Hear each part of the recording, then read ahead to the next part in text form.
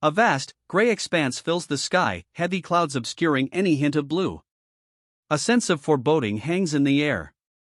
Below, a cityscape sprawls, a testament to devastation. Broken buildings stand like skeletal remains against a sky choked with gray clouds. The air itself feels heavy with the weight of what is past. He stares out at the ravaged city, a low groan escaping his lips. The weight of the destruction is palpable, a stark contrast to the muted blue of the sky. A single word escapes him, barely audible: ugh. He stands amidst the rubble, a monstrous, shadowy figure looming in a shattered storefront behind him.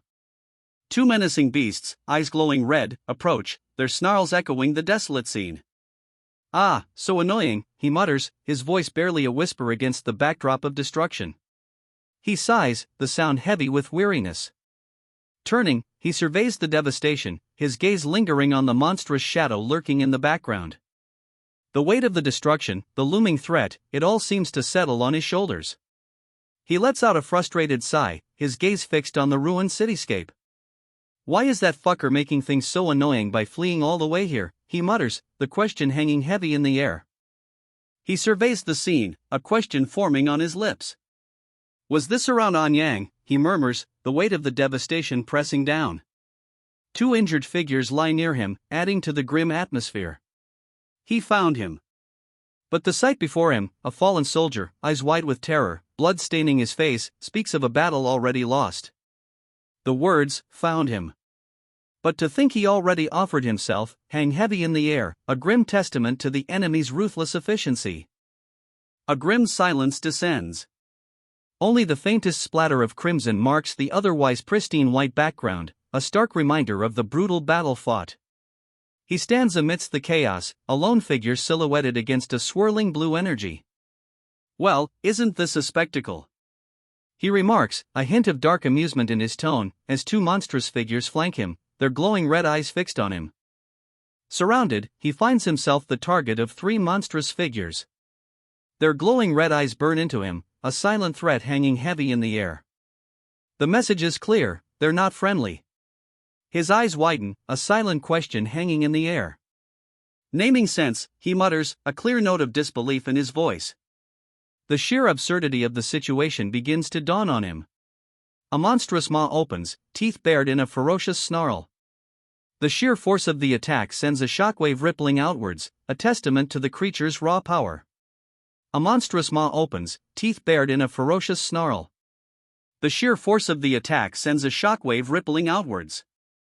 A blinding flash of crimson energy erupts, the sheer power of the attack leaving a trail of shimmering heat in its wake. He stands amidst the fading crimson afterglow, the raw power of the recent attack leaving scorch marks on the ground. A stunned silence hangs in the air. Surrounded, he braces himself. Three monstrous maws snap shut, a furious red energy flaring between their teeth. A deafening roar erupts as he unleashes a counterattack, a furious crimson wave engulfing his attackers. He moves with a blur of motion, his blade a silver streak against the swirling azure energy. A fierce determination hardens his gaze. His eyes blaze with an unnatural light as he activates his abilities. You have activated addition. You have activated multiplication, a voice announces, the words echoing the surge of power coursing through him. He cuts through the air, a whirlwind of motion, his blade leaving a trail of crimson and azure energy. The fight is far from over, but his power is undeniable. A crimson slash tears through the air, leaving a trail of incandescent energy in its wake. The attack is swift, brutal, and utterly decisive. A crimson streak, incandescent and swift, cleaves the air. The attack is over in a flash. Silence. A heavy, expectant silence follows the flurry of his attack. The silence hangs heavy, broken only by the faint whisper of wind. A title card appears, proclaiming the manhwa's name. The title card appears, proclaiming Runbell, the name of this world, this story. And so, we are introduced to Runbell. The name itself whispers of adventure, a world waiting to be explored. Above, a vast, serene sky unfolds. Soft clouds drift lazily, illuminated by a radiant light that seems to emanate from the very heart of the heavens. A sense of peace settles over the scene, a stark contrast to the tension that preceded it. A radiant light pierces the heavens, a beacon in the otherwise serene sky. Run Bell, it seems, holds mysteries yet to be unveiled. A colossal gate, imposing and ancient, dominates the scene. Smoke curls from its base, hinting at recent activity, a lingering whisper of conflict perhaps. The word Yoi is scrawled across its surface, a cryptic message etched into the very metal. A fist, clad in dark leather, slams against a metallic surface. The impact echoes, a sharp crack punctuating the otherwise quiet scene. Dust particles scatter, a testament to the force of the blow. Hey! Open up! The demand echoes, a sharp contrast to the quiet that had settled moments before. A forceful blow had been struck, and now, impatience, or perhaps something more urgent, fills the air. He pushes against the massive gate, a determined glint in his eyes. Dust motes dance in the faint light filtering through the hazy air. A wave of relief washes over him as a familiar face appears. Hyung, you came back, the question rings out, tinged with both surprise and joy. The newcomer, identified as hard-mode player Jeom Jungian, is greeted with open arms. I'm about to die of annoyance, so can't you send someone else to do something like this? The question hangs in the air, a clear expression of frustration. You already know that no one but you can do this, Hyung, comes the sharp retort, followed by a pointed question, but what about the punk who ran away? Dead. His body was already eaten up by monsters, Jeom Jungian states flatly, his expression grim. The other man recoils, disbelief etched on his face. What? But that punk was a hard-mode player, already, he exclaims, his voice laced with shock and incredulity. There were 3 A-rank monsters happily sharing the body, you know?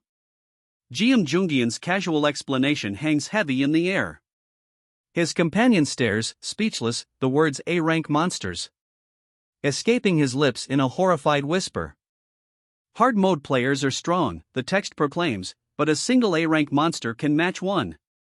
The statement is illustrated by 3 monstrous wolves, their eyes glowing with malevolent red light, a stark reminder of the danger. Hyung, what's the location of those 3? The question is urgent, laced with a palpable anxiety. If 3 A-rank monsters are nearby, immediate action is crucial. The speaker's worried expression mirrors the gravity of the situation. I killed them all, the young knight announces, a confident grin spreading across his face. His companion stares, speechless for a moment before a relieved I see escapes his lips. I'm hungry, so let's go to the cafeteria, one knight suggests, a casual tone contrasting sharply with the recent ordeal. His companion, still slightly shaken, urges him, just tell me honestly, Hyung. The request speaks volumes about the lingering tension. Hyung, are you actually not an easy mode player? The question hangs in the air, a mixture of disbelief and dawning realization coloring the companion's tone. His gaze is fixed on the younger knight, a silent query echoing in the vast, pale sky above. Easy mode player Kong Tae-san. The name, stark and bold, appears as if to confirm the companion's incredulous question. A subtle shift in the young knight's posture hints at a quiet confidence, a barely perceptible smirk playing on his lips. What bullshit are you saying? The older knight's incredulity explodes, his voice sharp and laced with disbelief.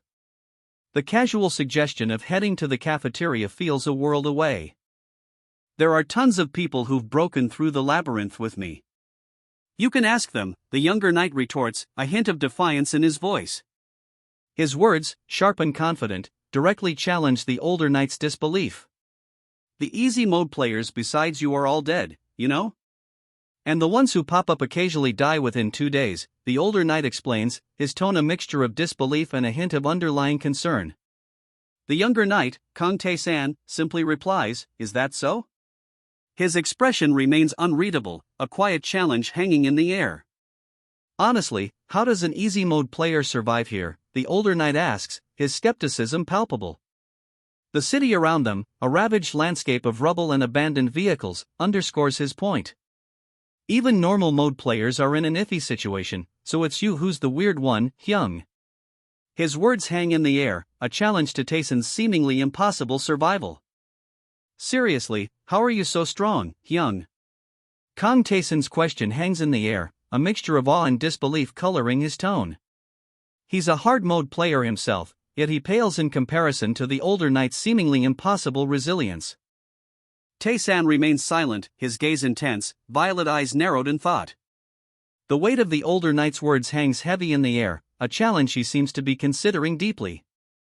"It's because you guys cleared it too haphazardly," the older knight explains, his voice carrying a hint of exasperation.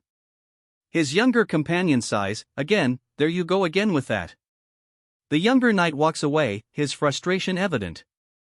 They walk on, the older knight's boots crunching softly on the snow. Beneath their feet, a ghostly image of a city shimmers, a spectral echo of what once stood there, fading as they move. The ghostly city fades completely, leaving only the crisp, white expanse of snow behind them. A silence settles, broken only by the soft crunch of their boots. Tae-san and his companion walk towards a temporary structure, the word cafeteria clearly marked above it. A sense of quiet determination hangs in the air as they approach. "What, potatoes again? Can't you distribute something else?" A weary sigh seems to hang in the air, the unspoken frustration palpable even in the quiet of the snowy landscape. Tae-san stares at the plate of potatoes before him, a clear expression of weariness on his face. "You also have sweet potatoes or corn," someone offers, the words a small attempt to alleviate his obvious displeasure. A simple disclaimer appears, a light-hearted note amidst the snowy landscape: "No Gogyamas were harmed in the process of translating this manhwa." The unexpected humor offers a brief respite from the quiet weariness of the previous scene. Tae-san takes a bite of his potato, a weary sigh escaping his lips. Even with efficient farming, the limitations of distribution become painfully clear. "What can we do about potatoes being the most cost-efficient?" he seems to muse, the question hanging heavy in the air. "Hyung, did you not learn the simple cultivation skill?" The question hangs in the air, a subtle challenge. Tae-san, already weary from the endless potatoes, simply replies, "I guess that's true." The abundance of readily available food, regardless of location, becomes a stark contrast to his current predicament. A sudden realization dawns on Tae-san. He finally understands. The limitations aren't just about distribution, it's about his own lack of skill. "Stop joking around. There's no way that's true." Tae-san's outburst echoes his disbelief. A calmer voice counters, "Young friend, calm down." The tension hangs heavy in the air, the simple tent offering little refuge from the argument. A book lies open before Tae-san, its pages filled with the secrets of simple cultivation. His earlier disbelief melts away, replaced by a dawning understanding. The solution to his potato problem wasn't about distribution, it was about mastering the skills he'd overlooked. "It seems so," one of them confirms, munching on a potato. The other, more serious, adds, "It seems another one who cleared it is here." A sense of shared accomplishment, tinged with a hint of competition, hangs in the air. "This time around, I'm sure he'll be apprehended after making a fuss, and slowly given an explanation," one of them confidently states. The other, however, offers a concerned counterpoint. That punk seems like a hard-mode player? You may need to step up, Hyung." A hint of playful rivalry underscores their shared assessment of the situation. "Tae-san, come help quickly. This is chaos." The urgent call cuts through the air, a stark contrast to the recent calm. A new crisis demands his immediate attention. The urgent plea for help jolts Tae-san into action. His expression hardens, a grim determination settling on his features as he prepares to face whatever chaos awaits. "Don't lie to me. How is this Earth?" The disbelief in their voice is palpable. "Everything should have ended after the last return." Their words hang heavy in the air, a stark contrast to the previous calm. "Is this a hidden camera stunt?" "Don't mess with me," the speaker adds, their frustration and suspicion growing. "Don't lie to me. How is this Earth?" His voice cracks with disbelief, a furious energy radiating from him as he clenches his fist. "Everything should have ended after the last return. Is this a hidden camera stunt? Don't mess with me."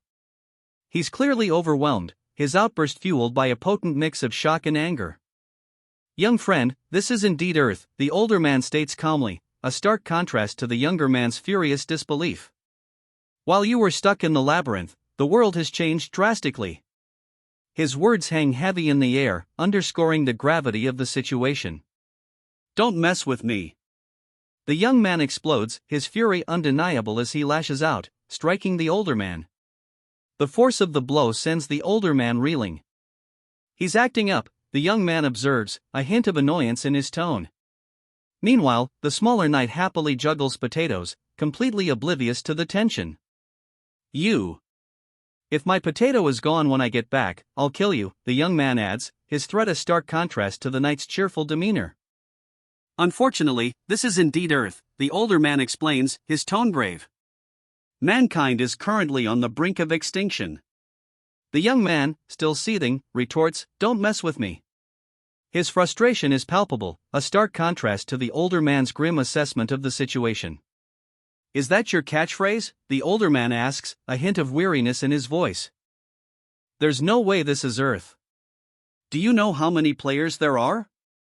How could they not stop a few mere monsters? He scoffs, disbelief etched on his face.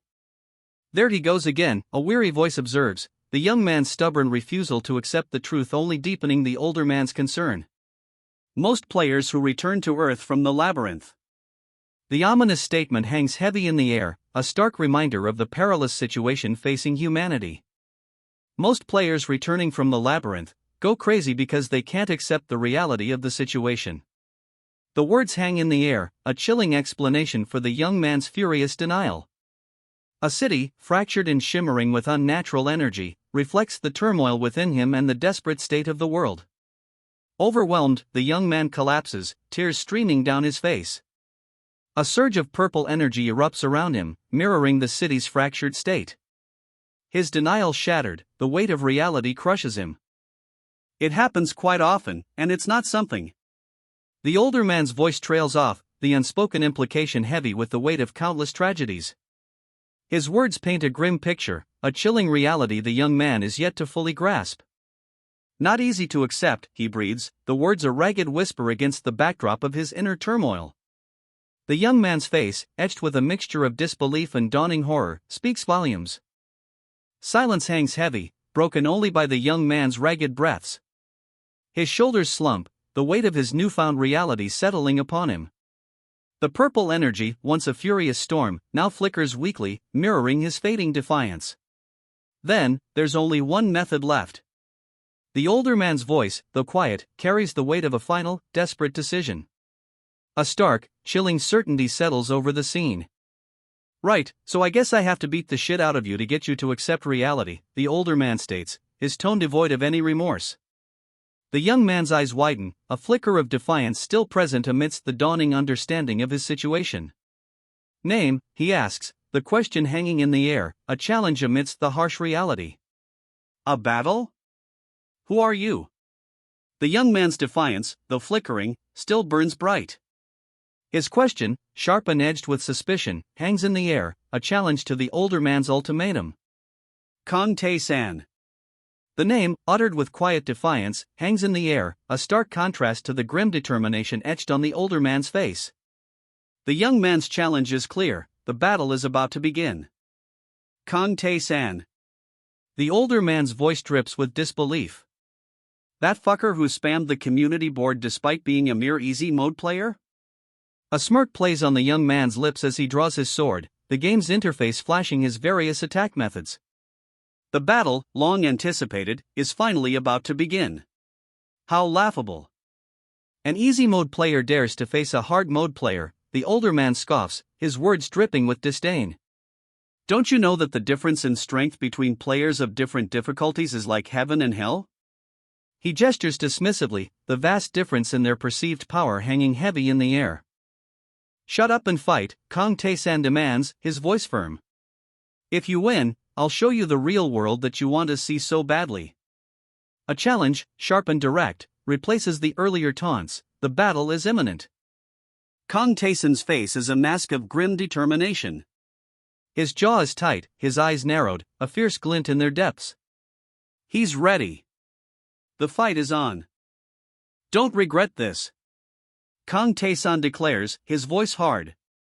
I won't care if you die after getting hit.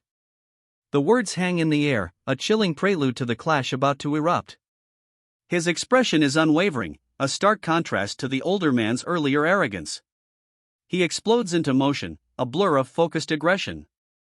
Kang Tae-san attacks, his sword a fiery streak across the dusty ground. His sword a blur, Kang Tae-san unleashes a ferocious attack. Augmentation, focus, and power strike activate, enhancing his strike's power and accuracy. This is no mere swing, this is a calculated blow, imbued with amplified force and precision. The attack lands. A deafening crash echoes as the enhanced blow connects. Augmentation and power strike? The question hangs in the air, unspoken but palpable. He's strong, a simple statement that carries the weight of stunned observation. The impact of the blow is still reverberating, the dust settling around the young man who stands defiant amidst the chaos. A blinding flash of light erupts, the raw power of the blow leaving a trail of crackling energy in its wake. The enhanced blow connects, a blinding flash of light and crackling energy marking its impact. Kang Tae-san stands defiant, his eyes blazing with fierce determination. The dust settles. A tense silence follows the explosive clash. He stands, the young man, unwavering. A blinding explosion erupts, a wave of searing heat and raw power engulfing everything. Kang Tae-san's complete nullification of first strike activated.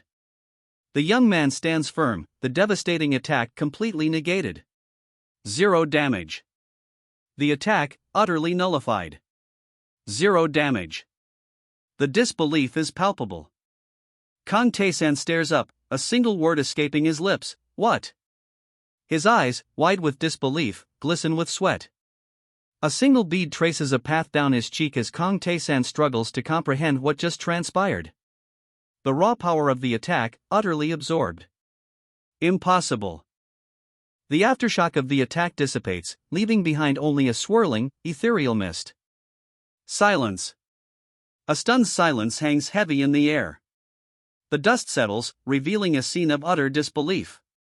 Kang Tae-san's attack, a force of nature moments before, is gone. Vanished. Not a scratch on his opponent. You done? The question hangs in the air, a challenge whispered on the wind. Kang Tae-san's expression is one of quiet disbelief, his eyes still wide from the impossible feat he just witnessed. My attack didn't work? What do they mean by nullification of first strike? Kang Tae-san's eyes blaze with a furious intensity, his disbelief giving way to a burning frustration. He's never encountered anything like this before. Is it my turn now? The question, a low murmur laced with barely contained fury, hangs in the air. Kang Tae-san's opponent, a figure radiating quiet confidence, prepares for his counterattack. The tension crackles between them, palpable even in the aftermath of the unbelievable attack that just failed. He stumbles, his powerful attack having utterly failed. The impact sends him sprawling. A grim determination sets in, replacing the shock. His opponent waits, a silent predator poised to strike. I'm hit.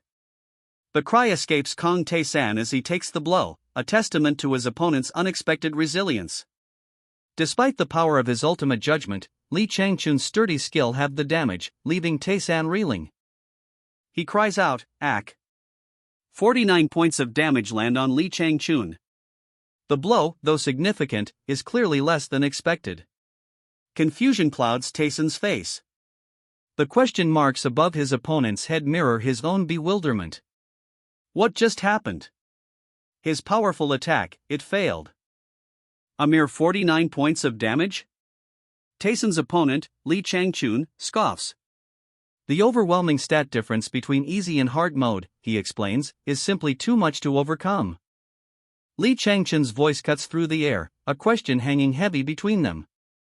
Your health is over 10,000, right?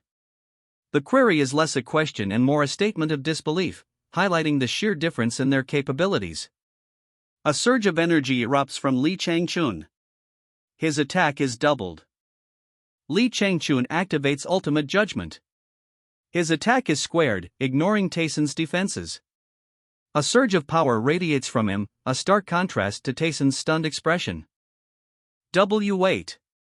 Tae-san cries out, a desperate plea hanging in the air. Li Changchun, however, remains unmoved, his eyes burning with an almost supernatural intensity. "Come, take on this strike," he challenges, his voice laced with chilling confidence. The attack lands. Tae-san is struck, a wave of energy washing over him as he reels from the blow. Tae-san is sent sprawling, the force of the blow sending him crashing onto the ice.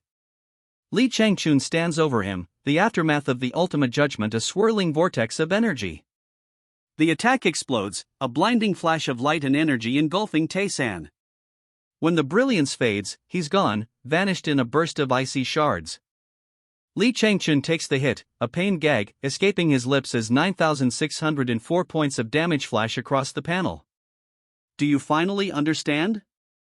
The question hangs in the air, a challenge echoing the intensity of the previous blows. This is actually Earth, the revelation hangs heavy in the air, a chilling statement that underscores the gravity of the fight. A thoughtful expression settles on Tae-san's face, his violet eyes distant as he processes the earth-shattering revelation. The gravity of the situation weighs heavily upon him. Changchun crumples to the ground, a guttural yurg. Escaping him. "Stop messing with me." He groans, his words laced with both pain and defiance. Tae-san stands over him, his expression unreadable. Tears stream down Tae-san's face as he cries out, "Why is the world like this?" His anguish is palpable, a stark contrast to the defiance he showed moments before. He continues, a quiet regret coloring his voice, "If things were going to become like this, it would have been better if I didn't clear the labyrinth." The vast, star-strewn expanse behind him underscores the enormity of his despair. A flashback unfolds, a vision of a peaceful Earth bathed in the soft glow of a setting sun, a stark contrast to the current chaos. The text reads, "When the world was still peaceful, a poignant reminder of what has been lost." A crimson shard, pulsing with an ominous energy, cracks and shatters, mirroring the fracturing of the world itself. Then, without warning, the sky rips open. Two monstrous dragons, their scales shimmering, descend from the tear in the heavens, their presence a harbinger of chaos. The text below them confirms the catastrophic event. Suddenly, one day, the sky split apart and monsters spilled out. Tae-san sits amidst the fiery chaos, his face buried in his hands. A monstrous dragon looms in the background, its shadow stretching across the burning cityscape. Despair, raw and overwhelming, consumes him. Overwhelmed by grief, Tae-san clutches at his shirt, a shimmering, ethereal blue light emanating from a nearby object. His eyes, filled with a profound sadness, reflect the weight of his regret. Before him, a shimmering blue interface materializes, offering a stark choice: easy, normal, hard, or solo mode. The weight of his decision hangs heavy in the cosmic void. The players who entered the labyrinth after making their choice in difficulty now face a towering, ruined structure against a backdrop of stars. Flames lick at its base, a testament to the ongoing chaos. Before them rises a colossal, ruined tower, its stone scarred and crumbling. Flames dance at its base, casting an ominous glow against the star-strewn sky. The air crackles with unspoken tension, a silent testament to the challenges that lie ahead. They stand before a gaping chasm, a swirling, ethereal blue light illuminating its depths. A stark declaration hangs in the air: could only return to Earth after clearing the labyrinth. The weight of this revelation settles upon them, a shared understanding of the monumental task ahead. Returning to Earth, they find a world ravaged. Giant, monstrous creatures stalk the ruined cityscape, a grim testament to their failure. The planet is on the brink of collapse, overwhelmed by the sheer scale of the invasion. Returning to a world ravaged by monstrous creatures, a grim determination sets in. What else can we do? We have to try and save this current world, he declares, a quiet resolve hardening his gaze. Hyung! Good work, a voice calls out, the words echoing across a bright, cloud-filled sky. You came, one of them asks, surprised. His friend, beaming, replies, of course I did, I had to see you fight. A slightly embarrassed, yeah, trails off as he looks away. Seriously though, you're incredible, a voice marvels. Taking down a hard mode player with one blow like that. The fighter, slightly embarrassed by the praise, looks away as his friend and others offer their congratulations. The victorious fighter, still slightly breathless, is helped to his feet. A medic approaches, offering aid. Relief washes over him as he accepts the assistance. What's so special about beating a weakling like that? A voice challenges, skepticism clear in the tone. His friend, however, defends him. He's not weak, you're just too strong, Hyung. A hint of pride underlies the words. My potatoes all cold now. This is why I didn't want to step in, he explains, a touch of self-deprecation in his tone. But really, how did you get that multiplication skill? A friend asks, genuine curiosity replacing earlier skepticism. He munches on a potato, seemingly unfazed by the earlier excitement. A friend rushes by, clearly still buzzing from the fight, his expression a mixture of awe and disbelief. Ultimate judgment? Ignored defense? I can't believe those kinds of skills exist, he marvels, genuine disbelief coloring his tone. And what sort of cheat-like skill nullifies the first attack? The question hangs in the air, a mixture of wonder and incredulity evident in his wide eyes. And there are skills that only you have, Hyung. Just how did you get them? The question, brimming with genuine curiosity and a touch of awe, hangs in the air. Through hard work, he replies, taking another bite of his potato. The simple answer, delivered with a nonchalant air, hangs heavy with unspoken implications. There you go again with that, a voice sighs, clearly unimpressed. Another player has arrived, and not just one, many have appeared today. But the potato-munching protagonist remains unconcerned, his expression unchanging. Doesn't look like it, he adds, his tone nonchalant. A young woman strides purposefully through a bustling courtyard, her gaze fixed ahead. Crates overflowing with shimmering blue crystals line the path, largely unnoticed amidst the excited chatter of onlookers. Word spreads quickly through the courtyard. Looks like Lee Tion came back, someone observes, the news causing a ripple of excitement among the onlookers. Lee Tion's return is met with a quiet confidence. A small, self-assured smile plays on her lips as she walks, her gaze unwavering. She moves with a quiet strength, her confident stride unwavering. The shimmering blue crystals scattered around her are almost an afterthought, overshadowed by the aura of quiet power she exudes. A flurry of blue crystals explodes outward, showering the courtyard as she passes. The vibrant display underscores her powerful return. The courtyard falls silent. All eyes are on her. Lee Tion stands, poised and powerful, a subtle smile playing on her lips. The scattered blue crystals, remnants of her arrival, seem to glow faintly, mirroring the quiet intensity in her gaze. The title card blazes, a vibrant promise of the conflict to come. The title card explodes across the page, a vibrant promise of the battles to come. This is it. The story begins. The creators are revealed, Run Bell, Hoomer, Golem Factory, and Paran Young. The story, it seems, is about to begin in earnest. The scene shifts. We find ourselves in a dimly lit room, the air thick with the scent of dust and age. A long, serpentine spine, bleached bone white, rests on a shelf, its many vertebrae a silent testament to a creature long gone. The young man stands in a dimly lit room, his gaze fixed upward. Above him, hanging from the aged wooden beams, is a colossal skeleton, a serpentine spine and skull, a silent testament to a creature of immense size and power.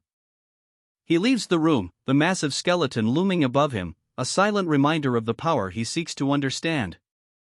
Dust motes dance in the shafts of light filtering through the high windows of this grand, yet somewhat desolate hall. A stark thought cuts through the quiet contemplation. Worrying about decorations even while humanity is becoming extinct. The words hang heavy in the air, a cynical observation echoing the grim reality of the world. He stands amidst the opulent furnishings, a stark contrast to the grim thoughts swirling in his mind. This stuff still really fucking bugs me, he mutters, his gaze lingering on an ornate vase. The weight of his words underscores the absurdity of such luxury while humanity teeters on the brink. Even as monsters overrun the world outside, he continues his walk through the opulent mansion, the text a stark reminder of the contrast between the interior's luxury and the exterior's chaos. The dissonance is palpable.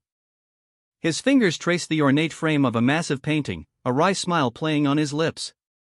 There's only one person, he thinks, who could carry such a thing without causing a single scratch.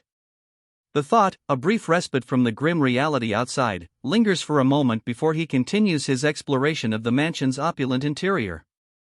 The caption reads, "The lone human who cleared solo mode." He stands before a massive painting, a quiet acknowledgement of his own extraordinary feat hanging heavy in the air. The opulent surroundings seem almost jarring against the backdrop of a world consumed by monsters. He pauses, his gaze settling on a woman lounging in a plush chair. "Just why is a woman like you the strongest person in the world, Lee Tion?" he asks, the question hanging in the air, a mixture of awe and disbelief coloring his tone. Lee Tion, the world's strongest, sits regally in a plush chair. Her response to his question is delivered with a cool confidence. Being fixated on something is vital in a situation like ours. The weight of her words, and the gravity of their circumstances, hangs heavy in the opulent room. Lee Tion, unfazed, offers a nonchalant suggestion: "Why don't you try getting a hobby like I did?" Her words, delivered with a subtle smirk, hint at a deeper meaning, a challenge perhaps, veiled within the seemingly casual advice. "Why did you call me here?" he asks, his question direct and to the point. Lee Tion, lounging effortlessly, replies, "I heard you taught a lesson to that hard-mode brat?" A hint of amusement, perhaps even a touch of approval, colors her tone. Lee Tion offers a wry smile. "An easy-mode player schooling a hard-mode player, no matter how many times I hear it, it's weird," she muses, her amusement palpable. A translucent blue status window appears, revealing Lee Tion's impressive stats: level 258, full health and mana, and exceptionally high scores across all attributes. However, a final line undercuts her formidable power: "currently scared." "What, are you bragging?" he challenges, a hint of skepticism in his tone. His expression is one of quiet disbelief, questioning the seemingly boastful nature of her earlier comments. "I'm just checking something," Lee Tion says, "show me your status window, too." He complies, a hint of defiance in his posture as he displays his own stats. "So you are bragging. What do you have against easy mode players?" he challenges, his skepticism palpable. Lee Tion's assessment is blunt, disgustingly weak, as expected. His status window, now visible, reveals a level 57 character, currently in peak condition, but significantly lower stats than hers. A challenge hangs in the air: is he truly ready for a fight? "Picking a fight," she muses, a thoughtful expression on her face. The question hangs in the air, her gaze hinting at a hidden calculation. "I'm just checking," Lee Tion explains, "I told you already." He pauses, a thoughtful expression softening his features slightly. "Still, those stats are pretty good for an easy mode player." A subtle shift in his demeanor suggests a grudging respect, a hint of surprise coloring his assessment. The labyrinth is divided. A vast, star-strewn expanse fills the lower half of the panel, a stark contrast to the opulent room above. The implication of a significant shift in location, or perhaps even a transition to a different plane of existence, hangs heavy in the air. A hard mode player's stats, the text reveals, are easily 10 times Tayson's.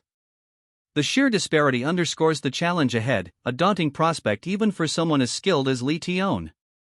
Lee Tion and another player stand back to back, a vast, star-dusted expanse stretching behind them.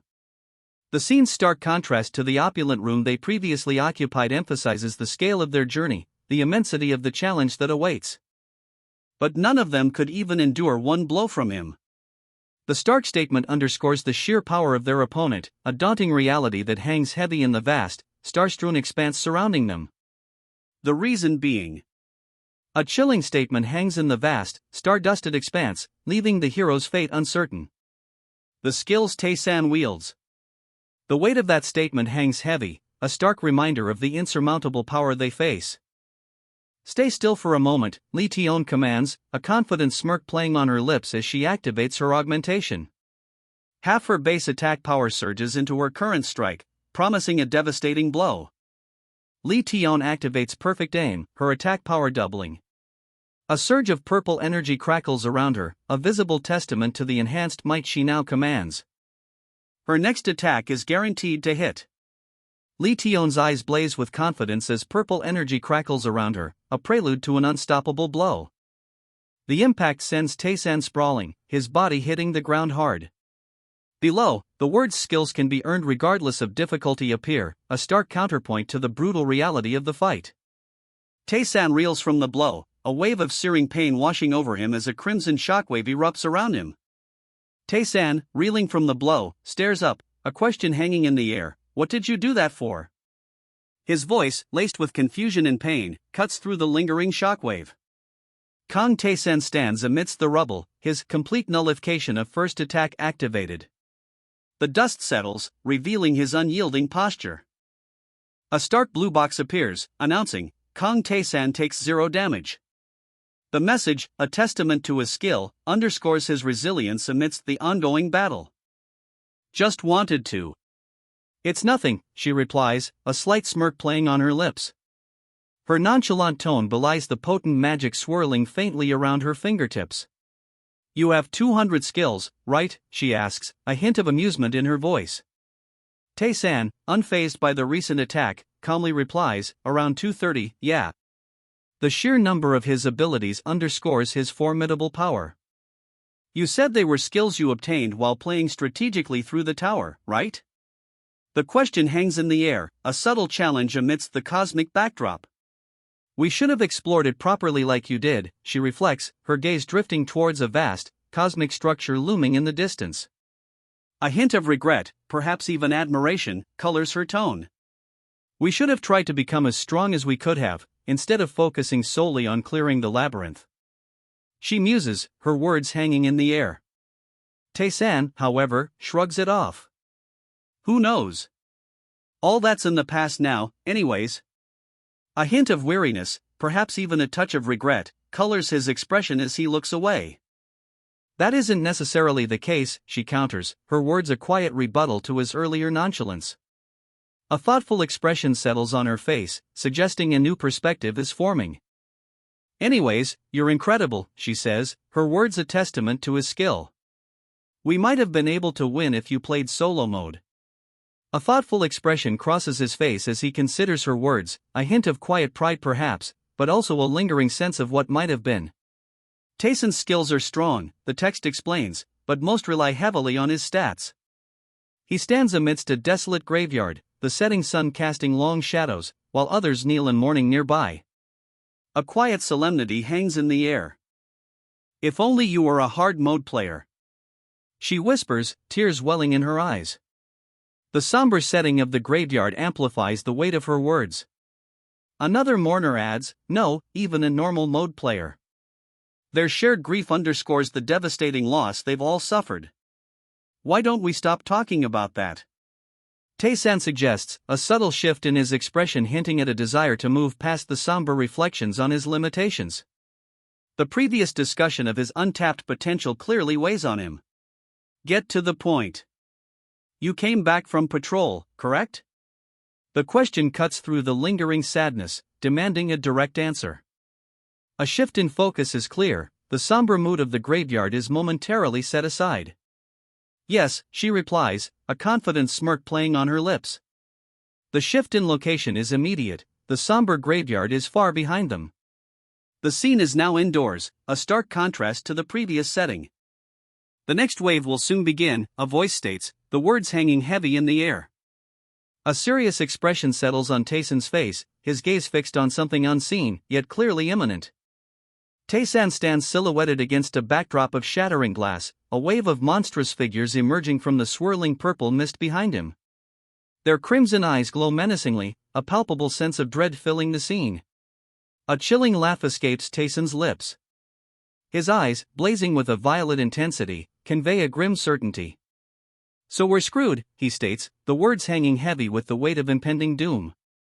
A grim explanation unfolds. During each wave of attacks, monstrous hordes descend, causing widespread death and shrinking human territory. Soul was lost during the very first wave. Panic grips them as monstrous figures emerge from the purple mist, their crimson eyes burning.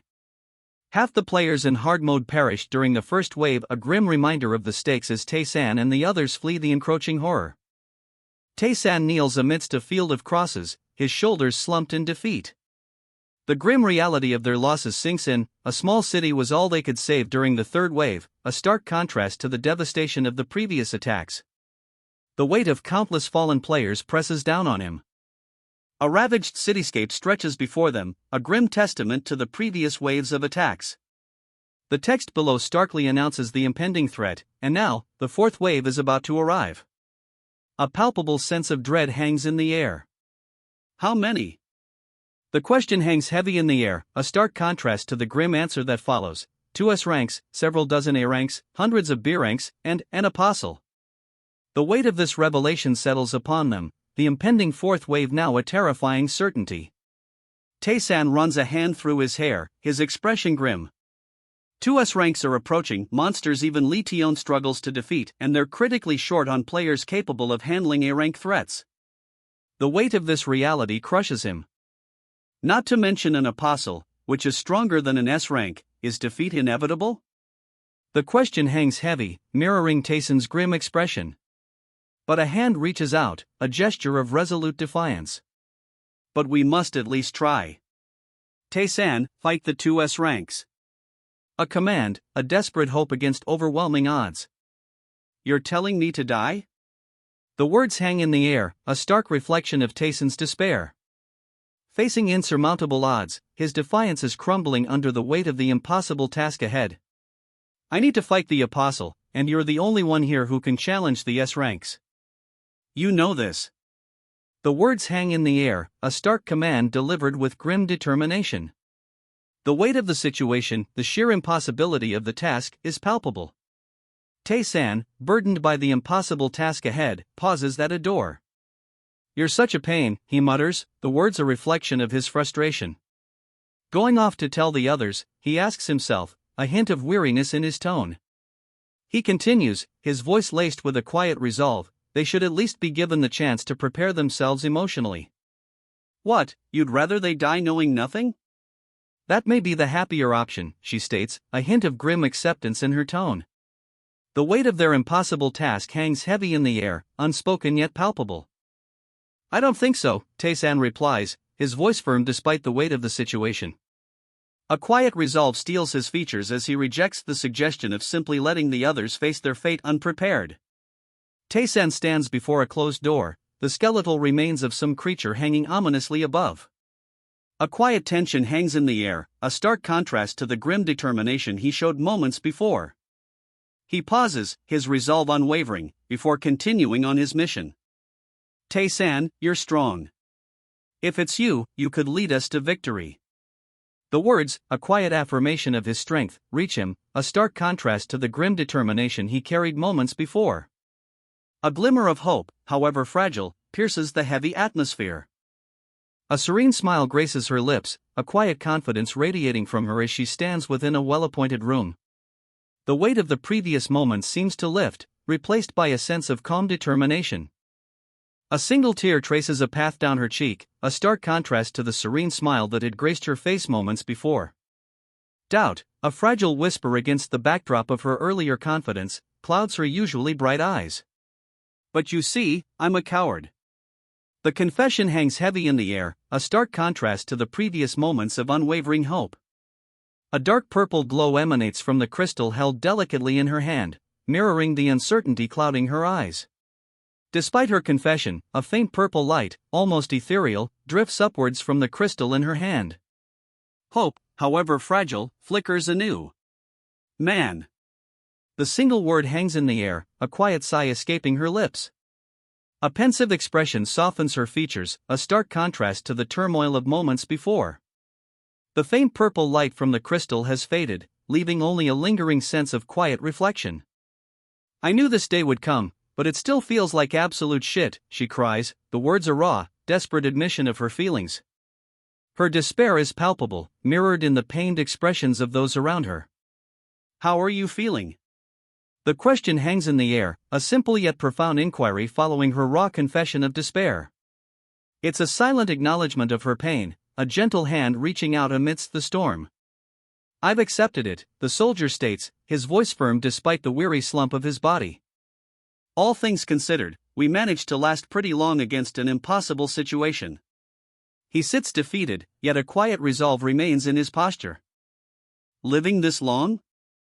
I'd call that a blessing. The soldier's words, though spoken with quiet resignation, carry a surprising undercurrent of peace. A quiet acceptance settles over him, a stark contrast to the despair that had consumed him moments before. blessing, my ass. You're gonna die, the soldier snarls, his words sharp and devoid of the quiet acceptance he'd shown moments before. A stark shift in his demeanor, a sudden surge of bitterness replacing the weary resignation. The soldiers, battered but alive, huddle together in the dim light of a crumbling corridor. A palpable sense of exhaustion hangs heavy in the air, yet defiance flickers in their eyes. Poor guy, now that I think about it, the soldier mutters, a hint of remorse coloring his tone. He turns away, his shoulders slumped, a quiet sadness replacing the earlier bitterness. Guess so. He must have gone through so much suffering to clear the labyrinth, only to be told that he has to wait for death on the same day that he got to see the real world again, one soldier observes, his tone laced with a quiet pity. His companion, beside him, simply adds, what an unlucky existence he has. How do you feel, Hyung? One soldier asks, his voice soft. The question hangs in the air, a stark contrast to the grim reality of their situation. To be honest, the other soldier replies, his expression unreadable, I thought you'd be the angriest one here. Humanity probably wouldn't have died off if we did half of what you did. A quiet understanding passes between them, a shared burden of unimaginable loss. A grim determination settles on the soldier's face. He looks out over the ravaged cityscape, a storm brewing in the distance, mirroring the turmoil within him. The weight of loss, the burden of survival, it all rests heavily on his shoulders. They sit in silence, overlooking the ruined city. A cold wind whispers through the shattered buildings, carrying the weight of unspoken grief. The vast, desolate cityscape stretches before them, a stark reminder of everything lost. Fine. I'm so pissed off that it's killing me.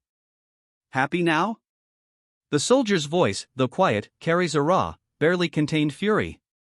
His words, a stark contrast to the somber atmosphere of the previous moments, reveal a simmering anger that has finally broken through.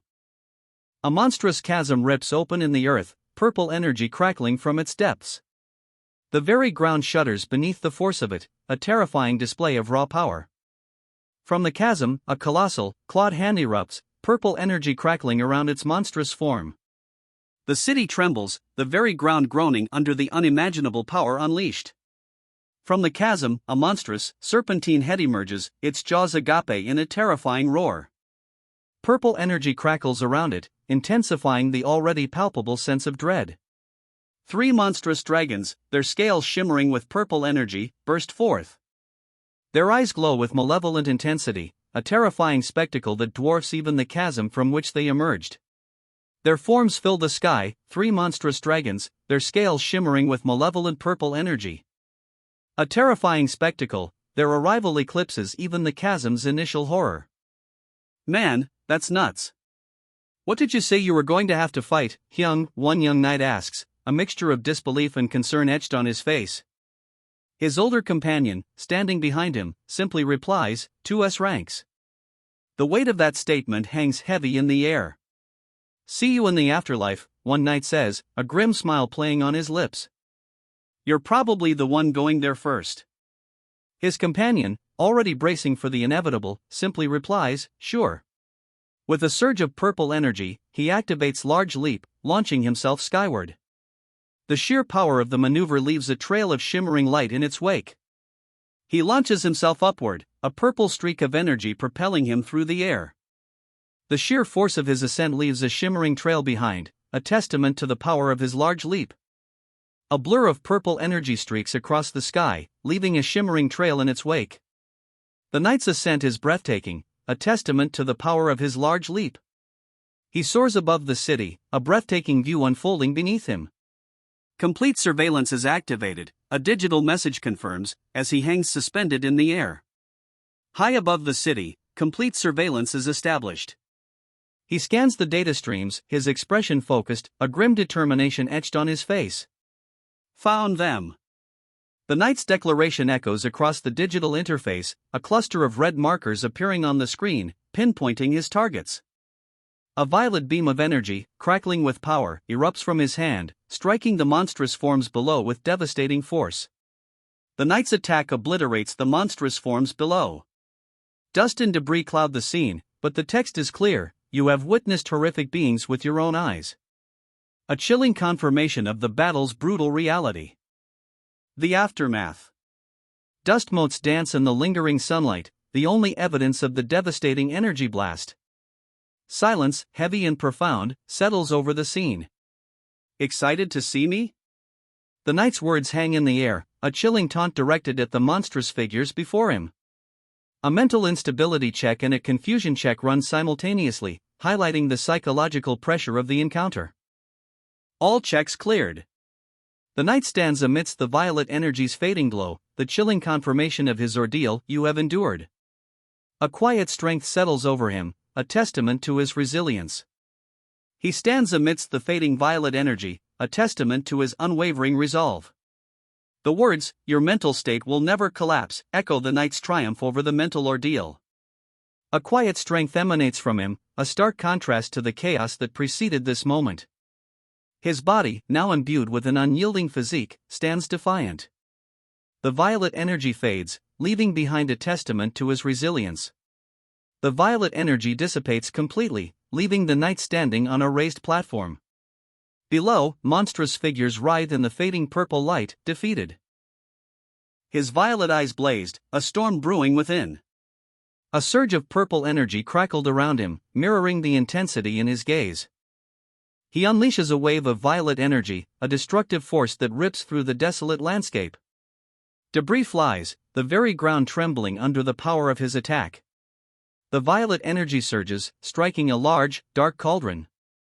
A teal liquid within splashes violently, the impact echoing in the desolate landscape. He hopes none of these opponents rely on defense. A system message confirms, complete surveillance is activated. The violet energy slams into its target, Monster 7, a defensive type. Its form buckles under the assault, teal liquid erupting from a deep wound.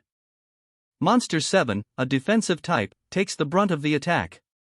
Its colossal form buckles, a geyser of teal liquid erupting from a newly formed fissure as its health plummets, 148,551,233 HP remaining. The violet energy dissipates, leaving him standing amidst the swirling dust and remnants of the attack. He stands tall, his back to us, a silent testament to his power. The violet energy explodes, leaving behind only shattered fragments and a cloud of dust. Monster 7 is gone. The violet energy explodes, leaving behind only shattered fragments and a cloud of dust. Monster 7 is gone. A guttural growl escapes the monstrous form. 148 million health? What a joke. It's gonna take forever to kill, a voice sneers, the words echoing the sheer scale of the remaining challenge. He moves in a blur, a violet afterimage trailing behind him as he activates body time acceleration. The sheer speed is breathtaking. Then, what about this one? He mutters, a new, colossal foe emerging from the dust. Its form is monstrous, vaguely cephalopod, radiating an unsettling aura. Another monstrous foe rises, a colossal cephalopod-like creature with 1,255,212 health points. This one's a long-range attacker. 1.2 million, that's doable, I guess, he mutters, a grim determination etched on his face as he engages the colossal cephalopod. The fight continues. I don't have an answer for either of them, though. He mutters, a grim expression settling on his face as he continues his relentless assault. The fight is far from over. He stumbles back, the relentless assault taking its toll. A grim determination still holds him upright, but exhaustion is evident in his stance. He unleashes a powerful blow, a blinding flash of golden energy erupting across the battlefield. The golden energy explodes, a blinding flash momentarily obscuring the battlefield. When the light fades, the colossal cephalopod recoils, several of its tentacles severed. The warrior is sent sprawling, the impact echoing through the air. Despite the blow, he clings to his blade, eyes fixed on his monstrous foe. He strikes again, but the monster's thick tentacles absorb much of the blow. The damage numbers flash across the battlefield, 42, then 38, finally 32. A grim realization dawns, attacking the tentacles proves less effective. A wave of teal energy erupts, momentarily blinding. When the light subsides, the colossal beast is seen recoiling, its massive form momentarily stunned by the warrior's attack. I need to aim for the head, he grits out, gathering energy for one final, desperate strike. The warrior launches himself towards the colossal beast's head, a purple aura swirling around him. His desperate attack connects. A blinding flash of emerald energy erupts from the warrior's blade, striking the beast's head. The emerald energy dissipates, revealing a shocking result. A system message blazes: your complete nullification of first attack has activated. 0 damage inflicted. The monster remains unscathed. Undeterred, he focuses his energy, a furious green light engulfing him. His expression is one of grim determination, a silent vow to overcome this unexpected setback. Looks like the attack shoots in whatever direction the tentacles are aiming, he observes, his eyes narrowed in concentration. There's no delay, and it's almost impossible to dodge after seeing it. He prepares for another attack, his posture tense with grim determination. That means all that can be done is. He trails off, his gaze intense, a grim understanding dawning on his face. The warrior's expression is a mixture of frustration and steely resolve as he prepares for his next move. To predict its trajectory. He declares, a fierce glint in his eyes, his resolve hardening. Surrounding him, emerald energy crackles, a storm of power building. He unleashes a blinding emerald surge, a concentrated blast of energy aimed with pinpoint precision. The attack cuts through the air, a vibrant streak of power. It's possible to dodge it if you decide to do so, he muses, a flicker of understanding in his eyes. The slower he is to grasp the attack's pattern, the greater his disadvantage becomes. He activates acceleration, emerald energy surging around him as he prepares to meet the incoming attack. He moves in a blur, emerald energy crackling around him as he deflects the incoming attack. A violent collision of energy erupts, a dazzling spectacle of light and power. He unleashes a powerful, purple-tinged attack, a surge of energy that fills the panel. I can't drag this out, he declares, his resolve hardening. The intensity of the attack speaks volumes. This is his final, decisive blow. The final blow connects. A purple torrent of energy explodes, leaving a trail of shimmering destruction in its wake. 48 points of damage inflicted. The impact reverberates, a testament to the power of his final blow. His face, strained but resolute, reflects the intensity of the battle just concluded. The aftermath. A wave of teal energy dissipates, leaving behind only the faintest shimmer in the air. Silence. The creature shudders, a violent spasm rippling through its massive form as the attack's full force connects. Green energy crackles and fades, leaving behind only the stunned silence of its defeat. A system message flashes: your complete nullification of second attack has activated. The creature, its form still shuddering from the previous blow, is now completely immobilized. Victory is assured. A system message appears: 0 damage to yourself. The finality of it underscores the complete victory. No cost. Total triumph. A guttural grrrk escapes the creature's gaping maw, a final, desperate sound before complete stillness. The fight is over. A final, powerful strike. The hero's blade, a blur of motion, cleaves through the creature's remaining defenses. Purple energy crackles around the weapon as it connects, a silent testament to the devastating power unleashed. Silence. A heavy, echoing silence follows the final, crackling strike. Purple energy fades, leaving only the aftermath. Victory is complete. The creature's form disintegrates, a final, vibrant blue energy dissolving into nothingness. Only silence remains. The silence is broken. A realization dawns, etched on the hero's face: it's protecting the other. His eyes, burning with a newfound understanding, narrow in grim determination. The hero's victory is short-lived. He realizes, with a grim set to his jaw, that the creature he just defeated was protecting something else. The defensive-type monster protects the long-range attacker when it's in danger, he observes, the implications heavy in the air. That's probably why they were put together at the start. Gotcha.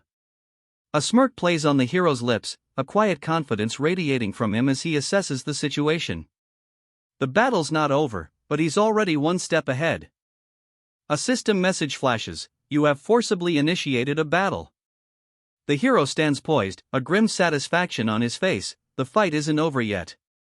A question mark explodes from the defeated creature as a blinding energy erupts from its core, a desperate, final act of defiance. A blinding green energy erupts from the defeated creature's core, radiating outward in concentric rings. It's a desperate last stand, a final, furious burst of power. A system message appears, a brief reprieve in the midst of chaos. For 1 minute, only Monster 7 can damage you. The hero, battered but unbowed, prepares for the next onslaught. He stands defiant, back to us, a purple aura crackling around him as the monstrous foe collapses in a cloud of dust and smoke. The battle, it seems, is far from over. A blinding flash. The air crackles with residual energy, the dust settling to reveal a landscape scarred by the recent battle. Silence hangs heavy, broken only by the faint whisper of the wind. A weary sigh escapes him. "This be easy if Lee Tion were here," he mutters, the unspoken implication hanging heavy in the still air. The hero's words highlight his current predicament, a stark reminder of the support he lacks. A surge of power courses through him. "You have activated addition. Current attack is doubled," a system message flashes, a brief but potent boost in the midst of battle. A surge of power washes over him, a potent energy visible in the swirling purple light. "You have activated multiplication.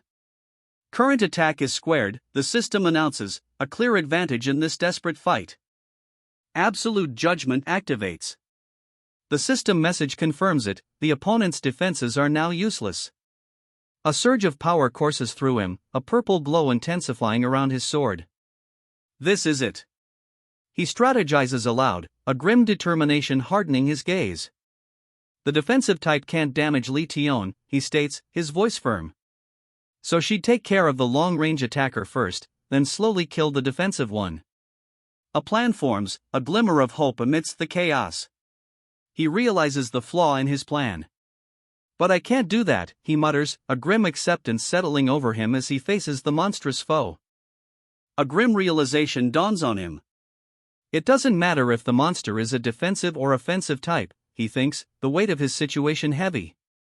"With these stats, one blow will finish me off." Despair settles in. 9,604. Still not enough. The grim truth dawns on him, even with absolute judgment activated, his power is insufficient. Despair settles over him, heavy and inescapable. Defeat is imminent. Even with absolute judgment unleashed, its ethereal glow trails across the ground, a testament to his futile struggle. His power, even amplified, is simply not enough. His ultimate attack fades, leaving him vulnerable. A system message appears, stark and unforgiving. He's reset his multiplication skill, and it's unusable for a month. The weight of this revelation settles upon him, heavy with the finality of defeat. His eyes blaze with a fierce, purple light. A system message flashes, "You have activated multiplication. Current attack is squared."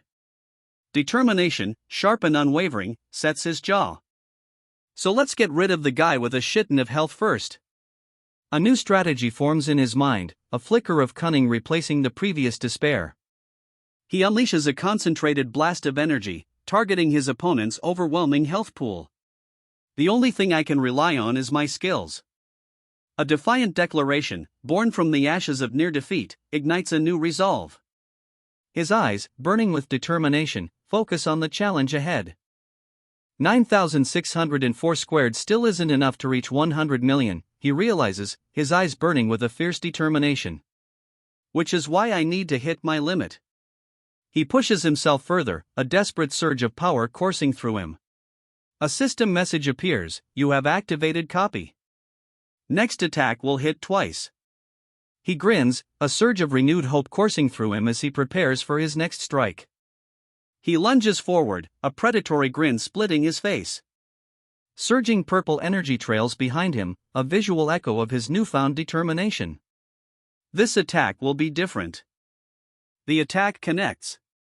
A blinding flash erupts, followed by a system message, 92,236,816 damage to Monster 7.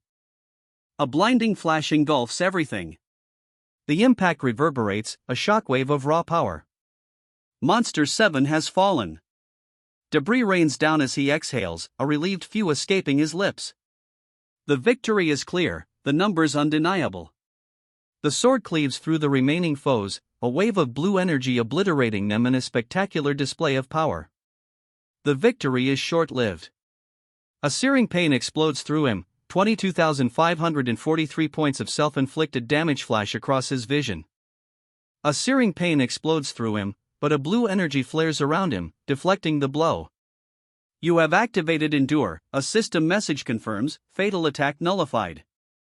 All damage for 5 seconds is reduced to 0. Relief washes over him, a reprieve in the midst of chaos. He coughs, a ragged breath escaping his lips as he pushes forward, sword still raised.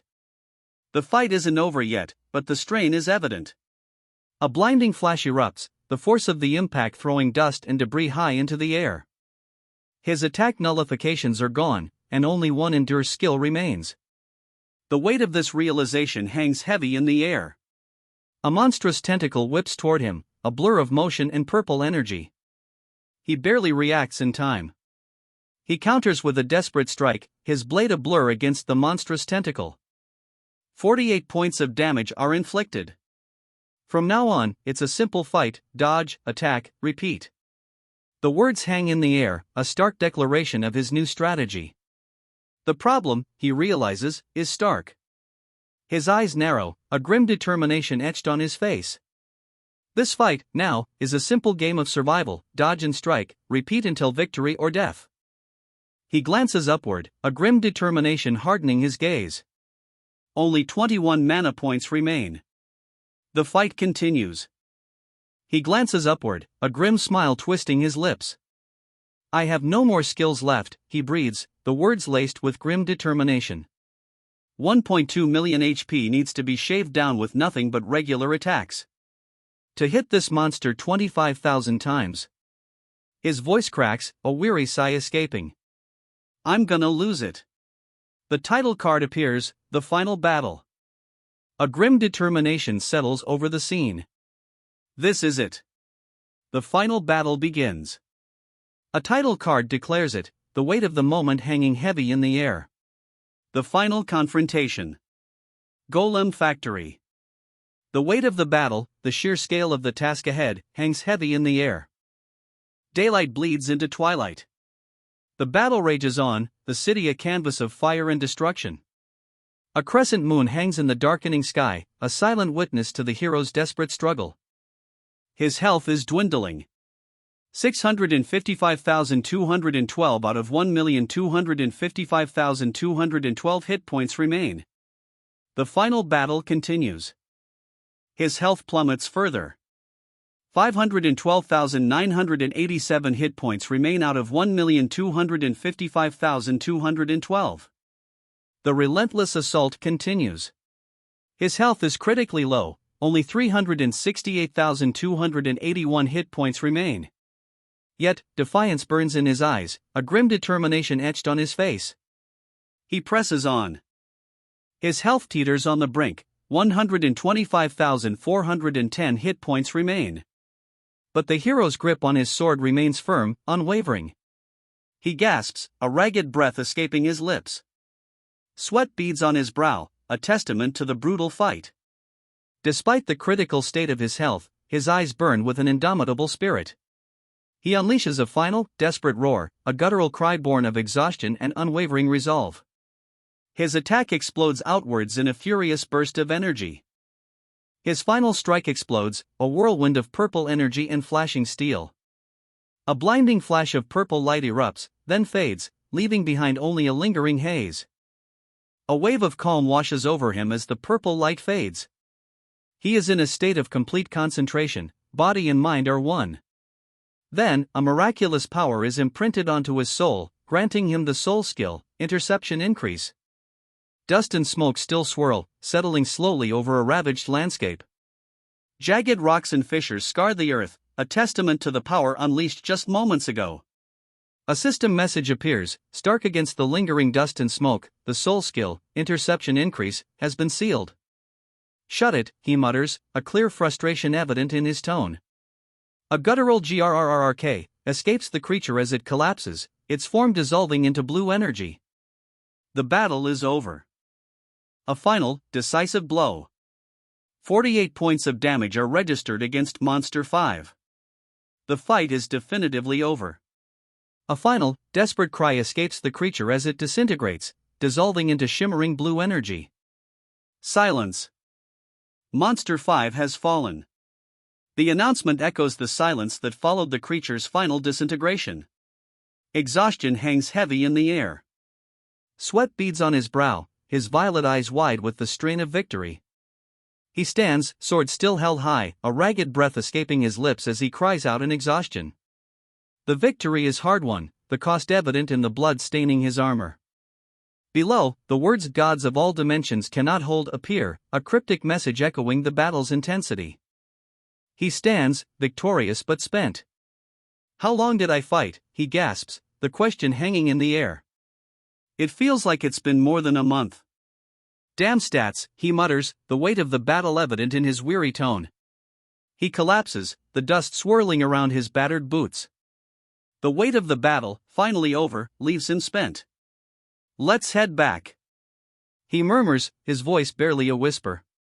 He walks away, his silhouette a stark contrast against the ravaged cityscape, the bloodstains on the ground a grim reminder of the battle just fought. A ringing sound fills the air, a stark contrast to the silence that followed the battle. A ringing sound cuts through the silence, sharp and insistent. A sharp ring pierces the silence, a jarring sound cutting through the lingering stillness. A bitter curse echoes through the ruined city, F***curse. The word hangs heavy in the air, a testament to the lingering anger and frustration. He sits amidst the rubble, blood staining his clothes, a grim testament to the brutal fight. A defeated slump to his shoulders speaks volumes. He rises, leaving a trail of dust and blood in his wake. The glint of his sword reflects the grim determination etched on his face. He moves with a purpose, leaving the carnage behind. "You guys went on and on about being the few remaining hard." A weary sigh escapes him as he looks down at the fallen soldiers, their blood staining the ravaged earth. The weight of victory feels heavy.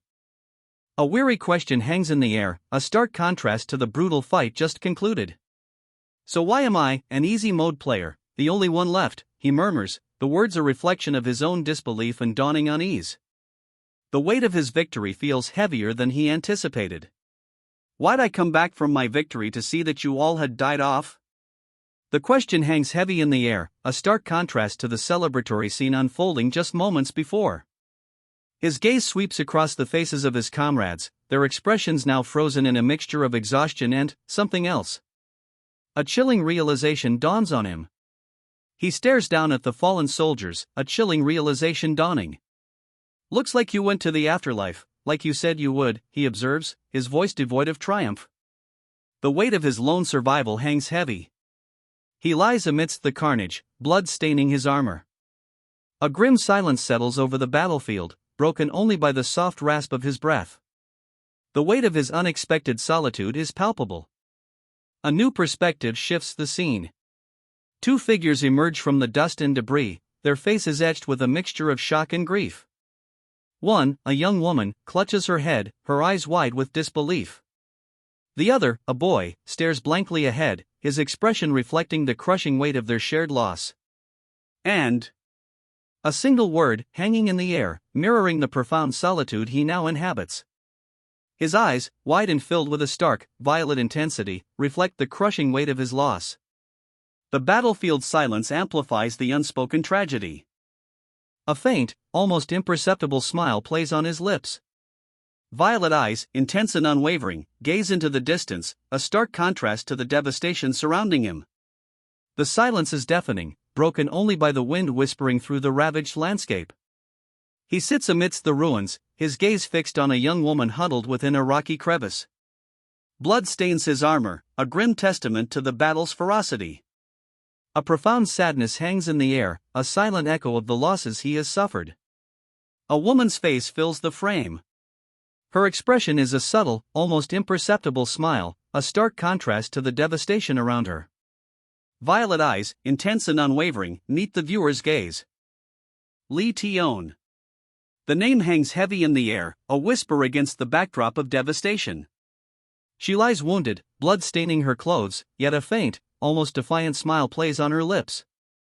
Her violet eyes, though shadowed by pain, hold a flicker of unwavering resolve. The soul clearer of solo mode difficulty, and the person ranked strongest in Lee Tion. The name, a stark whisper against the backdrop of carnage, hangs heavy in the air. Wounded, blood staining her clothes, she lies there, yet a defiant smile plays on her lips. Her violet eyes, though clouded with pain, still burn with unwavering resolve. And the one who killed her was? The question hangs heavy, a chilling revelation settling over the desolate landscape. A dark, viscous substance, reminiscent of spilled ink, pools on the ground, a grim marker of a life extinguished. Lee Tion lies defeated, a swirling pool of dark fire consuming her.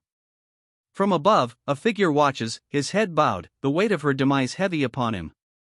The dark fire consumes her completely, leaving only swirling embers and a lingering silence.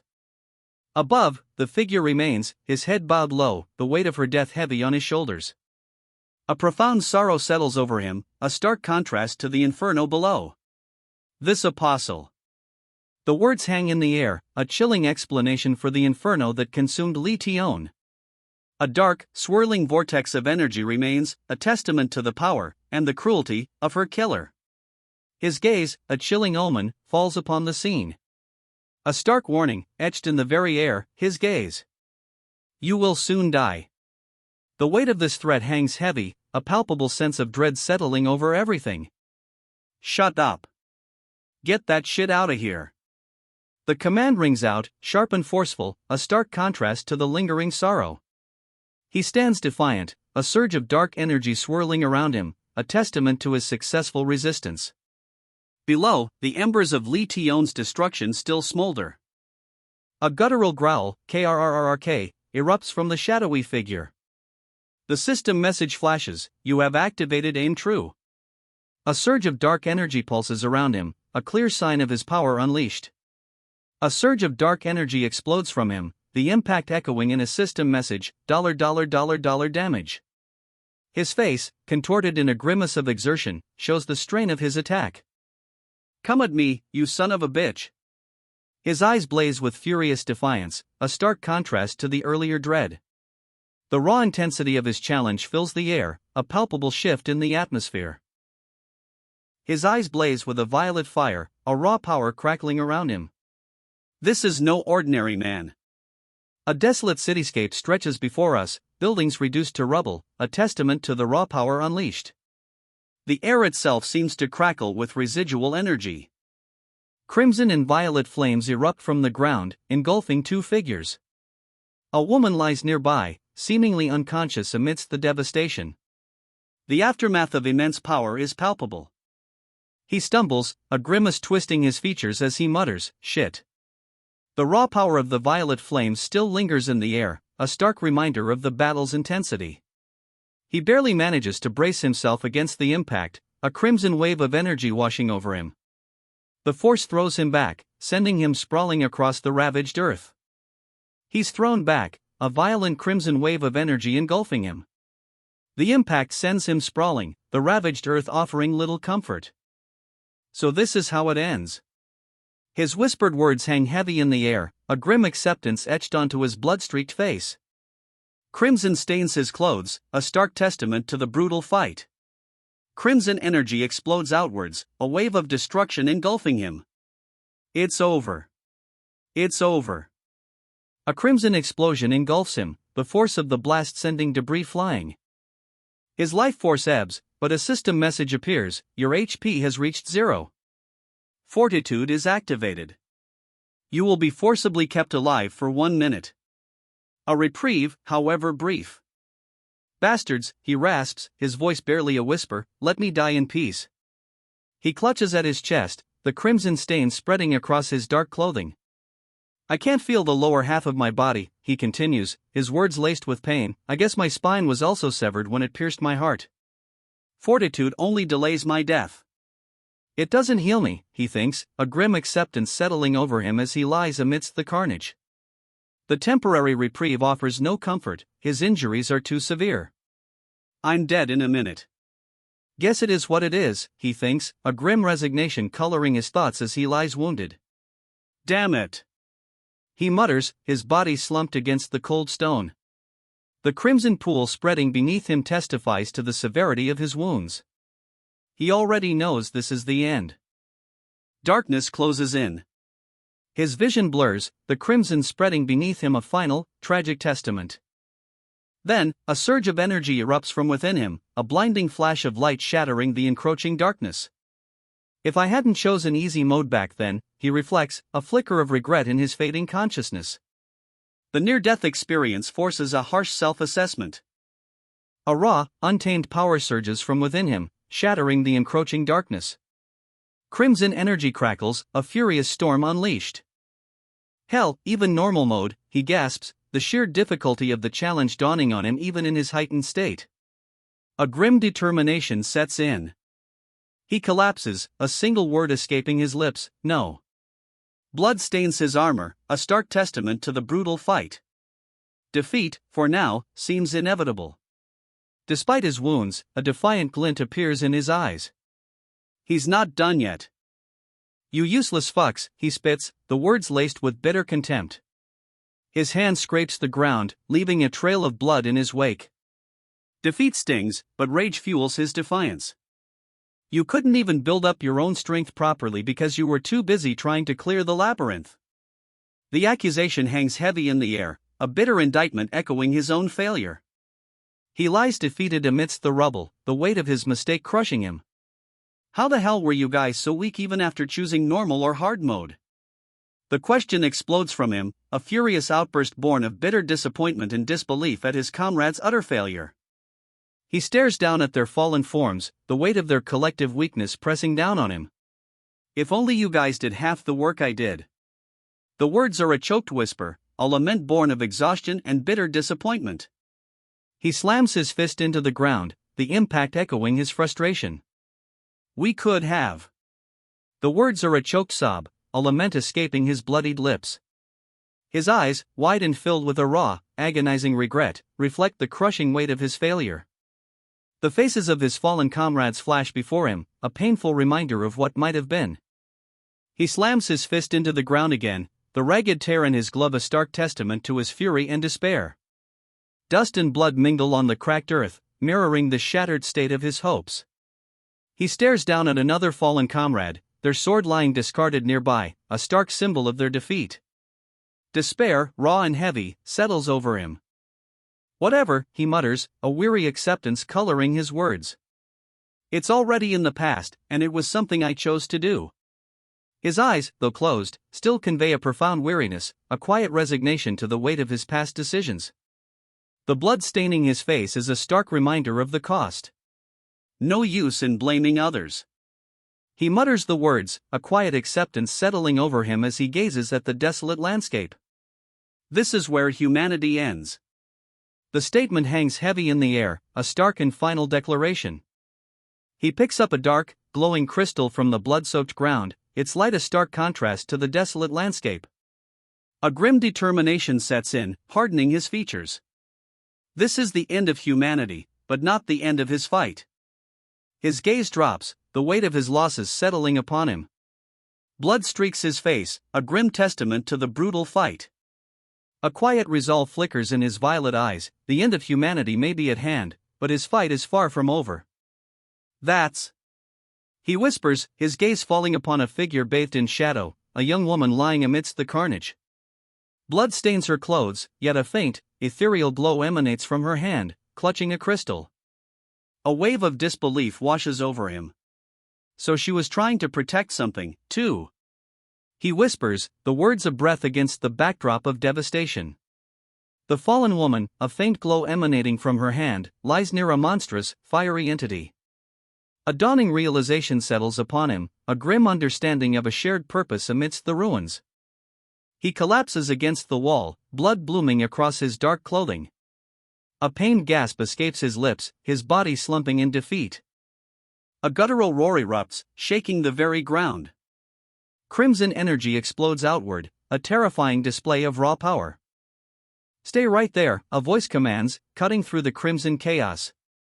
The command, sharp and urgent, seems to emanate from the heart of the fiery maelstrom itself. A system message blazes across the scene: you have activated last chance. One skill may be used without any restriction. Hope, fragile yet fierce, flickers in the midst of devastation. He falls, a swift, brutal arc against the ravaged backdrop. The impact echoes the finality of his near defeat, but even as he plummets, a surge of teal energy erupts, a desperate counterattack against the overwhelming crimson tide. He hits the ground hard, the impact echoing the ferocity of the previous attack. Yet, even in defeat, a grim determination holds him. A system message appears: time stop. A 100-meter radius around him freezes, buying him 2 precious minutes. Check, he mutters, a flicker of resolve in his eyes as he clutches a glowing purple crystal. He clutches the Ouroboros Bezoar, a glowing purple crystal. A bezoar of the gods, it controls the cycle of all life, capable of turning back time itself. What?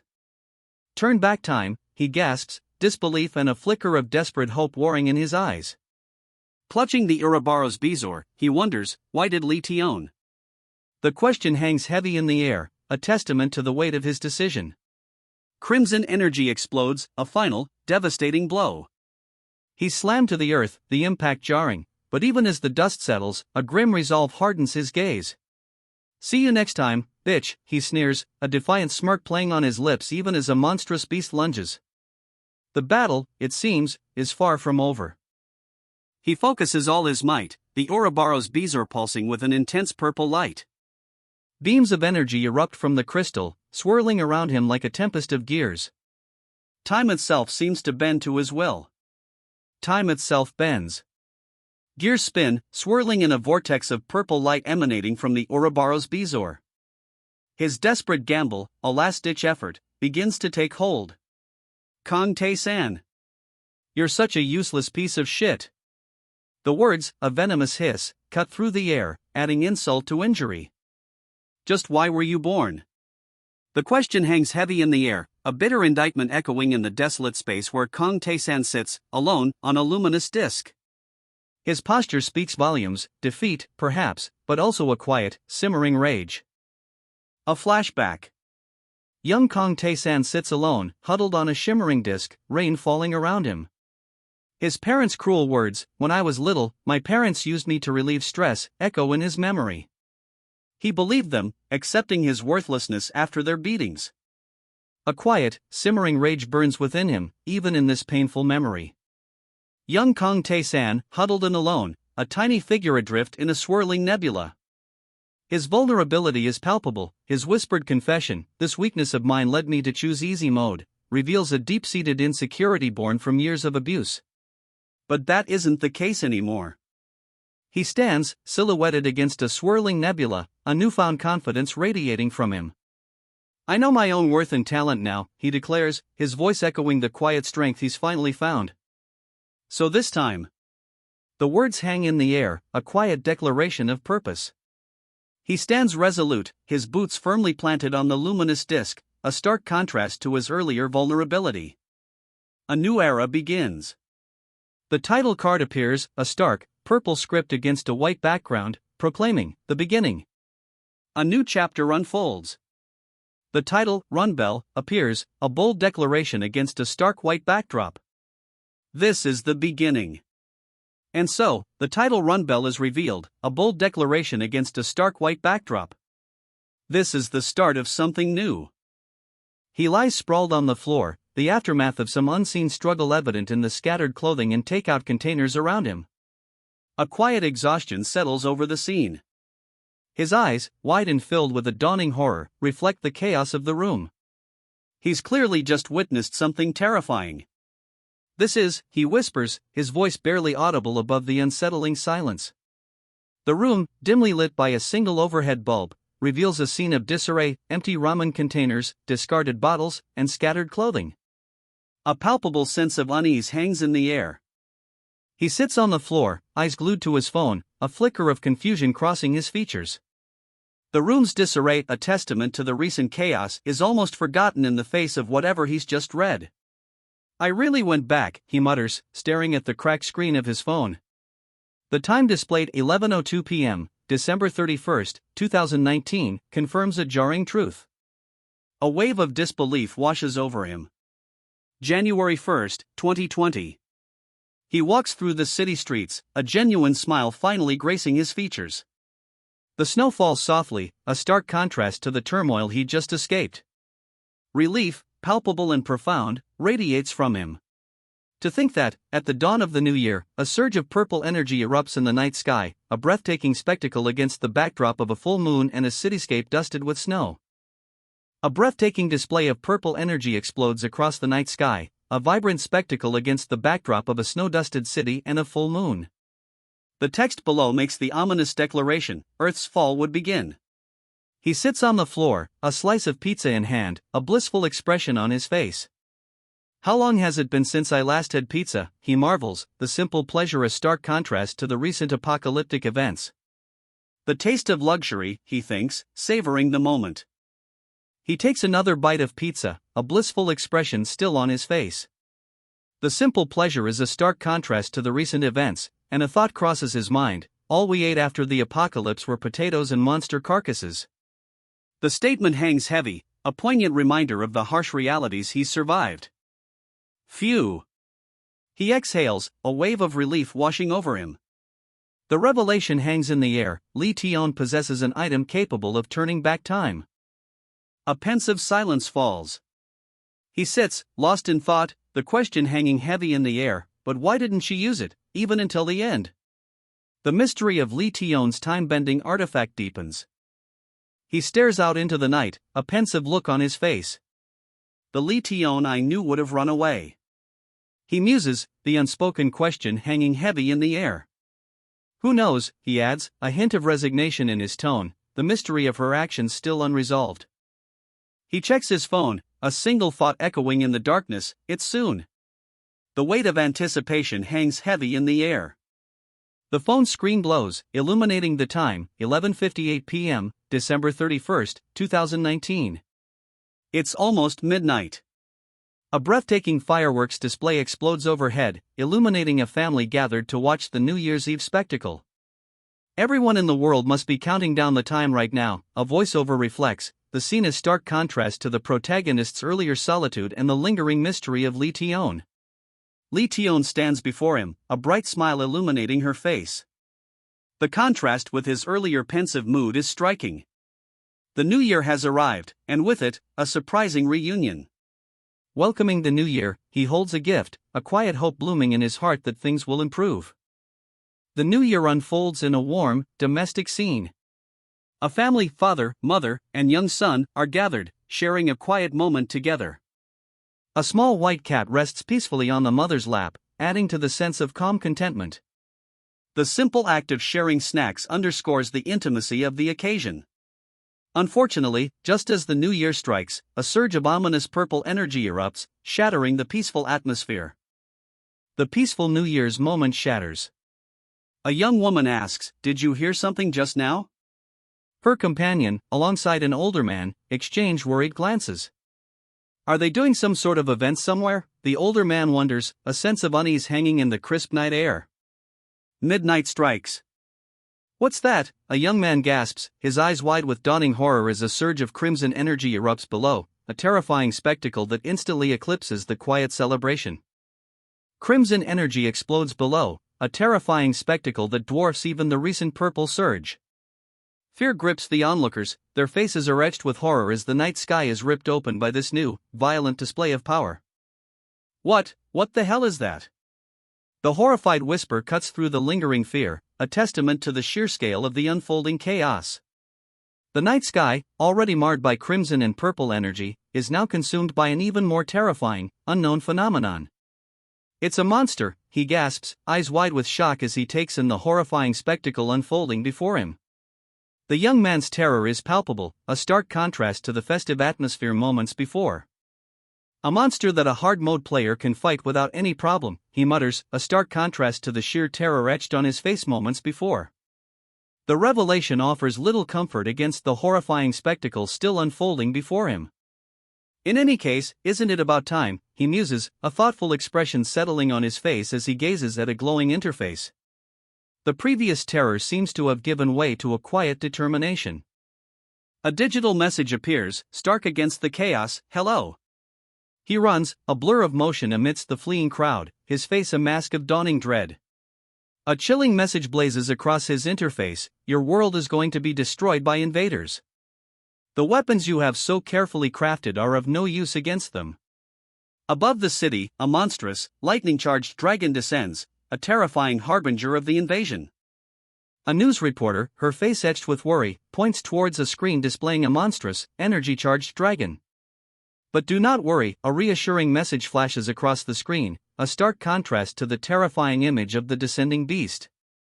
The dragon's descent continues, its form a terrifying silhouette against the bruised purple sky. A blinding light emanates from its chest, a core of raw power that promises devastation. But then, a message of hope cuts through the terror. A merciful being who has taken pity on you.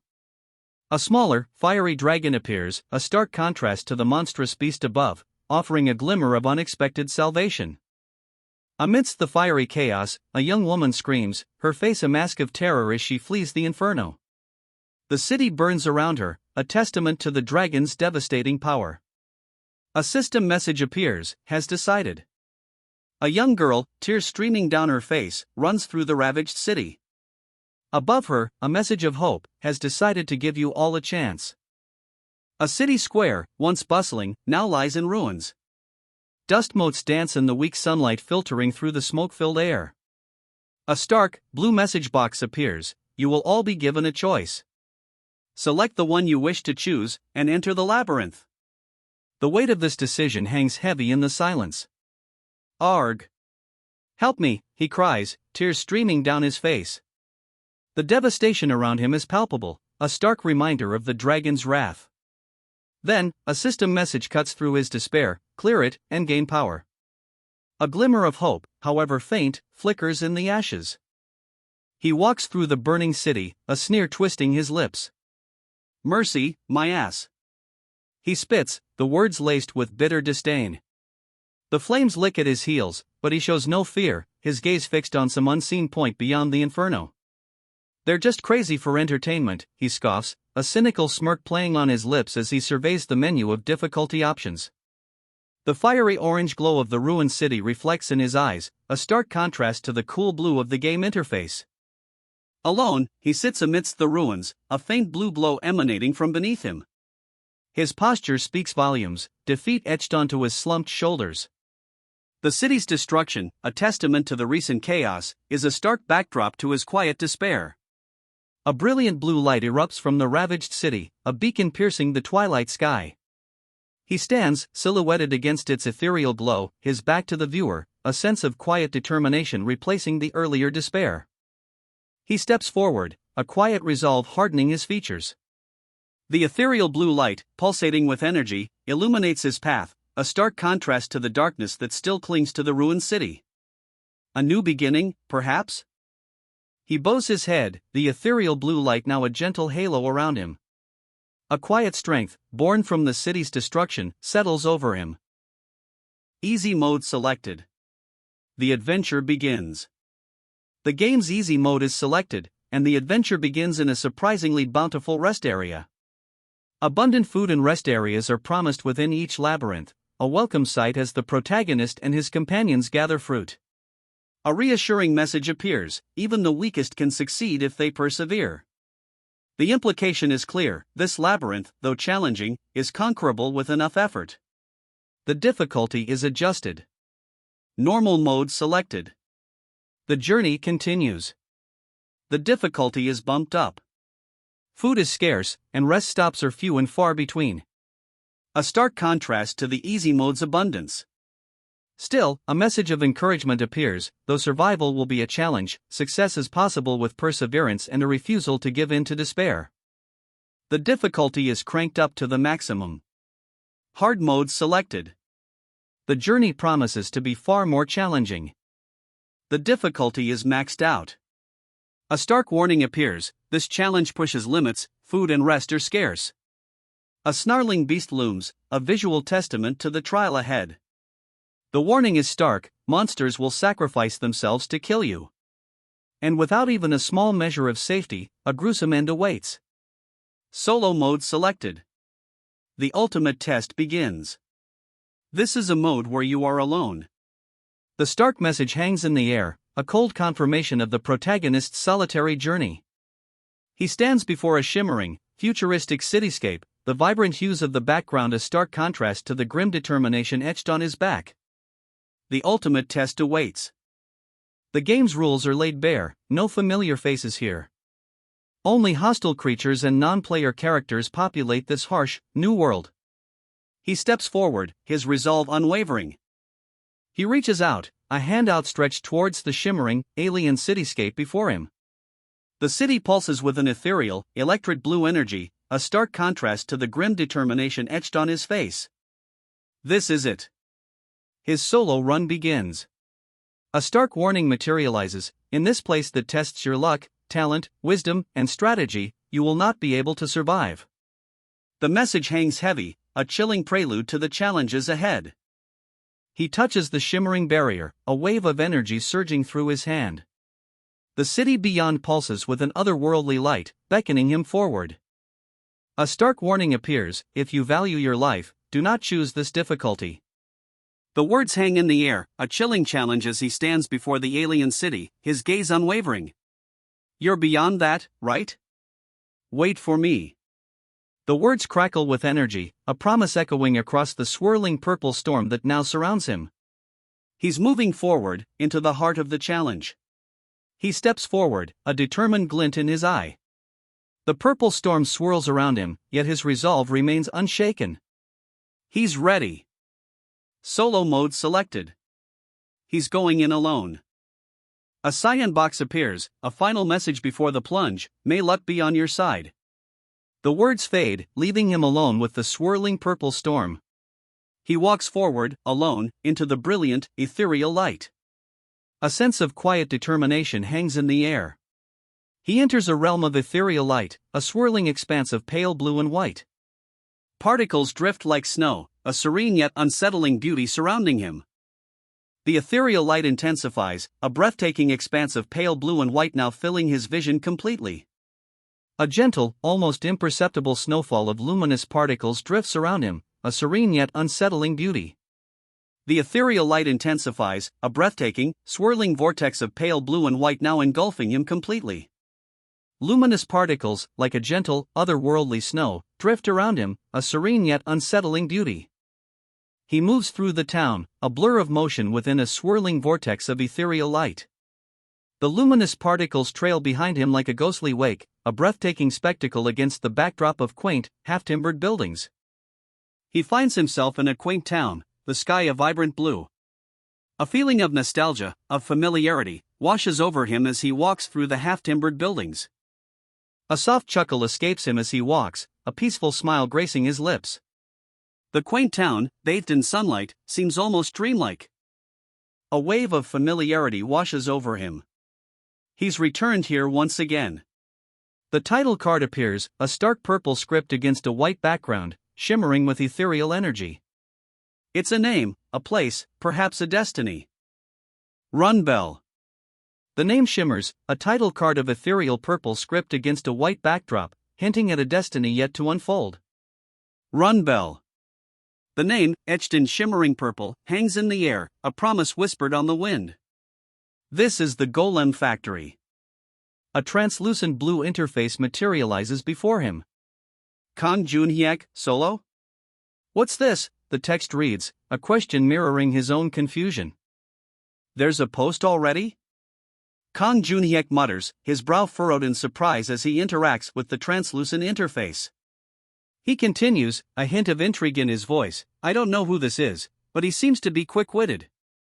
The Golem Factory streets hummed quietly around him. A translucent blue interface appears, displaying a message, Kang Junhyek, solo? What's this? Beneath it, another message reads, Kang Tae-san, solo good luck. The text above explains the community's vital role in sharing strategies, a lifeline for those facing difficulties. I can only effectively use the community later, so there's no point using it now, Kang Junhyek decides, his gaze drifting across the Golem Factory streets. A quiet resolve settles over him as he continues his journey. Tae-san, how were the NPCs in easy mode? Kang Junhyek asks himself, continuing his walk through the golem factory streets. He needs to check something, now. They just repeated their set answers, like NPCs, were yours different? A woman asks, her question hanging in the air. He takes a sip from his mug, a thoughtful expression on his face. They were, he replies, a subtle hint of intrigue in his tone. A simple escapes him, a quiet murmur of surprise. The NPCs in solo mode, how should I put this, he muses, a thoughtful expression on his face. They acted with intelligence and were able to move freely, he concludes, a hint of surprise coloring his tone. As if they were real people. The thought hangs in the air, a revelation dawning on Kang Junhyek. His earlier musings about the game's NPCs take on a new, unsettling weight. Leaning against a brick wall, Kang Junhyek sits, lost in thought. A wave of uncertainty washes over him, his earlier revelation about the game's NPCs leaving him unsettled. The gatekeeper NPC guarding the labyrinth entrance. In easy mode, he was just a regular-looking, white-haired old man.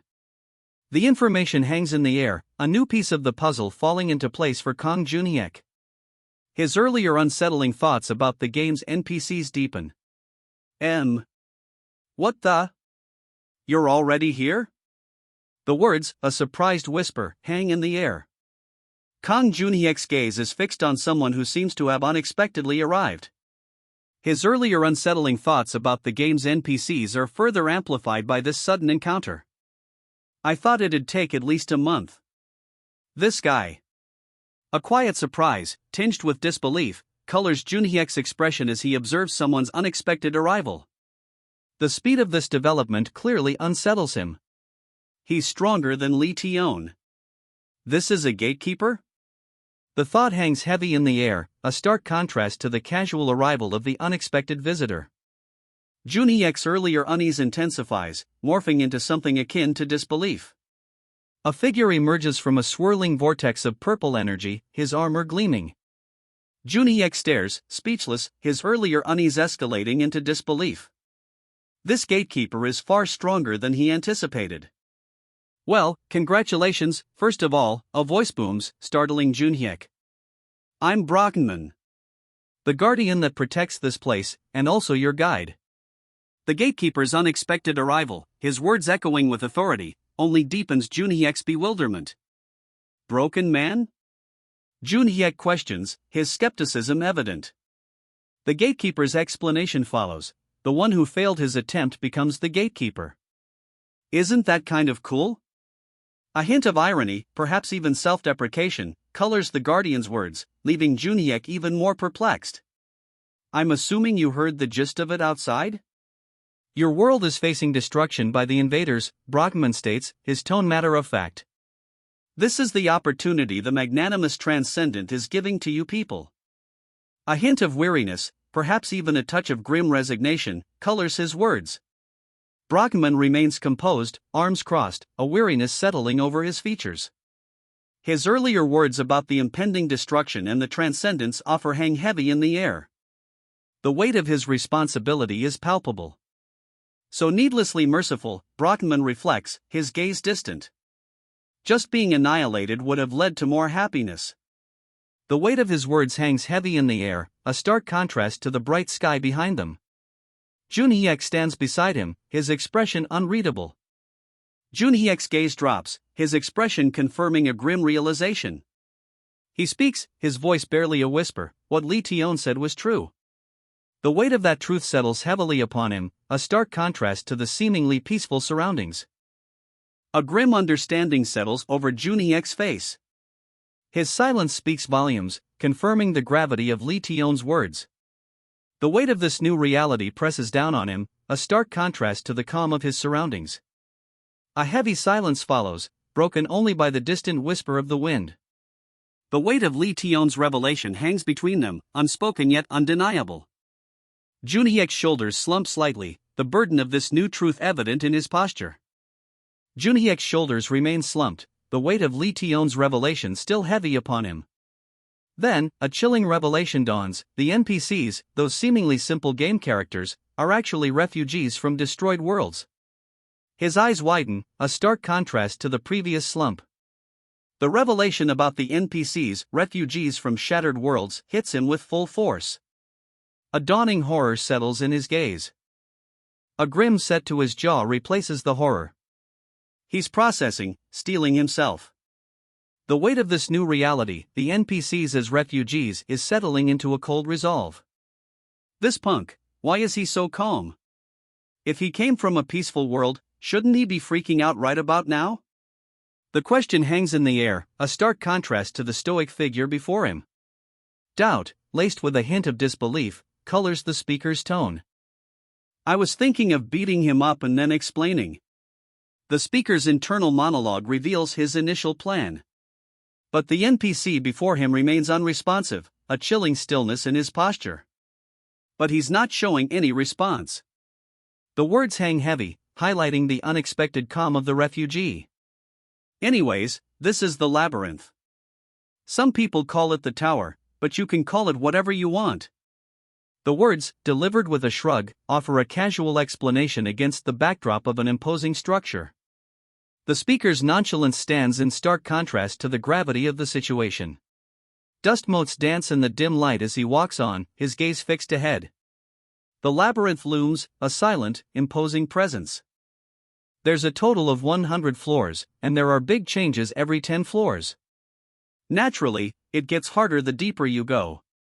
You'll have to deal with food and water yourself while in the labyrinth, and you have to find any information you need yourself. That is all. The explanation, delivered with a shrug, lays out the harsh realities of the labyrinth. Its imposing structure looms large, a testament to the challenges ahead. Is that really all? The question hangs in the air, a quiet challenge to the nonchalant explanation just given. His expression, a mixture of disbelief and perhaps a hint of apprehension, betrays his inner thoughts. The vastness of the labyrinth, previously described, now seems even more daunting in light of this simple, yet stark, instruction. Then do you want me to explain what's on the first floor, what's on the second floor, and so on? The question hangs in the air, a challenge to the previous instructions.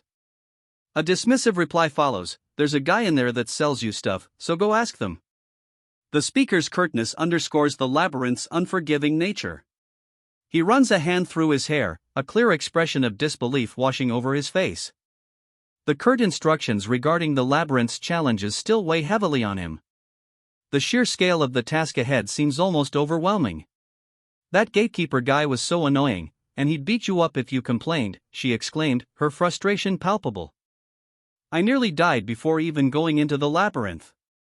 The sheer absurdity of the situation, coupled with her near-death experience, underscores the daunting nature of the challenge ahead. He sighs, a quiet resignation settling over him. I should just shut up here, he mutters, accepting the seemingly impossible task ahead. The weight of the labyrinth's challenge, and the absurdity of the instructions, finally sinks in. But I'll at least tell you the basics, he offers, a faint blue energy sparking at his fingertip. A glimmer of resolve replaces his earlier resignation. He's ready to face the labyrinth, however daunting. Despite the daunting task ahead, a flicker of determination shines in his eyes. He begins to explain the labyrinth's basics, a small, blue flame dancing at his fingertips, a tangible symbol of his resolve. His companion listens intently, a quiet seriousness in his gaze. He carefully wraps his sword in a cloth, a faint blue energy emanating from the blade. The glow intensifies, a tangible symbol of his growing resolve to conquer the labyrinth's challenges. He lifts a long staff, its tip glowing with an ethereal, swirling green energy. The vibrant luminescence contrasts sharply with the muted tones of the ancient stone wall behind him, a testament to the power he wields. He carefully wraps his sword in the cloth, a faint blue energy still shimmering around the blade. The glow intensifies slightly, a silent promise of the power he'll unleash within the labyrinth. A quiet confidence settles over him as he stands, ready. The faint blue glow around his sheathed sword intensifies, a silent promise of the power he'll unleash within the labyrinth. He swings the staff, a vibrant green energy surging forth in a blinding flash. The force of the blow is immense, leaving a trail of shimmering light in its wake. He moves in a blur, a brilliant teal energy slicing through the air. The force of the attack is undeniable, leaving a trail of shimmering light. A surge of teal energy erupts from him, a breathtaking display of power. The labyrinth awaits. He counters with a swift, precise thrust, his teal energy spear meeting the opponent's attack. A clash of energy, a brief but intense struggle, fills the air. The clash ends. He stands, his teal energy fading, leaving only the lingering scent of ozone in the air. His opponent, slightly disheveled but otherwise unharmed, stands opposite. The labyrinth waits. He offers a weapon, a confident smirk playing on his lips. "Take it," he says, the word carrying the weight of unspoken challenge and a hint of something more. The labyrinth awaits. He extends a rusty sword, a simple weapon, yet offered with a confident smile. The worn leather armor he wears offers little protection, but the challenge in his eyes speaks volumes. The labyrinth awaits. "It's copper," one of them states, a hint of challenge in his tone. The other, arms crossed, replies, "Why? You don't like it?" A simple no is the curt response, the unspoken tension between them palpable. He strokes his chin, a thoughtful frown etching itself onto his face. The silence hangs heavy, a stark contrast to the recent clash. Doubt clouds his expression. "What is it?" one of them asks, concern lacing his voice. The other, however, shrugs it off. "No, it's nothing," he replies, a dismissive wave of his hand betraying a hint of unease. "Take this as well," he offers, handing over a worn wrist protector. Its description, a faint blue glow illuminating the words, reveals its diminished value from years of use. Despite its age, a slight determination hardens his features. "What's this?" one of them asks, holding up a worn wrist protector. A faint blue glow illuminates its description, revealing its age and diminished value. He adds, "I don't think Lee Tion mentioned receiving a protector like this." Intrigue, and perhaps a touch of concern, colors his expression. "You'll be receiving a few skills and whatnot, but you can check that yourself." "All right, go in now," he says, a gesture urging them forward. A simple yes. "Thank you," is the reply, and with that, they proceed. They step forward, a simple yes. "Thank you," their only response. A quiet confidence settles over them as they move into the unknown. "Good luck," he says, a quiet confidence in his voice as he watches them disappear down the corridor. A sense of anticipation hangs in the air. That guy, he was smiling, wasn't he? A strange, almost anticipatory smile, as if he welcomed the challenge of the labyrinth ahead. A faint smile plays on his lips. He seems almost amused, a quiet confidence radiating from him as he anticipates the challenges that lie ahead. A vast, empty expanse stretches before them, a swirling gray mist obscuring any clear path. Uncertainty hangs heavy in the air. As the gatekeeper, I've met many labyrinth challengers who were called geniuses. The words hang in the air, a quiet boast from the unseen guardian as the trio stands poised at the labyrinth's entrance, ready for whatever trials await.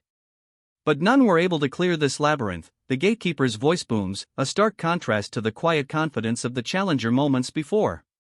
"But that guy just now." The implication hangs heavy, a testament to the young man's unexpected skill. He walks away, a lone figure in a long, dimly lit corridor. The gatekeeper's words, "He's different," follow him down the path, a silent testament to his unique abilities. It's not simply talent or skill, but a more foundational. The gatekeeper's assessment of the young man lingers, a profound statement hanging in the air as he continues his journey deeper into the labyrinth. His unique abilities run far deeper than mere proficiency. His journey continues, deeper into the labyrinth's shadowed depths. The air grows heavy with anticipation, the silence amplifying the weight of the gatekeeper's cryptic words. He is different. The words, "power to survive," appear, a stark declaration echoing the young man's unexpected triumph. It's a testament not just to skill, but to something deeper, something the gatekeeper sensed. He sits against the wall, catching his breath. A voice, seemingly detached, observes, "It'll be good if he lives." The young man's survival, it seems, holds more weight than initially apparent. He rests against the cool stone, his breath ragged. A long shadow stretches behind him, a silent observer in the labyrinth's dim light. The weight of his recent ordeal is palpable. He stands, leaning against a rough-hewn stone wall, a faint glow emanating from a translucent, rectangular device held before him. A quiet strength resides in his posture, a stark contrast to his earlier exhaustion. A shimmering, ethereal device glows in his hands. It reveals the labyrinth's true nature, a creation of a long-dead magician, said to grant a wish to whoever can conquer it. Before him, a shimmering portal glows, its ethereal surface displaying a breathtaking, star-shaped design.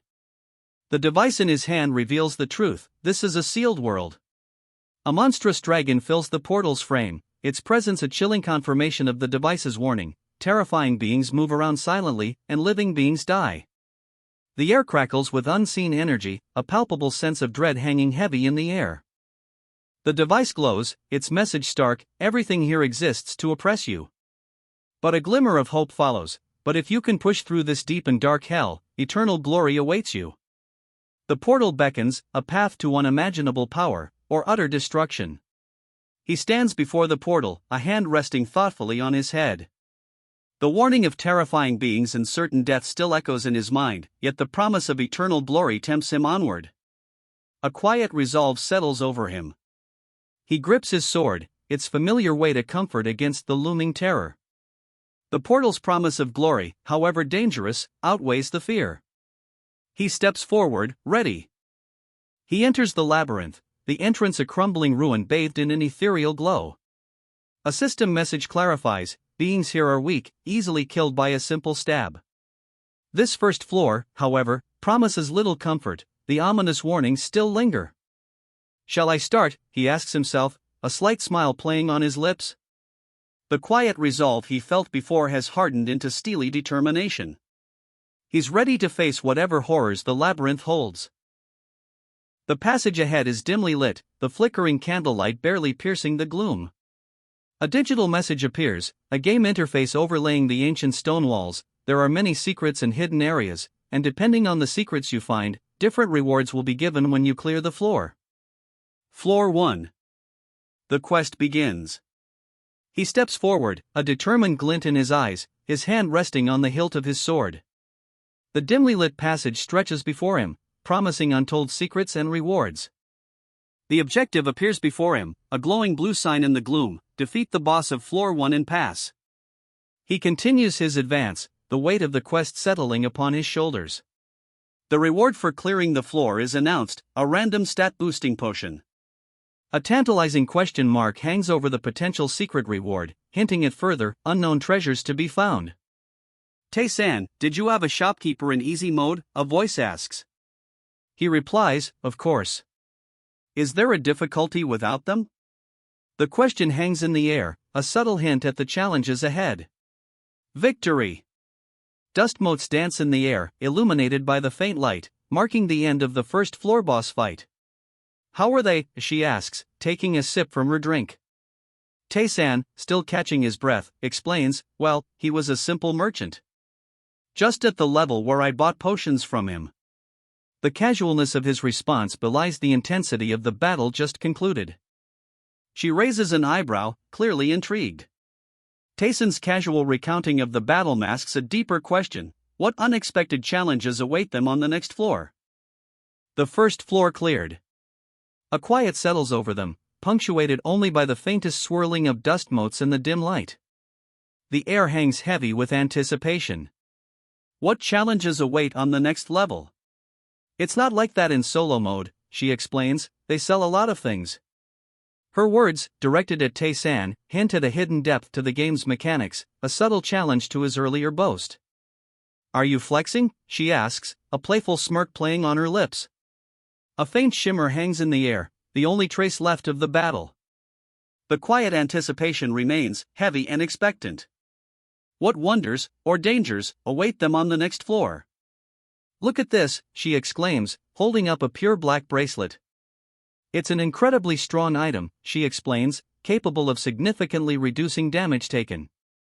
A new advantage, perhaps, as they prepare for the challenges ahead. Tae-san, eyes wide with surprise, asks, "They sell something like that at the shop?" His question hangs in the air, a clear indication that the pure black bracelet's existence has shifted his perspective on the game's possibilities. There was a lot more than this, but I didn't have enough gold, so I couldn't buy them, she explains, gesturing towards a display of gleaming weapons. Her words reveal a limitation, a hint of frustration at her current financial constraints within the game's economy. Tae-san stands before a wall of gleaming weapons and shields, his gaze fixed on the impressive array. A quiet contemplation settles over him, a stark contrast to the excitement moments before.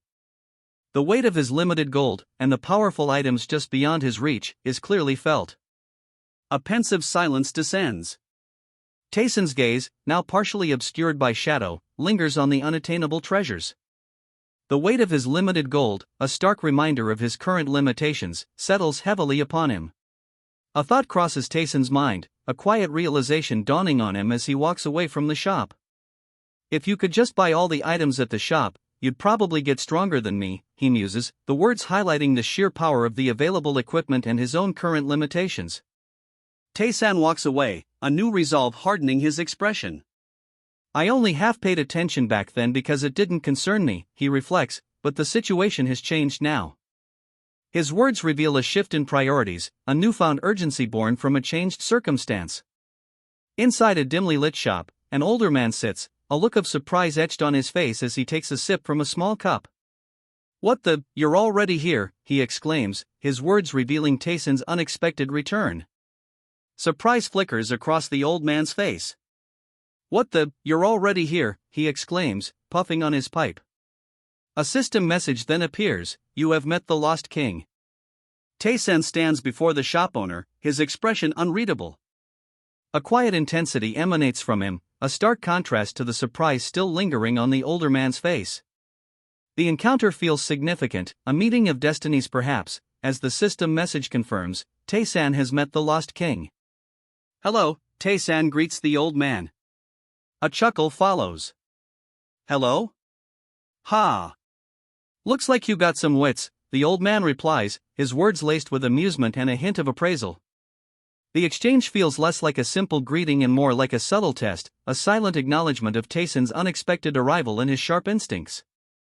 I am Tae-san. Are you the shopkeeper? Tae-san asks, his voice calm despite the unusual circumstances. The old man, leaning back with a knowing smirk, replies, what's your name? And if I am? His words hint at a test, a playful challenge veiled in casual curiosity.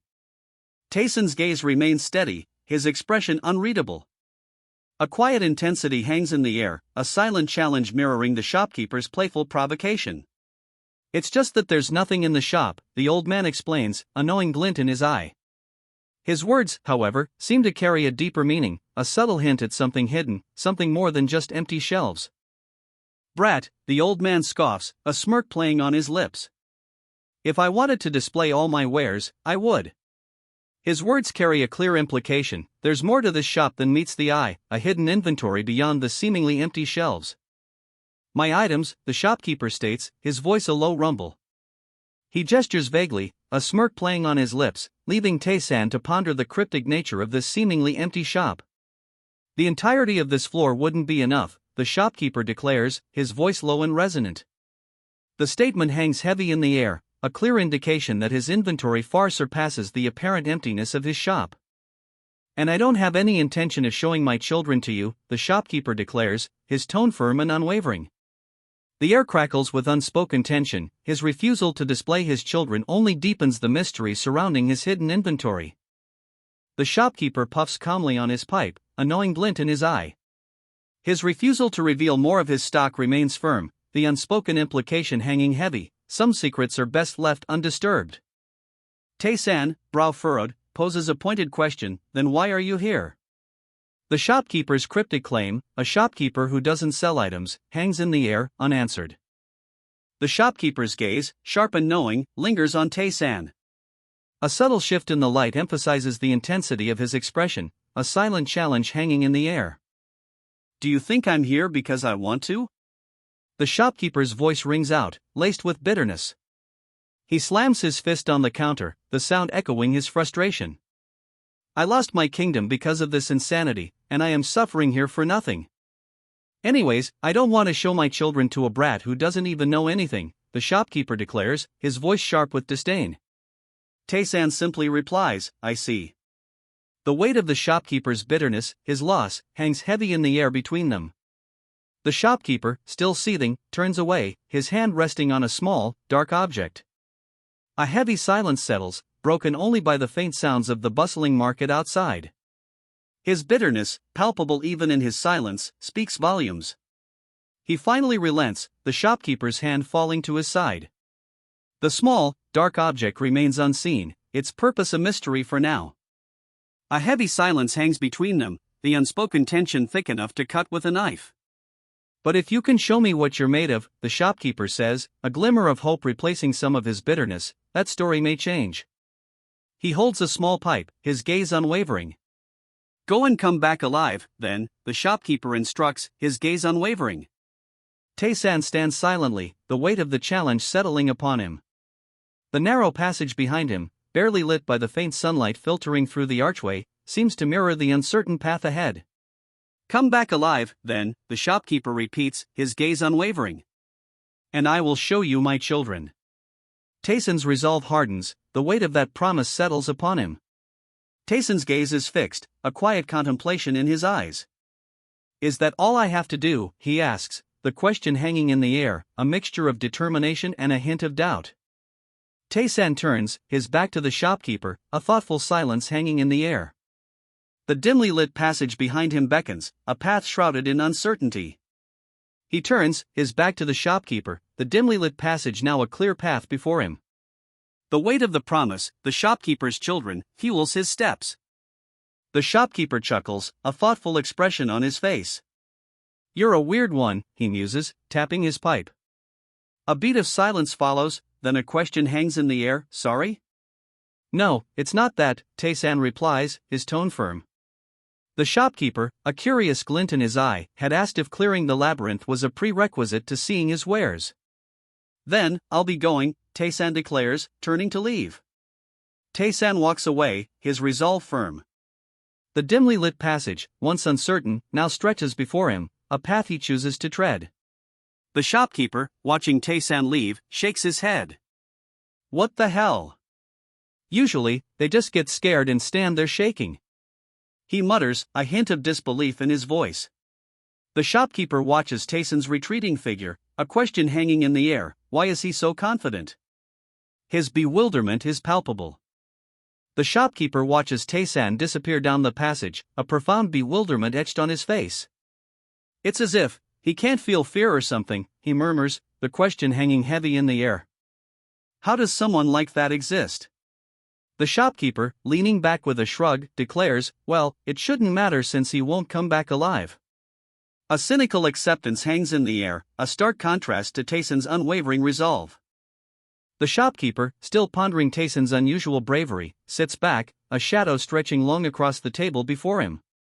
His expression remains one of deep, unresolved curiosity. The title card appears, introducing the manhwa's name, skill-based level up. The creators' names follow, a brief pause before the story continues. The passage opens into a corridor, then a room. The floor plan, we learn, is identical to the easy mode layout. Tae-san, sword at his side, moves cautiously down a corridor. Just looking here, he mutters, there doesn't seem to be any danger.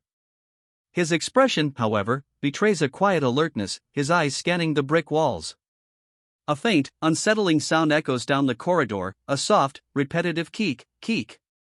Tae-san's earlier confidence falters, a shadow of apprehension crosses his face as he continues his cautious advance. But that's not true, Tae-san murmurs, his earlier reassurance is crumbling.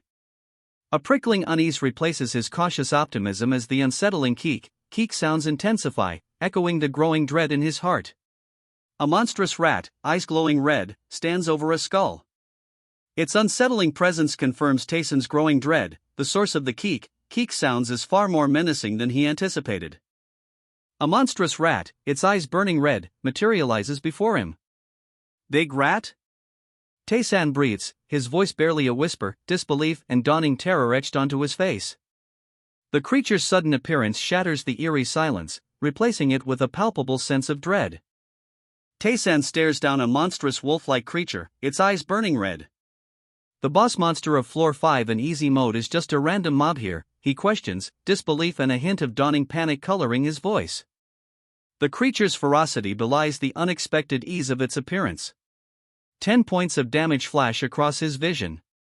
The impact jolts him, a grim reminder of the danger he faces. His eyes, wide with a mixture of surprise and grim determination, fix on the unseen threat. Big rat. Its defense is low. Tae-san mutters, a glimmer of hope flickering in his eyes amidst the ongoing peril. A small victory, perhaps, in this overwhelming onslaught. But due to its incredible speed, difficult to follow with your eyes, it took a long time for us to defeat it, a voice explains, the words underscoring the challenge they faced. The giant rat, a blur of motion just moments before, now lies still, a testament to their hard-fought victory. But for that guy to be just a random mob on floor 1. Tae-san trails off, a newfound understanding dawning in his eyes. I can feel the difference now. The weight of his words underscores the stark contrast between the seemingly insignificant foe and the true power he faces. His blade flashes, a blur of motion cleaving through the air. The impact explodes in a brilliant burst of energy, leaving only silence in its wake. Tae-san's eyes blaze with newfound intensity, a stark contrast to the grim determination he carried moments ago. His grip tightens on his weapon, the silence speaks volumes. He understands now. It's as fast as I thought, Tae-san mutters, his eyes locked on the creature as he prepares for the next strike. The air crackles with anticipation, the fight is far from over. When we fought him in easy mode, Tae-san recalls, a grim understanding settling over his features, the players worked together to chase it until it tired out. The weight of this revelation hangs heavy in the air, the seemingly simple creature before him now holds a far greater threat. A chilling screech pierces the air as the creature lunges. Tae-san, reacting instantly, deflects the attack with his shield, the force of the blow sending tremors through his arms. But now, on top of being alone, my stats are lower than at that time, so logically speaking, this is an impossible fight, Tae-san realizes, the weight of his predicament heavy in his eyes. A grim acceptance settles over him, the odds are stacked impossibly high. His gaze drops to the status display, a grim set to his jaw. The numbers confirm his fears, this fight is far beyond his current capabilities. He's alone, his stats are weaker than before, and the odds are stacked against him. It's so bad that Lee Tion told me she ran away at first, she exclaims, a mix of disbelief and distress coloring her voice. The weight of her words underscores Tae-san's desperate situation, he's truly alone. A chilling revelation unfolds. From the beginning, among those who conquered the first floor in solo mode, none dared to face the giant rat in direct combat. The implications hang heavy in the air. A brutal, crimson spray erupts as Tae-san delivers a desperate blow. The monstrous rat reels, its lifeblood painting the scene in a horrifying spectacle. A crimson spray explodes as Tae-san's desperate attack connects. The monstrous rat stumbles, its lifeblood painting the floor a horrifying red. The scene shifts. An older man, his face etched with the wisdom and weariness of years, sits behind a worn wooden counter. A young man, Tae-san, approaches, his posture hinting at a heavy burden. Tae-san's face is a mask of understanding. I get what's going on now, he murmurs, a newfound clarity settling over his features. The weight of his recent battle seems to lift slightly. The way rewards are given in the labyrinth, it turns out, is simple. Tae-san moves with a blur of motion, his blade a streak of vibrant blue energy. The attack is swift, decisive. The text appears, if you accomplish something others couldn't, a statement that clarifies the labyrinth's reward system. This explains Tae-san's recent success. The labyrinth's reward system is revealed, accomplish a feat worthy of respect, and you're rewarded. This explains Tae-san's recent success. He took 8 points of damage, but his swift, decisive strike continues, a blur of blue energy slicing through the air. The labyrinth's rules are made clear, accomplish a feat beyond others, and you will be rewarded accordingly. Tae-san's blade, a blur of blue energy, cleaves the air. His eyes, blazing with fierce determination, are locked on his target. The attack is relentless, a testament to his skill and unwavering focus. His attack continues, a relentless blur of blue energy. The blade sings through the air, a testament to his skill and unwavering focus. And my goal is to become stronger than anyone here. The words resonate, a declaration of unwavering ambition. His relentless assault continues. A single, massive question mark hangs in the air, a stark contrast to Taeson's unwavering resolve. His ambition, to surpass all others, remains his driving force. Taeson's blade strikes true, a flash of blue energy bisecting his monstrous opponent. The creature shrieks, its massive form beginning to crumble. If I can't keep up with my speed, Taeson mutters, his blade a blur as he lunges forward. A swift, precise strike connects, the impact echoing with a sharp kick. Then I'll just have to predict where it will move, Taeson declares, his voice a low murmur of focused determination. The speed of his opponent is no match for his strategic mind. Two sharp kicks land, the impact echoing with a resounding kick. The monstrous creature recoils, its powerful form momentarily stunned by the force of the blows. Taeson's eyes, sharp and focused, bore into the chaos of the battle. It's also a living and breathing creature, he observes, a subtle shift in his fighting strategy becoming apparent. No matter what the creature is, their movements aren't instantaneous. This realization fuels his next move. His gaze sharp, Taeson observes the creature's chest inflating, its leg muscles contracting.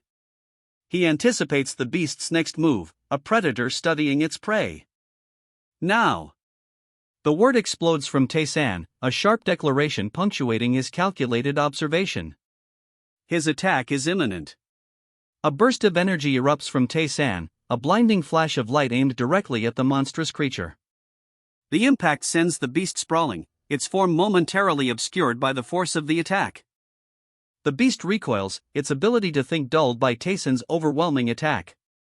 Fear, palpable in its wide, sweat-glistened eyes, is evident as it shrinks back, the impact of the blow clearly shown. Taeson's eyes, sharp and calculating, remain fixed on his foe. It'll be difficult for it to realize what's happening with that small brain, he observes, a hint of grim satisfaction in his voice. Since I'm blocking its attacks on my ankles, it'll go for the next easiest target. His strategy is clear, he's anticipating the beast's next move. Since it can't jump that high, it will aim for. Taeson's voice trails off, a calculated prediction hanging in the air. He's anticipating the beast's next move, a grim certainty in his eyes. He prepares for the beast's counterattack, a faint glow emanating from the bracer on his wrist. The anticipation is palpable. The next move will be crucial. The beast lunges, a furious roar escaping its jaws. Its attack is a desperate, primal surge, fueled by instinct and pain. Precisely as he predicted, the beast lunges, aiming for his ribs. With a swift, almost imperceptible movement, Taeson parries the blow, his expression unwavering. "You're dead," Taeson declares, a chilling certainty in his voice as he crushes the beast in his hand. The fight is over. Taeson stands, his sword sheathed, a quiet intensity in his posture. Victory is his. The aftermath. Taeson stands amidst the crimson splatter, his sword dripping, a quiet intensity in his gaze. Victory is his, but the cost is evident. A final, brutal blow. The beast crumples, a faint kick escaping its broken form as Taeson's victory is confirmed by a stark, blue message, "You attacked." The beast is immobilized. A flurry of blows follows, each strike registering as damage. 9 points of damage in total. The fight is decisively over. The dust settles, a pale blue light illuminating the aftermath. Silence hangs heavy in the air, broken only by the faint whisper of wind carrying the scent of blood. Victory is his. Exhausted but victorious, Taeson leans against a rough stone wall, the lingering scent of battle clinging to the air. A faint shimmer of light still dances where the beast once stood. Taeson, weary but triumphant, approaches an older man seated at a heavy wooden desk. The man calmly puffs on a cigar, his gaze assessing the young warrior. A quiet tension hangs in the air. The elder's gaze, sharp and assessing, lingers on Taeson. A subtle shift in his expression hints at a silent calculation, a weighing of the young warrior's recent victory. "I've returned," Taeson states, his voice quiet but firm. A weariness lingers in his eyes, a testament to the battle just fought, yet a quiet confidence underpins his words. "Oh, come on," Kang Jun-heek mutters, his frustration evident. He then adds, "Don't you think the shopkeeper is kind of a dick? Why does he keep trying to get the last word while selling his items?" Lee Tion, equally exasperated, chimes in, "You too? A shopkeeper should act like a shopkeeper. Seriously, why does he act like this?" Her words mirror Kang Jun-heek's frustration, highlighting the shopkeeper's unusual behavior. A thought bubble appears, revealing Kang Jun-heek's inner turmoil. "I seriously want to stab him with my sword, but I can't even do that because I'll get beat up." His frustration, shared by Lee Tion, is palpable. The shopkeeper's irritating behavior pushes him to the brink. Lee Tion clenches her fist, a surge of frustration radiating from her. "Arg, it pisses me off," the system message blares, mirroring her simmering anger at the shopkeeper's antics. A plume of dark smoke billows, obscuring the view of the irritating shopkeeper. The lingering frustration of Kang Jun-heek and Lee Tion hangs heavy in the air. "You survived?" The shopkeeper's astonishment is palpable, his wide eyes reflecting disbelief at the sight before him. The lingering tension from the previous events is broken by this unexpected turn. The shopkeeper, eyes wide with disbelief, stares at the lingering smoke. His astonishment is palpable, he clearly didn't expect them to survive. "What, did you want me to die?" The young man's sharp question cuts through the lingering smoke, his gaze fixed on the shopkeeper, who stammers a denial. "No, no." The smoke clears, revealing the spoils of their victory, a sizable chunk of big rat meat and a surprisingly warm-looking hide. 96% quality meat and 95% quality leather, not bad for a day's work. "You buy items too, right? Since it's a shop? How much can I get for these?" The young man's question is blunt, practical, a stark contrast to the shopkeeper's earlier astonishment. He holds up the spoils of their recent hunt, seemingly unconcerned with the near-death experience they just endured. "Surprised? If I killed one, I killed one." The young man's matter-of-fact statement, delivered with a shrug, underscores his pragmatic approach. He shows no hint of remorse, only a quiet confidence in his abilities. "It's real, not to mention of the highest quality," the shopkeeper marvels, his eyes wide. "That means he managed to hunt it down perfectly, with minimal mess." His voice trails off, a mixture of awe and disbelief coloring his words. The shopkeeper, still visibly amazed, carefully examines the meat. His thoughtful silence speaks volumes, a testament to the quality of the young hunter's work. The shopkeeper's astonishment only grows. "And all that by a greenhorn who just entered the labyrinth," he marvels, his voice trailing off in disbelief at the young hunter's incredible skill. The young hunter stands, his gaze unwavering, a quiet intensity radiating from him. His expression is one of calm self-assurance, a stark contrast to the shopkeeper's earlier astonishment. "Fine," the shopkeeper declares, "since you met my requirements, I'll open the shop for you." The young hunter's success is undeniable, his gaze remains steady as he asks, "What do you sell?" "Everything. Just tell me what you want," the shopkeeper offers, his initial disbelief replaced by a grudging acceptance of the young hunter's remarkable skill. The hunter's calm gaze remains steady as he considers his options. "Then, do you have a tower shield?" The young hunter's question is direct, his gaze fixed on the image of the shield beside the shopkeeper. He's already planning his next purchase. "A tower shield? One of those big ones?" the young hunter asks, his gaze unwavering. The shopkeeper, still slightly bewildered, replies, "Yes, one big enough to be held with two hands." A hint of curiosity, perhaps even concern, crosses the shopkeeper's face as he adds, "Why a shield of all things?" "I was thinking of just crushing them," the hunter explains, a confident smirk playing on his lips as he gestures towards a monstrous rat-like creature. His plan is clear, overwhelming force. "Ha," the shopkeeper chuckles, a warm golden light emanating from his outstretched hand. "Right answer." His approval is clear. The shopkeeper, a warm golden light now surrounding his hand, nods. "Okay," he declares, the transaction complete. The hunter's purchase is finalized, he's ready to face those monstrous rats. A confident smirk spreads across the hunter's face. He's ready. The monstrous rats stand no chance. How's this one? The shopkeeper asks, holding up a gleaming shield, its surface shimmering with an inner light. A confident expression settles on his face, he clearly believes in his craftsmanship. The shopkeeper presents the final item, a bulky tower shield. Its stats appear: attack +1, defense +5. Quite sturdy, the description reads, looks to be able to block many attacks. He's ready for anything now. This is more than fine, the hunter murmurs, a hint of surprise in his voice. He examines the shield, its crystalline surface gleaming. The shopkeeper's words follow, you get an item of this quality in easy mode around floor 7. Clearly, he's acquired something exceptional. The price is announced, 500 gold. He checks his purse, only 243 gold. A sigh escapes him. He'll have to return later. Where are you going? The shopkeeper asks, his gaze following the hunter's retreating figure. He needs more gold, the hunter mutters, already formulating a plan. Around 7 big rats should do it, the shopkeeper adds, offering a suggestion. Don't worry about that. I'll give it to you for free, the shopkeeper says, a generous smile gracing his features as he hands over the shield. The hunter's surprise is palpable. His initial financial worries vanish in an instant. He holds the shield aloft, its crystalline surface catching the light. A system message appears, you have obtained bulky tower shield. A single word escapes him, a breathy, questioning, huh? You have around 250 gold, right? There's some stuff you can buy with that amount worth your cash, the shopkeeper says, holding up a hand. Hold on.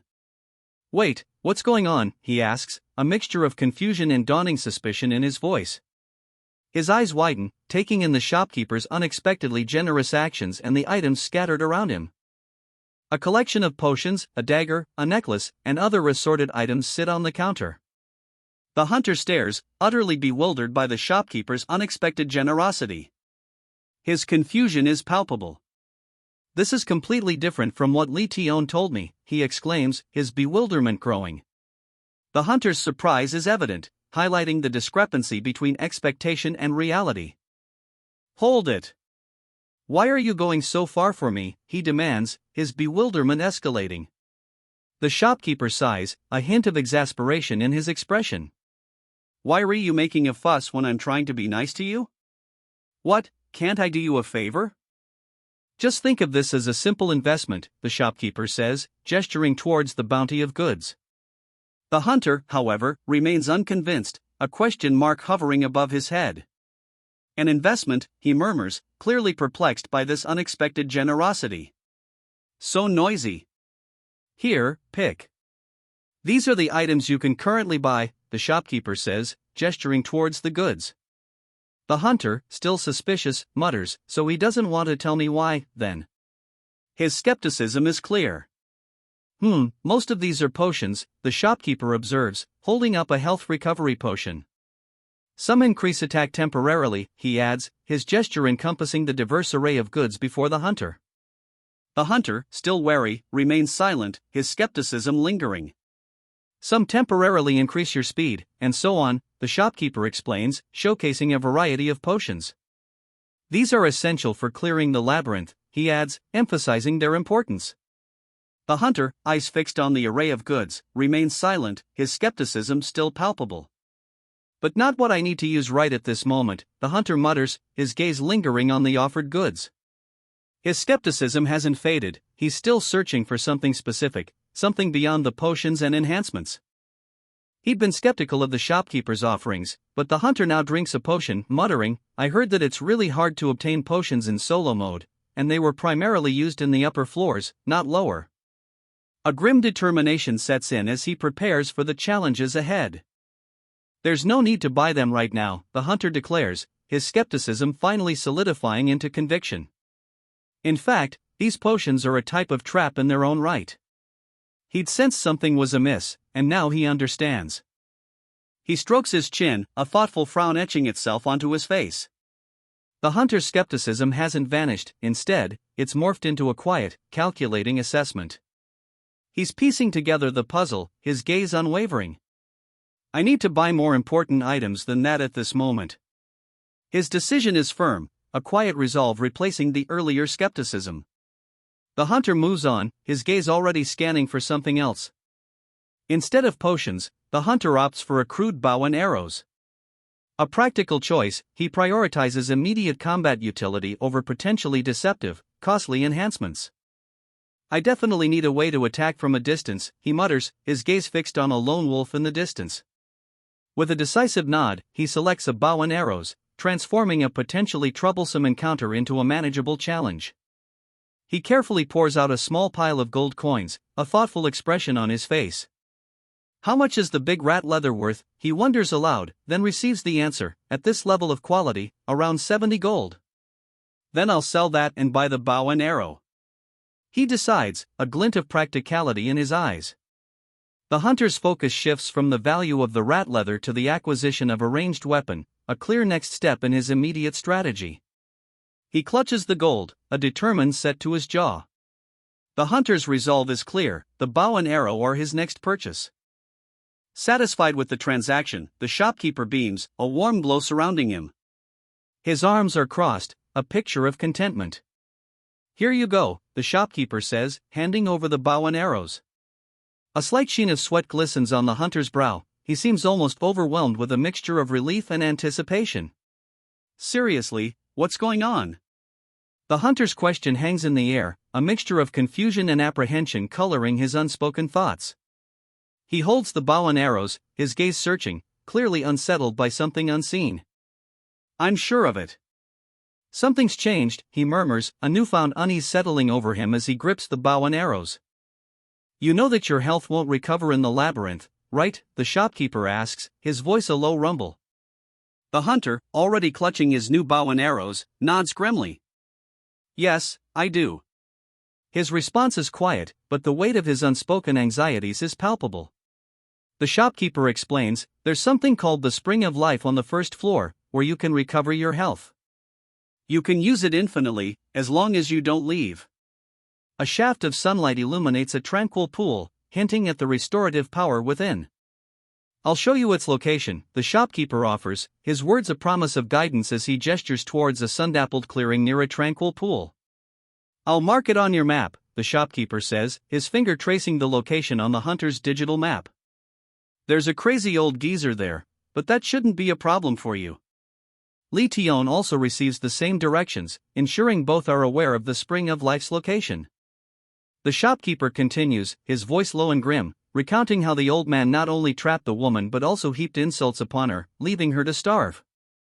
A shadow falls over the young woman's face, her expression hardening with a mixture of anger and sorrow. The question hangs heavy in the air, what shifted the shopkeeper's demeanor? His earlier helpfulness seems a distant memory, replaced by a somber gravity. Li Tion sets off, his steps purposeful as he heads towards the clearing. The weight of the shopkeeper's grim tale, the woman's suffering, fuels his determination. A stark question hangs in the air, a silent challenge between two approaches, a difference in our methods? The implication is clear, Li Tion's path to the Spring of Life will differ from another's. Li Tion walks away, the words Li Tion couldn't kill the big rat and ran away hanging in the air, a stark reminder of his failure. The setting sun casts long shadows, highlighting his solitary figure. A purple glow emanates from a chained crystal, its energy pulsing. Li Tion stands before it, a determined glint in his eyes, his gaze unwavering as a woman with long blue hair walks away. But I didn't run. I killed it and came back. Li Tion's words, firm and unwavering, resonate with newfound confidence. The glowing shield he holds aloft seems to pulse with the same defiant energy. Did his actions change the woman's attitude towards him? The question hangs heavy as a monstrous creature, a grotesque rat, screeches, its form blurred by a furious energy. The monstrous rat is immobilized, the system message confirms. It will now take increased damage 4, then 5 points with each subsequent blow. Victory is his. A system message confirms Li Tion's triumph over the monstrous rat. The creature lies defeated, its earlier ferocity now a distant memory. There's a bunch of questions that I can't answer at the moment. Li Tion's admission hangs in the air, a stark contrast to his recent triumph. The weight of unspoken mysteries now overshadows his victory. Lee Tion holds aloft a shimmering shield, a golden light radiating from it. Like this skill, he states, his words confirming the activation of his newly acquired power. The system message flashes, his interception increase skill is now active. His agility permanently increases by 1 point. A flashback reveals the origin of this newfound skill, his first victory, a hard-fought battle against a massive rat. Lee Tion stares at a flurry of status screens, a puzzled expression on his face. Huh? Why are there so many status screens from killing one random mob? He wonders aloud, his voice a mixture of curiosity and slight bewilderment. The sheer number of notifications is unexpected, even after his recent power-up. He examines the newly acquired skills, a thoughtful frown creasing his brow. Aside from my basic skills, he muses, I even have skills that I earned on floors 20 and 40 in easy mode. The sheer number of unexpected bonuses from a single, seemingly insignificant encounter leaves him puzzled. I didn't think I'd get these on the first floor of solo mode, he mutters, a thoughtful frown deepening. Unequal ass. He adds, a low grumble betraying his disbelief at the sheer number of unexpected skill gains. This is. He trails off, a mixture of confusion and dawning realization in his eyes as he stares at the sheer volume of notifications. The unexpected bounty from his seemingly simple victory continues to unfold. A new skill notification appears, glowing brightly, interception increase, it reads, proficiency 100%. Your soul has experienced a higher plane of existence. Every time your higher dimension soul wins, it will steal the opponent's power. Below, another message confirms, you are in a state of complete concentration. Your body and mind are one. The sheer power of this unexpected bonus leaves him breathless. A miraculous power floods his soul, a new skill imprinted, interception increase. His jaw tightens, a fierce intensity replacing his earlier bewilderment. He's not just winning, he's stealing his opponent's power. Despite his overwhelming victory, a message appears, a stark contrast to his previous elation, as you have escaped the labyrinth, you were unable to obtain the skill. Interception increase has been sealed. His face falls, a shadow of disappointment crossing his features. The power, so close, is now out of reach. Back when I fought that S rank, he recalls, a flicker of regret in his voice. A system window appeared after he'd whittled down 1.2 million HP, but exhaustion prevented a proper check then. Leaning heavily on his sword, he muses aloud, a question hanging in the air, did that sealed skill get freed because I returned to the labyrinth? A faint glow emanates from the ground nearby, hinting at lingering magical energy. A skill that I keep, even when time is turned back. The words hang in the air, a golden hourglass swirling with light, a visual echo of his persistent struggle. Could this be the key to unlocking the sealed power? He continues his journey, his resolve unwavering despite the setback. I kept going forward because this was a question I couldn't answer at that moment, he reflects, his gaze fixed on the path ahead. It's the same thing here. I need to head towards my goal. The words carry a quiet determination, a testament to his unyielding spirit. His gaze unwavering, he declares his ultimate goal, to become stronger than anyone. The words resonate with quiet power, a testament to his relentless pursuit of strength. The spring of life, he reads, should appear just beyond this corridor. His gaze, determined, remains fixed on the path ahead, his quest for ultimate strength unwavering. He continues his trek, a quiet grumble escaping his lips, they sure made this path uselessly long. The words hint at growing impatience, yet his steps remain purposeful, his gaze fixed on the spring of life, still some distance away. A shadow, dark and ominous, begins to stir in the distance, a foreboding presence that chills the air. A monstrous rat, eyes blazing red, materializes before him. Keek! Keek, it screeches, a chilling sound that cuts through the air. The message appears, Big Rat has appeared. A sudden, unexpected obstacle blocks his path. Another big rat, he mutters, a hint of weary resignation in his tone. I guess encountering a monster in a corridor is pretty typical. The words reveal a growing sense of mundane frustration, a stark contrast to his earlier unwavering determination. The rat's shrill cries continue, a persistent annoyance in the background. A system message appears: you are currently in a difficult situation. The monstrous rat, its red eyes blazing, looms closer, a clear and present danger. His earlier weariness deepens into a grim acceptance of his predicament. More monstrous rats appear, their red eyes gleaming menacingly. He tenses, his earlier weariness replaced by a grim determination to face this new threat. The path ahead is blocked, the journey to the spring of life complicated by these unexpected adversaries. "Am I surrounded?" he whispers, a dawning realization of his predicament. The question hangs heavy in the air, the purple streaks behind him hinting at a rapidly closing circle of monstrous rats. The title card appears, a stark purple script against a white background, promising a story of power and perhaps darkness. The title, Run Bell, appears, a stark purple script against a white backdrop. Its sharp angles and vibrant color hint at a story of power, perhaps even darkness. And so, the story begins. Run Bell, a name whispered on the wind, a promise of power and shadow, unfolds before us. The narrative plunges us directly into the heart of the matter. A stark message, "You are in a difficult situation," appears, setting a tone of immediate challenge and foreboding. His gaze is intense, a steely determination hardening his features. Violet eyes, sharp and bright, reflect an inner fire, a quiet confidence that belies the warning he's just received. He's ready. He walks on, his steps echoing in the dimly lit corridor. The flickering torchlight casts long, dancing shadows, highlighting the rough texture of the ancient stone walls. A palpable sense of unease hangs in the air. He finds himself encircled. 3 monstrous rats, their eyes glowing menacingly, have completely surrounded him.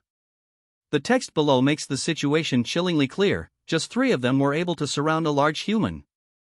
Despite being outnumbered, a grim determination sets in. Even with their small brains, the rats recognize their advantage. However, the scene ends on a note of suspense, leaving the hero's next move uncertain. He raises his shield, a defensive posture against the imminent threat. The system messages flash above him: running confusion check. Running fear check. His expression remains resolute, betraying no hint of panic despite the overwhelming odds. The lead rat lunges, its teeth bared in a vicious snarl. He braces himself, shield raised, the impact imminent. The rat's attack is met with a resounding clang. All checks cleared. He stands firm, the shield holding strong against the furious assault. He counters with a powerful kick, a blur of motion. The system message appears: you have resisted with your outstanding focus. He's held his ground against the relentless assault. He drives his foot forward, a powerful counterattack. "I can't ever falter," he grits out, the words a testament to his unwavering resolve. "I've seen too many players die after hesitating because of the situation." His determination is palpable, a stark contrast to the desperate struggle moments before. A high-pitched shriek pierces the air as the rat recoils, the force of the blow sending it flying. The final blow sends the rat careening away. A system message appears: he has obtained an unshakable mind, and all his stats have increased. With the level up and successful checks, his stats have increased. Now, he can react and catch them with ease. The final blow sends the rat flying, a testament to his newfound strength and speed. Victory is his. A system message confirms his success: you have succeeded in fighting against 2 big rats. The battle is over, and a sense of accomplishment settles in. Phew. He exhales, a sigh of relief escaping his lips. The 2 rats lie defeated at his feet, their struggle finally over. He stands victorious, shield held loosely at his side, a quiet satisfaction settling over him. A system message appears: Big Rat is intimidated by you. Big Rat's judgment dulls. He walks away, the weight of victory light on his shoulders. "Come," he calls out, a challenge in his voice. The last rat, eyes narrowed, flinches, its fear palpable. The hero stands ready, shield still bearing the marks of battle. A high-pitched shriek pierces the air, "Kekayak." The final rat, eyes wide with terror, collapses. Its struggle is over. The final rat, a blur of frantic movement, is sent sprawling. A swift, decisive blow ends its reign of terror. Silence falls, broken only by the hero's heavy breathing. He holds his shield aloft, a small, satisfied smile playing on his lips. The battle is won. A quiet sense of accomplishment settles over him. Thank you for approaching so obviously, a voice sneers, the words dripping with sarcasm. The victor stands over his fallen foes, a chilling calm settling over the scene. A crimson wave erupts, obscuring everything in a bloody haze. The air crackles with the aftermath of the confrontation. A heavy wooden door creaks open, revealing a narrow passage bathed in sunlight. The air hangs heavy with the lingering scent of blood and sweat. He emerges from the narrow passage, sunlight catching the dust motes swirling around him. A thoughtful expression crosses his face, his gaze distant as he adjusts his bandages. He walks on, the sunlight now fully illuminating his face. A quiet resolve settles over his features, replacing the earlier contemplation. He reaches a tranquil clearing, sunlight filtering through the trees. A sign proclaims this the labyrinth's resting area, a place where enemies cannot willingly enter, its peacefulness said to breed laziness. He stands before a shimmering pool, a tranquil oasis in the heart of the labyrinth. A system message appears, confirming his discovery, the spring of life. He reaches the spring of life, a shimmering pool in a sun-drenched clearing. A surge of power flows through him as his intelligence and mana permanently increase. He cupped the shimmering water of the spring of life in his hands, a safe haven within the labyrinth's deadly depths. The text nearby confirmed its nature, a sanctuary, a respite from the monsters that lurked elsewhere. Golden energy surges from the spring, enveloping him. A wave of power washes over him, strengthening him further. He sits by the spring, the golden energy fading. A system message confirms it, he's recovered to his best condition. Ready for whatever lies ahead. It's refreshing, his fatigue fades as if he'd slept. However, he knows his mental fatigue will only increase, so he decides to rest there. Refreshed and revitalized, he rests for a moment, a thoughtful expression settling on his face. The labyrinth's dangers still loom, but for now, he's ready. The next day dawns. He's ready. He sits, a translucent board glowing in his hand. Did a day pass at this point, he wonders aloud. There should be something up on the community board right about now. A thoughtful frown creases his brow as he prepares to check. He sits by the water's edge, the translucent board still glowing faintly in his hand. A peaceful scene, yet the quiet intensity of his gaze betrays his continued focus on the task ahead. He reaches out, a gentle touch to the translucent board. Updates shimmer into view, a wave of anticipation washing over him as he scans the community notices. He consults the community board, his question clear, am I supposed to enter this labyrinth? Najayan's reply, appearing on the same board, is stark, seeing how there's no response from those who entered, you probably shouldn't. A grim determination settles on his face as he reads the final, chilling message, I'm gonna go insane. He posts a message on the community board, anyone want to clear floor 1 with me? A touch of uncertainty flickers in his eyes as he waits for a response. Still seeking a partner, he posts another message, looking for information. Does anyone know what the first monster is? Lee Sang's frustrated reply immediately follows, this is maddening. A palpable sense of growing unease hangs in the air. He reads the community board's messages, a realization dawning on him, as I thought, most of the messages are by solo players. People in the other modes can meet and talk to each other, but solo players can only communicate through the community. A quiet frustration settles over him. A grim resolve hardens his features. He understands now, the labyrinth's isolation is intentional. Solo players are truly alone. He clenches his fist, a grim determination settling on his face. The labyrinth's isolation, a deliberate design, will not break him. He will face it alone. A subtle, almost imperceptible, smile plays on his lips. He's accepted the challenge, the labyrinth's isolation will not defeat him. He will forge his own path. Lee Tion types a message, his frustration evident, guys, dash. He follows up with a more desperate plea, how am I supposed to do this, dash. The words speak volumes about his isolation within the labyrinth. A young woman, her expression a mixture of concern and doubt, interacts with a digital interface. Well, it might not be like that, she muses, her words suggesting a possible alternative explanation to Lee Tion's earlier distress. Lee Tion sits alone, lost in thought. He recalls a status window from earlier, a detail that now holds new significance. The message target is frightened appears above him, and a new theory forms. Perhaps the target was simply a scared individual, hiding their true nature until the very end. Lee Tion ponders, a thoughtful expression on his face as he studies the information on his interface. A new possibility dawns on him, a potential explanation for the earlier distress signal. Tion's fingers fly across the keyboard, a new line of thought emerging. He reads aloud, a quiet murmur in the otherwise tranquil setting, "It's only been a day since the labyrinth opened. Solo players will start to properly enter once a month has passed, so there should be plenty alive right now." A subtle shift in his posture suggests a dawning realization. A new piece of information surfaces, altering Tion's perspective. Solo mode rewards, he realizes, directly correlate to difficulty. This explains why, despite missing many rewards by quickly defeating the boss, he still became the strongest player. A subtle ring punctuates his revelation, suggesting a new development is about to unfold. A notification rings, interrupting Tion's train of thought.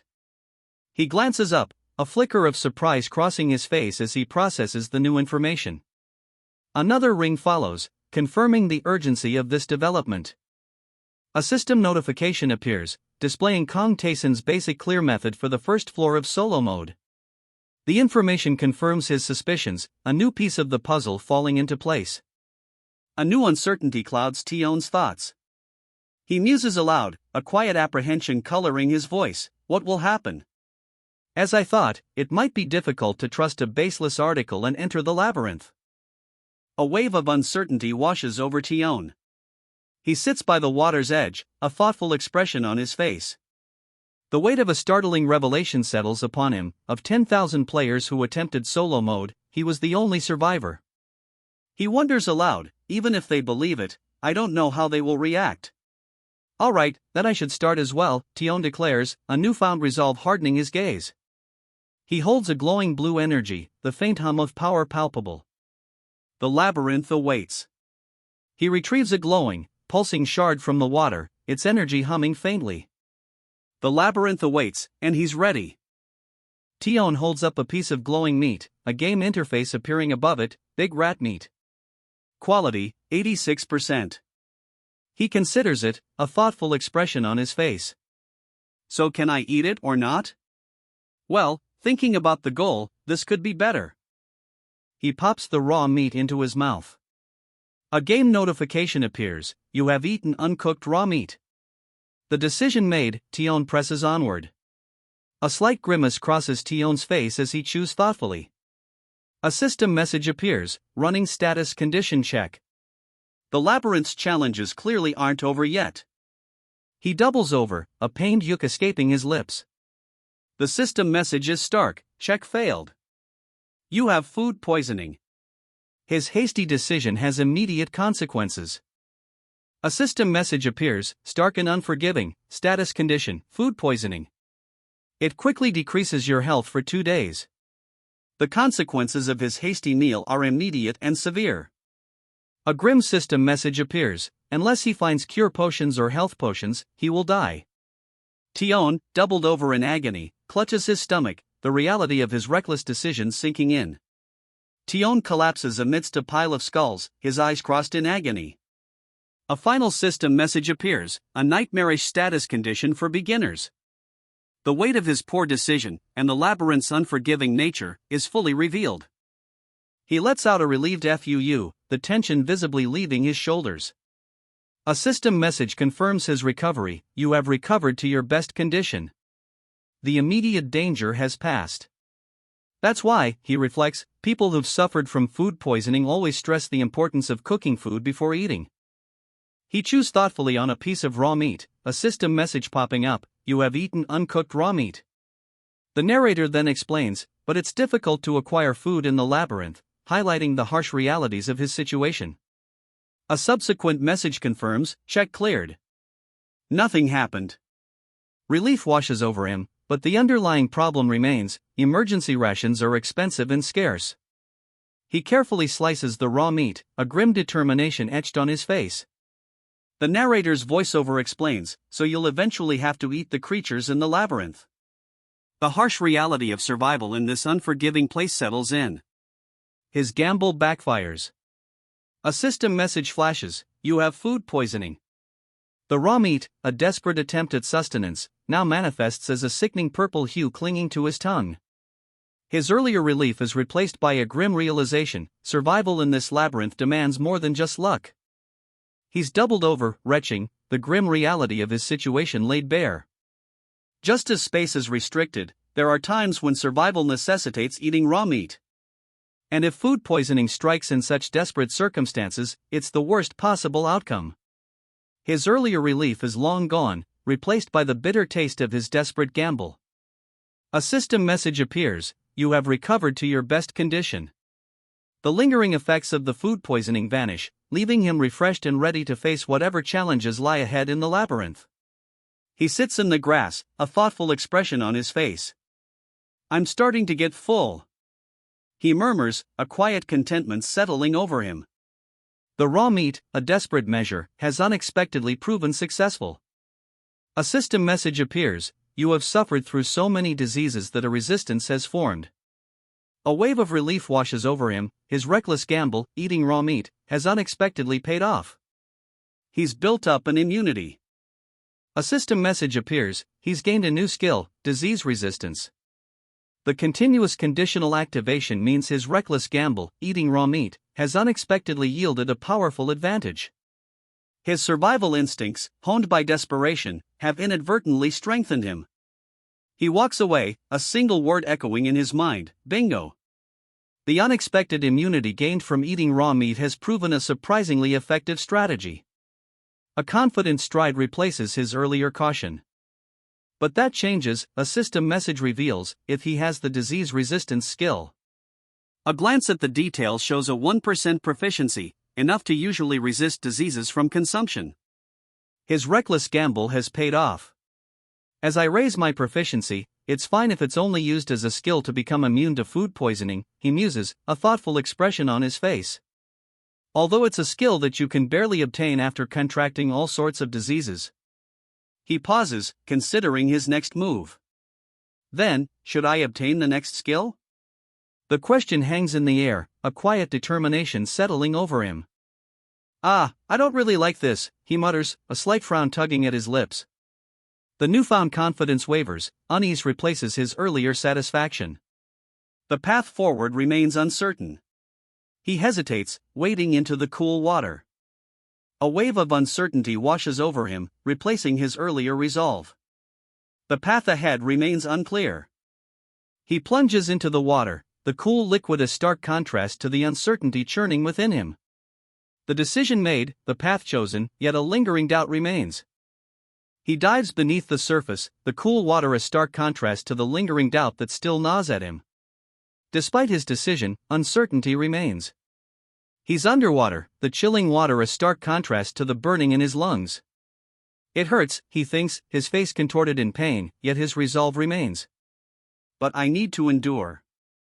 The words are a silent vow, a testament to his unwavering determination. Underwater, the burning in his lungs intensifies.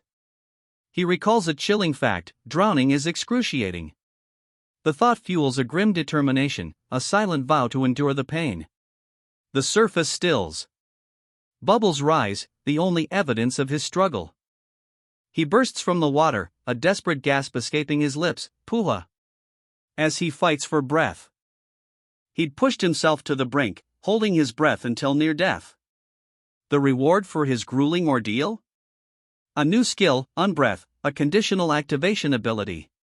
Coughing, he collapses onto the grassy bank, the chilling message of his ordeal appearing before him: you have felt the touch of death.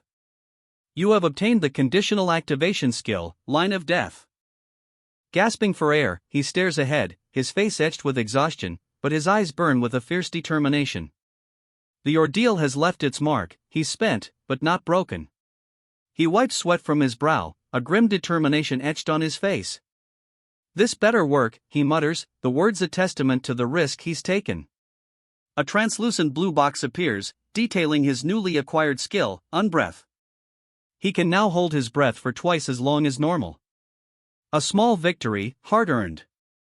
He bends, cupping water in his hands, a thoughtful expression replacing the earlier exhaustion. A skill that increases how long I can hold my breath, he murmurs, a hint of grim satisfaction in his voice. It'll be of great help in areas where the air itself is poisonous. The words are a quiet acknowledgement of the challenges ahead, but his posture speaks of quiet resolve. He examines the skill description, a thoughtful escaping his lips. The text explains that the unbreath skill, acquired at the brink of death, is rare because it requires such perilous conditions to obtain.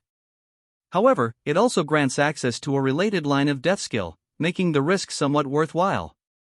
A puzzled expression crosses his face as he questions aloud, why is my proficiency in this already at 54%? The unexpected level of skill mastery leaves him contemplating the implications. A new skill description unfolds, line of death. It detects near-death experiences, activating in perilous situations. Intriguingly, his proficiency is already at 54%, a surprising development. If it's at 54%, then it's the same as the me from the future, he wonders aloud, a thoughtful frown etching itself onto his face. Can I inherit something like this? The question hangs in the air, a hint of both excitement and apprehension coloring his voice. A second figure stands behind him, his presence adding a layer of mystery to the scene.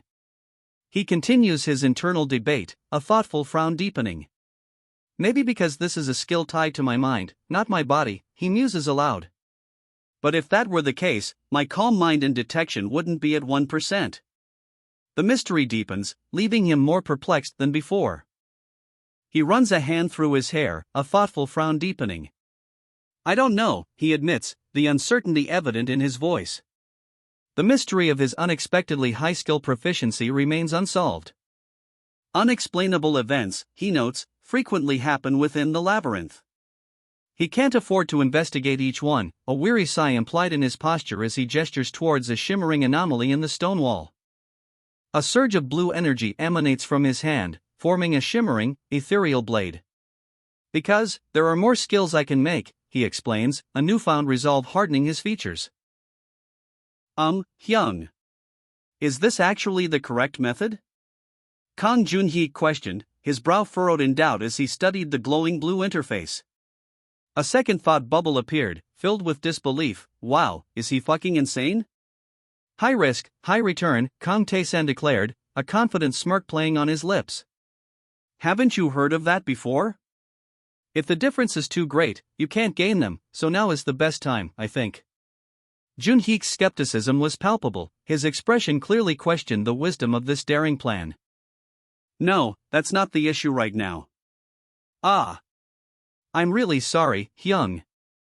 I just can't do this, Junheek confessed, his words laced with genuine distress. Tears welled in his eyes, reflecting his overwhelming anxiety. The plan, however audacious, proved too much for him to bear. Do as you wish. I'm not the one losing out, Tae-san said dismissively. Junheek, however, remained unconvinced, his hands clasped to his head in despair. No, even if that's the case. How am I supposed to do this, he cried, his distress palpable. A system message appears, a stark blue box cutting through the tension. Lee Taijun, solo Junheek, you're not the weird one. Besides that weirdo, no one else was able to get one. The words offer a sliver of unexpected reassurance, a subtle shift in the atmosphere. The title card blazes across the page, solo leveling. A stark, dramatic punctuation to the previous scene's emotional turmoil. The title card explodes onto the page, solo leveling, a bold declaration that punctuates the emotional weight of the previous scene. The location is revealed, Golem Factory. The name hangs heavy, a stark contrast to the previous scene's personal turmoil. The setting itself foreshadows the challenges ahead. Junheek stands within the Golem Factory, his eyes closed. A quiet intensity hangs in the air, a stark contrast to the previous scene's uncertainty. He seems to be gathering his strength, preparing for whatever lies ahead within this ominous location. A surge of energy crackles around Junheek. His lips are set in a grim line, a stark contrast to his previous quiet intensity. He's ready. A surge of blue energy envelopes Junhik. He stands firm, his grip tightening on his sword. The words "You have activated UNBRETH" appear, a clear indication of his newfound power. He is ready for the Golem Factory's challenges. A surge of blue energy erupts from beneath his feet, swirling around Junhik as he activates Unbreath. He stands ready, his grip firm on his sword, prepared to face whatever the Golem Factory throws at him. Junhik moves with a newfound grace, a blue energy trailing behind him like a comet's tail. Skill combinations, it turns out, are key to mastering new abilities.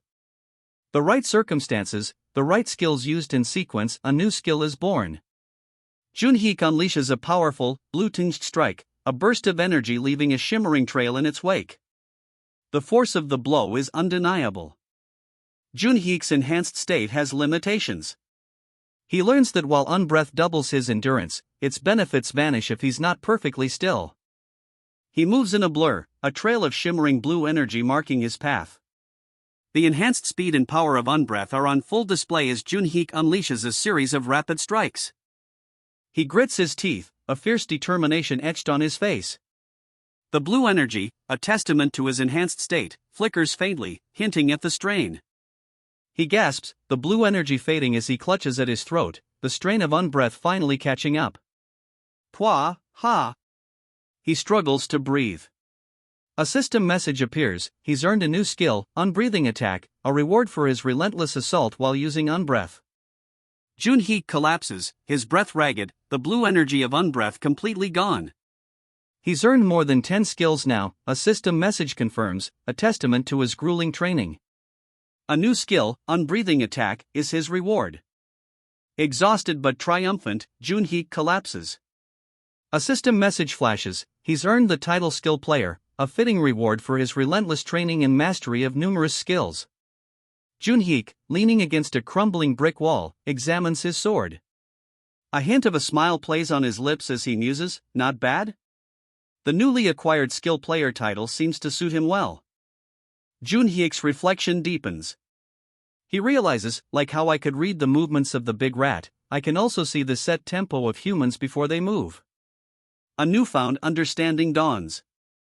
Junhik, eyes narrowed in concentration, realizes the implications of his new skill.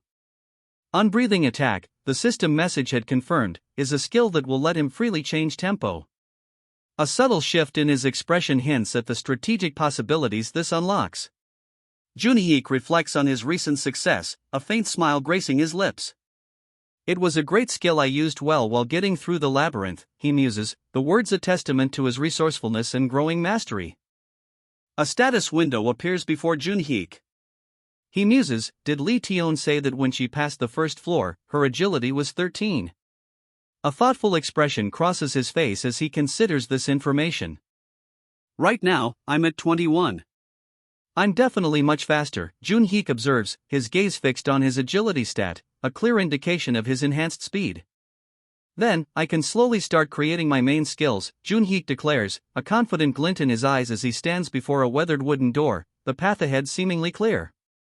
Junhik continues his journey, the words main skills were usually worth more than 10 basic skills, or were able to overcome a large difference in stats echoing in his mind. He walks with newfound purpose, his earlier calculations solidifying his next steps. He considers his options, a thoughtful frown etching itself onto his face. Or absolute judgment, which could discern hidden elements, he murmurs, the words a quiet affirmation of his next strategic move. He weighs his options, the potential of attack nullification, a skill that negates the effects of an attack, or time stop, which freezes time in the immediate area, swirling in his mind. The choice, a critical one, hangs heavy in the air. The weight of his decision remains, but Junhik walks on, his gaze firm. The knowledge that a single main skill grants an overwhelming advantage over others of equal level settles within him, fueling his steps. Junhik, his decision made, summons a shimmering, azure energy. A sharp, high-pitched squeak pierces the air as the energy coalesces, taking form. A thoughtful frown deepens on Junhik's face. The methods for acquiring skills are peculiar, he reflects. Surveillance, for instance, requires multiple evolutions of the detection skill. But what if a crucial main skill could be obtained early, making it far harder to acquire later? The question hangs heavy in the air, shaping his next move. Suddenly, a monstrous rat appears, its crimson eyes gleaming. Big Rat appeared, the text proclaims, underscoring the unexpected encounter.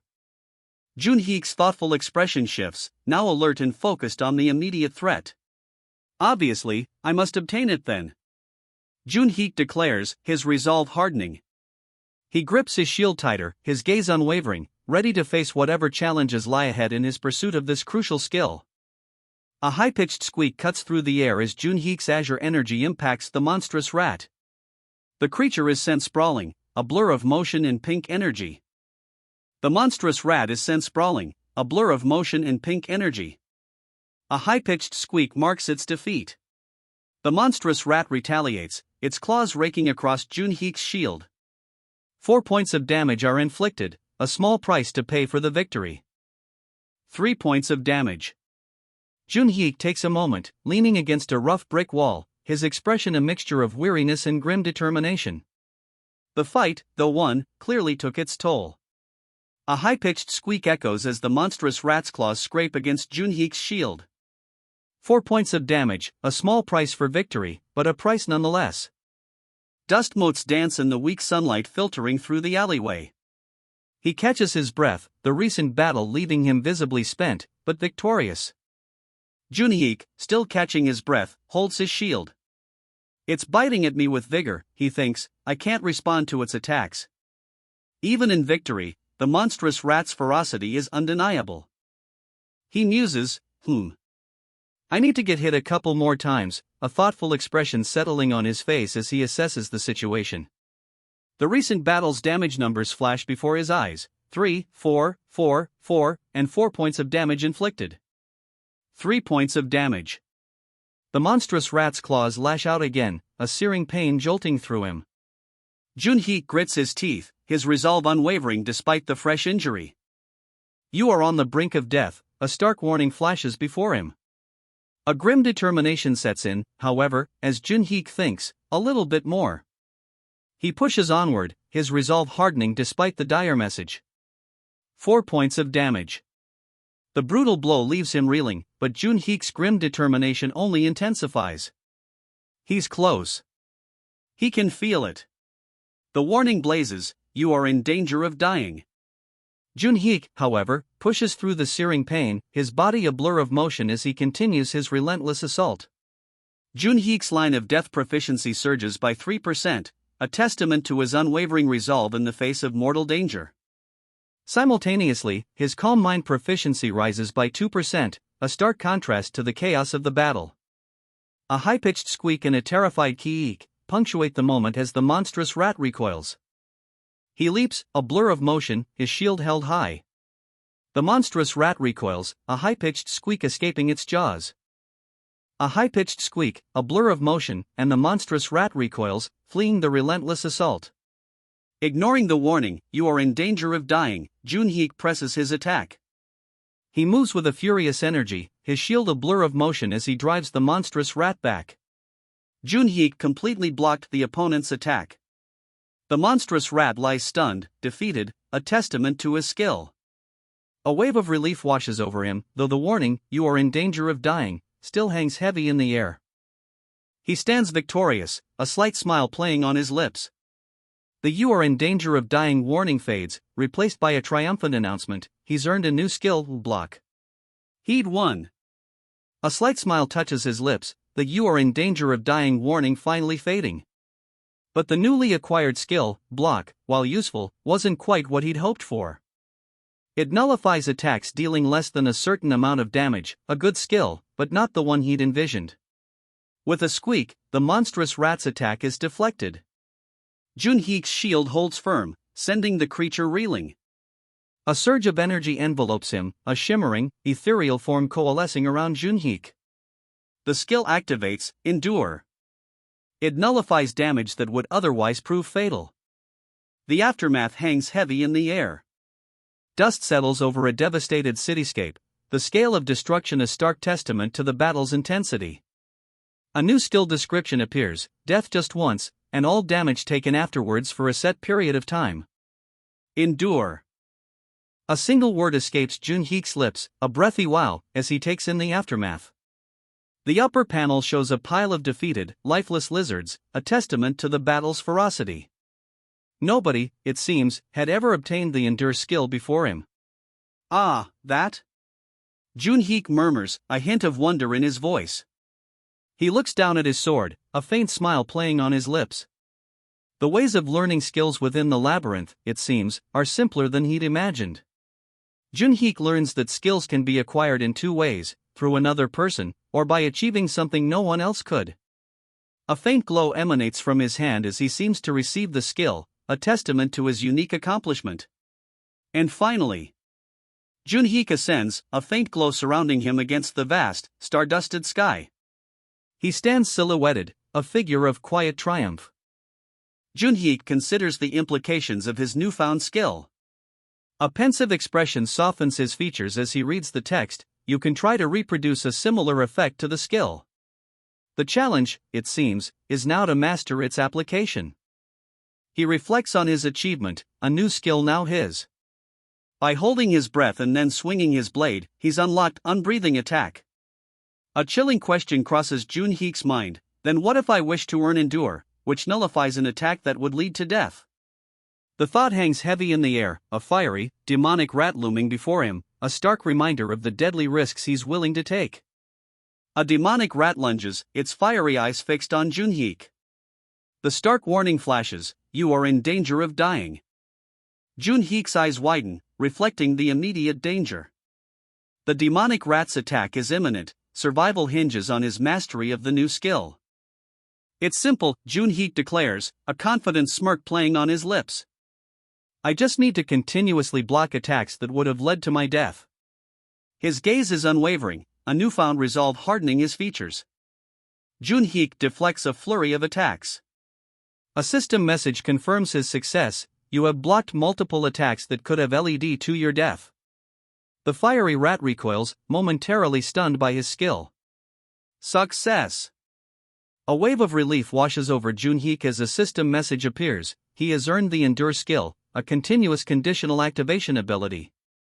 The fiery rat, momentarily stunned, recoils. He hesitates, a flicker of surprise in his burning eyes before resuming his assault. A smirk spreads across Junhik's face. He's clearly pleased with himself, a quiet confidence radiating from him as he holds his shield. The fiery rat lunges, a high-pitched squeak accompanying its desperate attack. Its eyes burn with a renewed ferocity, but Junhik remains steady, ready. The impact. A blinding flash of light and a deafening roar fill the air as Junhik and the fiery rat collide. It's a skill that can save your life, so wouldn't it be a waste to not go for it just because you're scared? Junhik's words hang in the air, a challenge both to himself and the fiery rat now lying stunned at his feet. His smirk widens, a quiet triumph in his eyes. Silence. Only wisps of smoke remain, swirling slowly where the fiery rat had been. Junhik stands, his breath coming in ragged gasps, but his smirk remains. Victory is his. The aftermath. Junhik's victory hangs heavy in the air, a silence broken only by the faintest wisps of smoke. Then, two figures appear, their expressions unreadable, observing the scene from a distance. As expected, Tae-san is a crazy bastard, one of the onlookers remarks, a smirk playing on their lips. The other simply smiles, a quiet hyung, no matter what. Trailing off. Their words, though brief, speak volumes about their relationship and their assessment of Junhik's recent victory. Junhik stands amidst the lingering smoke, a thoughtful expression on his face. The words, "But this is the labyrinth. If you don't risk your life, you won't gain anything," echo in his mind, a stark reminder of the stakes. He walks away, the lingering smoke a testament to his recent victory. The quiet of the labyrinth surrounds him, broken only by the gentle lapping of water against the nearby bank. A sense of thoughtful reflection settles over him as he continues on his path. He cupped his hands, drinking deeply from a nearby stream. The cool water soothes his throat, a stark contrast to the intensity of his recent battle. A moment of quiet reflection follows, the sounds of the labyrinth fading into the background. Great! Thanks to that, I also raised my proficiency in Line of Death and Calm Mind a lot. Was there another skill I should learn? The question hangs in the air, a quiet reflection on his recent battle and a clear indication of his forward-thinking approach. He sits now, reviewing his skill progression. A thoughtful frown creases his brow as he considers his options. Was there another skill I should learn, he wonders aloud, the question hanging in the air. He sits, a thoughtful frown furrowing his brow. I feel like there should be a couple more, he muses, a slight rustle of fabric accompanying his quiet contemplation. But I had over 200 skills already. The sheer number seems to give him pause. So there was a prior visitor, the old warrior exclaims, a knowing glint in his eye. His words carry the weight of a revelation, a significant development in the unfolding mystery. The warrior's words hang in the air, heavy with meaning. A system message then appears, clarifying the encounter. You encountered a person searching for God. The revelation leaves the warrior momentarily still, the weight of the information settling upon him. A surge of blue energy erupts from him, a powerful response to whatever challenge he faces. A great response, a voice booms, confirming the effectiveness of his action. Monsters cannot enter the spring of life, the warrior states, his gaze firm. That means, an NPC. The realization dawns on him, a significant piece of the puzzle falling into place. I heard that most solo mode NPCs are psychopaths. The warrior muses, stroking his beard thoughtfully. Are you an adventurer, he asks, a knowing smile playing on his lips. He considers the question, a thoughtful expression settling on his face.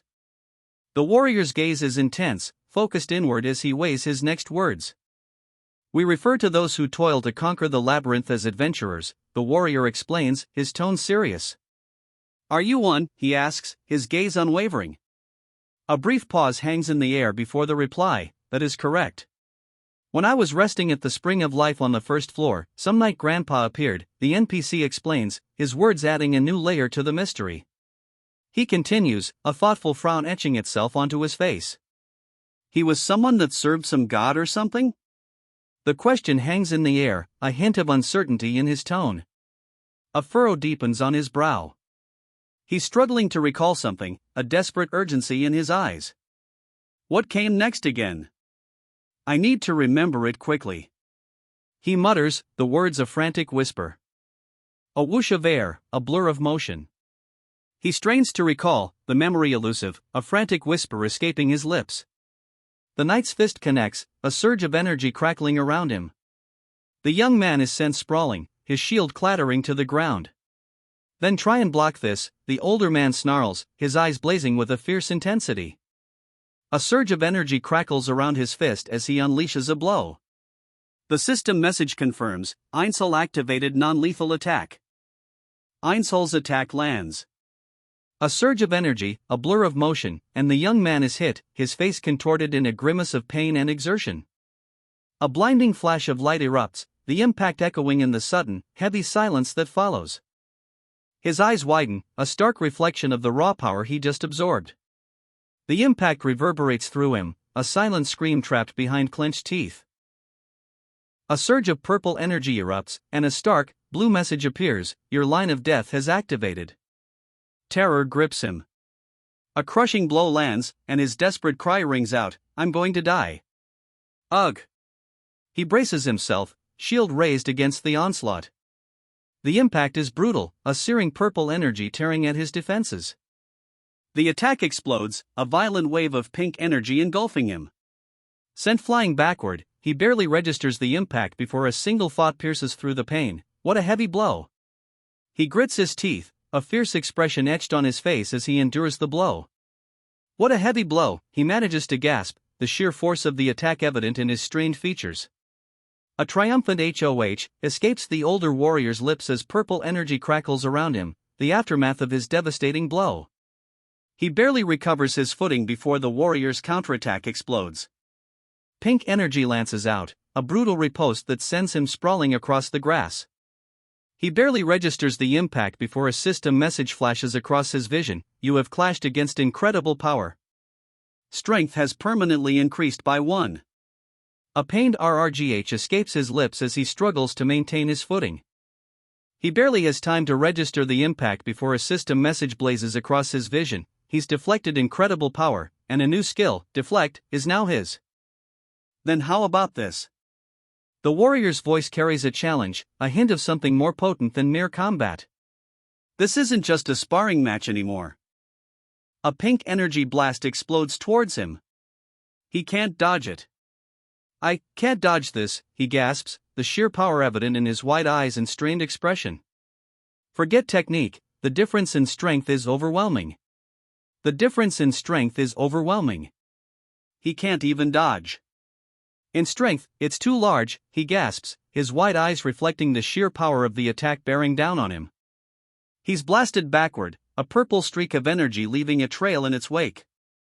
The sheer force sends him sprawling across the ground.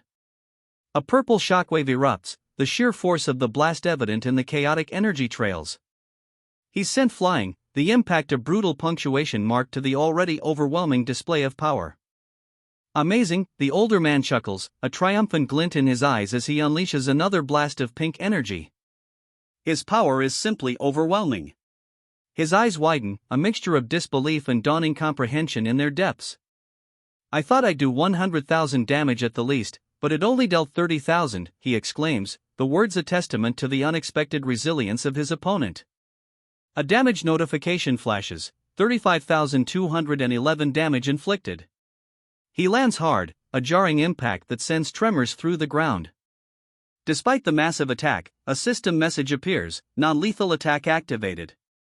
Damage nullified. A look of stunned surprise crosses his face. He destroyed the labyrinth wall with one strike? The hell?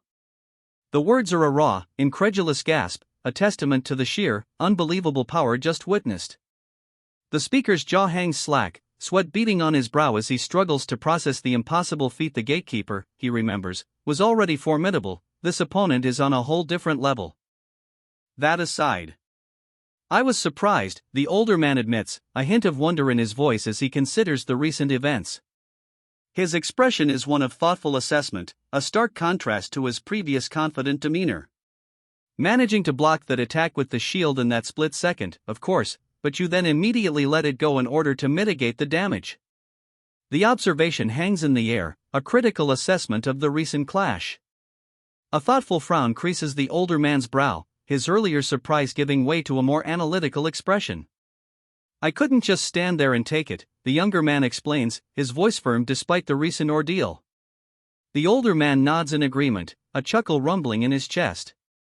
True, he affirms, his gaze lingering on the discarded shield. I wasn't planning on killing you from the start, the older man clarifies, his words hanging in the air.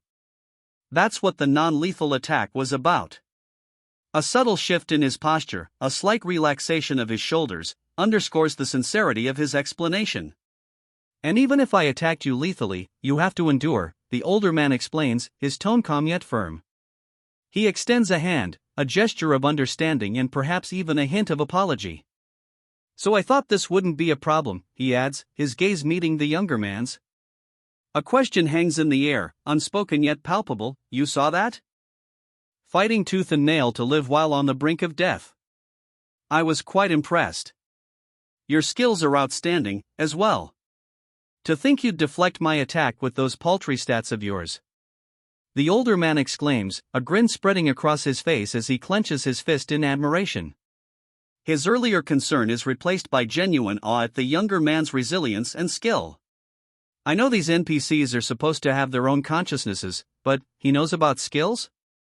Not even Li Tion knew about this, the older man muses, a thoughtful frown etching itself onto his face. His surprise is palpable, a stark contrast to his earlier confidence. To be honest, I was worried you'd be a feeble one, but I see that was for nothing, the older man admits, a smile playing on his lips. You pass with full marks, he declares, his voice filled with genuine surprise and approval. What is your name, adventurer? He then asks, his curiosity piqued. It's Kong Tae-san, the younger man replies, his voice quiet yet firm. Tae-san. What a joyous encounter, the older man exclaims, his face beaming. Blessed be this miracle. I am the one who seeks a god. Call me Ainsel. A warmth radiates from him, a genuine delight in this unexpected meeting. A joyous encounter. Ainsel exclaims, his delight palpable. The title card appears, proclaiming the start of a new chapter. A new chapter begins. The title, Run Bell, hangs in the air, promising adventure. The new chapter unfolds, its title, Run Bell, hinting at the adventures to come. Gasping for air, Tae-san emerges from the water, her face a mask of exertion. Those damn rats are so persistent. She mutters, the frustration evident in her voice. Tae-san, kneeling by the water's edge, catches her breath. Her reflection stares back, mirroring her exhaustion. The persistent rats, she thinks, are truly relentless. Still catching her breath, Tae-san sits by the water. Still, I should be fine now that I've reached this place. She thinks, a sliver of hope in her voice. But a rustle in the nearby bushes shatters the fragile peace. A sudden blow sends Tae-san reeling. Who, she gasps, her eyes wide with surprise and a hint of pain. So you're a feeble coward. A swift blow connects, sending Tae-san reeling.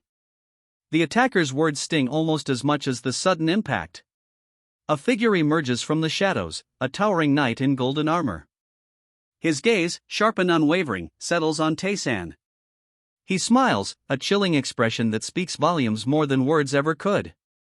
Fear grips Tae-san as a gloved hand descends, the knight's presence looming large. His shadow falls over her, silencing her fragile hope.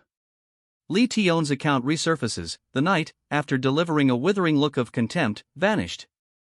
But this encounter feels profoundly different. Delighted.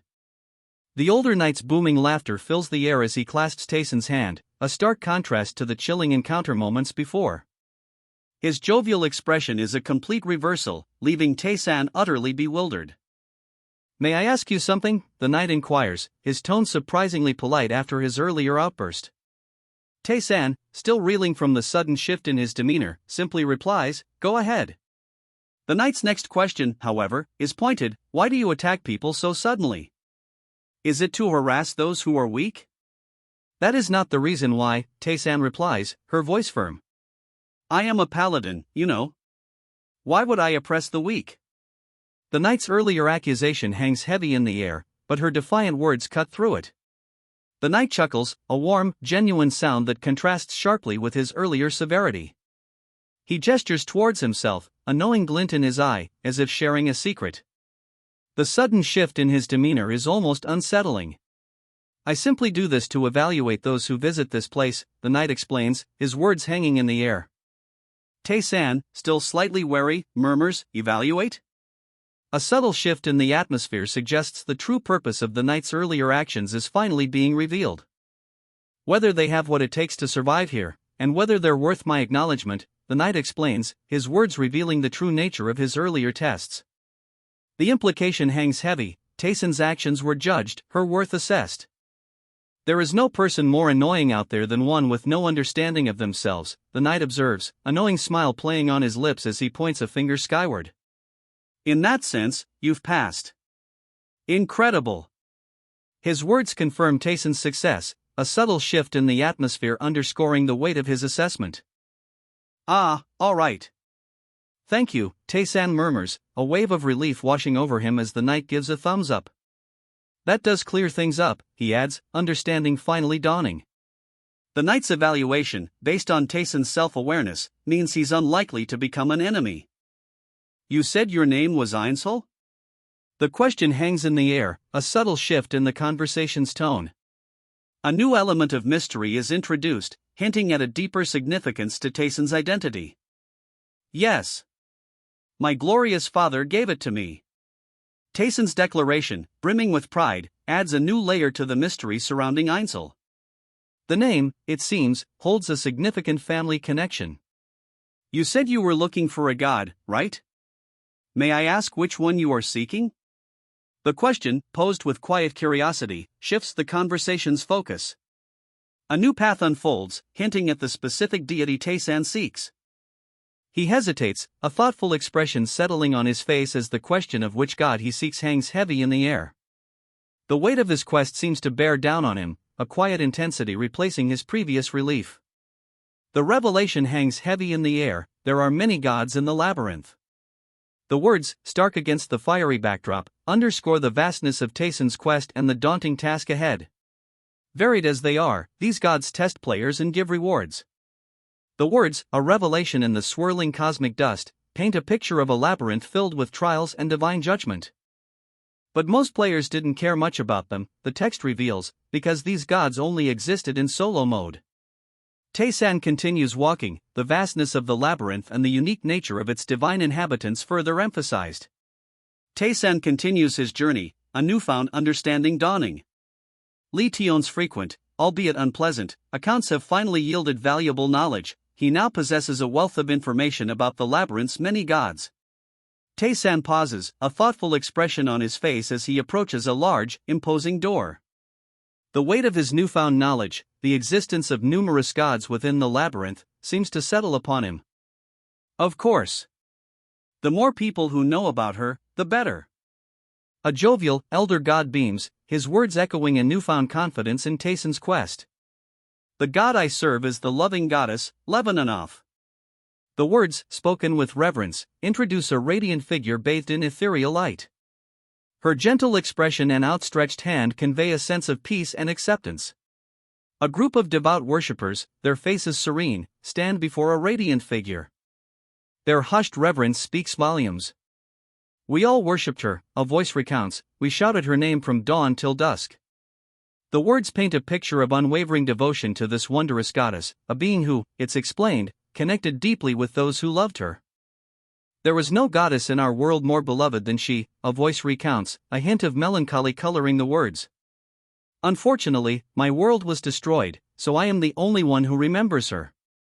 The speaker's words hang heavy in the air, a poignant testament to a lost faith and a forgotten deity. Did you enter this labyrinth in order to find her? The question hangs in the air, a direct challenge to Taeson's motives. The elder god's gaze is intense, his expression unreadable. A palpable tension fills the space between them. Precisely, the elder god replies, his voice firm, but I haven't seen even a glimpse of her. The name Lebanon echoes softly, a whisper of longing in the darkness. I know that god, the elder god confirms, his gaze unwavering. And thanks to Lee Tion, I know which floor she's on, as well. A pause, heavy with unspoken implications, before he adds, the problem is? His voice trails off, leaving the audience hanging on the edge of their seats. But Lebanon, the goddess he seeks, is not what he expected. She sits slumped, her yellow dress stained crimson, a stark image of defeat and despair. He learned a horrifying truth. The goddess, Lebanon, had already been brutally torn apart by the time he found her. Lee Tion stares, horrified, at the data displayed before her. This is insane, she exclaims, the words barely a whisper against the backdrop of her revulsion. Disgusting, she adds, her voice laced with disgust. Lee Tion stares at the data, a wave of nausea washing over her. Just why is this here, she whispers, her voice barely audible. The sheer horror of what she sees is palpable, she adds, barely able to contain her revulsion, I think I'm gonna throw up. Lee Tion wrestles with a decision, her internal conflict palpable. The horrifying truth she uncovered weighs heavily on her. If it was so disgusting that even Lee Tion, who faced and overcame countless hardships, said something like that. She thinks, her gaze distant. The question hangs in the air, unspoken but heavy with implication, should she tell him the truth? Right, Taesan. Can I ask you something? The older man's question hangs in the air, his gaze intense. Taesan, arms crossed, replies simply, what is it? A sense of foreboding settles between them. Are you, perchance, in any sort of hurry to escape the labyrinth? Taesan is asked, his response immediate and firm, no, I'm not. My goal isn't to clear the labyrinth, but to become stronger by exploring it and obtaining all of the rewards. His ambition is clear, his gaze unwavering. Taesan clutches his chest, a grimace twisting his features. The weight of the revelation, the sheer horror of it, is visibly impacting him. He's clearly struggling to process what he's just learned. Isn't that swell? Any thoughts about learning Lebanon's skills from me? The older man beams, his excitement palpable. The offer hangs in the air, a tempting proposition for Tae-san, who continues to grapple with the unsettling truth he recently discovered. Yeah, I'd like to. Tae-san's response is immediate, a hint of a smile playing on his lips. The unsettling revelation from moments before seems momentarily forgotten, replaced by a focused determination. He's ready to embrace this new opportunity, to further his strength. Not an ounce of hesitation. I thought you'd at least think about it, the older man remarks, a hint of surprise in his tone. Tae-san's reply is immediate and resolute, I have no reason to refuse. His decision is firm, his focus unwavering. He's ready to learn. Come. The older man's wide eyes and outstretched hands speak volumes, a plea for composure hanging in the air. His concern for Tae-san is palpable, a stark contrast to Tae-san's newfound resolve. Tae-san's gaze drifts off, a thoughtful expression settling on his face. He muses, an NPC within the labyrinth who's so strong that I can't even begin to imagine where he got this much power. Why shouldn't I accept his offer to give me skills? The question hangs in the air, a silent affirmation of his decision. What do you want in return? The question hangs in the air, a moment of tense anticipation. Tae-san's response is calm, almost serene, nothing, of course. Consider this an apology. His hand rests passively on the other's, a gesture of quiet acceptance. An apology, the older man questions, a hint of surprise coloring his tone. Tae-san's explanation follows, a calm counterpoint to the unexpected request, for attacking you so suddenly. Even if it was a test, I used violence against someone I'd never met. His words hang in the air, a sincere attempt at amends. It's an act for which I must repent wholeheartedly, as a paladin. The older man's words, a quiet admission of guilt, hang heavy in the air. His remorse is evident, a stark contrast to his earlier apprehension. Wouldn't it have been better if you just didn't attack me in the first place? The older man's question hangs in the air, a quiet rebuke. Tae-san simply chuckles, aloha. Escaping his lips, his expression unreadable. No, that's a different story, Tae-san replies, his tone shifting subtly. The air crackles with unspoken implications. The reason I'm offering you an apology, the older man explains, his voice tight with barely controlled emotion, is because you're someone worth apologizing to. If you weren't, I would have simply spat at you and left. Tae-san, from below, mutters a single word in response, weirdo. An apology using only words is worthless, the older man states, his voice firm. As you're an adventurer, I figured you'd want to obtain precious skills. That is why I chose to do this. Is that all right with you? His gaze holds a certain intensity, a clear expectation hanging in the air. More than all right, Tae-san mutters, his response a quiet acceptance of the older man's unusual apology.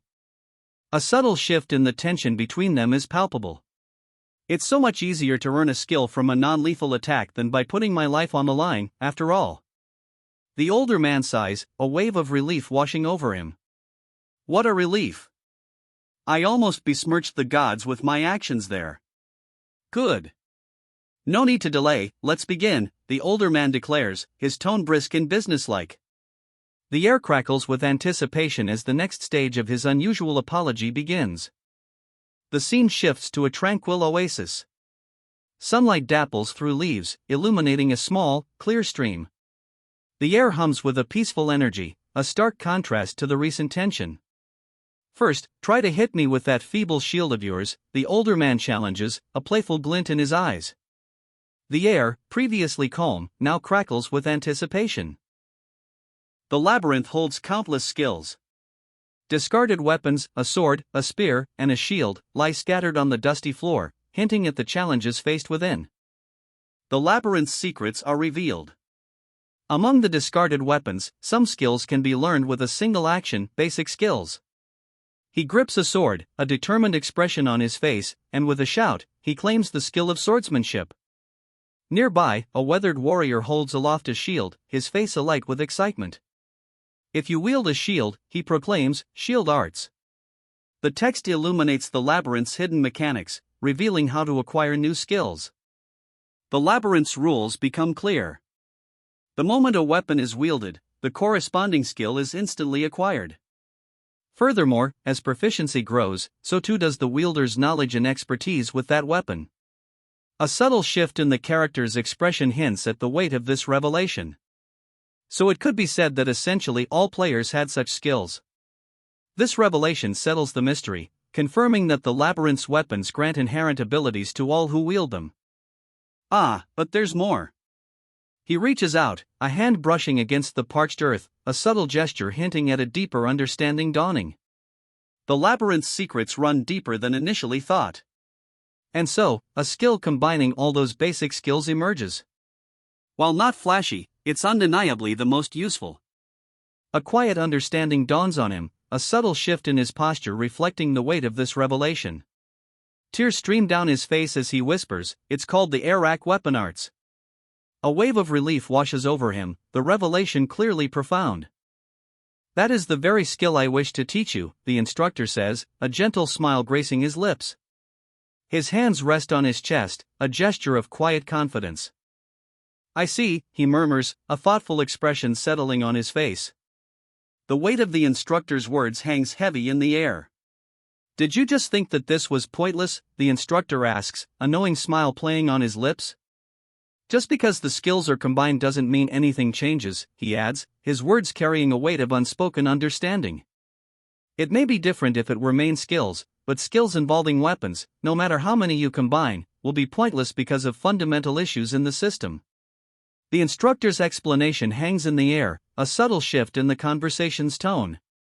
His words reveal a deeper complexity to the skill combination process.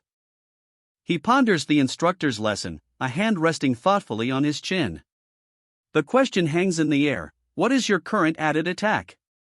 "It's 1, the instructor states, a hint of amusement in his tone. "What an adorable number," he continues, "then the damage should amount to about 4. Since there is the base attack, that should be right." His words confirm a calculation, a simple equation revealing a surprising outcome. "Great, that should be the shield's base attack," the instructor declares, his tone confident. "Now, will you attack me as you said before?" He poses the question, a challenge hanging in the air. With a confident smirk, the instructor activates Einzel's target lock. The system message confirms, all attacks will now deal fixed damage. The stage is set. He grips his shield, a determined glint in his eyes. The thought of using a skill crosses his mind, a decision fueled by a fierce desire to succeed. If you really want to take it so badly, the unspoken challenge hangs heavy in the air. He swings his shield with surprising force, the impact sending the instructor sprawling. A look of stunned surprise crosses the instructor's face, his eyes wide. "Did you really have to go out of your way to strike my head?" the instructor asks, a hand to his head. The student simply replies, "My mistake." 4 points of damage are registered against Einzel. "Well, if you say so." "This time, attack me with your fists," the instructor declares, a smirk playing on his lips. The student, however, thinks otherwise. "He'll be pissed if I attack the head again, I think." "Fine. Then." The student lunges forward, a fist crackling with energy. He aims for the instructor's body, heeding his earlier lesson. The instructor watches, a knowing smirk spreading across his face. Intrigued, he seems almost amused by the student's careful aim. The fist connects, a burst of energy erupting from the impact. 7 points of damage are inflicted. The instructor barely flinches, his amused expression unwavering. The blow lands, but only inflicts 2 points of damage to Einzel. He remains unmoved, his amusement only deepening. "Did you notice what I wanted to say?" the instructor asks, a glint in his eye. The student, considering the previous strikes, replies, "You mean how damage changes depending on the weapon used to strike?" "That is correct." "You're quick to catch on," the instructor says, a hint of pride in his tone. "Because of this, adventurers use a single weapon." His words explain the fluctuating damage the student observed. The instructor points a finger, illustrating his point. "For example," he explains, "if you equipped both a +50 gauntlet and a +20 sword." The implication is clear: damage output varies significantly based on the weapon used. When attacking with the sword, only the 20 attack is utilized, the instructor clarifies, illustrating the point with a demonstration. The student watches, the lesson sinking in. The student, demonstrating his understanding, strikes the training dummy with his gauntlet. Only the gauntlet's 50 points of attack are registered, a combined 70 points of damage will never occur. Isn't that obvious? The student remarks, a hint of amusement in his tone. The absurdity of equipping oneself with countless weapons to boost attack power is clearly illustrated by a comical image of a player laden with armaments. That's why they only use one main weapon and raise proficiency in it alone, the instructor explains, a thoughtful expression on his face. The student then considers this, a slight frown furrowing his brow. But isn't it uncomfortable to think you can only use one, he muses, voicing a common player concern. Only use a single type of weapon during combat. What sort of inefficient rule is this?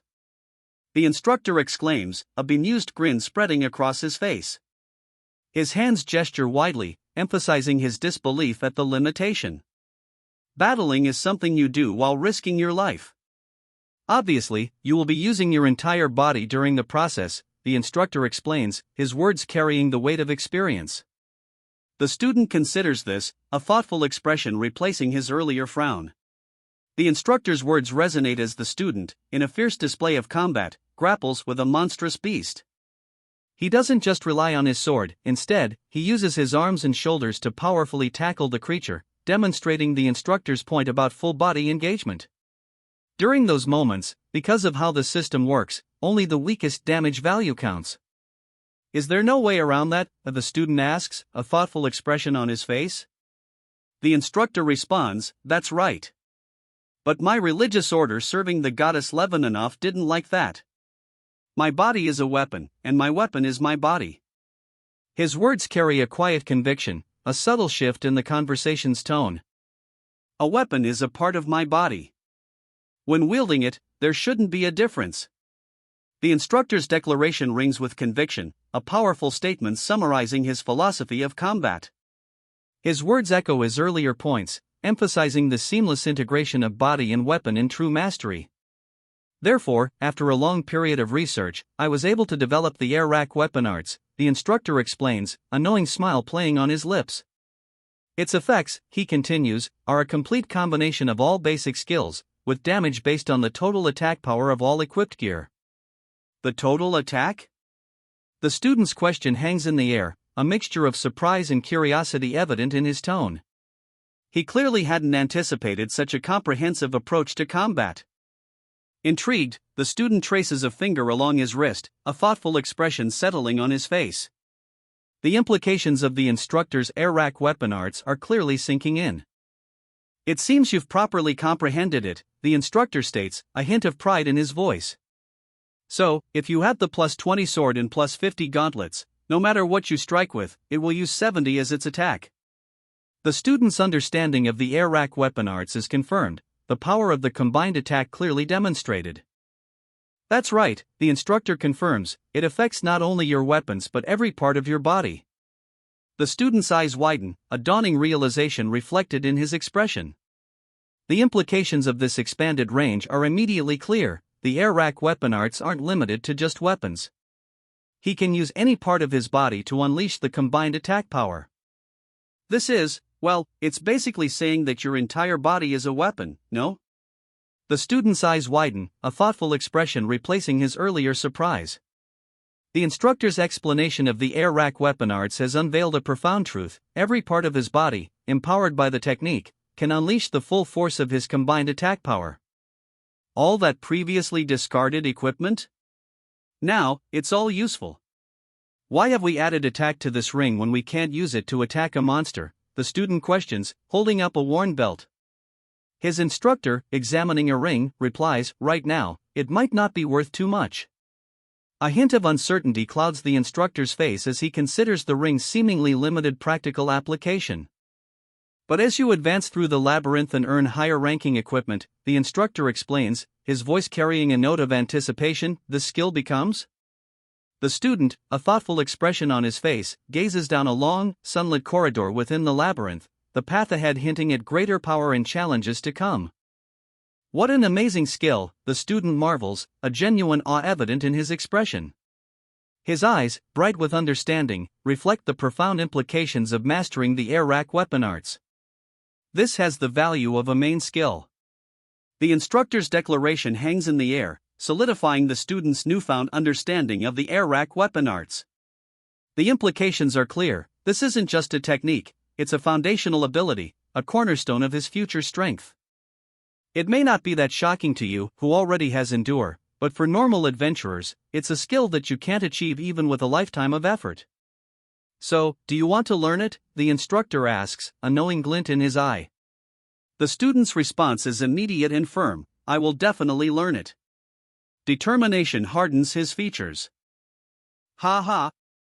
You still have no hesitation at all. Great, the instructor chuckles, a warm smile spreading across his face. Now then, relax your entire body. His words are a gentle instruction, a prelude to the next stage of learning. This is different from other skills in that it's. The instructor's words trail off, his hand resting on the student's arm, a golden aura swirling around them. The air crackles with anticipation. Moreover, my proficiency is 100%, so you can receive it without enduring any pain. The instructor's words are a reassurance, a promise of effortless mastery. His hands gently rest on the student's shoulders, a golden aura swirling around them, a visible manifestation of the skill's transfer. Instantly, two messages flash before the student's eyes. Shield arts and swordsmanship, both now enhanced with air rack weapon arts. The instructor's effortless transfer of power is complete. All sorts of skills and information flood into him. A wave of knowledge washes over the student, a completely effortless acquisition of power. He marvels at the ease of it all, to think I can receive a skill so easily. A faint smile plays on his lips. The student, still awash in the afterglow of the skill transfer, savors the newfound power coursing through him. He feels stronger, more capable than ever before. A system message confirms the transfer. You received a skill from the creator of the air rack weapon arts. The student, bathed in a soft, ethereal glow, feels the power settle within him, a silent testament to the instructor's mastery. A system message appears. You received an ultimate rank skill, air rack weapon arts. Proficiency, 1%. An art that wields weapons and body, though initial application will be less efficient due to low proficiency. The student, a slight smile still gracing his lips, stands beside his instructor, quietly absorbing the power's implications. Until you become proficient with it, I recommend training with it every day without skipping, the instructor advises, his hand resting on the student's. And I'll also give you this. A system notification appears, detailing a faded ring, a powerful artifact, imbued with history and potent magic. As it won't be great to get drunk on benefits and forget what's important, it's a bit weak. I apologize, the instructor says, offering the student a faded ring. A simple apology, yet the weight of his words hints at the ring's immense power. No, this is enough, the student declares, a subtle smile playing on his lips as he examines the faded ring. He reflects, in the past, I may have thrown it away as something useless, but now, this ring has the same value as the rusty sword. A quiet confidence settles over him, a stark contrast to his earlier uncertainty. With this, I've given you everything I wanted to give you, but it's a bit of a shame.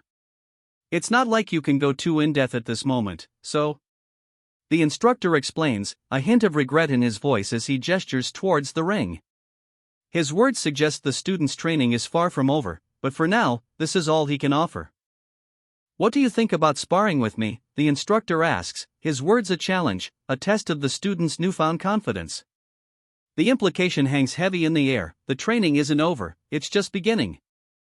Shall you give your newly learned skill a test run before trying it out for real? The instructor asks, a glint of anticipation in his eyes. The question hangs in the air, a challenge and an opportunity for the student to prove his mettle. The instructor nods, a subtle smile playing on his lips. He gestures towards a grassy training area, the unspoken challenge hanging heavy in the air. The student's training, it seems, is far from over. That's fine. I have no reason to reject, the student replies, a confident smirk playing on his lips as he stands ready, a shimmering blue energy swirling around him. The challenge is accepted. The student lunges forward, a blur of motion, his newly learned skill shimmering around him. He attacks. The student's attack connects, a shockwave of energy sending his opponent sprawling. He lands hard, the impact echoing across the training grounds. He barely has time to react before he's sent sprawling, the force of the blow sending him tumbling. A surprised grunt escapes him as he uses his shield to break his fall.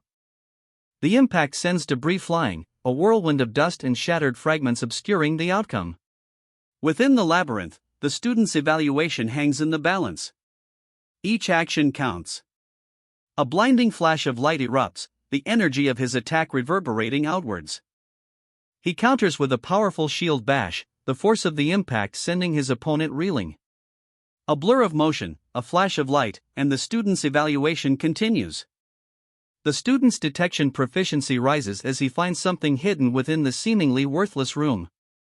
A satisfying thwack echoes as he connects with his opponent, the impact sending a shockwave through the air. He deflects another blow, his shield absorbing the impact. The student's shield arts proficiency increases with each successful block. Therefore, a fight with someone strong. The student braces himself, the energy of his opponent's attack crackling around him. He counters with a swift, precise strike, a wave of energy arcing from his hand. The force sends his opponent sprawling, defeated. That victory, however, was only a prelude. The opponent rises, a grim determination etched on his face. That, in and of itself, has meaning, he states, his voice low and resolute. A resounding crack echoes, the aftermath of the student's powerful strike. Dust motes dance in the air, illuminated by a faint, ethereal glow. Dust billows, a faint echo lingering in the air. The aftermath of a powerful blow. He collapses onto the grass, the fight seemingly over. A faint sigh escapes his lips. Did we spar for 2 whole days? To think I would receive this skill, he muses, a hint of wonder in his voice. The sheer length of the training session sinks in. A notification appears, a faint blue glow illuminating the screen. He's acquired a new skill, battle persistence. A 3% proficiency, allowing him to fight for extended periods without excessive fatigue. He lies back on the grass, a faint smile playing on his lips. You can only receive this while fighting players, so I had given up on getting it in solo mode. He murmurs, a hint of disbelief coloring his voice. The newly acquired skill, battle persistence, feels almost unreal. Like I thought, I'm really good at seeing through people, he reflects, lying on the grass. His instructor approaches, concern etched on their face. How is it, Tae-san? Was it enough? The instructor beams, a proud smile crinkling the corners of his eyes.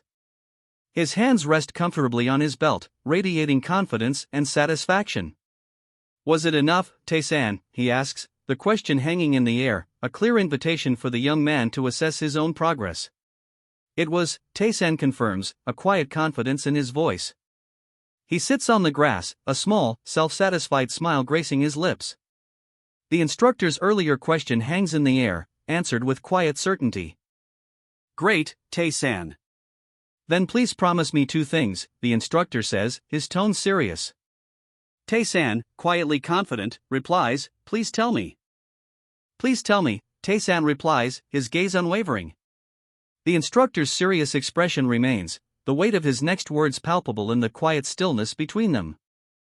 Since you've also learned the air rack weapon arts, you can teach it to someone else, the instructor explains. A slight pause, then a stern addition, but if that someone is a worthless, pathetic person, you absolutely must not teach it to them. Tae-san listens intently, his expression unwavering. The instructor's gaze locks onto Tae-san, his voice low and heavy with warning. If you break this rule, I will personally kill you. The threat hangs in the air, unspoken but palpable, a stark contrast to the quiet confidence Tae-san displayed moments before. I understand, Tae-san replies, his violet eyes unwavering. A quiet resolve settles over him, a stark contrast to the gravity of the instructor's previous words. The instructor's request hangs in the air, a quiet but significant addition to his previous warnings. And one more thing, he adds, his gaze unwavering, if you discover any information about Lady Leaven enough, please tell me. There is a very low chance that I would meet you again in the labyrinth, Sir Einsel, the instructor says, a hint of resignation in his voice. Einsel replies, I wasn't expecting too much about it anyway. It's just that I'm hoping for a miracle. A quiet hope, a fragile wish against the odds. A beat of silence follows, heavy with unspoken understanding. The weight of the instructor's words, the gravity of their conversation, hangs in the air between them. Hope, fragile yet persistent, flickers in Einsel's eyes. A chilling revelation hangs in the air.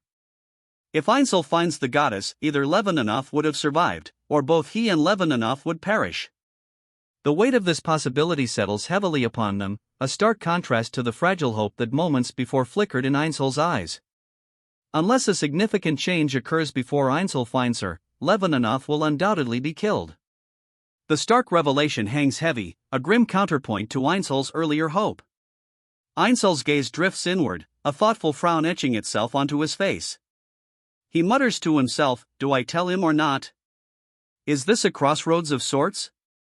The weight of his decision, the potential consequences of his actions, are clearly visible in his pensive expression. A question hangs in the air, a stark choice presented. Do you wish to know the location of the goddess that you love? The weight of this decision, the potential consequences, settles upon Einsel, a silent pressure building as he considers the path before him. That's right, the older man confirms, his voice carrying a quiet weight, finding her is my final longing. His gaze holds a depth of longing, a quiet desperation that underscores the gravity of his words. Einsel remains silent, the weight of the situation pressing down on him. Sir Einsel. The name hangs in the air, a simple address that carries the weight of the older man's desperate plea. Einsel's expression remains unreadable, a mask of quiet contemplation as he weighs his options, the fate of Levininov and the location of his beloved goddess hanging in the balance. I know where she is. The old man's words hang heavy in the air, his eyes burning with an almost unnatural light, a desperate hope flickering within their depths. The weight of his plea, the years of longing finally finding voice, settles upon Einsel. A heavy silence follows. Einsel sits, his hands clenched, the weight of the old man's plea settling upon him. The decision rests solely on his shoulders. The title card appears, announcing the beginning of Level Up with Skills.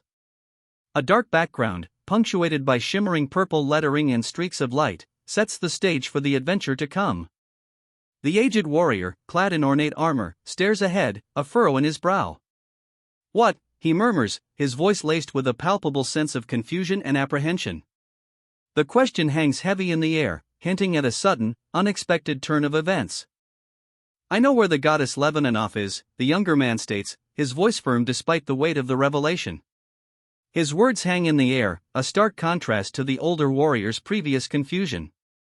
You're taking this joke too far, the older warrior snaps, his eyes narrowed in disbelief. A sharp edge to his voice cuts through the air, his skepticism palpable. But I was never able to find even a hint of her, the older warrior admits, his voice heavy with the weight of years spent searching. The vastness of the labyrinth, a place he'd explored for an eternity, now seems to mock his fruitless quest. So then, how could you, who just entered the first floor, know where she is? The older warrior's incredulity is palpable, his question sharp and pointed. He doesn't believe the younger man, and honestly, that's a natural reaction. But the younger man clearly anticipated this doubt. This is the truth, the younger man insists, his gaze unwavering. His confidence, in the face of such disbelief, is striking. You can trust me, the younger man states, his gaze unwavering. My world has an item related to the labyrinth. He adjusts his collar, a subtle gesture betraying a quiet confidence that belies the skepticism he's clearly facing. Lies. The labyrinth doesn't have any maps related to itself, the older warrior exclaims, his hand sweeping out in a dismissive gesture. He scoffs, clearly unconvinced by the younger man's claim. You'll know that it's not a map that relates to the entire labyrinth, but a map connected to a special existence, the younger man counters, his voice calm and unwavering. The older warrior's disbelief is etched onto his face, his eyes widen, a mixture of skepticism and dawning suspicion in their depths. A disbelieving chuckle escapes his lips, a sound that speaks volumes about his continued doubt. No way. God calling flew. Was that in your world? The older warrior asks, his eyes wide with disbelief. A simple yes, is the younger man's reply, confirming the shocking revelation. The older warrior's face crumples. His eyes well with tears, a stark contrast to his earlier skepticism. He's overwhelmed, the weight of this revelation clearly crushing him. My family has information on it, the younger man states, a calm confidence in his voice. He continues, an item you can obtain within the labyrinth, that tells you the location of a god. He pushes a chipped, ancient horn across the table. Tae-san, look at this, the younger man says, his voice low. I'm telling you because I can't keep this secret. The gods are all so horrible, just laughing at me. The younger man sighs, his words laced with a weary frustration. His companion, casually eating an apple, simply asks, are you complaining again? I thought it was just useless information back then, he reflects, a subtle smirk playing on his lips. But for me to be able to use it like this. The young man's gaze sharpens, a newfound purpose hardening his expression.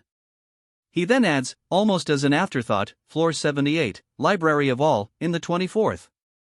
The goddess Lebanon is there, the older man reveals, his voice carrying a weight of ancient knowledge. His gaze holds a mixture of weariness and a hint of something akin to hope. The location, a secret room on the 78th floor, is finally revealed. Yes, it's there. Tae-san exclaims, a wave of relief washing over him. He hasn't been able to check yet, but the confirmation is enough to visibly lighten his burden. The library of all, and the goddess Lebanon within, are finally within reach. With this, I think I've repaid you. Tae-san says, a sincere gratitude evident in his voice. The older man, however, bursts into laughter. Ha ha. Of course. Repaid me more than enough, he exclaims, his hearty chuckle echoing the relief Tae-san clearly feels. A wave of genuine appreciation washes over the younger man as he adds, thank you so much. I am indebted to you. Tae-san says, his voice filled with a profound gratitude that leaves no room for doubt. His eyes, shining with sincerity, reflect the weight of his heartfelt thanks. You're hurting my shoulder, the older man groans, a wince twisting his features. His expression, though still laced with amusement, now holds a touch of genuine discomfort. Ah, sorry. I couldn't hold back for a moment, the older man apologizes, a sheepish grin spreading across his face. His words, however, are a clear indication that his earlier discomfort was genuine. Are you thinking of going right away? The older man asks, his brow furrowed slightly. Tae-san hesitates, replying, that'll be a little difficult. A thoughtful expression crosses his face as he considers his options. Floor 78 is quite deep. It is a dangerous place even for me, so I'll need to prepare thoroughly, the older man explains, a thoughtful frown etching itself onto his face. His words reveal the gravity of the task ahead, underscoring the challenges Tae-san faces. Once again, I truly thank you from the bottom of my heart, the older man says, his voice thick with emotion. It's hard to even convey with words. A warm smile plays on his lips, but his eyes hold a depth of gratitude that speaks volumes. I want to repay you somehow. Tae-san murmurs, a quiet determination coloring his voice. His gaze holds a sincere gratitude, reflecting the depth of his feelings towards the older man. This will be good for a skilled individual such as yourself. Take it, the older man offers, extending a hand holding a bronze ring. A detailed description of the ring appears, revealing it to be a relic from an extinct religion, now uniquely in his possession. Tae-san examines the bronze ring, a quiet woe escaping his lips. The weight of the gift sinks in, he realizes this artifact is exceptionally rare, something he'd only find on floor 30 of the tower, even on the easiest difficulty setting. Normally, I wouldn't have given this to an adventurer on the first floor, the older man explains, a hint of uncertainty in his voice. But I feel like you are not a lazy man. I hope that I do not regret this. He seems to genuinely believe in Tae-san's potential, offering the ring with a quiet confidence. I won't have time to laze around, so don't worry, Tae-san assures, a confident smirk playing on his lips. His resolve is clear, he's ready to put the rare artifact to good use. That's a relief, the older man breathes, a genuine smile gracing his face. Tae-san, in turn, nods resolutely. Then, I'll go and prepare myself. The elder's next words hint at the immediate challenge ahead. Are you thinking of going down? Tae-san nods, his gaze resolute. He's ready. Then, I'll go and prepare myself, he declares, the weight of the elder's words, and the bronze ring, heavy in his hands. The descent begins. I've finally found a clue, so I can't bear to dawdle, the elder exclaims, a wave of urgency in his voice. He extends a hand towards Tae-san, a gesture of farewell tinged with excitement. Thank you, Tae-san. Let's see each other again. With a booming laugh, the elder cries out, Goddess, I'm coming. He launches himself into the air, arms outstretched, a fiery energy surging around him. The last one to remember you is coming, he shouts, his voice echoing across the landscape as he ascends. Tae-san begins his descent, the elder's words ringing in his ears. A new chapter unfolds. Tae-san stands alone, a booming laughter echoing in the dilapidated chamber. He holds the bronze ring, his gaze unwavering, a quiet determination settling over him as he begins his descent. Alone now, Tae-san clutches the bronze ring, the elder's booming laughter still echoing faintly. A profound question hangs in the air, will he even find the goddess? And if he does, will she still be alive?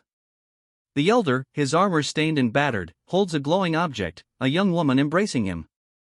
Tears stream down her face, a stark contrast to his serene smile. A profound peace settles over them both, a poignant end to a long journey. Tae-san's journey continues, his resolve unwavering. In any case, he reflects, a hint of weariness in his voice, it'll be a very long time before I meet Ainsel again. He descends further into the darkness, the bronze ring clutched tightly in his hand. Sparks fly from beneath his feet as he moves, a silent testament to the arduous journey ahead. Tae-san continues his descent, his progress marked by a quiet confidence. After going around floor for a while, my dexterity is now 25, so catching a big rat is getting pretty easy, he observes, a slight smirk playing on his lips as he examines a glowing, holographic interface in his hand. A system message flashes before Tae-san's eyes, his attempt to boost his soul quality has been successful, but a new challenge arises, the difference between his and his target's soul quality is too great. He pauses, a thoughtful escaping his lips, his gaze fixed on the message. So it doesn't keep growing if the difference is too big, Tae-san mutters, a slight frown creasing his brow. It's unfortunate, but he'd anticipated this setback. The system message, clear and stark, confirms his suspicions, he cannot gain anything from this oversized rat. He surveys the scene, a large rat lying lifeless at his feet. I think I've grown all I can on floor 1, so I should start heading to floor 2 soon, he declares, his voice carrying a quiet determination. The path ahead beckons. But before heading to floor 2, Tae-san reveals a change of plans. He needs to go somewhere else first. A new destination, a new purpose, briefly glimpsed before he disappears around the corner. Inside the labyrinth, a revelation dawns, there are secret rooms. The implication hangs heavy in the air, a new path opening before Tae-san. He arrives at a heavy, wooden door, overgrown with vines and secured by thick chains. A sense of mystery hangs in the air, this is clearly no ordinary passage. The path forward, it seems, is not as straightforward as he first thought. He discovered a hidden treasure chest. Each floor, it turns out, holds one such secret, promising incredible rewards to those who find them. Inside, gleaming magic staves and a ring of levitation awaited him. The chest overflows. Potions shimmer, gold coins tumble, and a levitation ring and magical staves float amidst the bounty. A windfall of incredible riches awaits Tae-san. Tae-san's incredible luck continues. The chest's contents were far more than he expected, permanent stat increases, powerful potions, and other items to aid his journey through the labyrinth. But the text reveals a harsh truth, only one person can enter each secret room, making even easy mode fiercely competitive. He reflects, a thoughtful frown etching itself onto his face. And I missed a lot of secret rooms because of that. He murmurs, realizing the previous challenges relied more on luck and experience than pure skill. But a confident smile spreads across his features. However, this is solo mode. In this place, I'll be able to obtain all the secret rooms. A thoughtful frown creases Tayson's face as he ponders. Also, will the layout be the same? The question hangs in the air, a hint of uncertainty clouding his previously confident demeanor. Of course, the labyrinth map differs depending on the difficulty, but the general structure was the same, so all the secret rooms had a commonality. This revelation dawns on Tae-san, a quiet understanding replacing his earlier uncertainty. He now possesses a crucial piece of information for his solo run. It's here, Tae-san breathes, a quiet certainty in his voice. He stands before a hidden alcove, barely visible within the labyrinth's aged walls, a secret room revealed. A confident smirk plays on Tae-san's lips. He's found it, the hidden alcove, the secret room he'd been searching for. This solo run is already proving fruitful. Tae-san stands within a small, square chamber.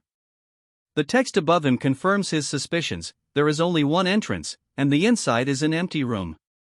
A subtle sense of disappointment hangs in the air. The chamber is small, almost insignificant. A single, unassuming door is its only feature. Above the doorway, a message appears, a room with no purpose for existing, and so it gets ignored by many players. A faint sense of anticlimax settles over Tae-san. He approaches the door, a flicker of curiosity replacing his earlier disappointment. The message above it hints at something more than meets the eye, a room ignored by many, yet here he is. He hesitates, hand on the door's cold stone. The seemingly empty room, dismissed by so many, now holds a different weight. Intrigue outweighs any lingering disappointment. He pushes the door open. Beyond the door, a dimly lit passage stretches into darkness. The stone floor, worn and uneven, hints at age and disuse. A sense of mystery replaces the earlier anticlimax. A stark message appears: secret rooms exist in places like this. The implication hangs heavy in the air. The seemingly insignificant chamber holds a hidden depth, a secret waiting to be uncovered. He runs a hand along the wall, tracing the mortar between the aged stones. A hidden mechanism, perhaps? The possibility ignites a spark of anticipation within him. Ordinary bricks without any special properties. He muses, lightly tapping the wall. Then just going around tapping them will give me the highest chance of finding the room. A confident glint shines in his eyes as he systematically begins his search. Meaning, it's just gonna take some time, he says, a confident smirk playing on his lips. The search continues. He dislodges a brick, revealing a small, triangular space behind the wall. A hidden passage, just as he suspected. He squeezes through the narrow opening, disappearing into the darkness beyond. Pressing, turning, pulling. He manipulates the brickwork with practiced ease, a determined focus etched on his face. His fingers, calloused and strong, continued their work.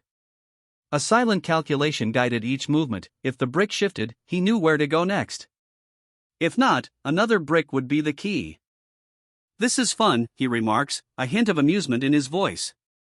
Compared to the room where I couldn't do anything but survive for a week, this is much better. A wry smile plays on his lips as he continues his exploration.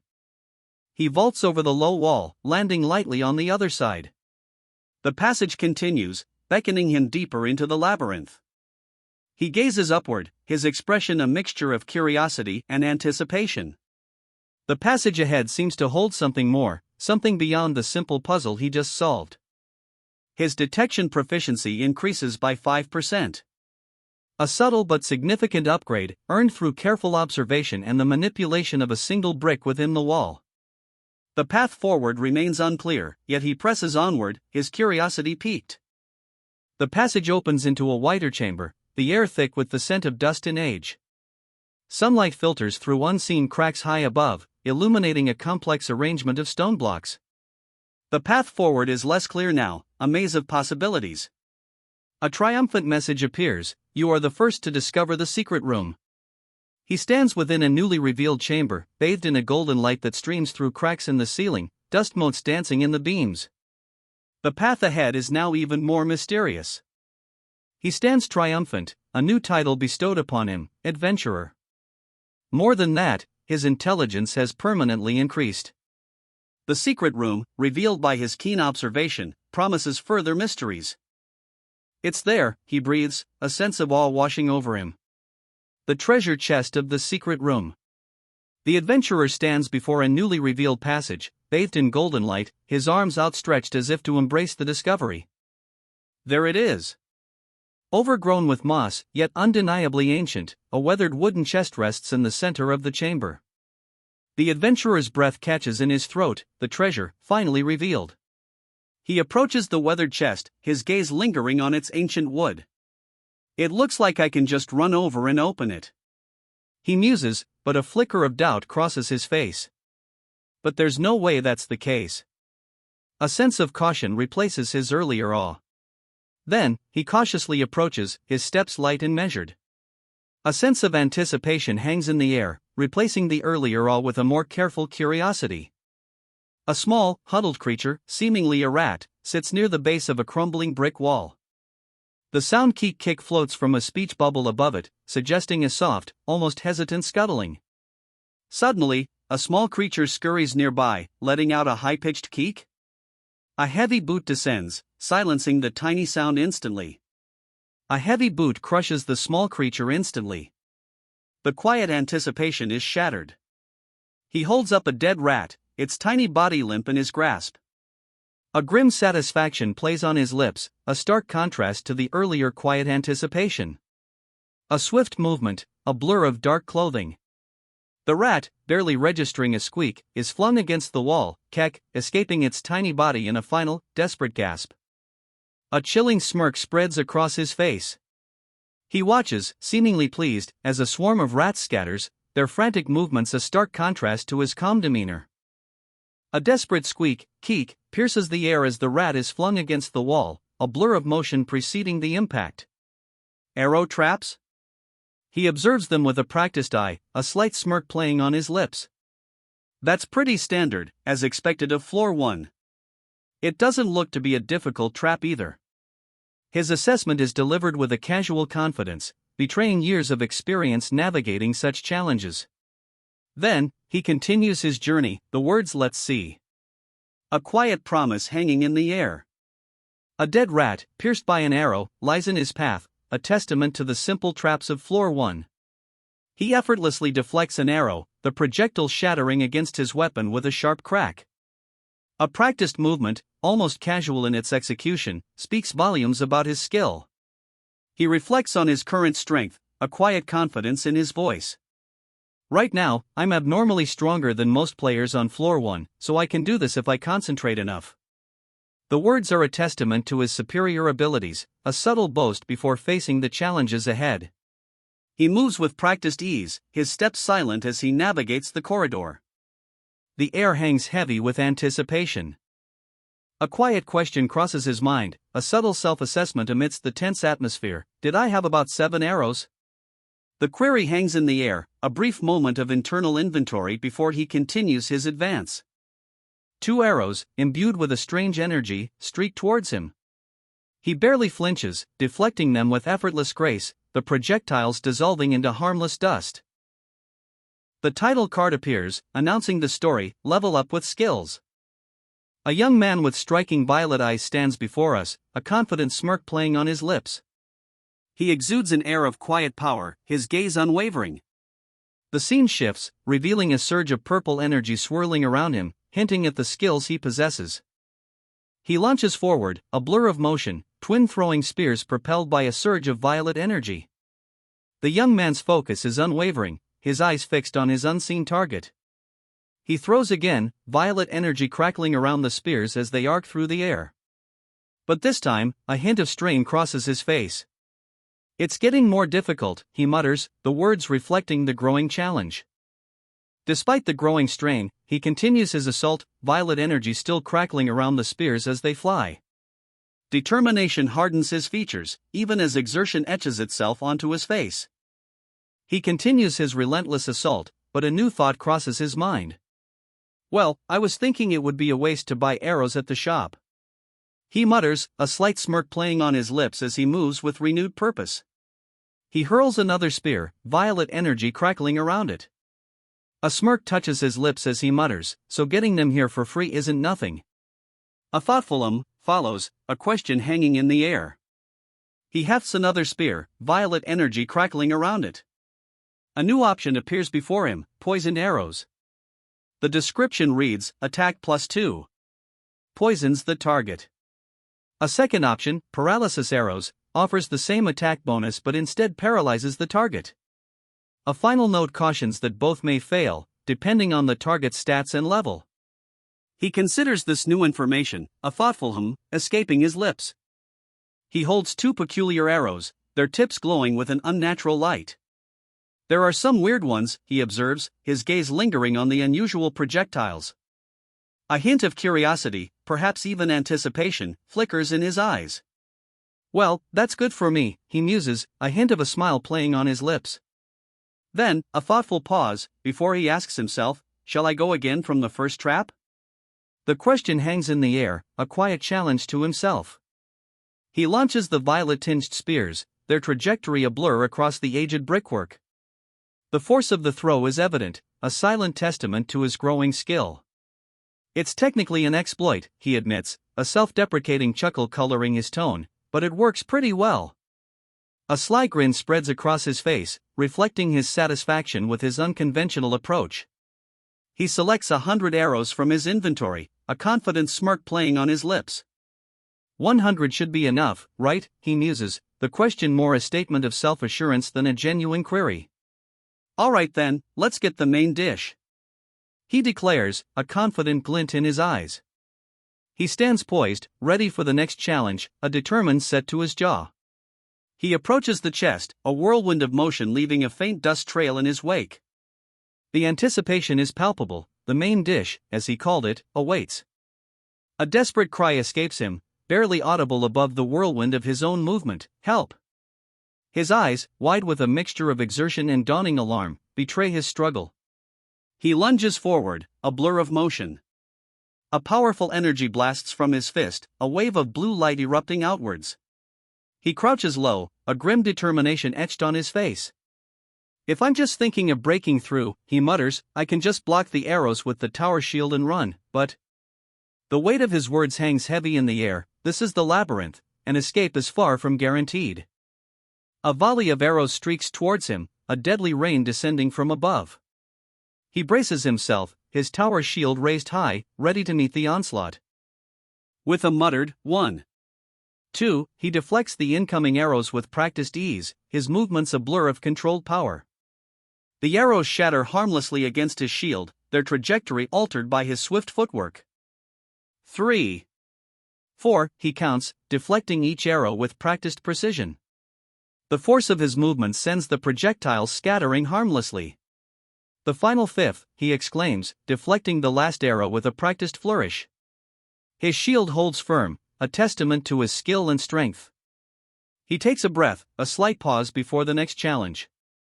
Next is the 9th brick, he murmurs, his gaze unwavering. Then 9 more arrows will be fired at me, he declares, bracing himself. A system message flashes, unbreathing attack activated. Freed from breathing for 10 seconds. He launches forward, a blue energy trail blazing behind him as he moves with impossible speed. The unbreathing attack empowers his assault. His clear view proficiency increases by 2%, a subtle but significant upgrade reflected in his intense gaze. The enhanced vision fuels his relentless assault. He's a blur of motion, a blue energy trail marking his path as he anticipates the volley. 3 from the front, 2 from the left, 3 from the right, 1 from below, he assesses, his voice tight with the challenge. It'll be difficult to dodge all of them. Then, a system message confirms his heightened senses in the face of danger. His eyes, sharp and focused, reflect the intense concentration required to survive the imminent volley.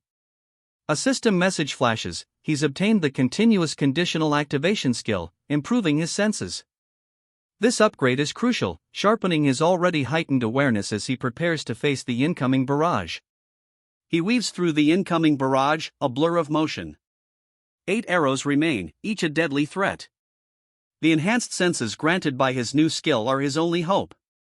He deflects another arrow, his movements precise and economical. With each successful parry, the intensity in his eyes intensifies.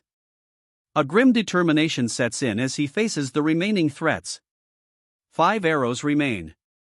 He activates deflect, the next attack deflected with practiced ease. His focus is unwavering, a grim determination etched on his face.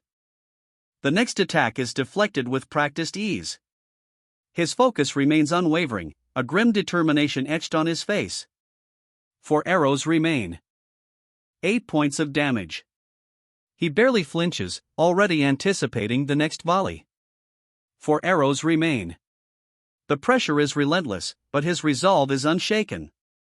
He takes another hit, 8 points of damage, but barely flinches. I can handle this much damage, he mutters, a grim set to his jaw. And thanks to ignoring that arrow with a skill, I have more freedom in my movement this time. He sprints, a blur of motion, dodging the remaining arrows with practiced ease. His movements are economical, precise, each step calculated to maximize his distance and evade the deadly projectiles. The trajectory of the remaining arrows is identical. He realizes this, a flicker of understanding in his eyes before he explodes into motion. He intercepts the final arrows with a staff, a blur of motion and precise calculation. His eyes gleam with confidence, a stark contrast to the deadly projectiles whizzing past. This is the last trap, he realizes, a surge of adrenaline coursing through him as he prepares for the final challenge. He lands squarely, a powerful impact jarring the ground. The final trap is sprung, but he's ready. His eyes, sharp and intense, fix on something beyond the immediate dust cloud. A grim determination sets in, this isn't over yet. Thinking of the pattern until now, the last trap should have 10 arrows. He mutters, his gaze sharp and focused despite the adrenaline still coursing through him. A grim determination hardens his features as he braces for the final volley. 15 arrows? He can't believe it. His disbelief is palpable, a raw shock evident in his posture as he stares ahead, bracing himself for the impossible volley. More arrows. 5 more than he anticipated. He deflects the initial volley with a blur of motion, his eyes narrowed in fierce concentration. The sheer unexpectedness of it all is etched onto his face, a mixture of disbelief and grim determination. He deflects the initial volley, a blur of motion against the onslaught. But there are more arrows than he anticipated, far more. There are more than I expected, he gasps, a desperate note in his voice. I can't block all of them like this. Panic flickers in his eyes as he struggles to keep up with the relentless barrage. He parries another arrow, a blur of motion, but his face is etched with grim determination. The sheer volume of arrows is overwhelming, he can't maintain this defense indefinitely. His breath hitches, a desperate gasp escaping his lips as he fights to deflect the relentless barrage. The barrage continues, relentless. However, a chilling pattern emerges, as the arrows increase, more and more converge on the same path, making evasion exponentially harder. He deflects another arrow, a blur of motion, but his eyes burn with a fierce, unwavering resolve. This barrage is relentless, yet he refuses to yield. If I can't dodge them, he thinks, a grim realization dawning. The sheer number of arrows, converging now in a deadly pattern, leaves him with no other option. 2 arrows pierce his defenses. 16 points of damage, then 15 more. He grits his teeth, the pain evident in his strained expression. He's hit. 16 points of damage, then 15 more. The onslaught has left him in a debilitated state, blood staining the ground where he stands. He clutches his side, a pained ugh escaping his lips. Blood stains his clothes, a stark reminder of the brutal arrow volley. A system message appears, you are bleeding. You will continue to lose health. Damn it, this hurts like hell, he groans, pulling an arrow from his side.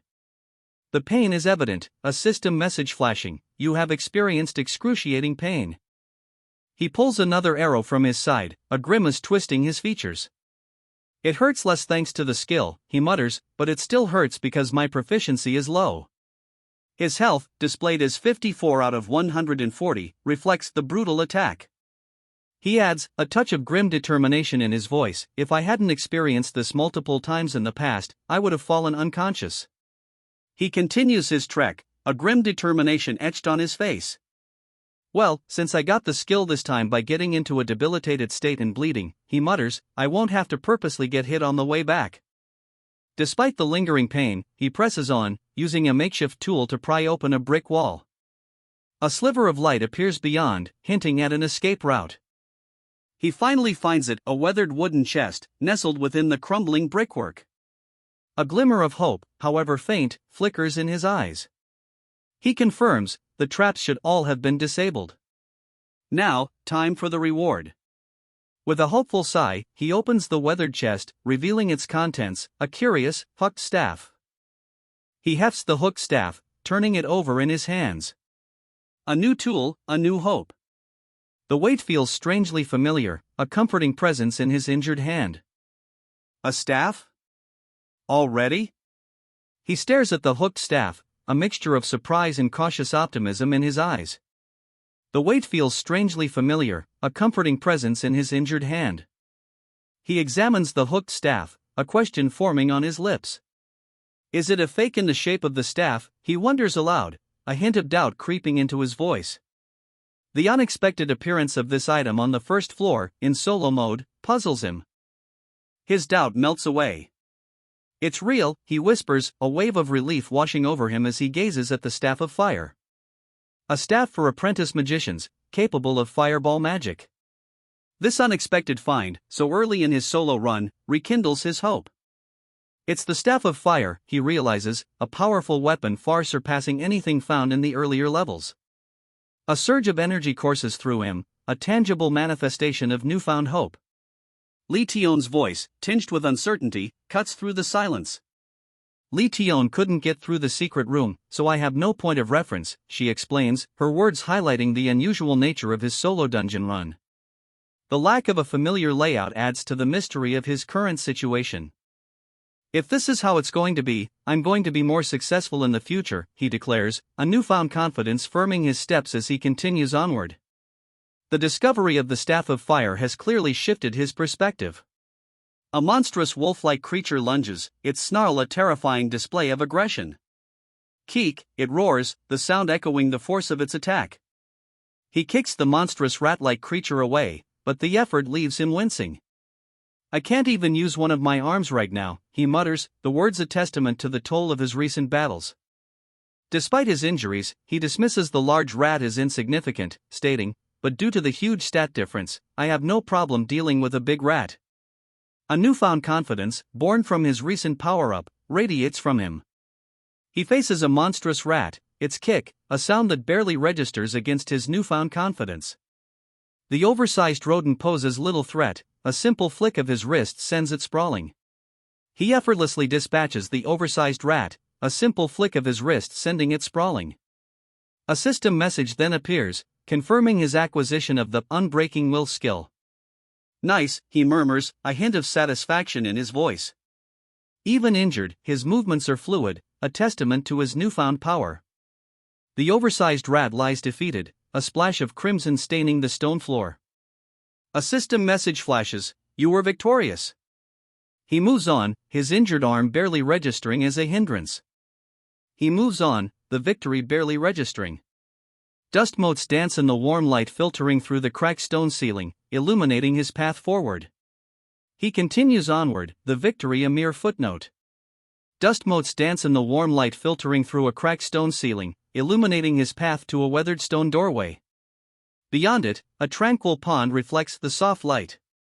He sits, breathing deeply, a faint glow emanating from his injured arm. A system message confirms it, full recovery. The journey continues. He sits by the tranquil pond, a peaceful scene after the recent battle. Let's look at the skills I got, he muses, his gaze fixed on two shimmering, translucent panels appearing before him. The journey continues, but now he takes a moment to assess his progress. He examines the two new skills, a faint smile playing on his lips. These two are pretty decent skills, he muses, although I don't have a use for them right now. As I increase my proficiency in them, they'll become exponentially better. The quiet confidence in his voice hints at future challenges. The journey continues, but now a sense of quiet contemplation settles over him. He stands, gazing at the tranquil pond, the recent battle a distant memory. A new chapter begins. He sits, reviewing his newly acquired skill. Alright, so it's a skill that lets me temporarily ignore injuries, he reflects, a hint of a smile on his face. It hurt a bit getting it, but it was definitely worth it. The quiet satisfaction speaks volumes about his resilience. He holds the staff, a thoughtful expression on his face. As I thought, the staff is my biggest gain, he confirms, a quiet satisfaction in his tone. The description of its abilities appears: a fireball spell, dealing significant damage, and inflicting a burn status effect. He holds his hand out, a faint blue flame flickering in his palm. A confident smile spreads across his face as he muses, I think I got everything I could on floor 1. Is it time for me to go down to floor 2? The anticipation in his voice is palpable. The labyrinth's structure, he learns, is remarkably simple. He sprints forward, a determined glint in his eyes, ready to tackle the next challenge. The stairs leading to the next floor are guarded by a boss. A goblin and a snarling beast, each poised to defend their position, are shown. To proceed, he must defeat them. He approaches a large, imposing door, the entrance to the next floor. A quiet thought crosses his mind: it would be nice if defeating the boss was as simple as the labyrinth's structure. He then adds, with a hint of self-awareness, well, it wouldn't be solo mode difficulty if that was the case. He kicks the imposing door open, the sound echoing through the dimly lit corridor beyond. A wave of anticipation washes over him as he steps into the unknown. He bursts through the door, the sound of kick echoing in the dimly lit corridor. A massive beast, barely visible in the shadows, stirs. Its immense form fills the space, a clear indication of the challenge ahead. The door explodes inward with a resounding kick, revealing a monstrous rat-like creature lurking in the shadows.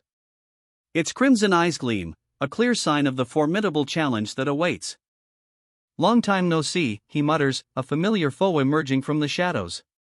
A giant rat, its crimson eyes gleaming, fills the space, a system message confirming its arrival. The battle begins.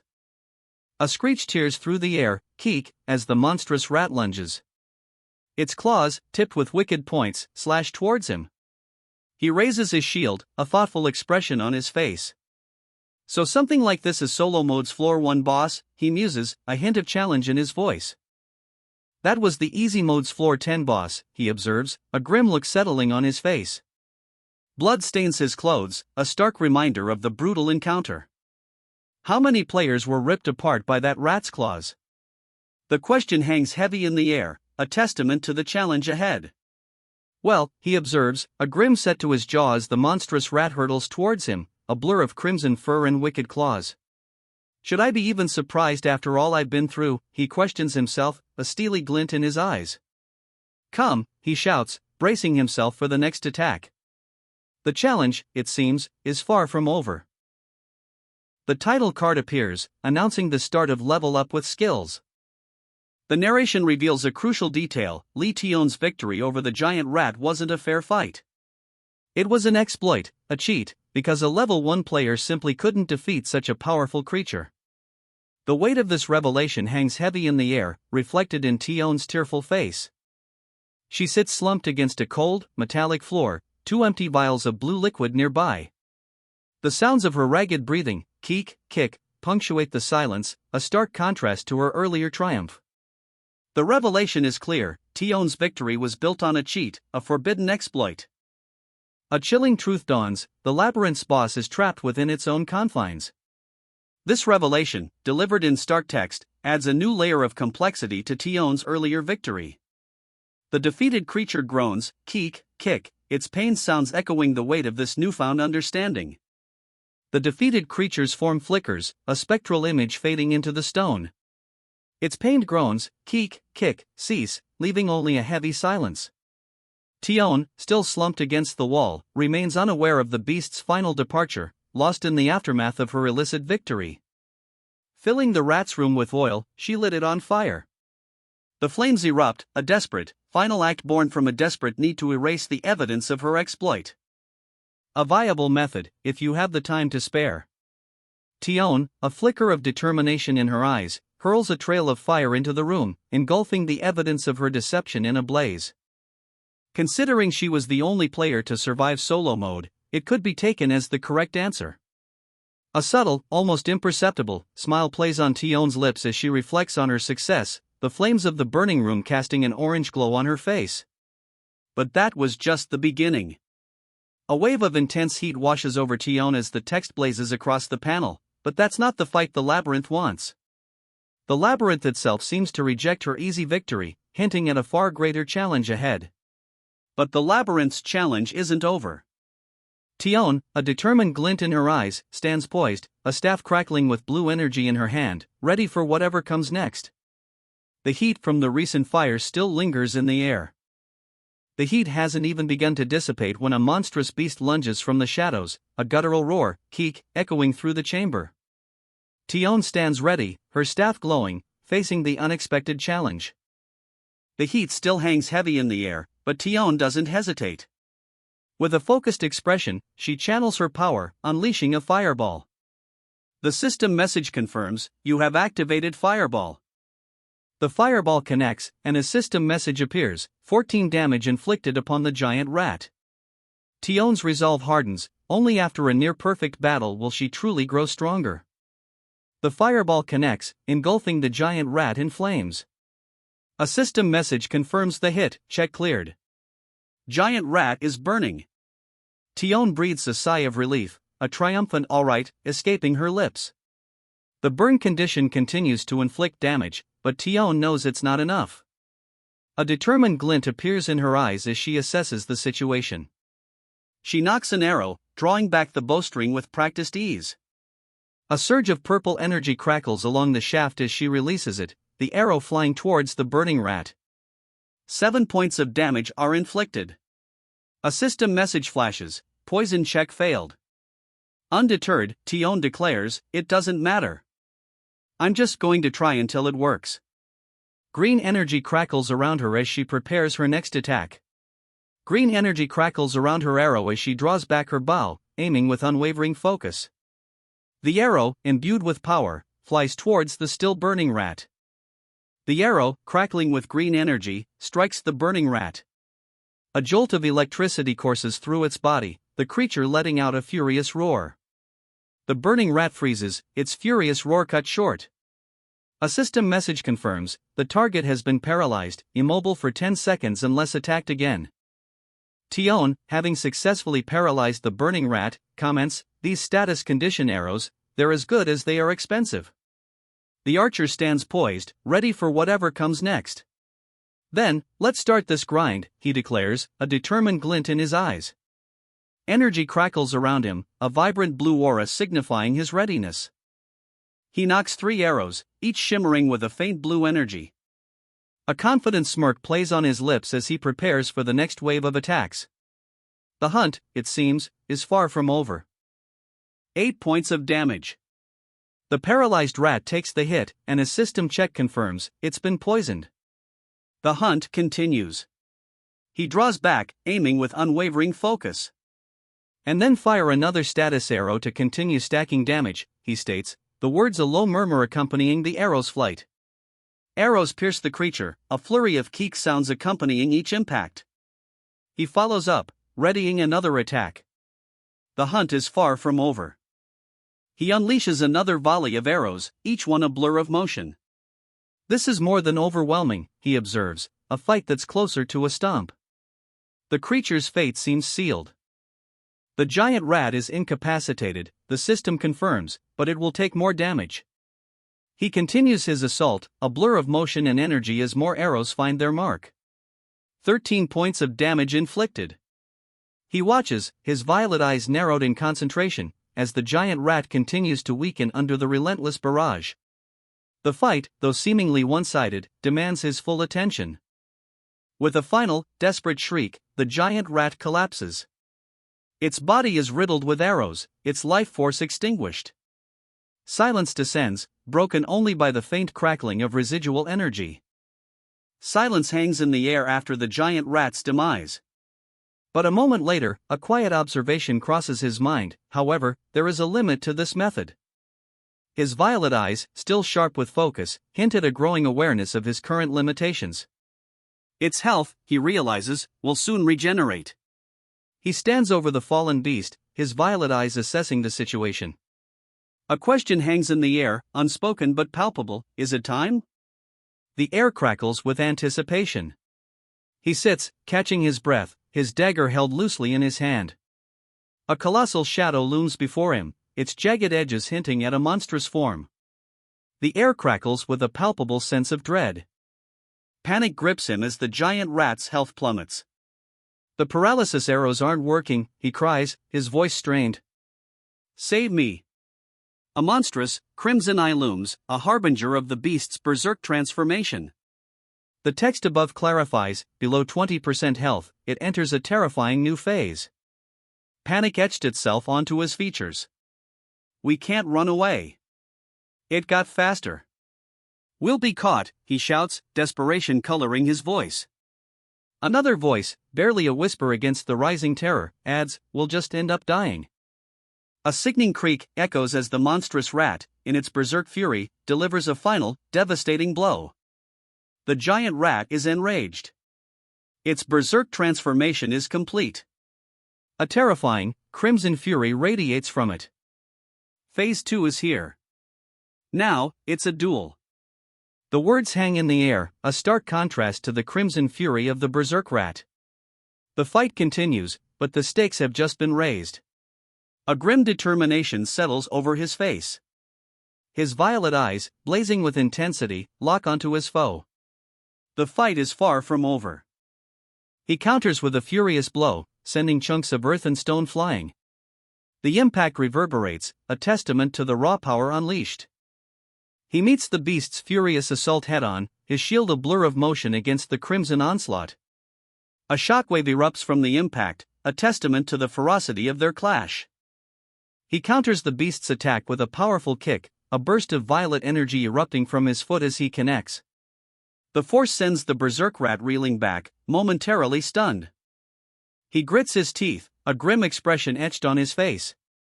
As I thought, it'll be too much with my current strength, he mutters, the words a testament to the strain of the battle. 8 points of damage flash before his eyes, a stark reminder of the beast's relentless assault. He grits his teeth, a grim expression etched on his face. My strength stat is a measly 2, he mutters, assessing the situation. I'll use my current highest stat, dexterity, to gnaw away at its health. A plan forms, a flicker of determination in his eyes. He parries the beast's next blow with his shield, a brilliant blue energy crackling around the impact point. The force of the collision sends a shockwave rippling outwards, momentarily stunning the monstrous rat. The monstrous rat lunges, its teeth bared in a furious snarl. A wave of panic threatens to overwhelm him, but he holds his ground, his eyes widening in surprise. Now! He unleashes a burst of energy, a desperate counterattack. Purple lightning crackles around him as he channels his dexterity, aiming to exploit the beast's momentary vulnerability. His desperate attack connects. 7 points of damage sear into the giant rat. The beast reels from the blow, its massive form momentarily thrown off balance. A guttural krrrrk escapes the beast as it recoils from the blow, its pained shriek, a high-pitched keek, echoing the ferocity of the attack. But the beast retaliates. 5 points of damage slam into him, the impact jarring him back. He grits his teeth, the pain a sharp reminder of the fight's ferocity. 7 points of damage. His attack lands, the giant rat reeling from the blow. But the battle isn't over, a surge of fiery energy erupts as the beast retaliates, and a notification flashes, his battle persistence proficiency has increased by 1%. He's gasping for air, his body screaming in protest. I'm running out of breath, he grits out, my body won't hold if the battle continues like this. Then, a flicker of determination in his eyes, a new strategy forming. He unleashes a powerful blow, a surge of cyan energy propelling his blade. The beast is sent reeling, momentarily stunned by the force of the attack. He activates Unbreathing Attack, a surge of cyan energy enveloping his blade. For 10 seconds, he's freed from the need to breathe, a desperate gamble in this grueling fight. 8 points of damage. His blade cuts through the air, striking the giant rat with renewed force. The beast shudders under the impact. 7 points of damage. His blade sings through the air, connecting with the giant rat. A screech pierces the air as the beast recoils, the impact clearly felt. 24 points of damage. The beast roars in pain as it struck, a final, desperate blow landing. The fight is over. 24 points of damage. He grits his teeth, a fierce determination etched on his face. If it's this much, I can take a few more hits, he growls, his voice raw with exertion but unwavering in resolve. He activates Deflect, a calculated gamble. 25 points of damage flash across the screen, but his next attack will be deflected. If I use both Endure and Deflect, maybe about 8 more times, he mutters, his resolve unwavering despite the heavy toll. He moves in a blur, his blade a silver streak. I'll finish this before that, he declares, his voice a low growl, a fierce determination fueling his final assault. With a final, desperate lunge, his blade finds its mark. The beast collapses, defeated. A final, desperate blow connects. The beast shrieks, a high-pitched keek echoing through the air as it collapses, utterly defeated. His counterattack lands. A surge of energy erupts as the system message confirms his success, massive damage inflicted. The final blow connects, a blinding flash of light erupting as the beast is overwhelmed. A final, explosive burst of energy erupts. The beast is thrown back, its form dissolving into dust and shadow. 20 damage inflicted. The giant rat reels from the blow, its form dissolving into dust and shadow as it finally succumbs. A guttural krrrrk escapes the beast as it reels from the final blow, its body dissolving into dust and shadow. Victory is at hand. He stands, sword still glowing faintly, a victor. The message appears, you were victorious against Giant Rat. A quiet satisfaction settles over him. He lets out a breath, a small smile playing on his lips. That was easier than I thought, he muses, a hint of surprise in his tone. All right, then, is it time for the reward, he asks, a hint of anticipation in his voice. A bright blue interface appears, confirming his victory and displaying the stat boosts, dexterity increased by 2, mana by 3. A surge of energy washes over him. He levels up. His strength and dexterity permanently increase, and he's restored to peak condition. The victory is complete. A golden light envelopes him, a surge of power coursing through his veins. His level increases, strength and dexterity enhanced, his body fully restored. The victory is complete. I already expected it, but this is satisfying, he says, a self-satisfied grin spreading across his face. The victory message appears, confirming his triumph over the Floor 1 boss, and a reward is granted, a random stat increase potion. Not only did he defeat the Floor 1 boss, but he also uncovered a hidden condition. 2 targeted stat increase potions materialize before him, a shimmering reward for his unexpected accomplishment. He holds up 2 potions, a surprised chuckle escaping his lips. Ho! These are hard to get even after floor 50, he murmurs, the unexpected reward highlighting his impressive victory. He drinks both potions, one after the other. A surge of power, a feeling of enhanced capabilities, washes over him. The victory is even sweeter than he anticipated. He sits back, a satisfied sigh escaping his lips. The enhanced strength from the potions is palpable, he feels invigorated. The defeated boss lies beneath him, a testament to his skill. A system message pops up, confirming the effect of the potions, his strength has permanently increased by 1 point. And that's not all, the targeted potions boosted his strength as well. A satisfied smile plays on his lips, this victory is even more significant than he initially thought. A system message flashes across his vision, his strength has permanently increased by 2 points. But that's not all, a secondary message reveals a 3-point instantaneous boost. Alright, he exclaims, a grin spreading across his face as his character stats update, confirming his peak condition. His stats appear, strength 17, intelligence 16, dexterity 30. A clear indicator of his enhanced abilities, a testament to the potion's power. He sits back, a quiet satisfaction settling over him. He chuckles, a self-satisfied grin spreading across his face.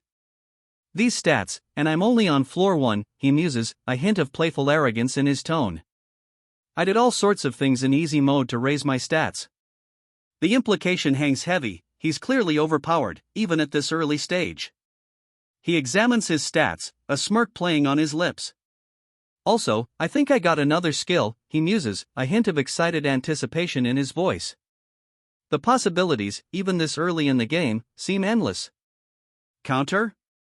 I got this faster than I expected, he muses, a grin spreading across his face as he reads the skill description. A skill as useful as deflect. The new ability, a conditional activation skill, promises to be a powerful addition to his arsenal. He stretches out, a sigh escaping his lips. Ugh. I checked everything I needed to. He murmurs, a sense of weary accomplishment in his tone. The implication is clear, preparation complete, the next stage begins. Right, what happened with that? He wonders aloud, his gaze fixed on a glowing interface before him. He types, his fingers flying across the keys, clearly reviewing something important. He uploaded his Floor 1 solo clear guide to the community, a casual shrug accompanying the action. I don't really have any high expectations, he admits, a hint of self-deprecating humor in his tone. The implication hangs in the air, a test run, perhaps, or simply a contribution to the growing online strategy guides. A plea echoes through a vast, digital landscape of shimmering turquoise pathways. Can anyone send me the path to the spring of life? I feel uneasy about it, one traveler nervously explains, his concern palpable. The other, a more stoic figure with a sword at his hip, calmly replies, it can't be helped. The location is different for everyone, so you just need to listen to the shopkeeper. You'll be safe if you get to the spring, so just run while holding nothing back, the shopkeeper advises, his words offering a glimmer of hope amidst the uncertainty. Ha, a race against death, well, what fun, one traveler remarks, a thrill underlying their words as they gaze ahead. Their companion stands beside them, a confident smirk playing on their lips. Ha, but we're lucky we still have a chance, one traveler laughs, a genuine relief in his tone. His companion, though, remains more reserved, a slight uncertainty clouding his expression as he murmurs, it's better than dying without knowing anything. A question mark hangs in the air, unspoken but palpable. A serious expression settles on the traveler's face as he interacts with a glowing, futuristic interface. He carefully touches a central button, his focus unwavering. Lee Sang announces his arrival at the Spring of Life, expressing gratitude for the support he received. A congratulatory message then appears, assuring him that, with caution, death on the first floor is no longer a threat. Lee Sang reflects, the community is completely different from in my previous life. A stark contrast to the familiar world he once knew. Lee Sang lies on the ground, his pained cry echoing the gravity of his situation, someone save me, my leg. Dust motes dance in the dim light, highlighting the desperate plea in his eyes. Lee Sang's despair is palpable. I don't want to anymore. He whispers, the words hanging heavy in the air. His shadow stretches against the wall, a stark reflection of his broken state. In the later stages of his ordeal, even communication had ceased, swallowed by the crushing weight of hopelessness. Anyone there? A faint, desperate whisper cuts through the silence, a plea for help echoing in the vast, empty space. Lee Sang, his back to us, sits alone, his posture slumped with exhaustion and despair. Lee Sang's desperate pleas fade, replaced by a new concern. He wonders aloud, Lee Tion, was it Kong Tae-san? Where did he go? A quiet intensity settles over his features as he reveals, I haven't seen him around since he posted that. A pensive hum escapes Lee Sang's lips. His gaze is fixed on a digital display, a list of names and dates scrolling before him. He muses aloud, Lee Tion, was it Kong Tae-san? Where did he go? I haven't seen him around since he posted that. A quiet intensity settles over his features as he considers this new mystery. The flow has shifted. A stark declaration, cutting through Lee Sang's introspection. The weight of his previous despair seems to lift, replaced by a sense of anticipation. A new chapter begins. The title card appears, a bold declaration, level up with skills. A new phase begins. The credits roll, a brief pause before the next phase. Level up with skills, the title card proclaims, signaling a shift in focus and the start of a new challenge. Dust motes dance in the golden light filtering through a crumbling archway. A sense of quiet anticipation hangs in the air, a stark contrast to the previous uncertainty. The path ahead is unclear, yet a new journey begins. He ascends the ancient stone steps, bathed in the warm glow of the setting sun. A faint, ethereal mist swirls around him, a subtle yet potent visual cue of his newfound power. The path ahead remains uncertain, but his demeanor speaks of quiet resolve. "All right, let's go," he declares, a newfound resolve hardening his gaze. A faint, ethereal glow emanates from within him, a tangible manifestation of his recent power surge. He's ready. He picks up a pair of fighter's gloves, a simple item with a single attack point boost. "What the, you're buying that? Do you use your fists?" a voice questions, clearly surprised by the purchase. He chuckles, "Ha, so that weird old man taught you." The response trailing off, hinting at a quirky mentor and a unique training style. "Do you know him?" the older man asks, puffing on his pipe. His words hang in the air, a question laced with a knowing weariness. "We're both rotting away here, so I know him well," he adds, his gaze lingering on the younger man, a hint of shared history in his eyes. "More than that, are you only going to sell the meat? If you killed the boss, you should have gotten leather and teeth as well," the older man observes, his tone suggesting a missed opportunity. He pauses, allowing his words to hang in the air before the younger man responds, "I'm not selling them. I have a use for them elsewhere." A hint of mystery shrouds his reply, leaving the older man's reaction unknown. "Ah, I think I know what you mean," the older man chuckles, a knowing glint in his eye as he puffs on his pipe. A shared understanding passes between them, a silent acknowledgement of a plan unfolding. "You're going to look for the blacksmith," the question hangs in the air, a new direction for his quest. A determined glint appears in his eyes, solidifying his resolve. His quest now clear, he sets off to find Harpan, the blacksmith of the labyrinth. The path ahead is fiery, a testament to the dangers he'll face. Lee Tion's words echo in his mind, "Without the blacksmith, she couldn't have reached the deeper floors." He grips his tools, a newfound urgency in his stride as he continues his journey through the fiery labyrinth. He continues deeper into the labyrinth, the words of Lee Tion echoing in his mind. "She told me I'll be able to meet him if I go deeper," he thinks, his pace quickening. "So I should hurry up." He ascends a rough-hewn staircase deeper into the labyrinth, the text confirming, this is a place that is a little further from the labyrinth's entrance.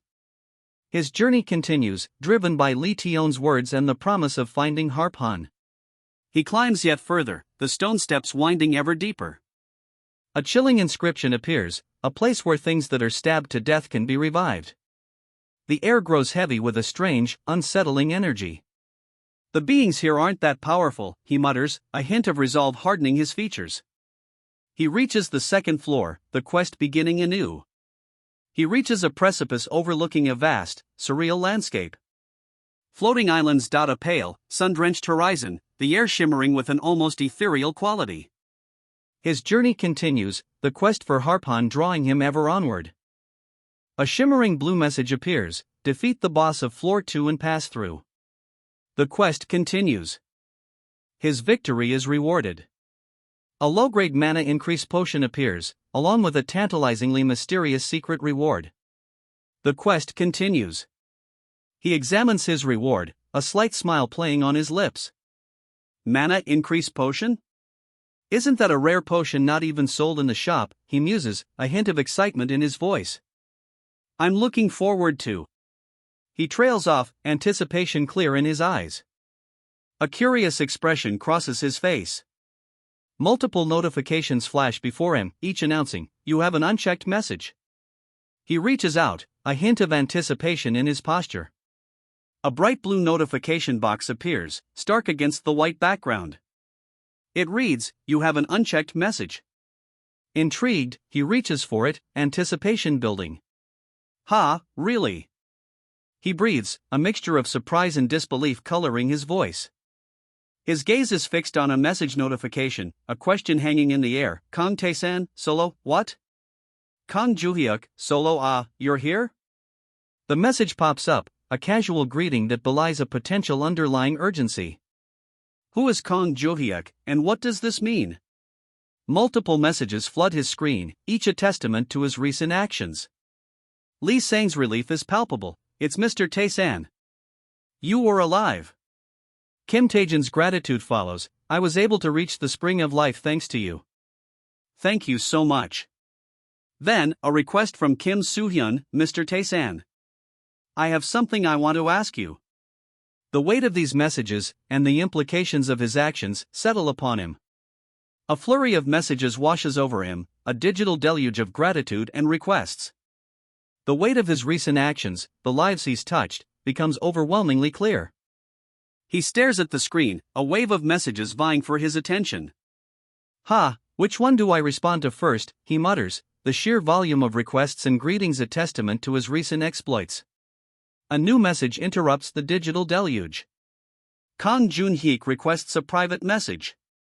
Good timing, Kang Tae-san murmurs, a subtle hint of anticipation in his voice. He scans the messages, a slight smile playing on his lips. Which one first, he wonders aloud, the sheer volume a testament to his recent success. Whoa, that was no joke. You can't even talk out there, he exclaims, a wide-eyed grin spreading across his face. The sheer volume of recent activity leaves him breathless. What is it, he asks, a slight frown furrowing his brow. The question hangs in the air, a stark contrast to the previous jovial atmosphere. A sense of unease settles over him. It's nothing. I guess I'm just checking if my life savior is alive, he says, a slightly nervous tone coloring his words. The question hangs in the air, a stark contrast to his earlier excitement. How about worrying about yourself first? The retort snaps, a playful jab cutting through his earlier anxieties.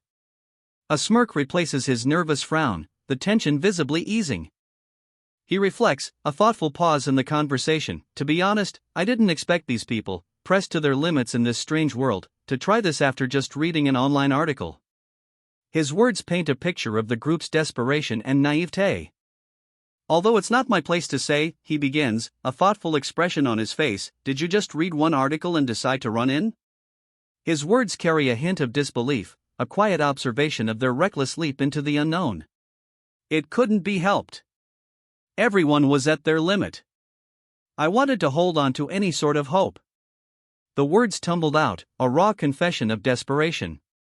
A shudder visibly ran through him, a chilling reminder of that desperate time. Yeah, his companion replied, a quiet affirmation of shared experience. You know as well, Hyung.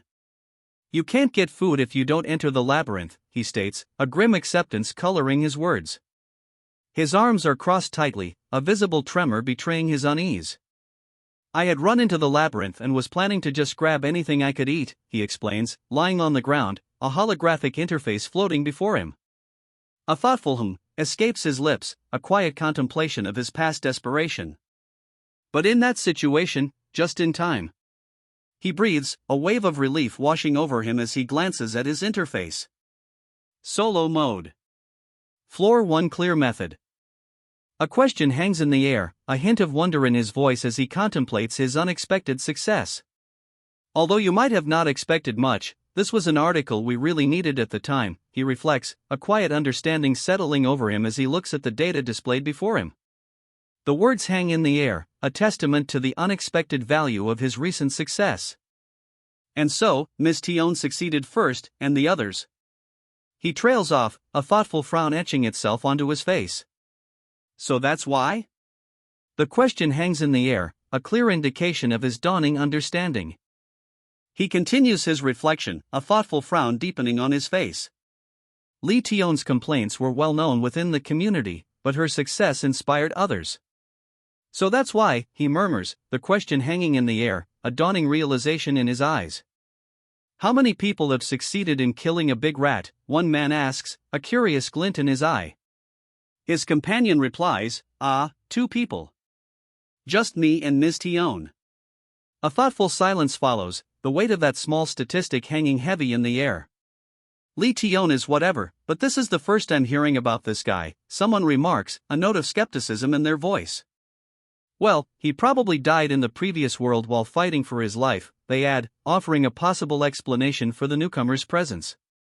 The casual dismissal of Tion's achievements contrasts sharply with the thoughtful consideration given to this unexpected addition to their ranks. A young man, his face alight with a curious smile, stands bathed in a soft, ethereal glow. The text beside him reveals a key piece of information: his success in hunting a large rat suggests a talent comparable to Lee Tion's. A question mark floats above his head, hinting at the mystery surrounding this newcomer and the implications of his skill. He stands before them, a quiet confidence radiating from him. "I survived thanks to the article I wrote," he states, his words carrying the weight of a hard-won victory. A warning hangs in the air, a cryptic message delivered: a strange old man, searching for his goddess, will soon appear. He'll attack without mercy, but a proper response promises a valuable reward. A concerned voice breaks the silence. "Hyung, are you okay?" The question hangs in the air, a stark contrast to the newcomer's earlier confident demeanor. A warning, however, looms large: the NPC's treatment of you will change depending on your actions. Be careful. The weight of this caution underscores the uncertainty of their situation.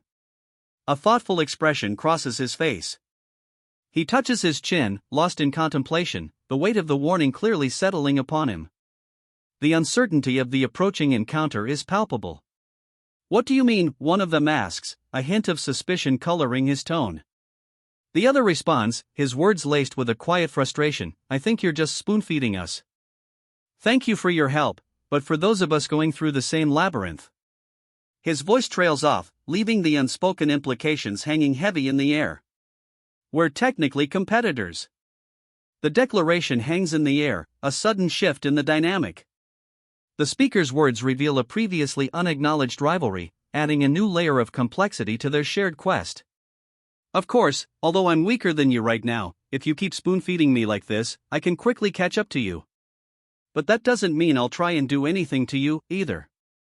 The words, a blend of gratitude and veiled threat, reveal a complex dynamic between the characters. A subtle rivalry, previously hinted at, now takes center stage. "I can't just keep accepting without giving back." The words burst from him, a declaration of intent. A newfound resolve hardens his features, replacing the earlier uncertainty with a determined set to his jaw. His companion watches, a thoughtful expression on his face, the implications of this statement clearly weighing heavily on him. "I was wondering where you were going with that," one of them says, a playful gesture accompanying his words. The other responds, a touch of seriousness in his tone: "I was being kinda serious though."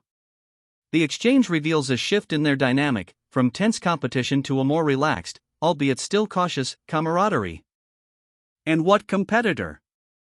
The question hangs in the air, a challenge met with a quiet, yet powerful statement: "We're all humans from the same dying earth." A shared plight, a common origin, replaces the earlier tension with a newfound understanding. They stand together, silhouetted against a breathtaking sunset, a shared history uniting them. A sense of camaraderie, forged in the crucible of their shared plight, replaces the earlier tension. The dying earth, their common origin, binds them. "There's only one reason I'm telling you all these things," he explains, a serious look in his eyes, "so you don't just go and die in a random ditch somewhere." His words carry a weight of responsibility, a protective urgency that underscores the gravity of their shared situation. He runs a hand through his hair, a thoughtful frown etching itself onto his face. "You know as well, right? There are many who died even after reading my clear guide. What's the use in knowing the method? Executing it is an entirely different problem," he muses, the weight of his words emphasizing the harsh realities they face. "You think you can catch up to me just because I told you something?" The speaker's words snap, a sharp retort that cuts through the previous moment of shared understanding. A hint of arrogance, a dismissal of their newfound camaraderie, hangs in the air. "Well, I guess I still haven't cleared floor 1, so I might have gone overboard," he admits, a hint of self-deprecation in his tone. "It's good if you know. Work hard," he adds, offering encouragement to his companion, whose relieved expression speaks volumes. He lands, a soft thud echoing in the otherwise silent, cyan-tinged space. The impact barely registers, his focus remains unwavering. He continues his descent, a silent, controlled fall through the cyan expanse. The vastness of the space, the soft thud of his landing, all underscore his unwavering focus. "Now that I think about it, was it around this time?" He muses, a thoughtful expression on his face, his gaze distant as if recalling a past event. The companion beside him remains silent, a subtle tension hanging in the air.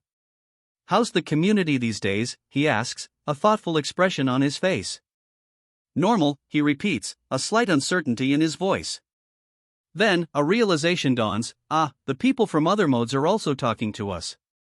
"Well, there are some who are trying to fight," he observes, a thoughtful frown etching itself onto his face. "I'm ignoring them for now, but I don't know why they're doing it." A hint of unease colors his voice, a mystery unfolding before him in this strange, cyan-tinged realm. He drifts, a gentle descent into a sea of outstretched hands, their shadowy forms reaching up from the cyan depths. A quiet awe settles over him, the ethereal glow of the space amplifying the mystery. "People who don't know their place have started to jump about," he observes, a knowing glint in his eyes. "Okay, got it. Then, good luck," he adds, a hint of amusement in his tone. "You too, Hyung," a cheerful voice calls out from the background. He turns, a thoughtful silence falling as he gazes across the landscape. The vastness of the cyan-tinged world stretches before him, a sense of quiet contemplation settling over the scene. He's now on solo mode floor 2. The challenge begins. He steps forward, the path ahead bathed in a golden light. The challenge on solo mode floor 2 has begun. He descends, the path ahead a narrow chasm bathed in a warm, golden light. A sense of anticipation hangs in the air. Until now, floor 1 was merely a tutorial. He stands at the precipice of floor 2, where the real labyrinth begins. A golden light illuminates the path ahead, promising challenges yet unknown. He walks onward, a determined glint in his eyes. The golden light of floor 2's entrance illuminates the path ahead, hinting at the trials that await within the labyrinth's depths. A distant, ancient castle looms, a silent sentinel guarding the secrets within. He encounters his first foes, goblins, huddled together, their crude weapons glinting. A tense silence hangs in the air before the inevitable clash. He kicks, a swift, powerful blow sending the nearest goblin sprawling. The others flinch, momentarily stunned by the unexpected ferocity of the attack. A trio of goblins materializes, one wielding a bow, another a sword, and the last a shield. The game's interface confirms their arrival. The fight begins. A goblin's arrow pierces his shoulder, the impact sending him sprawling. A guttural cry of pain escapes him as he falls, the weight of the attack momentarily stunning him. The other goblins advance, their menacing forms looming over him. Goblins. The word hangs heavy in the air, a chilling introduction to the scene unfolding below. Two hulking figures, their grotesque features illuminated by a dusty, orange light, loom large. Their presence speaks of menace, a palpable threat settling over the scene. "They're easy to kill when alone," a voice declares, a chilling confidence in the statement. The archer, his violet eyes gleaming, stands over a fallen goblin, his bow held casually at his side.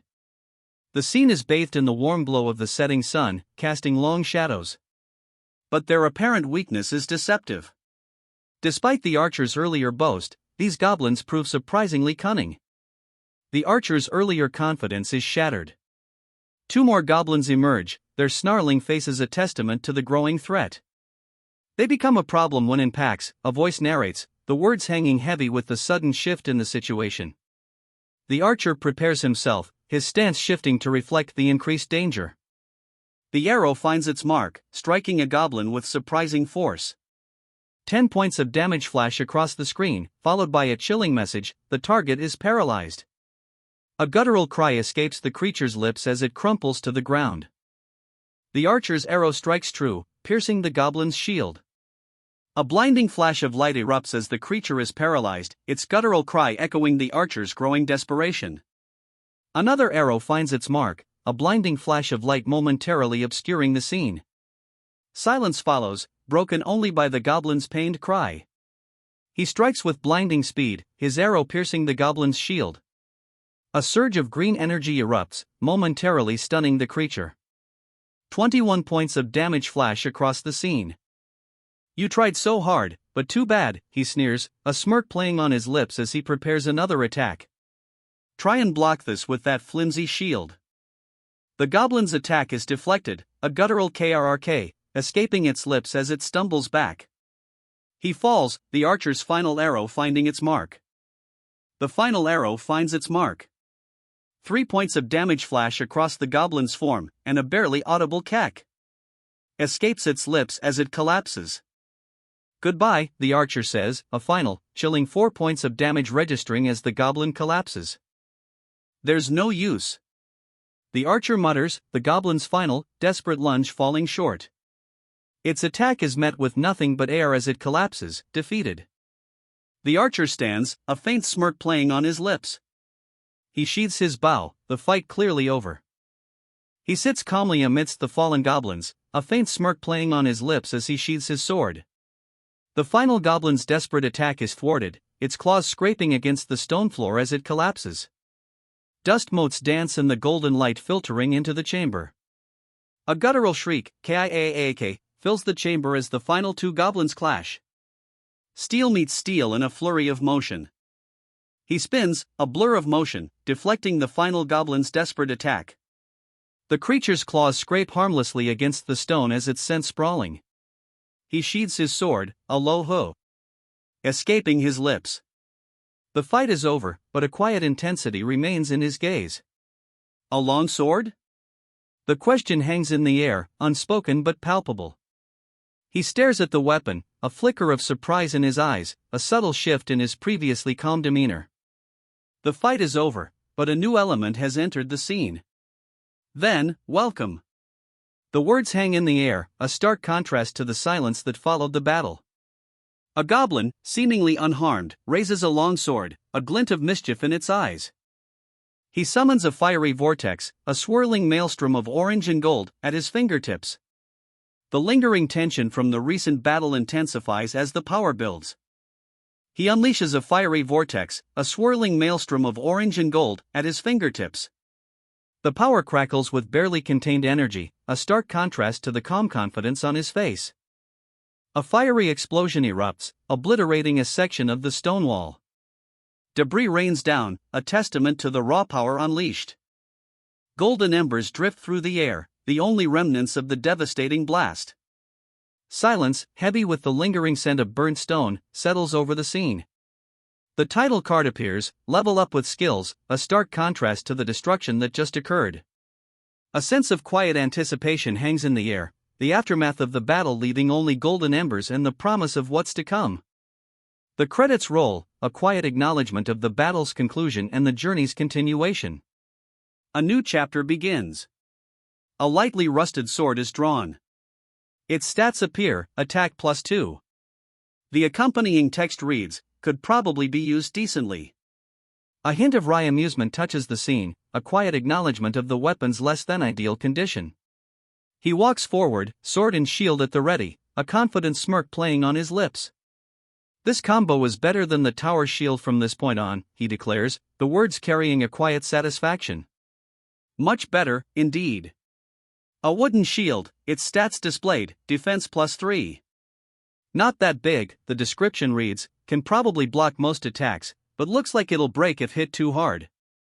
He approaches a doorway, a beam of light spilling from its opening, the path ahead uncertain yet beckoning. He pauses, a flicker of confusion crossing his face.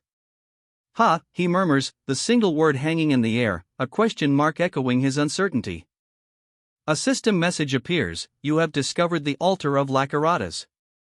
He stands before a crumbling, crimson doorway, the air thick with an ancient, unsettling energy.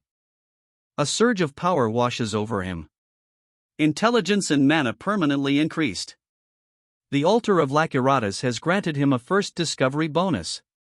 He stands before the crimson doorway, the unsettling energy palpable, his next move uncertain. The gods of this labyrinth, it turns out, have many personalities. A colossal, skeletal figure looms before him, its crimson eyes burning with an unsettling light. The air crackles with power, the very ground seeming to writhe beneath his feet. The labyrinth's gods, it seems, are a capricious bunch.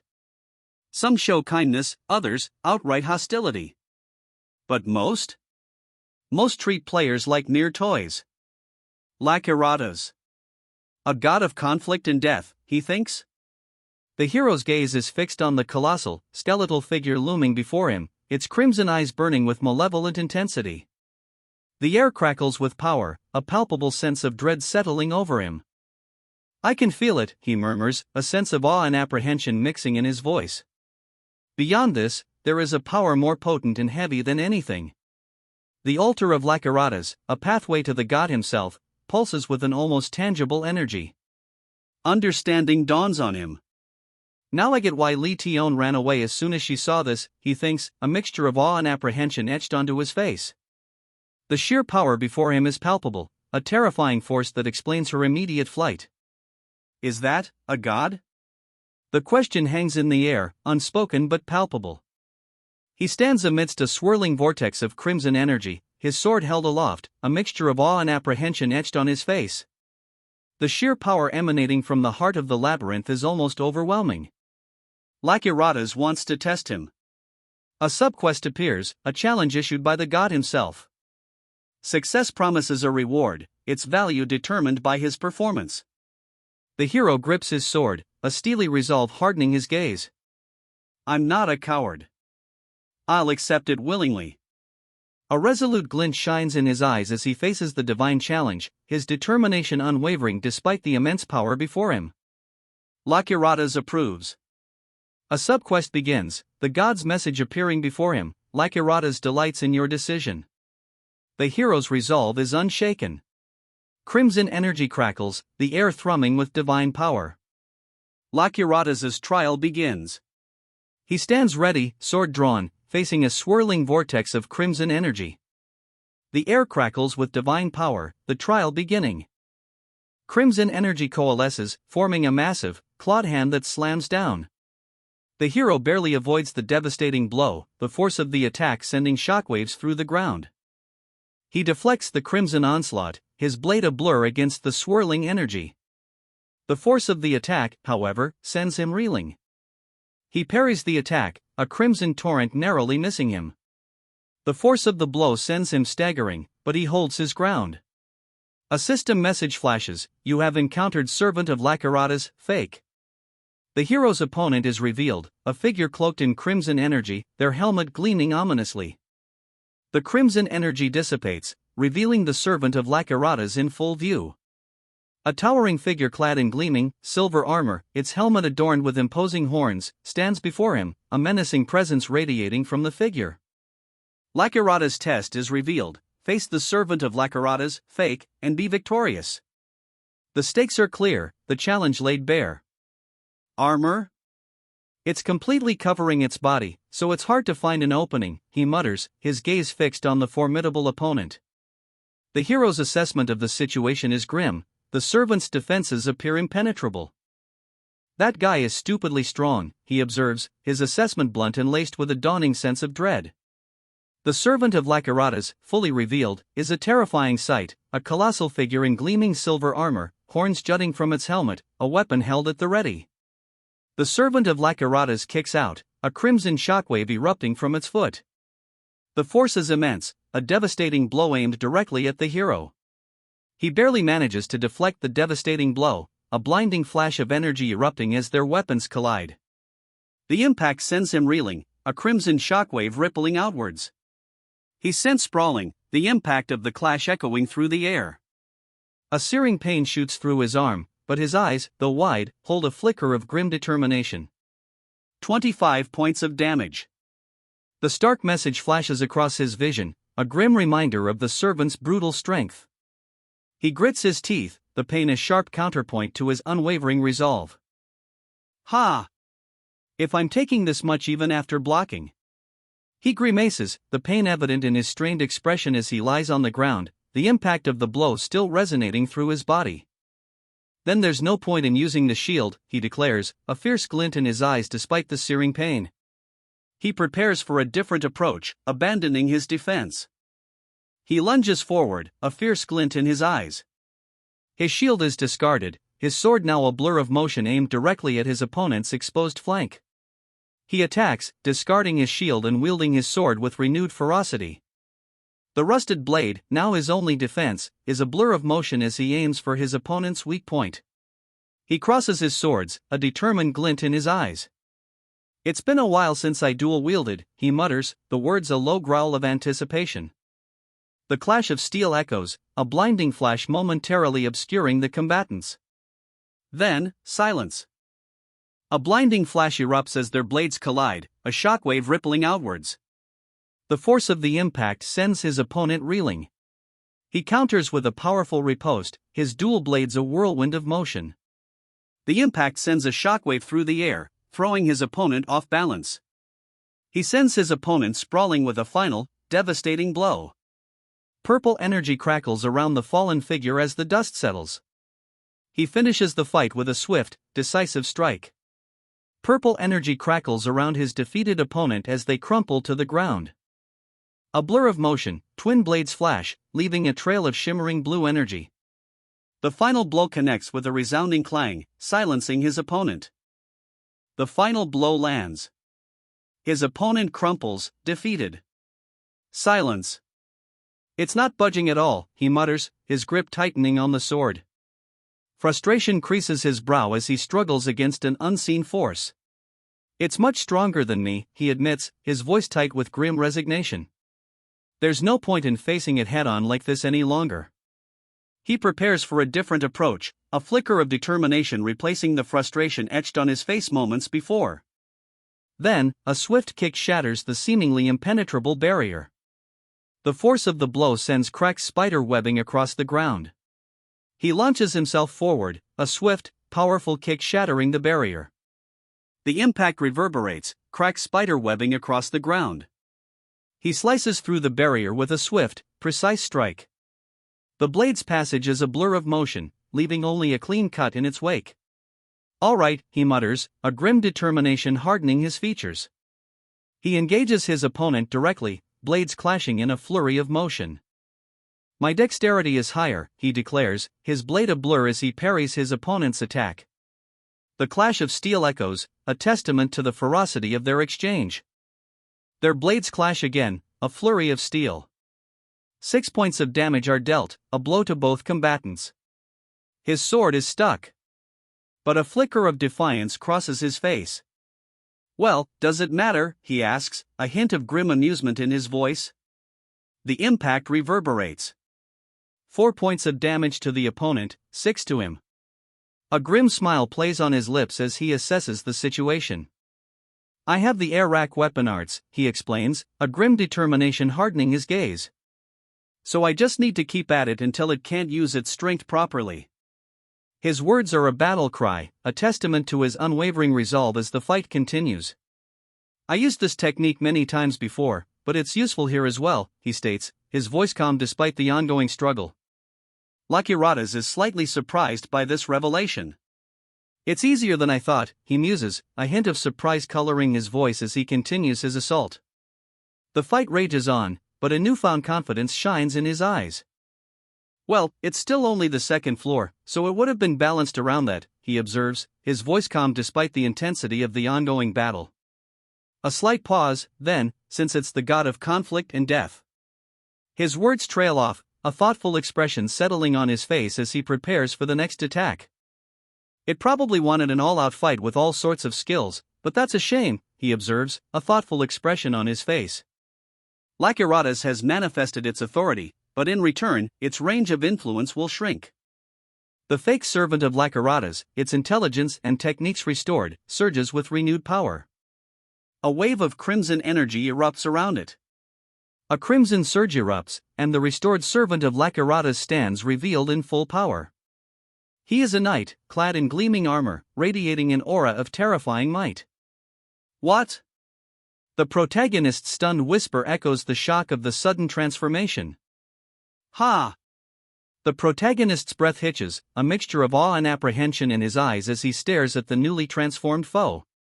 A crimson knight, clad in gleaming armor and crowned with a demonic helm, rises before him, radiating an aura of terrifying power. The crimson knight advances, sword raised. Its gleaming blade reflects the ominous light, a terrifying promise of the battle to come. Level up with skills. The title card appears, promising an adventure. A young man with striking purple eyes stands silhouetted against a crimson sky, his gaze fixed on something unseen below. A sense of anticipation hangs heavy in the air. The only visible detail of his opponent is a pair of massive, crimson horns, hinting at a formidable foe. A blinding flash. The young man, his purple eyes blazing, strikes with impossible speed. His blade cuts through the air, a clean slice severing the massive crimson horns. The crimson horned knight stands defiant, a powerful aura emanating from him. His sword, glowing with a faint purple energy, is held aloft, a testament to his resilience despite the earlier blow. The knight retaliates, a surge of purple energy crackling around his sword as he prepares for another clash. His stance is unwavering, defiant in the face of his opponent's earlier attack.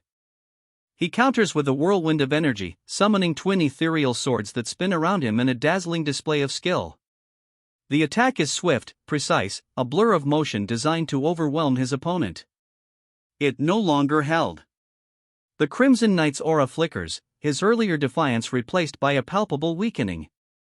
His power wanes, the vibrant purple energy dimming. A stark contrast to his earlier might, the atmosphere itself shifts, reflecting his weakening state. It's a fake, someone whispers, the implications heavy in the air. He falls, the purple energy around him sputtering and dying as he hits the ground. Dust clouds rise, obscuring the view for a moment. The fight, it seems, is over. Since it has intelligence now, the methods I used before won't work anymore. A grim determination sets his jaw as he assesses the situation, the defeated foe a testament to the opponent's newfound cunning.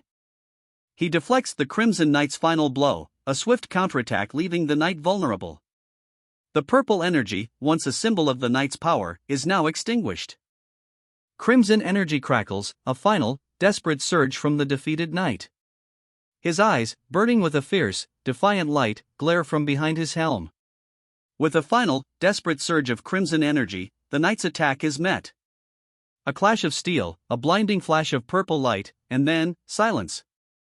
The knight lies defeated, his energy extinguished.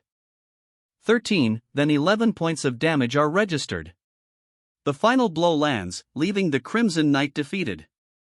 What the hell is this? He gasps, his eyes wide with disbelief. His movements are completely different now, a stark contrast to the methodical precision he previously displayed. He plummets, a crimson blur against the pink energy trails. The fight is over. He falls, a crimson blur against the fading purple light. The fight is decisively over. 20 points of damage are dealt. He staggers, a triumphant grin splitting his face as he delivers the final blow. He coughs, a ragged sound that punctuates the silence following the fight. Leaning heavily on his sword, the victor's face is a mask of grim determination, a stark contrast to the triumphant grin moments before. The narration above the panel confirms it, clean swordsmanship, the mark of a knight's training. He catches his breath, a ragged cough punctuating the silence. This is my first time facing something like this. He reflects, his grip tightening on his sword. Although I have my weapons in hand, I couldn't control them. Is something like that possible when there's a big enough difference in skill? The question hangs heavy in the air, a testament to the sheer power of his opponent. I want to learn it, he mutters, a fierce determination hardening his gaze. The words, barely audible, are a vow, a testament to his resolve forged in the heat of battle. All actions within the labyrinth are assessed, a voice narrates, and if they exceed a certain point, you receive a title or skill. He stares down at his fallen opponent, a flicker of understanding dawning in his eyes. That is probably at least a high-rank skill, he mutters, his gaze hardening with newfound determination. A surge of blue flames erupts, engulfing him. High-rank skill. The words echo the newfound power he senses, a potent ability born from the intensity of the battle. His eyes burn with a fierce determination, reflecting the blazing inferno surrounding him. He stands over his fallen foe, the blue flames of his newly acquired high-rank skill still dancing around him. A quiet intensity settles over him as he absorbs the implications of his victory, a potent ability born from the crucible of battle. I want to learn, he whispers, a fierce glint in his violet eyes. The lingering blue flames seem to mirror the intensity of his resolve, a burning desire to master the potent new skill he's just acquired. You are better with the sword than me, I'll admit, his defeated opponent concedes, the words hanging heavy in the air. A grudging respect, perhaps, but the protagonist's violet eyes remain fixed on his own weapon, his focus unwavering. But I am a player, he declares, a subtle smirk playing on his lips. The lingering embers of the blue flame seem to fade, replaced by a confident glow emanating from within him. The sword isn't the only thing I can use, he declares, a confident smirk playing on his lips as fiery energy swirls around his hand. The intensity of his gaze, unwavering even in victory, speaks volumes about his ambition. He counters with a fiery blast, a surge of energy erupting from his palm. The impact sends his opponent sprawling, a dramatic arc against the dusty arena floor. Embers still danced in the air where the flames had been, but now a new energy crackled, a potent magic swirling around him. He moved with a blur of motion, his sword a streak of light, leaving his opponent utterly overwhelmed. He stands victorious, a figure of imposing strength amidst the swirling dust. His opponent lies defeated, the aftermath of the battle a testament to his skill. A new power crackles around him, a potent magic that hints at even greater abilities yet to be unleashed. Here, he cries, his blade a blur as he counters his opponent's attack. The clash of steel echoes, a sharp counterpoint to the previous fiery spectacle. He parries the final blow, a blinding flash of light erupting from the clash of steel. The force of the impact sends a shockwave through the arena. His blade cuts through the air, a brilliant flash of light. 6 points of damage are dealt to the servant of Lakaratas. A blur of motion, a flash of steel. He cleaves through the air, his attack precise and deadly. The servant of Lakaratas is sent reeling, the impact echoing the ferocity of the blow. A blinding flash of light and a shockwave erupt as he delivers a final, decisive blow. The servant of Lakaratas is defeated. It's no use, he declares, a grim satisfaction etched on his face as the final blow lands. The servant of Lakaratas is vanquished. You have activated Deflect. The next attack will be deflected, a system message announces, a confident glow emanating from his weapon as he prepares for the next strike. 15 points of damage are inflicted. The impact sends a shockwave through the air, the servant of Lakaratas reeling from the force of the blow. He unleashes an unbreathing attack, a surge of blue energy engulfing his blade as he cuts through the air. 11 points of damage strike him. The blow sends him reeling, but he presses on, his gaze unwavering amidst the flurry of attacks. 6 points of damage land. The servant of Lakaratas staggers, the force of the blow clearly felt. He lands another blow, 6 more points of damage inflicted.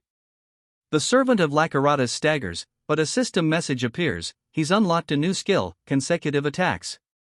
Thanks for the skill, he grumbles, but get that out of my face. 13 points of damage. He lands a powerful blow, the impact sending fiery sparks flying. A system check confirms no lingering burn effects. The fight continues. He clenches his jaw, a grim expression etched onto his face. Damn it! When is it going to die, he mutters, his mana dwindling to a mere 5 points out of 15. A glance at his health reveals a similarly dire situation, approximately 70 points remaining. He kneels, his breath ragged, mana and health dangerously low. It'll be disadvantageous for me if I drag this out, he mutters, a grim determination hardening his gaze. The fight must end, and soon. Determination hardens his gaze. He's low on mana and health, but he won't give up. This fight ends now. There's nowhere to run anymore, he declares, a fierce resolve hardening his gaze. He lunges forward, a desperate final assault. He spins, a blur of motion, his sword a silver flash against the blue energy swirling around him. This is it, his final, desperate attack. His desperate attack connects, a whirlwind of silver and blue energy erupting in a blinding flash. The attack connects. A blinding flash of blue and silver energy explodes, momentarily obscuring the scene. The impact. A blinding flash of light and energy explodes as his blade connects, the force of the blow sending him hurtling forward. He's sent flying, a crimson wave of energy erupting where he landed. The force of the blow is immense. 80 points of damage. The impact reverberates, leaving him reeling but defiant. A grim smile stretches across his face, eyes blazing with purple fire. He endures. The attack, a near-fatal blow, is nullified by a surge of protective energy. His eyes blaze with defiance, a grim smile playing on his lips as he grits his teeth, the aftershocks of the impact still rippling through him. All damage taken will be 0 for 1 second. A shimmering blue energy envelopes him, a temporary shield against the devastating blow. He counters. A blur of motion, his sword a silver flash as he parries the devastating blow, his grim smile unwavering. A blinding flash. The clash of steel echoes as he deflects the blow, the force of the impact sending a shockwave rippling outwards. He roars, a fierce battle cry echoing the raw power of his counterattack. Eyes blazing, he unleashes his full fury. The impact. A blinding flash of light explodes outwards, the force of the clash sending shockwaves through the air. His counterattack connects. He sends his opponent sprawling. A powerful blow, a whirlwind of motion, leaves the armored figure reeling, sent flying backwards. The armored figure is sent tumbling, his armor shattering into fragments as he plummets. He kneels, a ragged breath escaping his lips as Ha escapes him. The victor's sword lies discarded nearby, a testament to the ferocity of the battle just fought. An excellent fight. Courageous one. The words hang in the air, a quiet assessment of the battle just concluded. A faint smile plays on the victor's lips, a mixture of respect and weariness evident in his gaze. Victory is his. The announcement echoes the hard-won triumph, a quiet satisfaction settling over him as he kneels, catching his breath. He was victorious against the servant of Lakaratas. A wave of pink energy dissipates, leaving behind only the victor, kneeling amidst the remnants of the battle. He breathes heavily, the exertion of the fight still evident. Victory, hard-earned and well-deserved, is his. He lies sprawled on the ground, his discarded sword nearby. Satisfaction be damned, he spits out, a fierce defiance in his voice. How can you change an ongoing quest like that? Aren't you just a cheater? A surge of energy dissipates, leaving him victorious. He's leveled up, and fully recovered. But his triumph is short-lived, a bitter complaint escapes him. How can you change an ongoing quest like that? Aren't you just a cheater? He lies back, a faint glow surrounding him. Whoa! He breathes, a mixture of exhaustion and awe in his voice. A system message appears, he's defeated a difficult enemy alone, and his soul quality has increased. How much stronger did I get? He wonders aloud, the question echoing his eagerness to see the results. Status window, he commands, his voice filled with anticipation. His anticipation is palpable. He calls up his status window, eager to see the fruits of his victory. A translucent blue interface shimmers into existence before him, and he traces its glowing surface with a gloved finger. Whoa! He breathes, his eyes wide as he stares at his status window. 17 total stat points, a 30-point health boost, and 5 extra mana? That's insane, he whispers, disbelief coloring his voice. He frowns slightly, a hint of disappointment in his expression. Did it drop any loot? He muses aloud, then adds with a touch of resignation, that's a bit of a shame.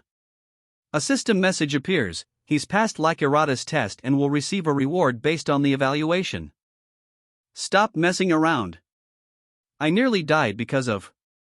He mutters, a clear note of frustration in his voice. Lakirata's evaluation flashes across his vision, he's passed the test and will receive a reward. Even as the system message fades, a palpable sense of relief washes over him. He questions, a slight furrow in his brow. Lakirata's reward materializes, the ceremonial sword of Lakiratas. His reward appears, the ceremonial sword of Lakiratas, a crimson blade that seems to hum with power. It grants a +5 attack boost and restores 5 health points with each enemy slain. He holds the ceremonial sword of Lakiratas, its crimson blade glowing faintly. I didn't see it wrong, right? He questions, a hint of disbelief in his voice. What the, can you even give me this? The sheer power of the weapon, a sword used by all who worship Lakiratas and stained crimson with the blood of sacrifices, is almost overwhelming. He rubs his eyes, disbelief etched on his face. This isn't something that should appear on floor 2. The ceremonial sword of Lakiratas, a powerful weapon far beyond what he expected at this stage, glows faintly in his hand. A nagging question hangs in the air, how did he receive such a powerful artifact so early? He turns, the ceremonial sword of Lakiratas held loosely in his hand. A system message confirms his success, but his expression is one of disbelief, not triumph. "So you're rewarding me for suffering like that?" he questions, a hint of incredulity coloring his tone. The unexpected reward, a powerful weapon far beyond his expectations, leaves him questioning the fairness of it all. A system message appears: he's gained a new skill, continuous conditional activation, also known as proof of combat. He stands there, the crimson blade still clutched loosely in his hand, his expression unchanged, a mixture of disbelief and quiet contemplation.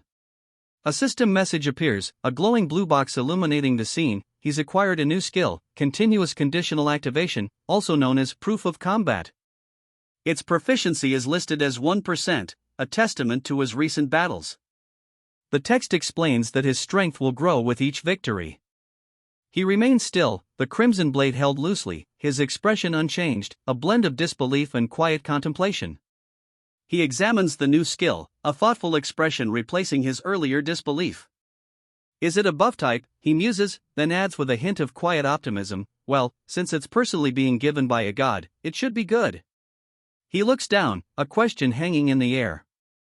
"It's not over yet," he murmurs, a hint of apprehension replacing his earlier contemplation.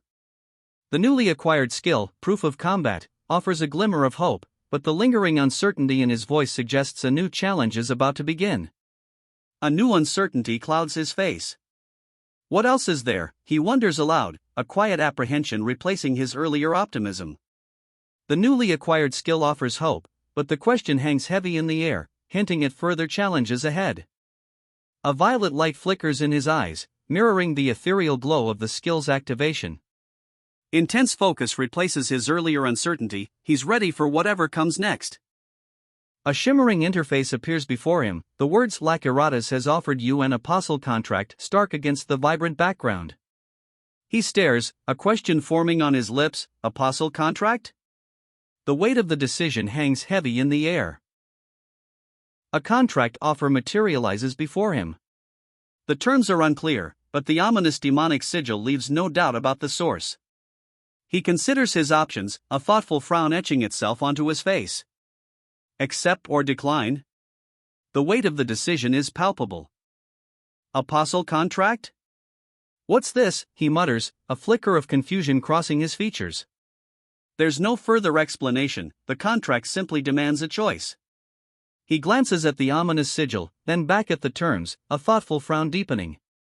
The pressure to decide hangs heavy in the air. He sits, studying the apostle contract offered by Lakiratas. A thoughtful hum escapes his lips, the weight of the decision evident in his posture. Accept or decline? The choice hangs heavy. He reads further, a new detail catching his eye. In return, its range of influence will shrink, he notes, a thoughtful pause following. That time. He murmurs, the implications of this clause weighing heavily on him. He questions, a brow raised in confusion. The contract details a penalty for Lakiratas. His influence shrinks in exchange for influencing a player. It seems the god himself must pay a price. Lakiratas' offer is unsettling. It wants to make him its disciple, even while bearing the contract's penalties. A thoughtful frown deepens on his face, the implications of this bold move weigh heavily upon him. But he trails off, the unspoken question hanging in the air. Even if I take it as goodwill, he muses, the other is a god. A chilling realization dawns on him, the enormity of Lakiratas' offer fully sinking in. The implications of dealing with a deity, even under the guise of a contract, are far-reaching and potentially dangerous. He stares up at the colossal being, its immense power palpable. A question hangs heavy in the air, unspoken yet echoing his internal struggle: will accepting an offer from such an existence really be a gain for me? The weight of the decision, the potential risks and rewards, are clearly etched on his face. No, he realizes, a chilling thought striking him. He might be used as the god's puppet. The strings, unseen moments ago, now bind him, a stark visual representation of his potential fate. The chilling truth dawns on him: toy or slave for all eternity. The weight of that stark choice hangs heavy in the air. A thoughtful frown creases his face. The enormity of his decision weighs heavily on him, the silence amplifying the internal conflict. I won't accept, he declares, his finger firmly pressing the decline option. The weight of his decision, the potential consequences, are palpable in the quiet intensity of the moment. The apostle contract is postponed. His refusal echoes in the digital confirmation, a silent defiance against a fate he refuses to accept.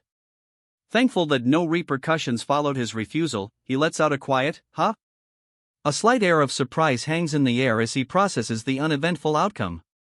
He walks away, a quiet satisfaction settling over him. The dust motes dance in the faint light, a silent testament to the uneventful aftermath of his bold decision.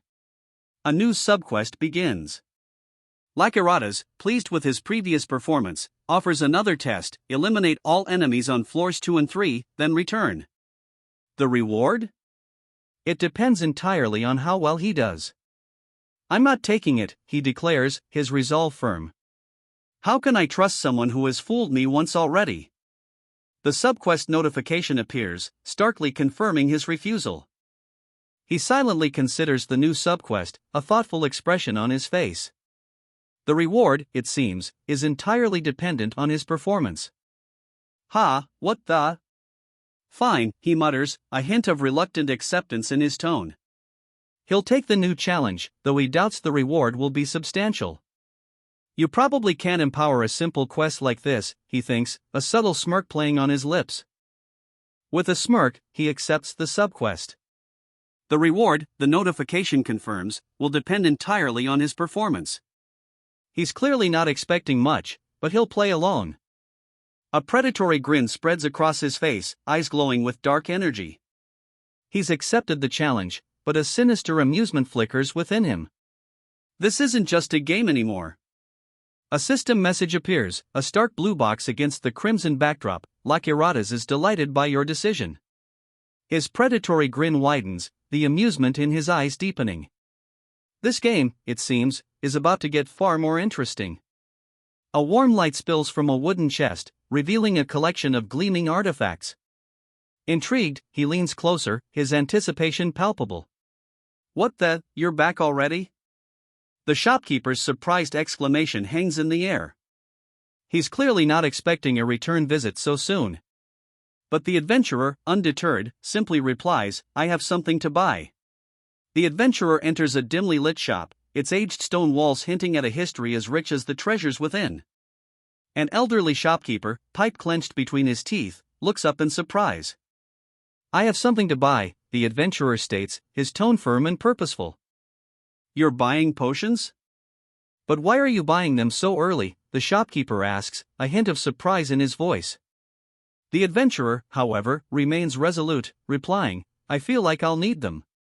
Coins clink on the counter as the transaction is completed. Although I didn't plan on buying them on the earlier floors, the adventurer explains, a thoughtful expression on his face, it'll be a problem if a difficult test like before appears again. He holds a newly purchased potion, its faint glow hinting at potent magic within.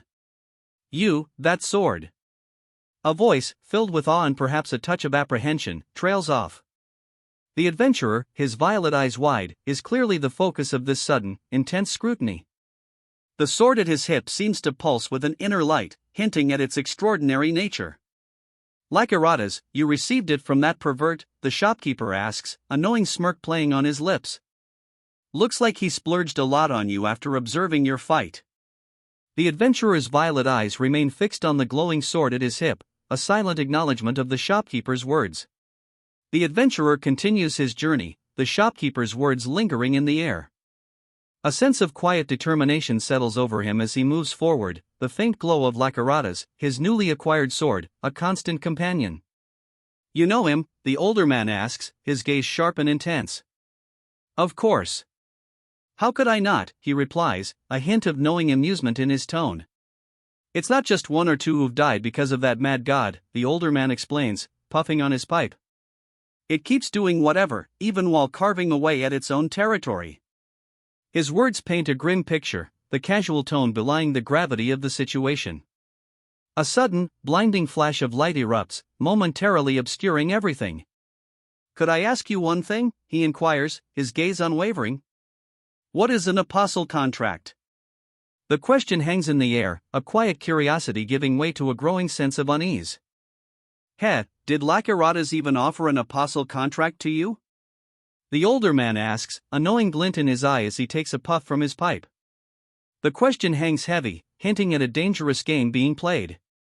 Yes, but I postponed it because there was no explanation, he replies, the words hanging heavy in the air. The older man nods slowly. Good choice. It's not something you can decide on a whim. A sense of finality settles over the scene, the unspoken weight of the decision palpable. That guy's contract, how long has it been? The older man wonders aloud, his gaze intense. The younger man, however, remains silent, simply replying, sorry, but I can't answer you. A palpable tension hangs in the air, the unspoken answer heavy with implication. The only thing I can be for you is a shopkeeper, the younger man states, his voice firm despite the weight of unspoken implications. A quiet resolve settles over him, a stark contrast to the older man's intense scrutiny. I can't do more than that.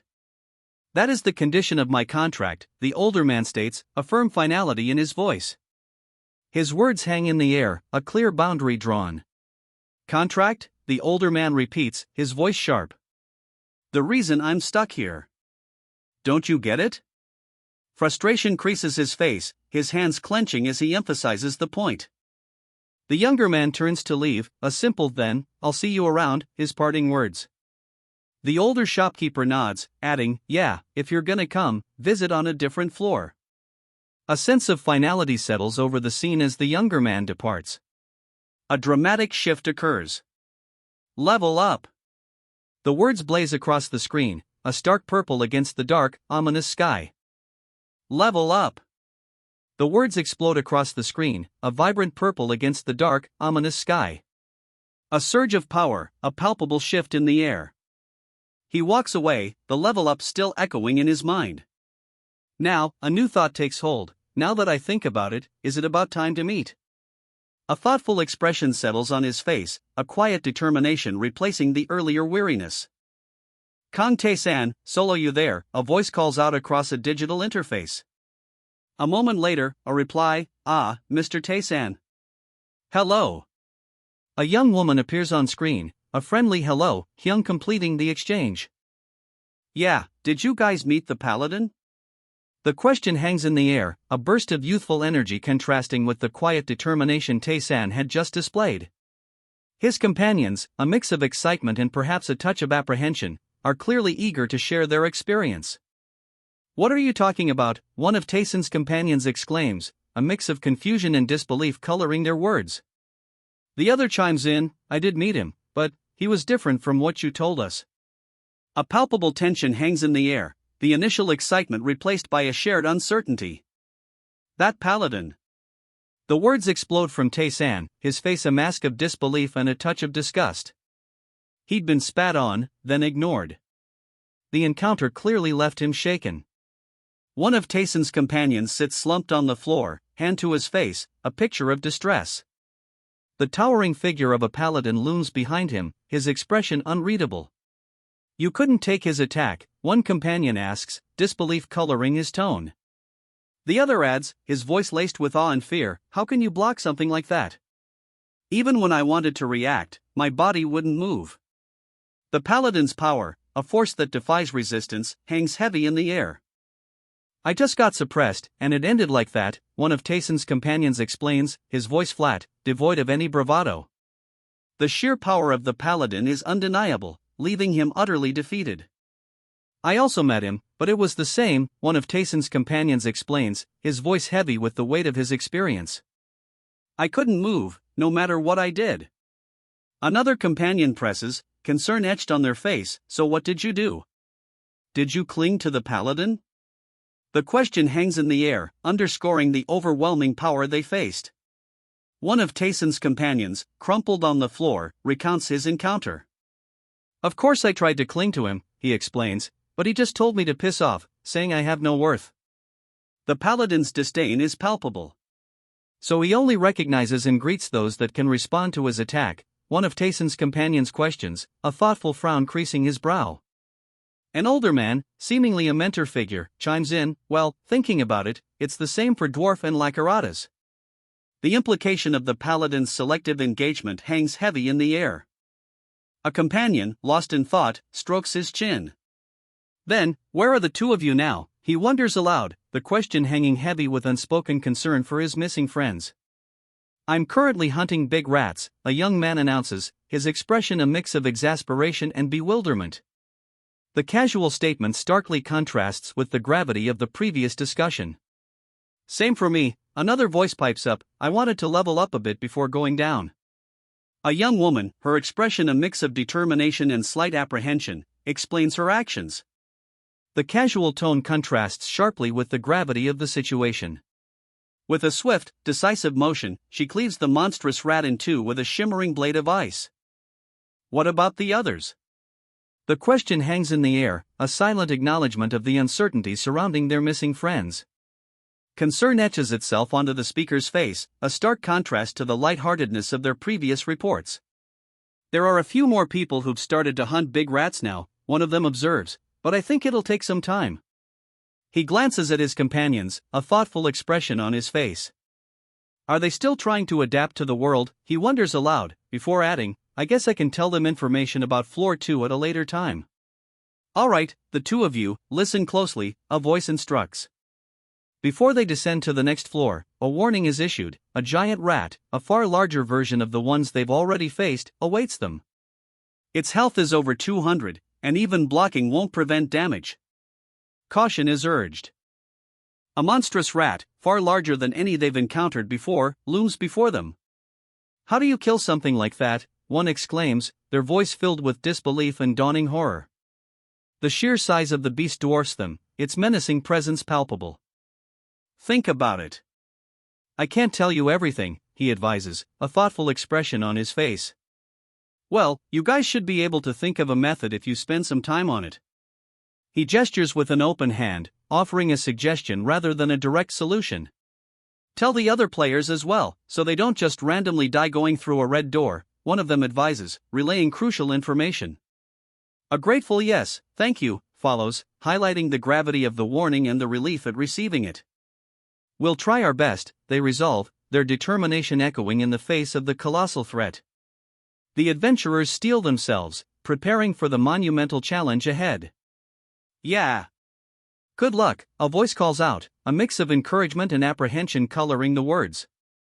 The adventurers, facing the gigantic rat, exchange a determined glance before charging forward. All right, I relayed everything I wanted to. He murmurs, a thoughtful expression settling on his face. A sense of quiet resolve hangs in the air. He pauses, a thoughtful expression crossing his face as he reviews the information on his interface. Then should I get started on this? He murmurs, the words barely audible, yet carrying the weight of a momentous decision. A subquest begins. Lakiratas offers a new test, eliminate all enemies on floors 2 and 3, then return. The reward? It depends entirely on his performance. A serious expression settles on his face as he considers the challenge. He begins his ascent, the darkness swallowing him whole as he climbs. He stands before a crumbling gateway, sunlight spilling through the gap in the ancient stonework. The air hangs heavy with the scent of damp earth and something else, something ancient. His journey continues. He swings his weapon, a crimson energy blade erupting in a blinding flash. The force of the blow is immense, a wave of power radiating outwards. He moves with a blur of motion, his crimson energy blade flashing as he cuts down his foes. The power behind each strike is undeniable. He continues his relentless advance, the sound of his powerful strides echoing through the ancient ruins. A wave of energy washes over him. A blur of motion, a crimson blade arcs through the air. KRRK. The sound of rending flesh echoes as two goblins crumple to the ground. He continues his relentless advance. He leaps, his crimson blade arcing towards a grotesque creature clinging to a crumbling stone wall. The creature, a goblin of some sort, hisses, eyes wide with a primal fear. A deafening keek pierces the air as he effortlessly dispatches the remaining goblins. The warrior stands amidst the chaos, his crimson blade dripping, a silent testament to his brutal efficiency. A whirlwind of crimson steel. He cuts through the goblin horde with brutal efficiency, their crude weapons useless against his skill. The air crackles with the energy of his strikes. He stands victorious, his crimson blade still dripping, but a new threat emerges. A figure, cloaked in green, readies a quiver full of arrows, their eyes narrowed in deadly focus.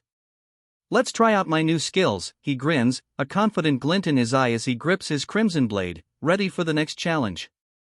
A blinding flash erupts as he activates Proof of Combat, obliterating the last goblin. A crimson blur. He cleaves through the remaining goblins with a swift, brutal grace, his blade a whirlwind of deadly energy. The last of them falls, defeated. He moves with a blur of motion, a crimson flash against the darkening landscape. The ground trembles beneath the force of his attack, a shockwave rippling outwards. With a final, powerful strike, he sends the last goblin sprawling. The creature's demise leaves only silence in its wake. His mind is clear, a calm settling over him in the aftermath of the battle. He notes, almost in surprise, a welcome side effect: his stats have increased, and he's even healed. He shatters the goblin's shield with a powerful blow. "There's no restrictions or limits, from what I can tell," he observes, his expression grim but resolute. The fight continues. "That's pretty good. Depending on the situation, this might become my main skill," he muses, a hint of a smile playing on his lips as he surveys the battlefield. The fight continues, but he's found a rhythm, a power that surprises even him. A blinding flash of light erupts, a wave of energy washing over the battlefield. The air crackles with power, leaving behind only shimmering dust and the faint scent of ozone. The goblin crumples, a pained keek escaping its lips as it crashes to the ground. Dust motes dance in the dim light, settling over the scene. He stands amidst the fallen goblins, a faint question mark hovering above his head. The dust settles, revealing the extent of his victory. A subtle shift in his expression hints at a thoughtful assessment of his newfound power. He stands amidst the fallen goblins, a faint question mark hovering above his head. The dust settles, revealing a sturdy, ornate door set into the labyrinth wall. 2 swords are mounted on it, gleaming faintly in the dim light. Was there a door like this before? He cautiously peers around the corner, a faint shoo escaping his lips. The dust motes still dance in the dim light, illuminating a newly revealed passage. He pauses, a butterfly fluttering nearby. "What's this?" he murmurs, his gaze falling upon a curious stone tablet nestled within the labyrinth's wall, partially obscured by creeping vines. A weathered stone marker sits amidst wildflowers, a simple grave in the labyrinth's depths. A system message appears: "You have found the warrior's grave." A system message appears: "You have discovered the warrior's grave." His expression is one of quiet contemplation, a hint of curiosity in his violet eyes. "This," he murmurs, gazing at the weathered tombstone. A system message confirms his discovery, granting a permanent intelligence bonus. A surge of mana flows into him, a tangible power resonating from the ancient stone. His intelligence permanently increases. A surge of energy erupts from the tombstone, a vibrant pink and gold light radiating outwards. It washes over him, a palpable wave of power. A wave of pink and gold energy bursts from the tombstone, engulfing him completely. The light pulses, a tangible power surging through his body. "Hello, adventurer." A cheerful voice rings out, a small, ghostly figure materializing from the residual energy. It floats before him, a mischievous grin on its face. His eyes widen, a subtle shift in expression as he takes in the lingering energy. A quiet wonder fills his gaze. "You, and goodbye." The ghostly figure vanishes, leaving only a faint shimmer of pink and gold energy. He turns, a thoughtful expression settling on his face as he sheathes his sword. He stands there, a thoughtful silence falling as he considers the encounter. The lingering energy, a faint shimmer of pink and gold, slowly dissipates into the air. He stands amidst a swirling vortex of question marks, a thoughtful frown etched on his face. The lingering energy from the ghost has faded, leaving him with more questions than answers. "Yes, adventurer. It was good to meet you." The faint echo of the ghost's farewell lingers as he touches the stone, a sense of closure settling over him. "Then, goodbye." The ghostly figure, already fading, drifts away, leaving behind only a faint shimmer of light before vanishing completely. A sense of quiet peace settles over him. A frustrated sigh escapes him. The peaceful resolution he'd felt moments before is gone, replaced by a wave of lingering confusion. His brow furrows, the unanswered questions swirling in his mind like the ghostly energy that just vanished. A deep crimson curtain, shimmering with faint golden lights, descends. The lingering confusion from the ghost's departure remains, a heavy weight in the air. He touches the stone, a small, curious ghost appearing within its surface. "What are?" The tiny spirit begins, its words cut short by the panel's end. "What are you doing? I told you to go." The tiny ghost, trapped within the man's grasp, protests, its wide eyes conveying a clear panic. The crimson backdrop intensifies, mirroring the escalating tension. "Stop messing around and give me the quest," he demands, frustration etched onto his face. The crimson curtain, a backdrop to his growing impatience, seems to pulse with a barely contained energy. His frustration boils over. He clenches his fist tighter around the tiny, protesting ghost.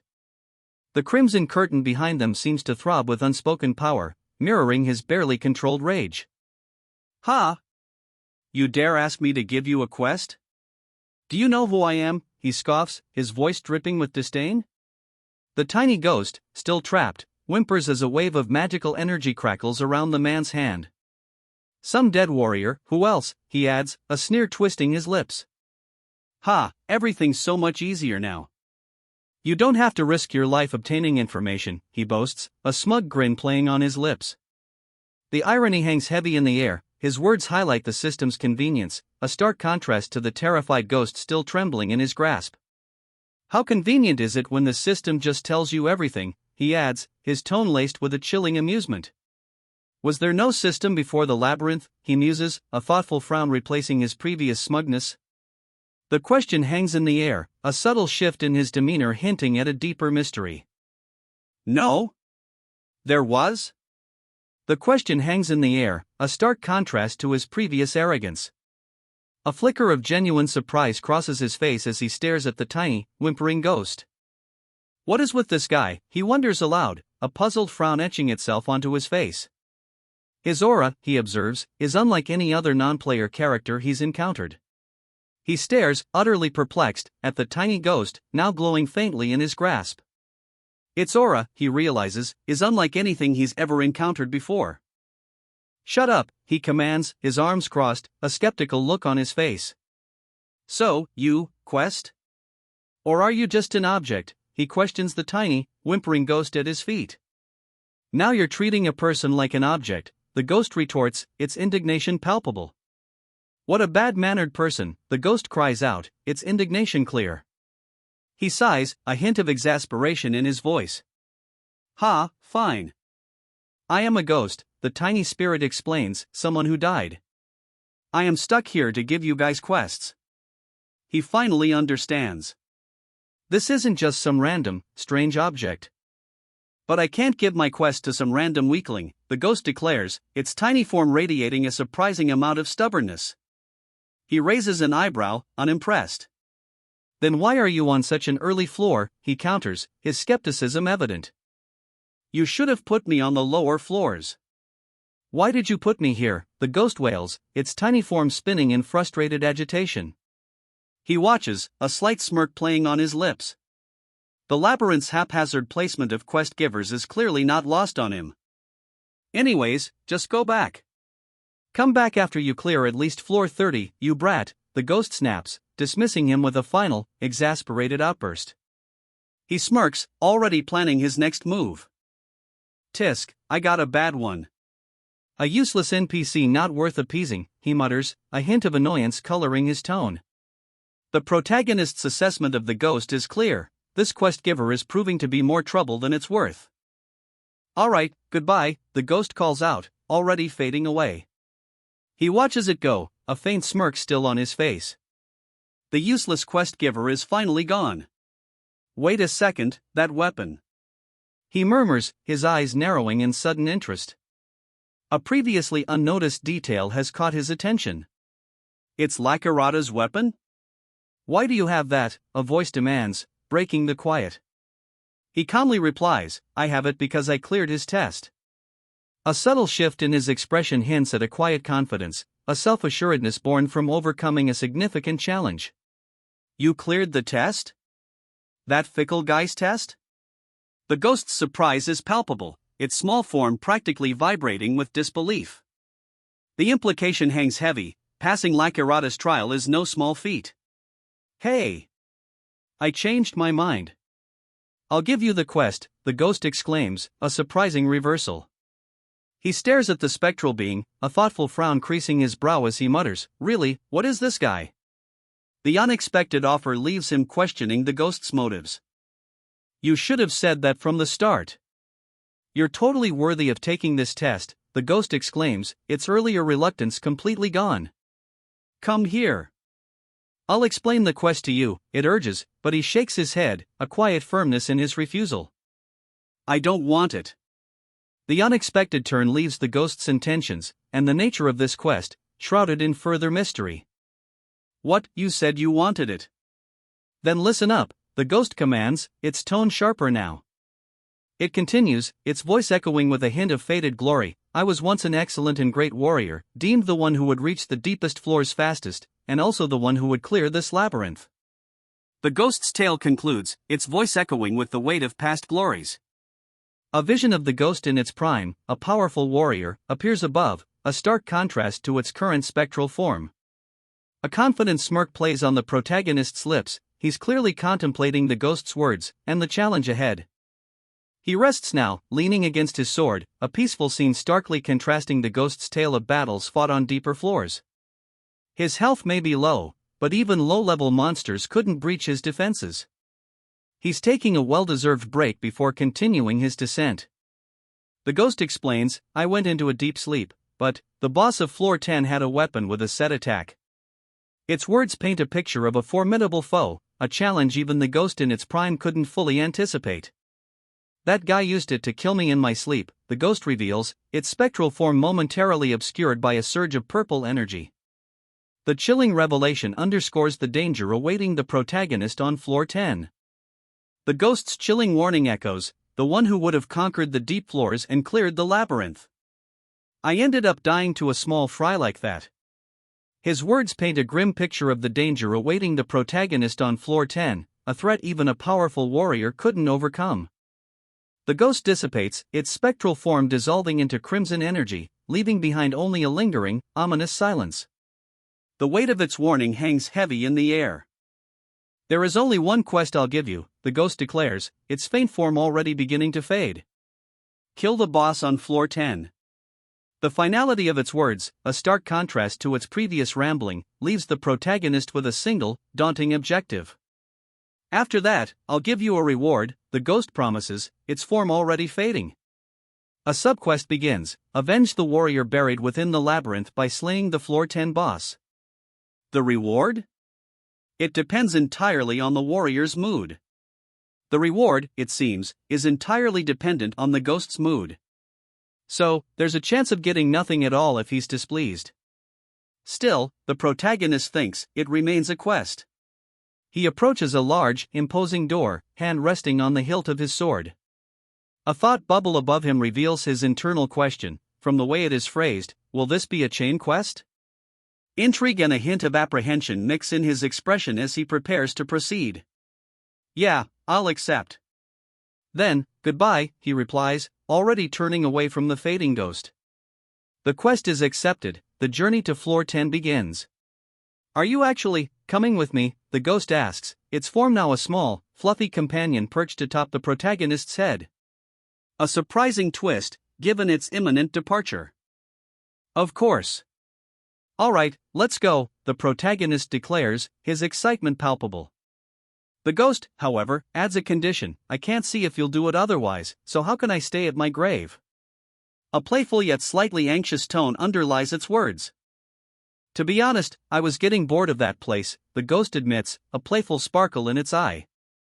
"Although it'll only be until floor 10, I think it'll be fun." A slight groan escapes the protagonist, a clear expression of mild exasperation. A sudden thought crosses the protagonist's mind, a quiet groan escaping his lips. I need to take this noisy thing all the way to floor 10? The weight of his unexpected companion's presence settles upon him. The title card appears, level up with skills. A new adventure begins. A new chapter unfolds. Leveling up, new skills await. The journey to floor 10 begins. But just where did that guy get a set attack weapon like that? The ghost asks, a bewildered expression on its face. It continues, a hint of self-reproach in its tone, even though I did let my guard down. Set attack weapons appear much later. There's no way a floor 10 monster could get one. Do you think you can tell how it got there? The ghost asks, its voice tinged with disbelief. The protagonist sighs, a weary I don't. So how about you stop talking for a bit, silencing his spectral companion as they continue their ascent. He continues his journey, a thoughtful frown etching itself onto his face. The protagonist's internal conflict is clear. Don't be like that, you accepted my quest, so you should take responsibility, the unseen voice chides. He mutters to himself, a quiet question hanging in the air, should I just not have taken it? A thoughtful frown deepens on his face. He silently resolves, I should just try to get information. His internal debate continues, prompting him to ask himself, did you say you were a warrior? What did you do before the labyrinth? Humph, why should I tell you that? The ghost snaps, its small form puffing out with indignation. The protagonist's internal questioning continues, but his expression remains unchanged as he presses forward. Sure. Don't tell me if you don't want to, the protagonist replies, his tone casual despite the lingering questions in his mind. He continues his journey, leaving the ghost's past shrouded in mystery for now. He continues onward, his expression unreadable. The silence speaks volumes, a stark contrast to the ghost's earlier outburst. The protagonist's decision to let the matter rest, for now, hangs heavy in the air. All right. If you want to hear it that badly, then I'll specially tell you, the ghost declares, a surprising shift in its demeanor. I said you don't have to if you don't want to, though, it adds, a hint of playful defiance in its tone. I was from the great royal family of the Karvat Empire. I was the eldest son, and the one who would inherit the empire, the ghost reveals, seated regally on a throne, a dramatic backdrop of shimmering light particles swirling around him. That wasn't all, he adds, a hint of something more ominous hanging in the air. I was excellent in swordsmanship and intelligence, none in the empire could compare to me, the ghost boasts, his figure regal, a shimmering sword held aloft. His words paint a picture of unmatched prowess, a stark contrast to his current spectral state. All the young ladies came to my ball just for a chance to see me, you know, he boasts, a smug grin practically radiating from his spectral form. The ghost's words paint a picture of unparalleled popularity, a sharp contrast to his current predicament. Ah, my glory days. He sighs, a wistful smile gracing his spectral features as he recalls his past. The image of him in his prime, resplendent in royal attire, is bathed in a golden light, lilies blooming around him, a stark contrast to his current ghostly state. Glory days, the ghost sighs, a wistful smile on his face. But from the way he talks, the other man observes, he seems more like a common street thug than a former emperor. But then, the world ended, and I came here to save everyone, the ghost declares, his spectral form fading amidst a shower of shimmering, ethereal fragments. A sense of somber resolve hangs in the air, a stark contrast to his earlier boasts. But the ghost's words trail off, his spectral form dissolving into shimmering particles as a sword pierces his chest. He falls, a final, defeated sigh escaping him before he vanishes completely. Died while sleeping on a low-number floor, at that, the ghost sighs, his form flickering. A wave of irritation washes over the other man. You're pissing me off, he snaps, his annoyance palpable. Yeah, I failed in the end. I wasn't able to save the world, the ghost confesses, a grim determination hardening his features. That one mistake cost me everything. At this rate, I'll only be satisfied if I kill the one that killed me. He pauses, his gaze falling upon a weathered wooden door. Is this the last place? Hey, you're not listening to me, are you? The ghost complains, his small form barely visible beside the man who seems preoccupied with the weathered wooden door before him. A hint of frustration tinges his spectral voice. Damn it. Adventurers these days have no morals. He mutters, his frustration simmering. The weight of his past failures, and the present apathy of those around him, clearly weighs heavily. He peers around the corner, a small, spectral cat floating beside him. A sudden keek erupts as goblins, armed and ready, spring into view. 1. The word hangs heavy in the air, a stark contrast to the chaotic scene unfolding moments before. A single, swift strike, and the goblins crumple. With a swift, almost imperceptible motion, he knocks an arrow and fires. A golden blur streaks across the space, the sound of keek echoing as the goblins crumple, instantly incapacitated. The goblins fall, one after another, struck down with shocking speed. A golden blur, almost too fast to see, leaves them incapacitated. Silence descends, broken only by the faint crackle of residual energy. He moves with impossible speed, a blur of motion. Energy crackles around him as he effortlessly dispatches the remaining goblins. The fight is over. A guttural scream, kayak, rips through the sudden silence. The final goblin falls, its demise swift and brutal. The final goblin falls, a swift, precise strike delivering 10 points of damage. Silence descends once more, the aftermath of a battle won with breathtaking speed. The final goblin falls, a swift, precise strike silencing its desperate cry. A moment of stillness follows, the only sound the faint echo of the battle's end. Then, a shift. The warrior's eyes, previously focused on the fight, now hold a distant, almost pensive gaze. Another goblin falls, a sharp keek, escaping its lips before silence claims it. Another, the warrior breathes, his voice barely a whisper against the sudden quiet. Keek? Keg. The final 2 goblins fall, their desperate cries cut short. A swift end to a brutal fight. Hey, what nonsense are you up to? Shooting a paralysis arrow and hitting them, you're just repeating the same things? A voice, sharp and questioning, cuts through the lingering silence. And you're only aiming for the same goblin, as well. Do you have a grudge against it? The question hangs in the air, sharp and accusatory. One more time, the warrior repeats the motion, a final, decisive strike. One more time. He mutters, his voice low and almost grim. Are you trying to get a skill? The question, sharp and curious, cuts through the aftermath of the battle. So you know. The warrior's response is a quiet confirmation, his gaze fixed on the fallen goblin. A faint spark of understanding flickers in his eyes. Knowing just isn't enough, the observer states, his voice laced with a mix of concern and exasperation. Sorry, but what you're doing is fruitless. You won't be able to get a skill like that. A small, ethereal creature floats nearby, a silent witness to the warrior's frustrating attempts. I will, and a really good one, too. The warrior's declaration is firm, his gaze unwavering, a stark contrast to the doubt that had clouded his eyes moments before. A newfound determination burns within him, a quiet fire fueled by stubborn resolve. Hey! How many floors do you think I descended? He asks, a hint of challenge in his voice. 85 floors. 85. There is nothing I don't know. The warrior's declaration is bold, his confidence palpable as he surveys the fallen goblins at his feet. Then shall we have a bet, he adds, a playful glint in his eye. If I can't get a skill, I'll become your puppet. The warrior's words are a bold declaration, his grip tightening on the defeated goblin. A confident smirk plays on his lips, his gaze unwavering as he makes his wager. I'll do everything you tell me to, even if it's to kill myself, the warrior declares, his voice unwavering. But a sharp twist follows. But, if I win, you need to answer all of my questions without lying. His confident smirk speaks volumes. This isn't just a challenge, it's a calculated gamble. Heh, you've got guts, a voice sneers, the words laced with amusement and disbelief. A brat who just entered the labyrinth wants to test my knowledge?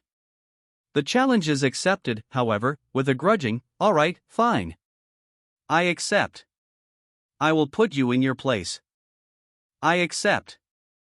I will put my name, as the great Crown Prince Arclight of the Carvad Empire, on the line. The declaration booms, radiating confidence and a hint of recklessness. The stakes are high. If you somehow win the bet, I will not lie to any of your questions. However, if I win, you will be my slave. The Crown Prince's declaration hangs heavy in the air, the stakes of the challenge now undeniably clear. His words, sharp and uncompromising, leave no room for doubt.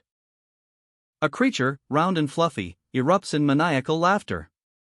Ka-ha-ha-ha, it cackles, the sound echoing with unsettling glee. Below, a smaller text box adds, "Keep crawling." Its menacing laughter and the command suggest a sinister game afoot. He obeys instantly, dropping to all fours. "Yes, master," he mutters, his voice laced with resentment. The fluffy creature above cackles again, its glee unrestrained. "And when you call for me, don't forget to attach honorifics." "Got it, you punk," it screeches, the command hanging heavy in the air. The fluffy creature pauses its gleeful torment, a thought bubble appearing above it. "Ah, what else should I be doing?" it muses aloud. A mischievous glint enters its eyes as it adds, "It seems like I can go around having fun until this guy dies off." Oi, you should start to consider giving up, no? There's no use in trying to buy time. The fluffy creature's words cut through the air, a stark contrast to its previous amusement. Its tone is less playful now, more matter-of-fact, even dismissive. The man below, still on all fours, clutches a sword, his expression grim. "Do you know of the skill, battle?" the fluffy creature asks, its tone now laced with a hint of impatience. "Why wouldn't I? It's a basic skill," the man replies, his voice tight with defiance, even as he remains on all fours. Two figures, swords drawn, charge towards the fluffy creature. Their attack is swift, a blur of steel and determination. When both parties agree to a fight, no other player besides those two can interfere. It's that, right? The fluffy creature's question hangs in the air, a confirmation seeking a response. The implication is clear, this duel is now officially sanctioned. "I can obtain something similar to that here," the fluffy creature chirps, a nonchalant tone belying the gravity of its words. The man, his face now visible, glares upward, a single word escaping his lips, "What bullshit?" His eyes burn with disbelief and simmering fury.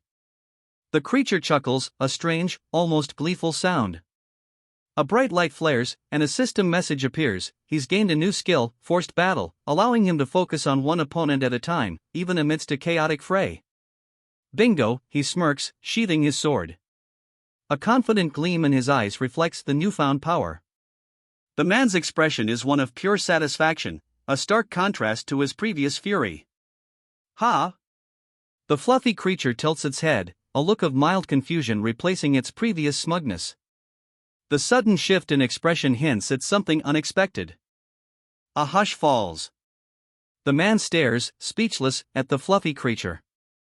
Its previous smugness is gone, replaced by a bewildered tilt of its head. The sudden silence is heavy with unspoken questions. A sudden, ethereal glow illuminates the scene. The words skill, forced battle, appear, a clear indication of a new ability acquired. A sudden, ethereal glow envelopes them. The man gains a new skill, forced battle. For 10 seconds, he'll only take damage from his target. It's a powerful skill, capable of neutralizing all sorts of negative effects, continuous damage, damage over time, poison, confusion, intimidation, and more. This is a game changer. A satisfied smirk plays on his lips as he declares, "I finally got it." The glow around him fades, leaving only the quiet confidence in his eyes. That makes no sense. So depending on how you use it, even if you're stuck in lava, or even if you were launched into outer space, it's a skill that can help you survive. You can obtain that skill by doing this shit? The ghostly companion's exasperated explanation underscores the sheer absurdity, yet undeniable power, of the newly acquired skill. That's probably why not everyone has obtained this skill, no? The ghostly companion's observation hangs in the air, a question echoing the absurdity of the situation. "Well, relatively speaking, this was one of the less insane action conditions," he adds, a wry tone coloring his words, as if to say, "You haven't seen anything yet. What the fuck has he been doing to obtain other skills?" The ghostly companion's voice, laced with disbelief, echoes the reader's own astonishment. The question hangs heavy, underscoring the sheer mystery surrounding the protagonist's methods. A confident smirk graces his lips as he looks upward, a subtle shift in his demeanor. "So, you remember the wager, right?" he asks, the words carrying a quiet challenge. The ghostly companion crosses its arms, a picture of unimpressed contemplation. A subtle shift in its expression hints at a brewing thought. A long pause follows, punctuated only by the silent contemplation of both figures. The weight of unspoken words hangs heavy in the air, a tension building between the protagonist and his spectral companion. "What are you rattling on about?" the spectral companion demands, its tone sharp, cutting through the lingering tension. The protagonist, unfazed, replies, "You just need to properly answer my questions." His calm confidence is a stark contrast to the ghost's growing impatience. He remains silent for a moment, his gaze unwavering. A quiet intensity emanates from him, a stark contrast to the ghost's earlier outburst. The unspoken challenge hangs in the air. "This motherfucker." The ghostly companion explodes, its anger palpable. The protagonist, however, remains unmoved, his expression unchanged as he continues his steady walk. "There are tons of other skills in the labyrinth," the protagonist calmly states. "Ever heard of leap?" He knows of it, of course, but a pointed question hangs in the air. "Why didn't you ever learn large leap?" "W.H. Watt's large leap," the ghost companion squeaks, clearly flustered. The protagonist, already halfway through the doorway, calmly retorts, "So you never learned it, huh?" His tone is less accusatory, more a statement of fact, highlighting the ghost's surprising deficiency. "Okay, I admit it. You know your skills well," the protagonist concedes, "but that's not everything here in the labyrinth. In this place, what you do to live, and what you discover are super important, too, you know?" He pauses, a subtle shift in tone. "But what are you doing?" The question hangs in the air, a quiet challenge to the ghost's apparent inaction. "A secret room," the ghostly companion observes, a hint of apprehension in its tone. "Seems like you'll be going through some hardship." The protagonist, however, shows no sign of concern, his focus unwavering as he pushes forward. A faint glow emanates from him, a subtle energy sparking around his hand. His expression is one of quiet determination, a knowing smirk playing on his lips as he continues forward. A powerful premonition washes over him, a radiant light illuminating the path ahead. The air crackles with unseen energy, hinting at the secrets held within. He descends into darkness, a faint, ethereal glow guiding his way. The path ahead remains shrouded in mystery, yet his resolve is unshaken. The title card appears, a vibrant purple script against a dark backdrop, promising an adventure of skill enhancement. "Level up with skills," it proclaims, setting the stage for the journey ahead. He holds a strange, glowing brick, a puzzled expression crossing his face. "Huh," he murmurs, his gaze fixed on the object in his hand. A small, fluffy creature floats nearby, its own expression mirroring his confusion. "It's just as great as I thought," he confirms, a pleased smile gracing his lips. The glowing brick in his hand seems to hum with power, and a small, floating creature beside him mirrors his satisfaction. His newly acquired detection skill, he realizes, is even better than he'd hoped. When its proficiency surpasses 20%, it will occasionally reveal crucial information. "What, you also had detection? Not to mention the proficiency on it?" The question hangs in the air, a hint of surprise coloring the unspoken words. He ponders the implications of this unexpected skill, its potential yet to be fully explored. He pauses, his gaze drawn upward. A corridor lined with menacing, pointed traps stretches before him. Is this a trap from the goblins this time? He wonders aloud, a thoughtful frown etching itself onto his face. He steps cautiously forward, his eyes scanning the corridor ahead. The path is narrow, lined with menacing traps, their sharp points glinting ominously in the dim light. He pauses, a thoughtful frown creasing his brow. Because the traps were set up randomly, it'll probably be tricky to break through, right? It might be better to give up and return, he muses, his small companion seeming to agree with a silent nod. He decides against it. A deep shadow falls, swallowing the corridor whole. The air grows heavy, anticipation thick as the darkness closes in. He identifies the dangers ahead, First up is arrow traps. Second is the pitfall trap. The path forward is clearly fraught with peril, but he presses on, undeterred. He activates his ability, a faint purple glow emanating from his eyes. The air crackles with barely contained power. He pushes forward, his enhanced senses alert. Ahead, a treasure chest sits innocently amidst the gloom, but his gaze is drawn beyond it. Finally, it's the trap with moving walls, he realizes, bracing himself for the challenge. He crouches, his enhanced senses scanning the area. A small, ghostly companion floats nearby, its words confirming his suspicions. It's the same as in easy mode. The final trap awaits. He bursts through the final barrier, a blur of motion and barely contained energy. The moving walls, a challenge on even the easiest setting, are no match for his enhanced speed. A wave of energy washes over him, sending the ghostly companion reeling. Ugh, it groans, the impact clearly felt. He deflects the energy blast with a blur of motion, the force of the impact sending a shockwave rippling outward. He spins, deflecting the energy blast with a swift, precise movement. A pink energy trail streaks across the panel, a testament to the force he's just redirected. He dives, a blur of motion, narrowly avoiding a deadly field of sharpened stakes. The energy trails behind him, a testament to his speed. He barely avoids a deadly volley of energy-charged stakes, his body a blur of motion as he slides past. A trail of blue energy follows his movement, a testament to his speed and skill. He moves with a blur of speed, a trail of energy blazing behind him as he navigates the perilous path. Determination hardens his gaze. He clears the final obstacle, a flurry of motion leaving a trail of light in his wake. A small, ghostly figure appears below, its wide eyes reflecting surprise. He lands, a puff of dust marking his arrival. Below, the ghostly figure watches, wide-eyed. He emerges from the dust, a determined glint in his violet eyes. The perilous passage is behind him. He unleashes a powerful blow, a surge of blue energy crackling from his fist. His fist, crackling with blue energy, connects. A surge of power explodes outward. The impact reverberates. Blue energy explodes outward, a furious storm engulfing him. His violet eyes burn with intensity, unwavering even as the force threatens to overwhelm him. The impact throws him back, a wave of shock rippling through his form. Wide-eyed, a nearby onlooker stares in stunned disbelief at the sheer force of the blow. Dust motes dance in the air as he examines the rubble. It's identical, he observes, his violet eyes sharp. This wall isn't part of the labyrinth, but rather a wall made by the goblins. Its durability isn't that high. This is enough to break it easily. He easily breaks through the goblin-made wall, a small, floating creature beside him muttering, "Let's just not say anything."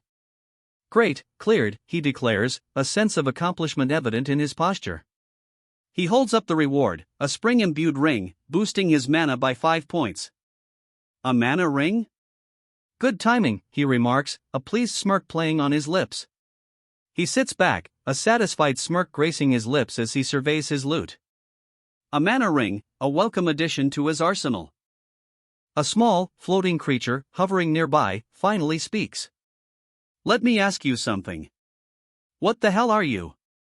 The protagonist, still admiring his new mana ring, simply replies, "Me?" "If I say, second time, will you understand?" the floating creature asks, a hint of uncertainty in its tone. The protagonist, still slightly dazed from his recent victory, simply replies, "Second time?" The creature sighs, muttering, "Forget it if you don't understand." He examines the mana ring, a thoughtful frown etching itself onto his face. It seems like he doesn't know about it at all. He mutters, a realization dawning. Then that must mean in order to receive the Ouroboros Bezoar, I need to go past the 85th floor. A new determination hardens his gaze. He pauses, a thoughtful expression replacing his earlier determination. Now that I think about it, about 10 days should have passed since I entered the labyrinth, right? He muses, a slight frown furrowing his brow. The small, impatient creature beside him lets out an exasperated squeak. "Big rat, how the hell do you hunt this thing?" a gruff voice demands. The protagonist, still pondering his labyrinth journey, is suddenly addressed. Another adventurer, seemingly unimpressed, replies, "You just need to recklessly work your body." Wow! Junhyik, how the hell did you hunt something like this right away? One adventurer exclaims, astonishment clear in their voice. Junhyik, however, shrugs it off, replying, "Me? I'm nothing compared to the hyung that went ahead of me." A second adventurer chimes in, suggesting they simply call the previous hunter an anomaly. He continues his trek, the labyrinth's oppressive silence amplifying his thoughts. 10 days. That's how long he's been here. The realization settles upon him, heavy and unsettling. Great, it's about time, Junhyik declares, his finger hovering over a glowing interface. His small companion, however, is less than enthused, questioning, "What's this? What are you doing now?" Junhyik sighs, a weary ugh, escaping his lips as he explains, "Don't you know about the community board? There's something like that." Junhyik's small companion remains skeptical, his worry palpable. "What's this community board?" he asks, clearly apprehensive about Junhyik's next move. He accesses the community board, a translucent blue interface shimmering before him. His companion watches, apprehension etched on his small face. 10 days in this labyrinth, the weight of that time pressing down. Junhyik, a wordless hello floating above him, strides confidently through the digital landscape. His small companion watches from below, their apprehension still evident. The blue interface shimmers around them, a stark contrast to the oppressive silence of the labyrinth they've been trapped in for 10 long days. "Oh, it's Tae-san," one voice exclaims, surprise evident. Another chimes in, "Hyung. Long time no see." But a third voice, filled with disbelief, questions, "What? You're that Tae-san?" The scene unfolds within a vibrant, digital space, the characters' reactions painting a picture of unexpected reunion. A wave of surprised recognition washes over Junhyik as he reads the name Tae-san on the board. The digital landscape around him hums with unseen activity, a silent testament to the unexpected connection he's just made. "You used to always open a private room, but you actually came to the public community board. Is something up?" Junhyik's companion's question hangs in the air, his concern palpable. Junhyik responds, "I thought it was about time for me to slowly start explaining things. How are things going so far?" A subtle shift in the digital landscape seems to mirror the tension of their exchange. "It's barely manageable," Junhyik's companion reports, a weary sigh implied in his posture. "Of the people who reached the spring of life, about half have succeeded in a hunt. But I think the rest will succeed too." A glimmer of hope, however faint, shines through his exhaustion. He grips his sword, a silent testament to the ongoing struggle. Junhyik kneels, a small, injured rat lying defeated at his feet. Dust motes dance in the dim light, highlighting the scene's quiet aftermath. "What about you two?" Junhyik's companion asks, his voice cutting through the lingering chaos. One of the younger hunters replies, "I ran after seeing the boss. After taking a hit, my mind was in chaos." The scene speaks volumes, a frantic escape from a powerful foe, leaving the two shaken but alive. "It was the same with me," a young woman explains, her hand thoughtfully touching her chin. "I definitely can't do it with my current strength, so I'm looking for other methods. It'll be much safer, though it'll require more work." A younger male hunter beside her nods in agreement, while a more seasoned hunter listens intently, his arms crossed. The group's shared concern is palpable. Junhyik clenches his fist, a silent affirmation of determination. Above him, the words "things y'all go well" appear, a hopeful message cutting through the lingering uncertainty. Junhyik's gaze is unwavering, his resolve palpable. He announces, "Now, the reason why I came today is to tell the solo mode players about skills." A quiet determination emanates from him, a promise of guidance for those who chose to walk a lonelier path. He begins to speak, his voice carrying a quiet confidence that belies the gravity of the situation. "Solo players," he addresses them directly, "I'm here to discuss skills." The weight of his words hangs in the air, a promise of support for those who chose to face the challenges alone. While they are indeed necessary, why now?" A young hunter questions Junhyik's timing, his voice laced with uncertainty. The others listen intently, their expressions mirroring his apprehension. Junhik answers the hunter's question, his voice calm yet firm. Right now is the best time, he explains. Skills are, at the end of the day, not the objective but only a way to help conquer the labyrinth. If I taught people too early, it would be putting the cart before the horse.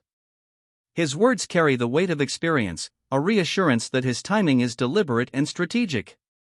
Well, when we first entered the labyrinth, a young woman explains, a thoughtful frown furrowing her brow, even if we were told about skills right away, I think we wouldn't have known what to do with that info. Her words highlight the crucial timing of Junhik's lesson. Junhik's explanation resonates with the group. Understanding dawns on their faces, a collective nod acknowledging the wisdom in his approach. The weight of their earlier apprehension lifts, replaced by a shared sense of purpose. Anyway, I'll be explaining things now, so listen up, Junhik announces, his voice carrying a quiet authority. He intends to share this crucial information with those who missed it online. One of the hunters exclaims, "Wow! Isn't this really precious information?" Another chimes in, as expected of Mr. Tae-san. Their awe and gratitude are palpable. Junhik pauses, a thoughtful expression on his face.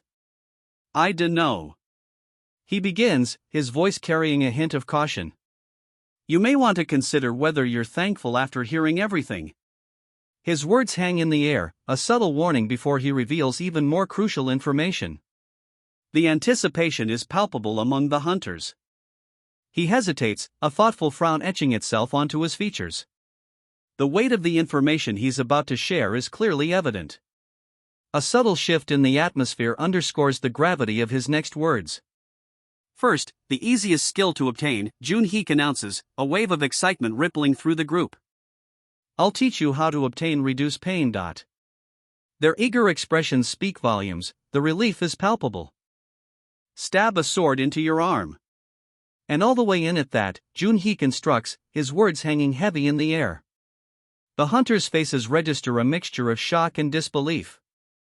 Junhik's eyes gleam with a strange intensity. He raises a hand, a faint light emanating from his fingertips, as if demonstrating a technique. The air crackles with unspoken tension, the hunters watch, captivated, and perhaps a little apprehensive. "Each of you has a rusted sword, right?" The question hangs in the air, a challenge posed amidst a backdrop of crimson streaks. A young man, his violet eyes intense, stands before a massive, blood-stained blade. "Take it and stab it deep into your arm," the instructor commands, his hand gesturing towards a rusted blade. "It has to properly touch your bone to count, so don't be scared and hesitate."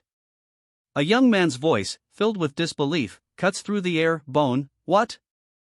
A wave of apprehension washes over the group. Fists clench, shoulders tense, disbelief and anxiety are palpable. The instructor's words, though unspoken, hang heavy in the air. "You really want us to stab ourselves with our swords?" The question hangs heavy in the air, a mixture of disbelief and apprehension etched on the faces of the students. Their instructor, however, remains unmoved. "Yeah, the spring of life is right next to you, so what's the issue?" he replies, his tone unwavering. A young man with violet eyes stares ahead, his expression unreadable. Doubt hangs heavy in the air, a silent question echoing the students' apprehension. The instructor's bizarre request to stab themselves still resonates. The instructor's explanation continues, a glimmer of understanding finally dawning on the students' faces. In that state, he clarifies, if you fight a large rat, you'll gain unbreaking will, a skill that lets you fight through injuries. So make sure to fight one. Panic etched itself onto their faces. "Is he telling us to commit suicide?" one student whispered, the question echoing the disbelief rippling through the group. Another voiced a different, equally pressing concern. "Besides these, will I even be able to learn the skills that come later?" The weight of the instructor's bizarre request to stab themselves hung heavy in the air. Next is the unbreath skill, the instructor announces, his finger raised for emphasis. "You can receive this by jumping into the spring of life and holding your breath until the very last second before you die." The student's apprehension deepens, the stakes, it seems, are about to rise considerably. A student plunges into the spring of life, bubbles rising to the surface as he struggles to hold his breath. Below, his classmates watch with horrified expressions, their whispered fear palpable. "That's also just asking us to die." The instructor unveils the next challenge: endure, a skill that negates fatal attacks. But to obtain it, a student must, at one health point, block a giant rat's assault 30 times. It's quite the gamble, he adds, the gravity of the situation hanging heavy in the air. A student, eyes wide with a mix of fear and determination, braces himself, the rat lunging. Their faces, a portrait of dread. The weight of the instructor's words, the sheer risk involved in obtaining these skills, settled heavily upon them. A palpable sense of fear hung in the air, thick and suffocating. A murmur ripples through the students. You can only receive skills by going that far. The question hangs in the air, a stark reminder of the immense risk they face. One student's voice, filled with doubt, cuts through the silence. I can't do it. Doubt hangs heavy in the air. One student, overwhelmed, cries out, I can't do it. How do you expect me to do something so crazy? His despair is mirrored in the faces of his classmates, their apprehension palpable. That's what I mean. I can't do it, one student declares, his voice laced with despair. Another student sighs, no matter how much we need skills, this is a bit. The weight of the challenge, the sheer risk involved, is palpable. A wave of apprehension washes over the group. Heads bowed, they walk, the weight of the instructor's words heavy on their shoulders. The path ahead, fraught with peril, stretches before them. Despite their apprehension, they press onward. A faint, ethereal glow emanates from the path ahead, a subtle beacon in the encroaching darkness. Hope, however fragile, flickers within them. I'm not going to force you to learn them, the instructor states, his voice calm yet firm. And there's no reason for me to do so either. The choice is up to you. He turns away, a subtle shrug in his posture suggesting a weary acceptance of their apprehension.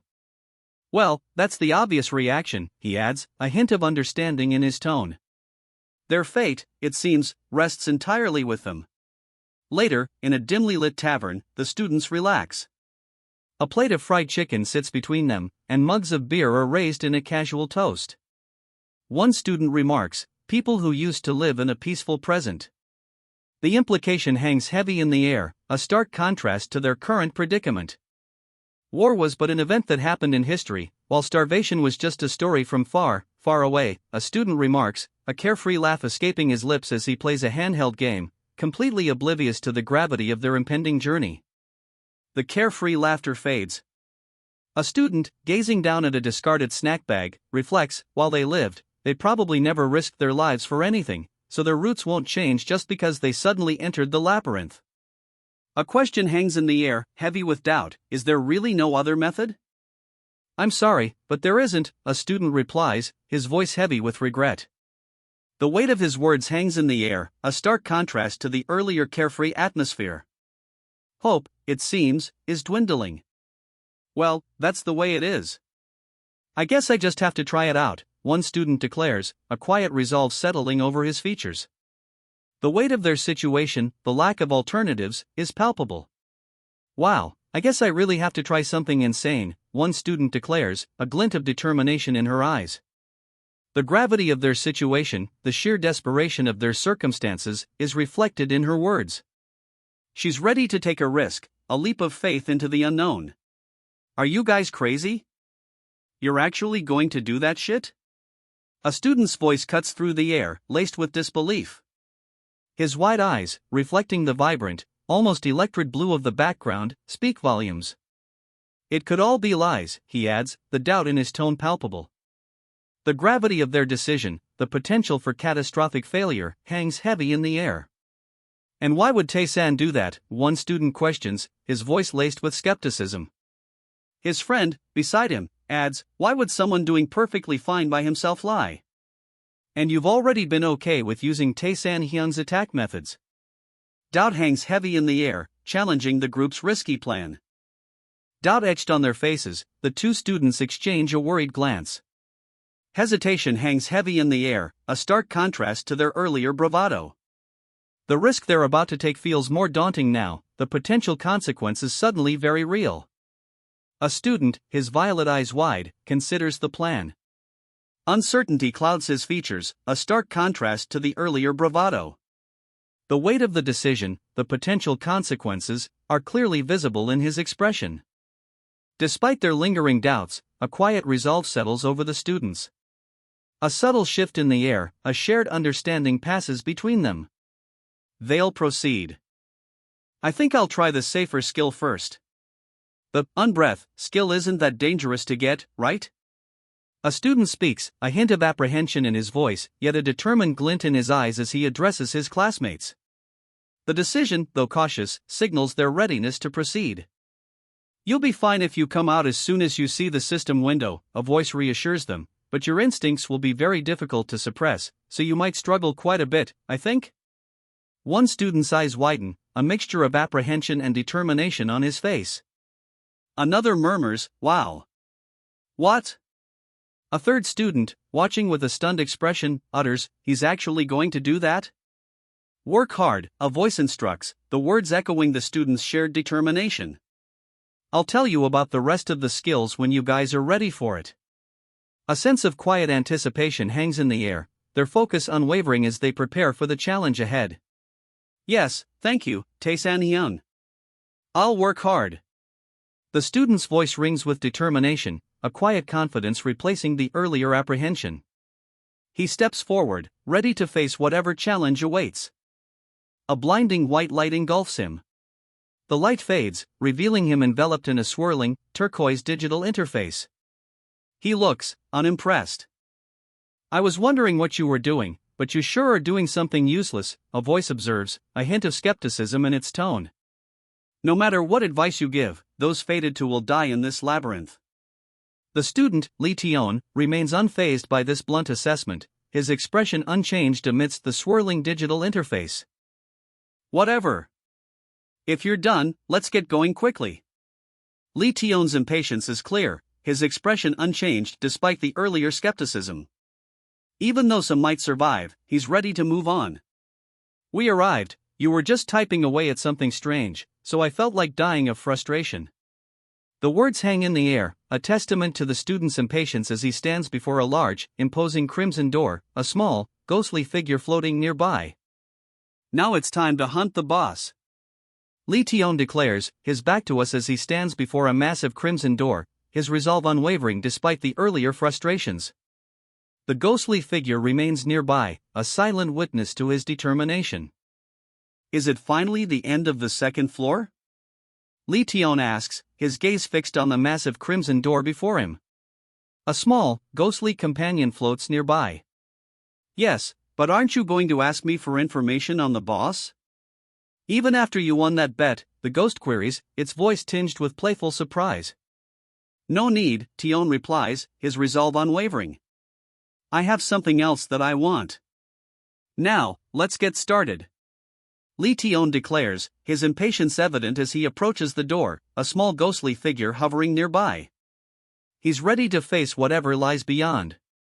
A predatory grin spreads across Lee Tion's face. His violet eyes gleam with fierce determination, a stark contrast to the earlier impatience. He's ready. A staff-wielding goblin guard appears, blocking his path. The anticipation that hung in the air moments before is replaced by the immediate challenge. A goblin guard, staff and dagger at the ready, leaps into view, barring Tion's path.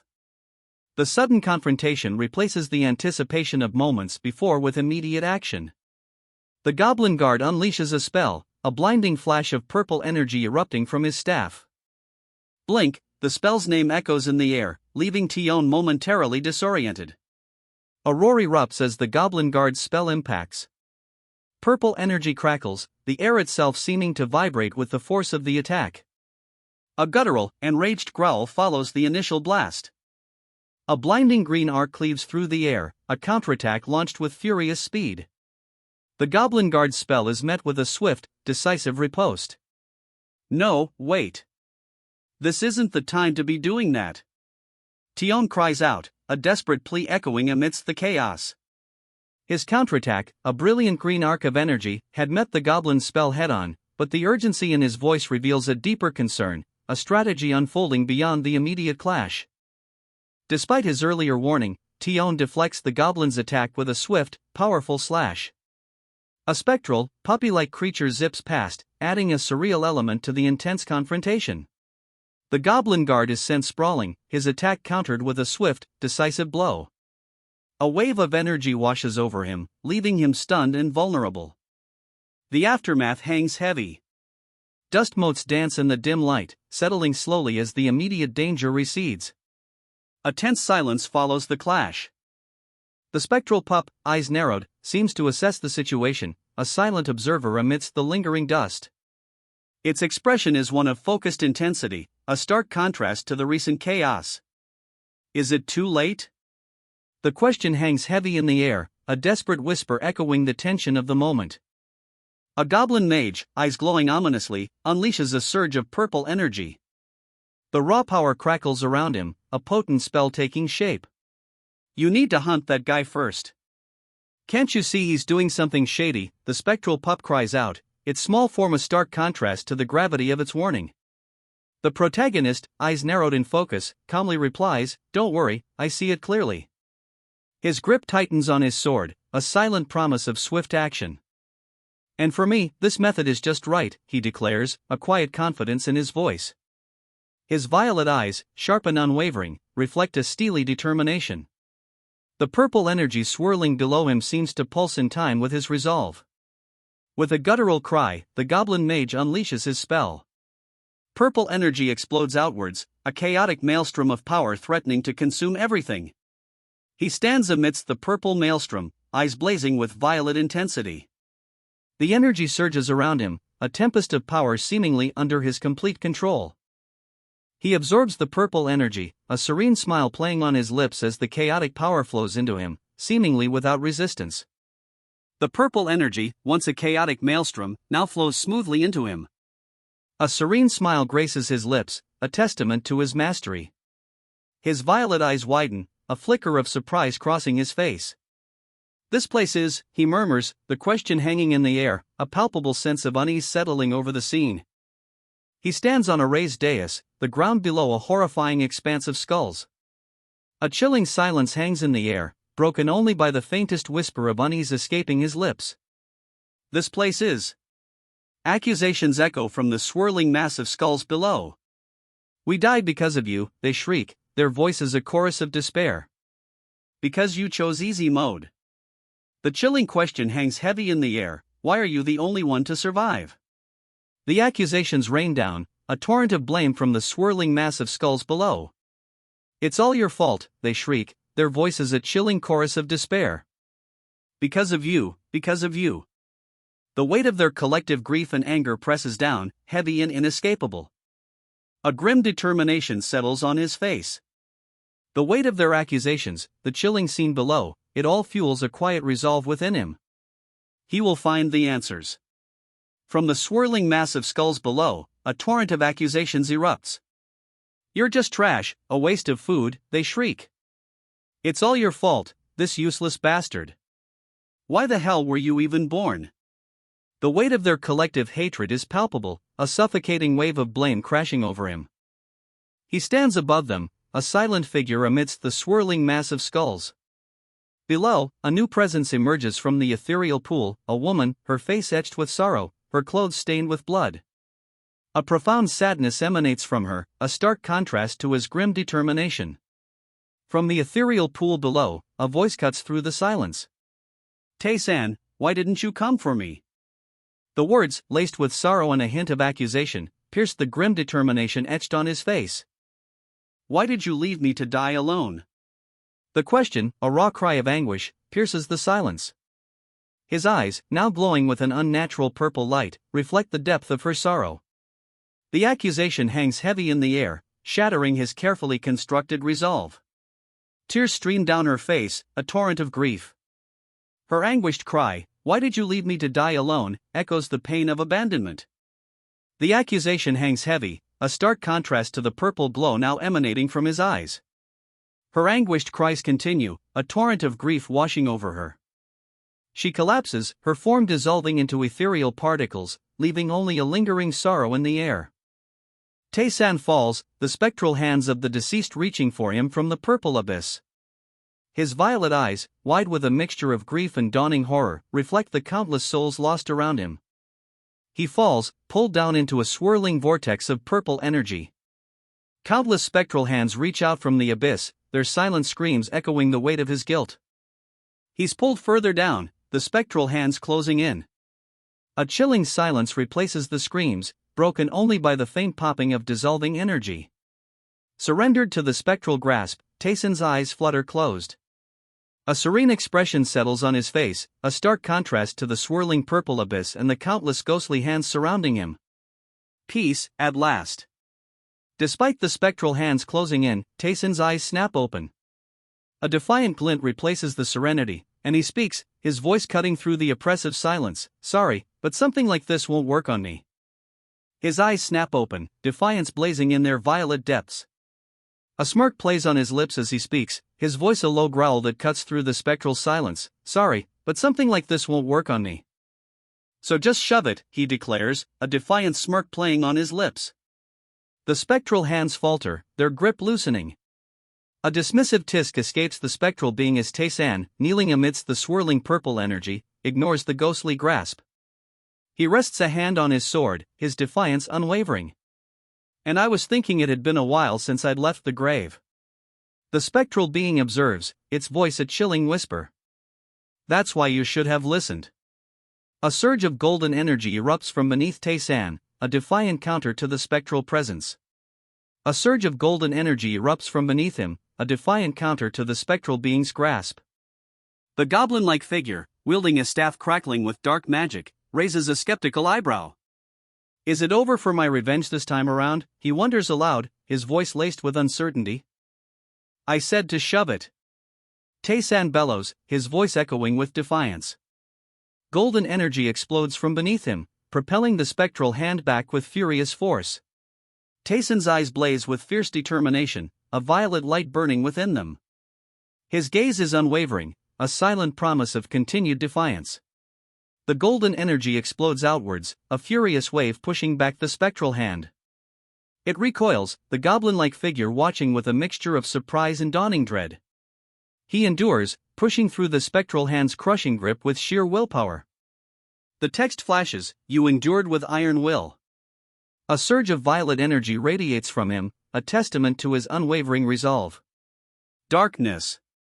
A heavy, oppressive silence descends, broken only by the ragged gasps of Taeson's breath. Oh. You endured it. The spectral figure, surprised, tilts its head. A faint echo of disbelief hangs in the air. Keek? Kek? The goblin-like creature sputters, utterly bewildered. Its surprise is palpable as it stares up at Taesan, who stands over it, victorious. A violet energy explodes outward, engulfing the goblin-like creature. Keek, it shrieks, a sound of utter bewilderment and defeat. Taesan stands over it, victorious. Taesan, his breath still ragged, stands over his defeated foe. A system message flashes, the goblin's madness attack failed, thwarted by Taeson's iron will. I said it wouldn't work, you know, he remarks, a hint of weary amusement in his tone. Keek? Eek? The goblin-like creature shrieks, its form dissolving into violet energy as Taeson's victory is finalized. The sound is one of utter disbelief and defeat. The staff-wielding goblin activated a curse, a surge of blue energy erupting around Taesan. Unfortunately for you, Taesan states, his violet eyes unwavering, I've never failed a check involving mental attacks. The blue energy dissipates, leaving him standing amidst the remnants of the defeated creature. A system message appears, check unnecessary. Taeson's earlier confidence is underscored, the goblin's desperate gamble proved futile. A thick fog rolls in, obscuring the battlefield. Only the faintest outlines of the surrounding landscape remain visible.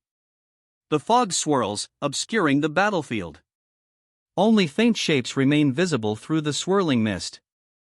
A system message confirms it, Taesan has withstood multiple mental and magical attacks. The lingering energy from the clash dissipates, leaving him standing over his defeated foe. A triumphant surge of energy washes over Taesan. He's won. A system message confirms his victory, announcing the acquisition of two powerful new skills, mental and magic resistance. Taesan stands victorious, his sword still held aloft. A faint glow emanates from him, the residual energy of his triumph. Since I've obtained everything I need, goodbye, he declares, his voice carrying a quiet finality.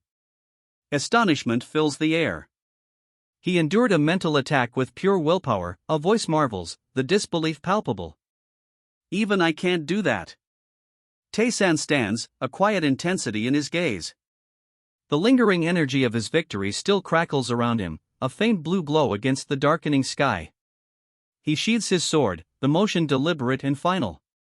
A voice, filled with disbelief, cuts through the lingering silence. I was planning on controlling his movement while revealing some information, it muses, but isn't he just a nutcase beyond imagining? The words hang in the air, a testament to Tae-san's unexpected resilience. A low-grade mana increase potion is consumed. Their mana permanently increases by 10. He now holds the poor thief's tool, a device allowing him to disarm traps or pick locks. A small, ghostly companion floats nearby, observing. A smirk plays on his lips as he examines the poor thief's tool, a surprisingly useful secret reward. He anticipates gaining a trap disarming skill soon. Seriously, you're swiping up everything you can on the second floor before heading down, the ghostly companion complains, its tiny form hovering nearby. The protagonist, unfazed, simply asks, "What about it? Why are you so upset about it?" He takes another sip from his mana potion. Oi, I'm already dead, so do you think I would like it if someone alive is doing great? The ghostly companion complains, its tiny form hovering nearby. Is that how it works? Well, that's not my problem, it adds, a shrug implicit in its posture. The protagonist, unfazed, continues on, the quest to defeat the Floor 3 boss now officially underway. Ugh, the ghostly companion groans, its tiny form pressed against a wall. The protagonist, meanwhile, continues his methodical sweep of the second floor, seemingly unbothered by the spirit's complaints. He focuses intently on the poor thief's tool, a faint blue energy emanating from it as he examines its functions. Now, he's reached the third floor. A low-grade vitality increase potion is his reward, but a mysterious secret reward remains unknown. The title card appears, level up with skills. A new stage begins. A new chapter unfolds, the title card proclaiming, level up with skills. The hero's journey continues, his path now clearer, his potential enhanced. Oh, you're finally back, the shopkeeper greets him, a hint of surprise in his tone. He adds, a thoughtful expression crossing his face as he eyes the protagonist. Wow, it's the mule-headed crazy old man, isn't it? You're still alive, the shopkeeper exclaims, his voice brimming with disbelief. Tisk, so you took his quest, huh? The shopkeeper remarks, a knowing glint in his eye. His expression is a mixture of surprise and amusement, a subtle smirk playing on his lips. Tae-san, he's just a noisy loser, the shopkeeper advises, his voice low and firm. Don't let him influence you in any way. A warning hangs in the air, his gaze unwavering. What bold words from an old man who only knows how to pray, the gruff voice sneers. But then, a counterpoint, but for this old-timer to give advice? The kid must be really precious. The hero, however, simply interjects with a polite, "Excuse me. Should I try messing around with the kid? I want to see an old man hop in anger, you know?" The speaker's words drip with a sarcastic amusement, a clear challenge to the old man's authority. You think someone as pathetic as you could mess with him? The retort is sharp, dismissive, and laced with contempt. A fierce determination underlies the words, a certainty that the old man is no match for him. Eradicated, Tae-san mutters, a thoughtful frown etching itself onto his face.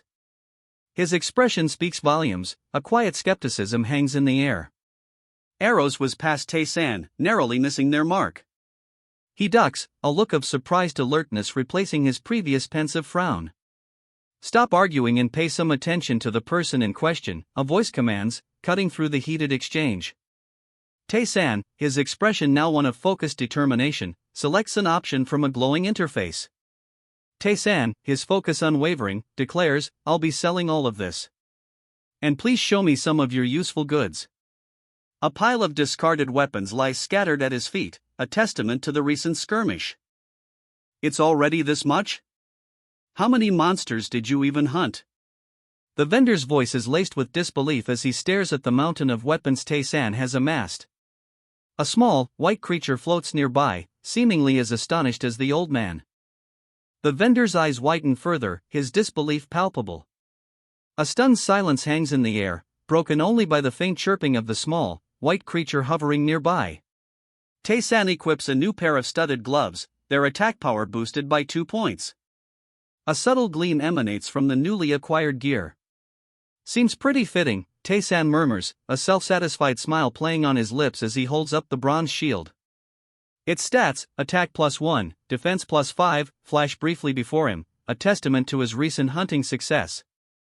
He selects the thorned ring, its attack boost of +2 clearly superior to the metal ring's +1.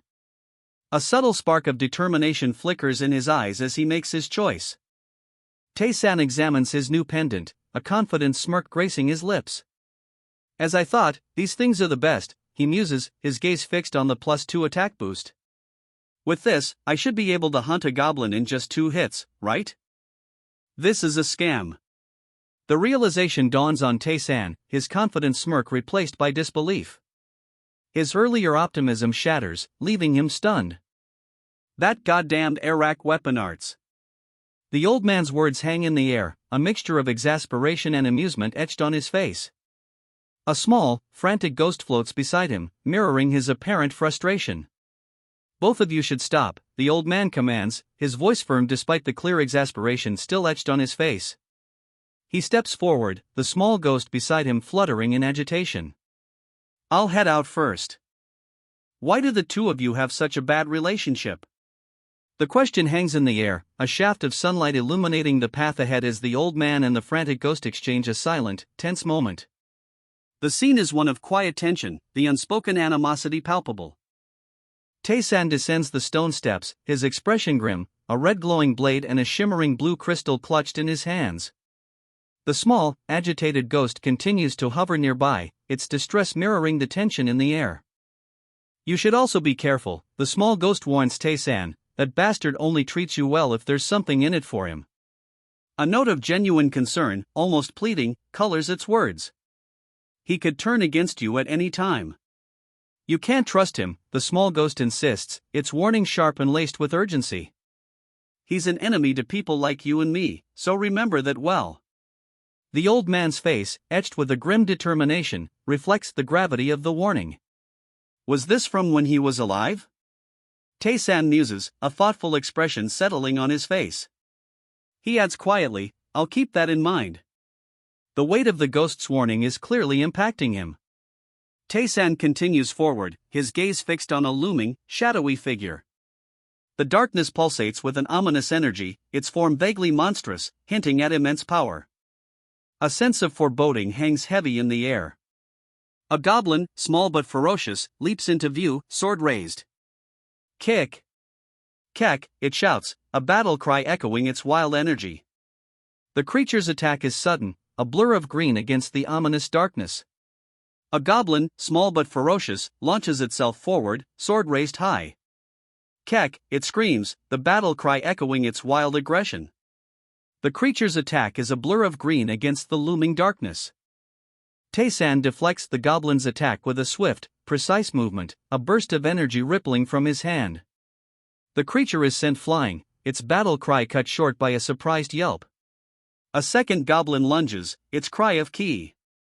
Cut short as Tae-san effortlessly sends the first flying. His eyes burn with focused intensity, a whirlwind of energy surrounding him as he prepares for the next attack. The goblin's battle cry, kayak, becomes a shriek of pain as it's sent flying. Tears stream down its face, a comical yet terrifying contrast to the ferocity of its earlier attack. Tae-san stands amidst the chaos, a weary expression settling on his face. My gosh, this floor is just no fun, he mutters, the words a testament to the relentless onslaught of goblins. A fiery explosion erupts, debris scattering as Tae-san unleashes another devastating attack. The sheer force of it leaves him momentarily breathless, a slight grimace crossing his face before he prepares for whatever comes next. Tae-san, panting slightly, reflects on the battle. I mean, usually, this place is supposed to be super tough, you know, he explains, each pack has a goblin with a staff and mental attack magic, so even I almost died. 2 areas cleared. One in 3 minutes, the other in 2. The speed is astonishing, a stark contrast to Taeson's earlier comments about the floor's difficulty. He's clearly far stronger than he lets on. Do you think this current speed makes any sense? A small voice squeaks. Taesan, moving with surprising speed, replies, the third floor is quite clearly easier for me than the second floor. Now, I'm moving on. He pauses, then adds, at this point, isn't there no use in hunting each and every one? At my current level, the experience doesn't even amount to much, so why don't I just rush down? Despite his earlier assessment, Taesan approaches a door, a small, floating spirit hovering nearby. That may be so, but I have a quest, he declares, his resolve firm despite the apparent ease of the floor. He's moving on, regardless of the experience gain. Ha! Quest? Is there more to what you received? A small, floating spirit asks Taesan. He explains, it's Lakirata's quest. He said to kill all of the monsters on the second and third floors. The quest, it seems, is far from over. That guy also gives a quest like that, the small spirit exclaims, clearly surprised. Taesan, a knowing smirk playing on his lips, adds, I also cleared his trial, but it's my first time hearing of something like that. The quest, it seems, is more involved than initially thought. Yeah, and so I have a question to ask you regarding him, Taesan says, his tone hinting at a new development related to Lakirata's quest. A shift in focus is clearly implied. How much do you know about apostle contracts? The small spirit asks Taesan, its question hanging in the air, a new mystery introduced.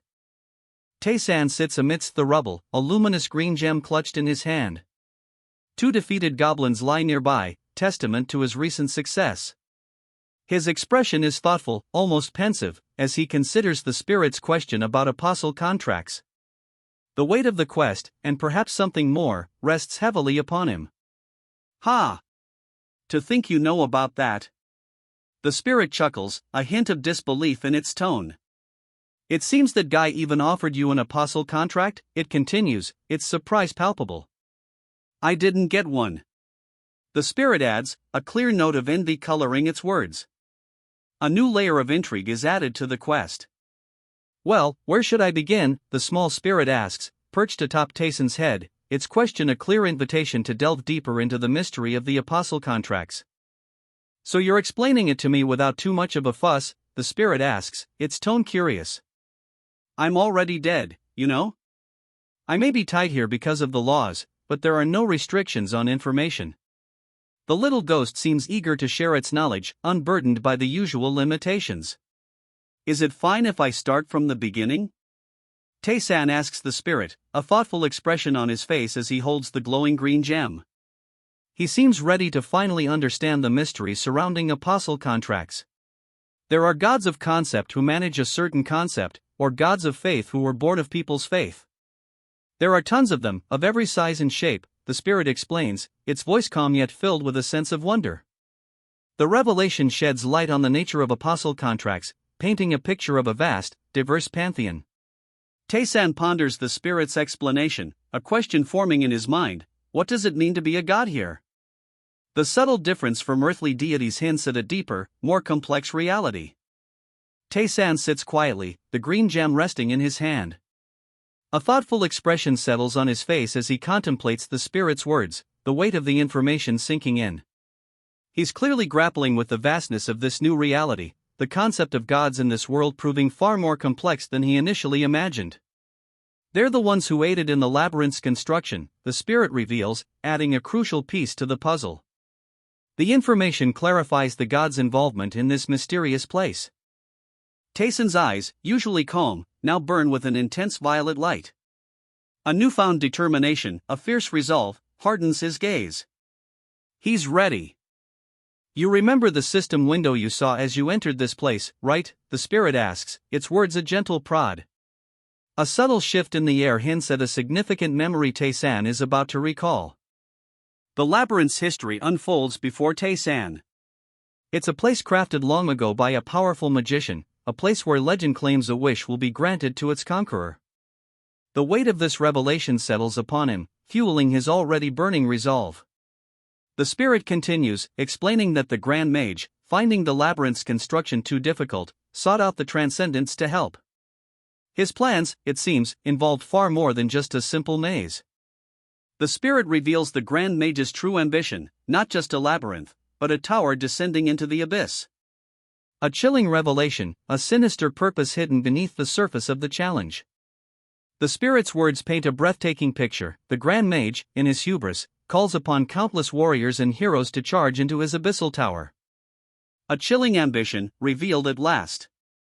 And he asked them, their challenges, and their dreams. The spectral voice echoes, painting a picture of countless warriors, their hopes and ambitions laid bare before the Grand Mage's terrible design.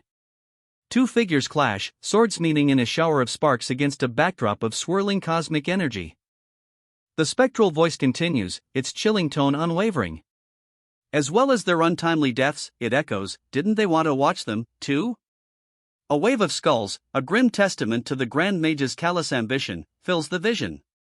A chilling realization dawns.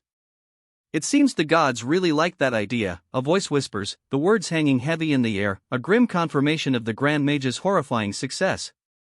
You think it was on the level of like? The spectral voice rises, a chilling question hanging in the air. They jumped in like crazy and actively supported the mage. The revelation hangs heavy, the image of the Grand Mage surrounded by his fervent followers a stark contrast to the earlier visions of death and despair. And so, after a significant investment of time, this place was finally built. The revelation hangs heavy, the image of the completed structure a stark contrast to the previous visions of death and despair. This very labyrinth, the spectral voice clarifies, the words echoing the enormity of the revelation. These gods took their places in this labyrinth they created. The weight of that statement hangs heavy, the crumbling structure a stark visual testament to the gods' unsettling involvement. Deep within the labyrinth, at its very bottom, the gods began their assessment. There, they meticulously observed each person who entered, subjecting them to trials and close scrutiny to judge their worth. And there, before him, loomed a colossal figure, a goddess whose gaze held an unnerving intensity. Her presence filled the space, dwarfing the young man who stood before her, seemingly insignificant in her shadow. And to those whom they are particularly interested in, the narration concludes, the weight of the goddess's scrutiny palpable. And that offer? It's an apostle contract. The words hang in the air, heavy with unspoken implications, a stark contrast to the swirling, almost ethereal patterns that fill the background. So, an apostle contract. Is it a good thing, or a bad thing? The young man ponders, his expression a mask of thoughtful uncertainty, the question hanging heavy in the air. The offer's implications remain unclear, a mystery mirrored in the crumbling ruins around him. The details of the apostle contract are revealed, gaining many abilities, favored by the transcendent beings, and potentially receiving rewards beyond what the gods themselves have received. Help is also promised. The young man considers this momentous offer, his expression unreadable. Then what are the downsides, he asks, a hint of apprehension in his voice. The answer follows, his soul will belong to the transcendent, and some of the other gods may dislike him. The weight of this potential consequence settles upon him. There are many gods in this labyrinth, and they each want something different. The revelation hangs heavy, a new layer of complexity added to the already weighty apostle contract. A new complication arises. Lakiratas, the god offering the contract, has many enemies. Several other gods openly disapprove of his actions, deeming them a disgrace. The young man's potential alliance carries significant risk. A new concern surfaces. If you go further down, a voice warns, they may cause annoying things to happen to you, probably? The young man considers this added complication, his expression thoughtful. And another thing. You need to follow your god's orders just as much as they grant you their power. The warning hangs in the air, a new condition added to the already precarious contract. The young man weighs this latest stipulation, the potential consequences of disobedience now clear. He sits, a thoughtful frown etching itself onto his face as he examines the glowing green gem in his hand. So there are quite a few disadvantages, he murmurs, acknowledging the inherent risks of his apostle contract. Even if unfair, he can't reject it. He concludes, a grim determination settling on his face, it will be best to give up on the option of an apostle contract. However, another thought immediately follows, A wish will be granted to those who conquer the labyrinth. A glimmer of hope, perhaps, amidst the many drawbacks. A new resolve hardens his gaze. By conquer, he thinks, they probably mean clear. The young man's focus sharpens, a plan beginning to form. But a new piece of information shifts his perspective. He recalls hearing that Lee Tion, someone he knows, had a wish granted. This sparks a renewed determination. A thought strikes him, a sudden possibility illuminating his face. Could it be that Lee Tion's wish, the one granted to her, was fulfilled by the Ouroboros Bezoar? The question hangs heavy in the air, a new path opening before him. But if it's the Lee Tion he knows, she wouldn't have wished to turn back time. Something else entirely must have been her desire. A new line of thought unfolds, a fresh perspective on the labyrinth's prize. He runs a hand through his hair, a troubled frown etching itself onto his face. There are more than 1 or 2 points where things don't add up, he mutters, the weight of the mystery pressing down on him. A new theory takes shape in his mind. If he connects the pieces of the ghost story, it reveals that adventurers willingly enter the labyrinth to have their wishes granted. A new question dawns on him, a troubling uncertainty replacing his previous line of thought. He sees a woman, running, escaping something fiery and chaotic. But what about the people from Earth, he wonders aloud, the fate of those transported to this world weighing heavily on his mind. A single tear tracks down his cheek, his violet eyes wide with a dawning realization. The weight of the unanswered questions, the unsolved mysteries, is almost too much to bear.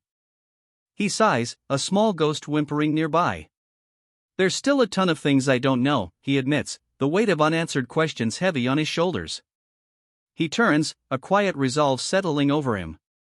Shall we go, he asks, the unspoken question hanging in the air, to confront the labyrinth's mysteries, and the fate of those stranded within. Sure, he replies, a newfound determination hardening his gaze. And this time, let's hunt them all quickly and head back. The small ghost, nestled against his leg, seems to agree.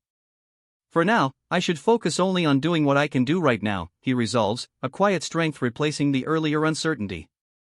The ghost beside him seems to sense his shift in focus. A blinding flash. Dust and debris rain down from above, the remnants of a devastating blow. The dust clears, revealing a system message, disarm trap success. A small, fluffy creature floats down, seemingly unharmed, as the protagonist looks on. Kneeling amidst the lingering dust, the protagonist examines the deactivated trap mechanism in his hand. A surprised whisper escapes his lips, "Oh, I did it." A system message appears, he's learned the disarm trap skill. A small, fluffy creature floats nearby, seemingly unfazed by the recent explosion. He holds the deactivated trap mechanism, a slight smile playing on his lips. It seems he's surprised by his own success. I thought I would need 100 tries, but I got it in 10. This is easy, he muses, a confident smile touching his lips as he holds the deactivated trap mechanism. The unexpected ease of his success is clearly a pleasant surprise. A system message confirms his success, you used, disarm trap. A running check begins, and he smiles, a quiet confidence settling over him. He'd expected it to take far longer. A faint hum escapes him as a golden energy flows from his hand, a subtle glow illuminating his face. The ease with which he mastered the skill is evident in his relaxed expression. A system message appears, you failed to disarm the trap. He lets out a quiet hum, a slight frown creasing his brow. The unexpected failure is a clear contrast to his previous successes. His initial confidence seems to waver slightly. Arg. For real? You were able to discover a secret room in one try, but you're wasting your time on a useless skill. What the fuck are you doing? The outburst, sharp and frustrated, comes from a small, winged creature, its words a stark contrast to the protagonist's previous quiet confidence. A clear annoyance fills its tone. Hey, just because you increase your proficiency a bit, doesn't mean much changes, the small winged creature scolds, its frustration palpable. You can just pass through all of the traps physically, like last time when you went whoosh. The creature's impatience is clear, a stark contrast to the protagonist's methodical approach. If I'm trying to clear a place I don't know much about, the more trump cards I have, the better, he muses, gazing down a winding staircase that disappears into shadow. The small winged creature beside him explodes in a puff of frustrated energy. I don't know where, how, or. It sputters, its words trailing off in a mix of exasperation and bewilderment. When something will be useful, so I'll be taking everything that I can. He states this, a quiet resolve in his voice, as a faint blue energy glows around his hand. That's the way he does things. His disarm trap proficiency increases by a single percentage point. A small, almost imperceptible change, yet he remains unfazed, his resolve unwavering. Yeah, he's right, the protagonist admits, a hint of self-reproach in his voice as he lies on the ground. And I was the one who couldn't follow that rule. His words hang in the air, a quiet acceptance of his own shortcomings. He continues down the shadowy staircase, the small winged creature trailing behind, a faint glow emanating from its form. The air hangs heavy with anticipation, the silence broken only by the soft thud of their footsteps. He stretches, a triumphant HAA, escaping his lips. My proficiency increased by about 7%, he muses, a hint of pleased surprise in his tone. He receives a reward, a twisted ring, boosting his strength by 3 points. This, he realizes, marks the end of the third floor's secret room. He stands amidst a pile of defeated goblins, a single, small winged creature hovering nearby. Now, what's left is. He muses, his gaze sweeping across the scene, a thoughtful expression on his face. A confident smirk plays on his lips. The boss. Shall we go? He asks, his gaze unwavering, a small winged creature flitting nearby. The final challenge awaits. The title card appears, level up with skills. The final challenge awaits. The credits roll, showcasing the artists and creators behind this thrilling chapter. The final boss awaits. He approaches a heavy, dark red door, set within a circular, stone chamber. This is the goblin floor, a voice observes, you should be able to roughly guess what appears, right? The anticipation hangs heavy in the air. He approaches the ominous door, a single word escaping his lips, I know. The weight of expectation is palpable, the final confrontation looms. Ancient carvings adorn the walls, depicting goblins in various poses, some seemingly engaged in ritualistic acts. Dust motes dance in the light filtering through a high, unseen opening above, illuminating the scene. The air itself seems to hum with a low, almost imperceptible energy. He lies on the floor, his body slumped, a crimson trail marking his fall. Dust motes swirl in the golden light filtering from above, illuminating the ancient, intricately carved stone beneath him. The air is thick with the anticipation of what comes next. Golden light filters through unseen cracks above, illuminating the ancient stone floor. Dust motes dance in the beams, settling slowly on the intricate carvings beneath. The silence is profound, broken only by the faintest whisper of anticipation. Well, it's quite obvious, even if I don't look. He states the truth, a monstrous maw opening before him, its teeth bared in a menacing grin. A guttural sound, a mix of a shriek and a growl, fills the air. A monstrous goblin, its eyes blazing with furious energy, unleashes a guttural roar. Its massive jaws snap shut, the very air seeming to crackle with power. A monstrous goblin chieftain bursts onto the scene, its roar, a guttural karak, shaking the very ground. Wow, look at that guy. He must know that you killed all the other goblins, a voice observes, a hint of nervous excitement coloring the words. He's totally pissed, right? The statement hangs in the air, punctuated by the protagonist's determined expression as he hurtles forward, a red blur trailing behind him. The goblin chieftain lunges, a surge of emerald energy crackling around his fist. He aims a blow that promises devastation. The goblin chieftain unleashes a devastating wave of emerald energy, a furious blast that sends the protagonist sprawling. The chieftain retaliates, his staff whirling, a green energy crackling around it as he swings. The force of the blow is palpable, a testament to his raw power. He counters, a blur of motion. His blade flashes, a crimson streak cutting through the emerald energy. You're not the only one with a staff, the protagonist declares, his blade a blur as he counters the chieftain's attack. A crimson flash meets the emerald energy. He moves with a blur of motion, a triumphant grin spreading across his face as purple energy crackles around him. The system message confirms it: you activated confusion. A beam of purple energy erupts from the protagonist, striking the chieftain. Confusion takes hold, leaving the chieftain stunned, a question mark floating above his head. A beam of purple energy explodes from him, striking the chieftain. The system initiates a confusion check. The chieftain roars, a guttural growling. Grrrrrk, escaping his lips as purple energy swirls around him, the effects of the confusion spell taking hold. The chieftain reels, his guttural roar echoing the spell's effect. Purple energy still swirls around him, a visual testament to the confusion's power.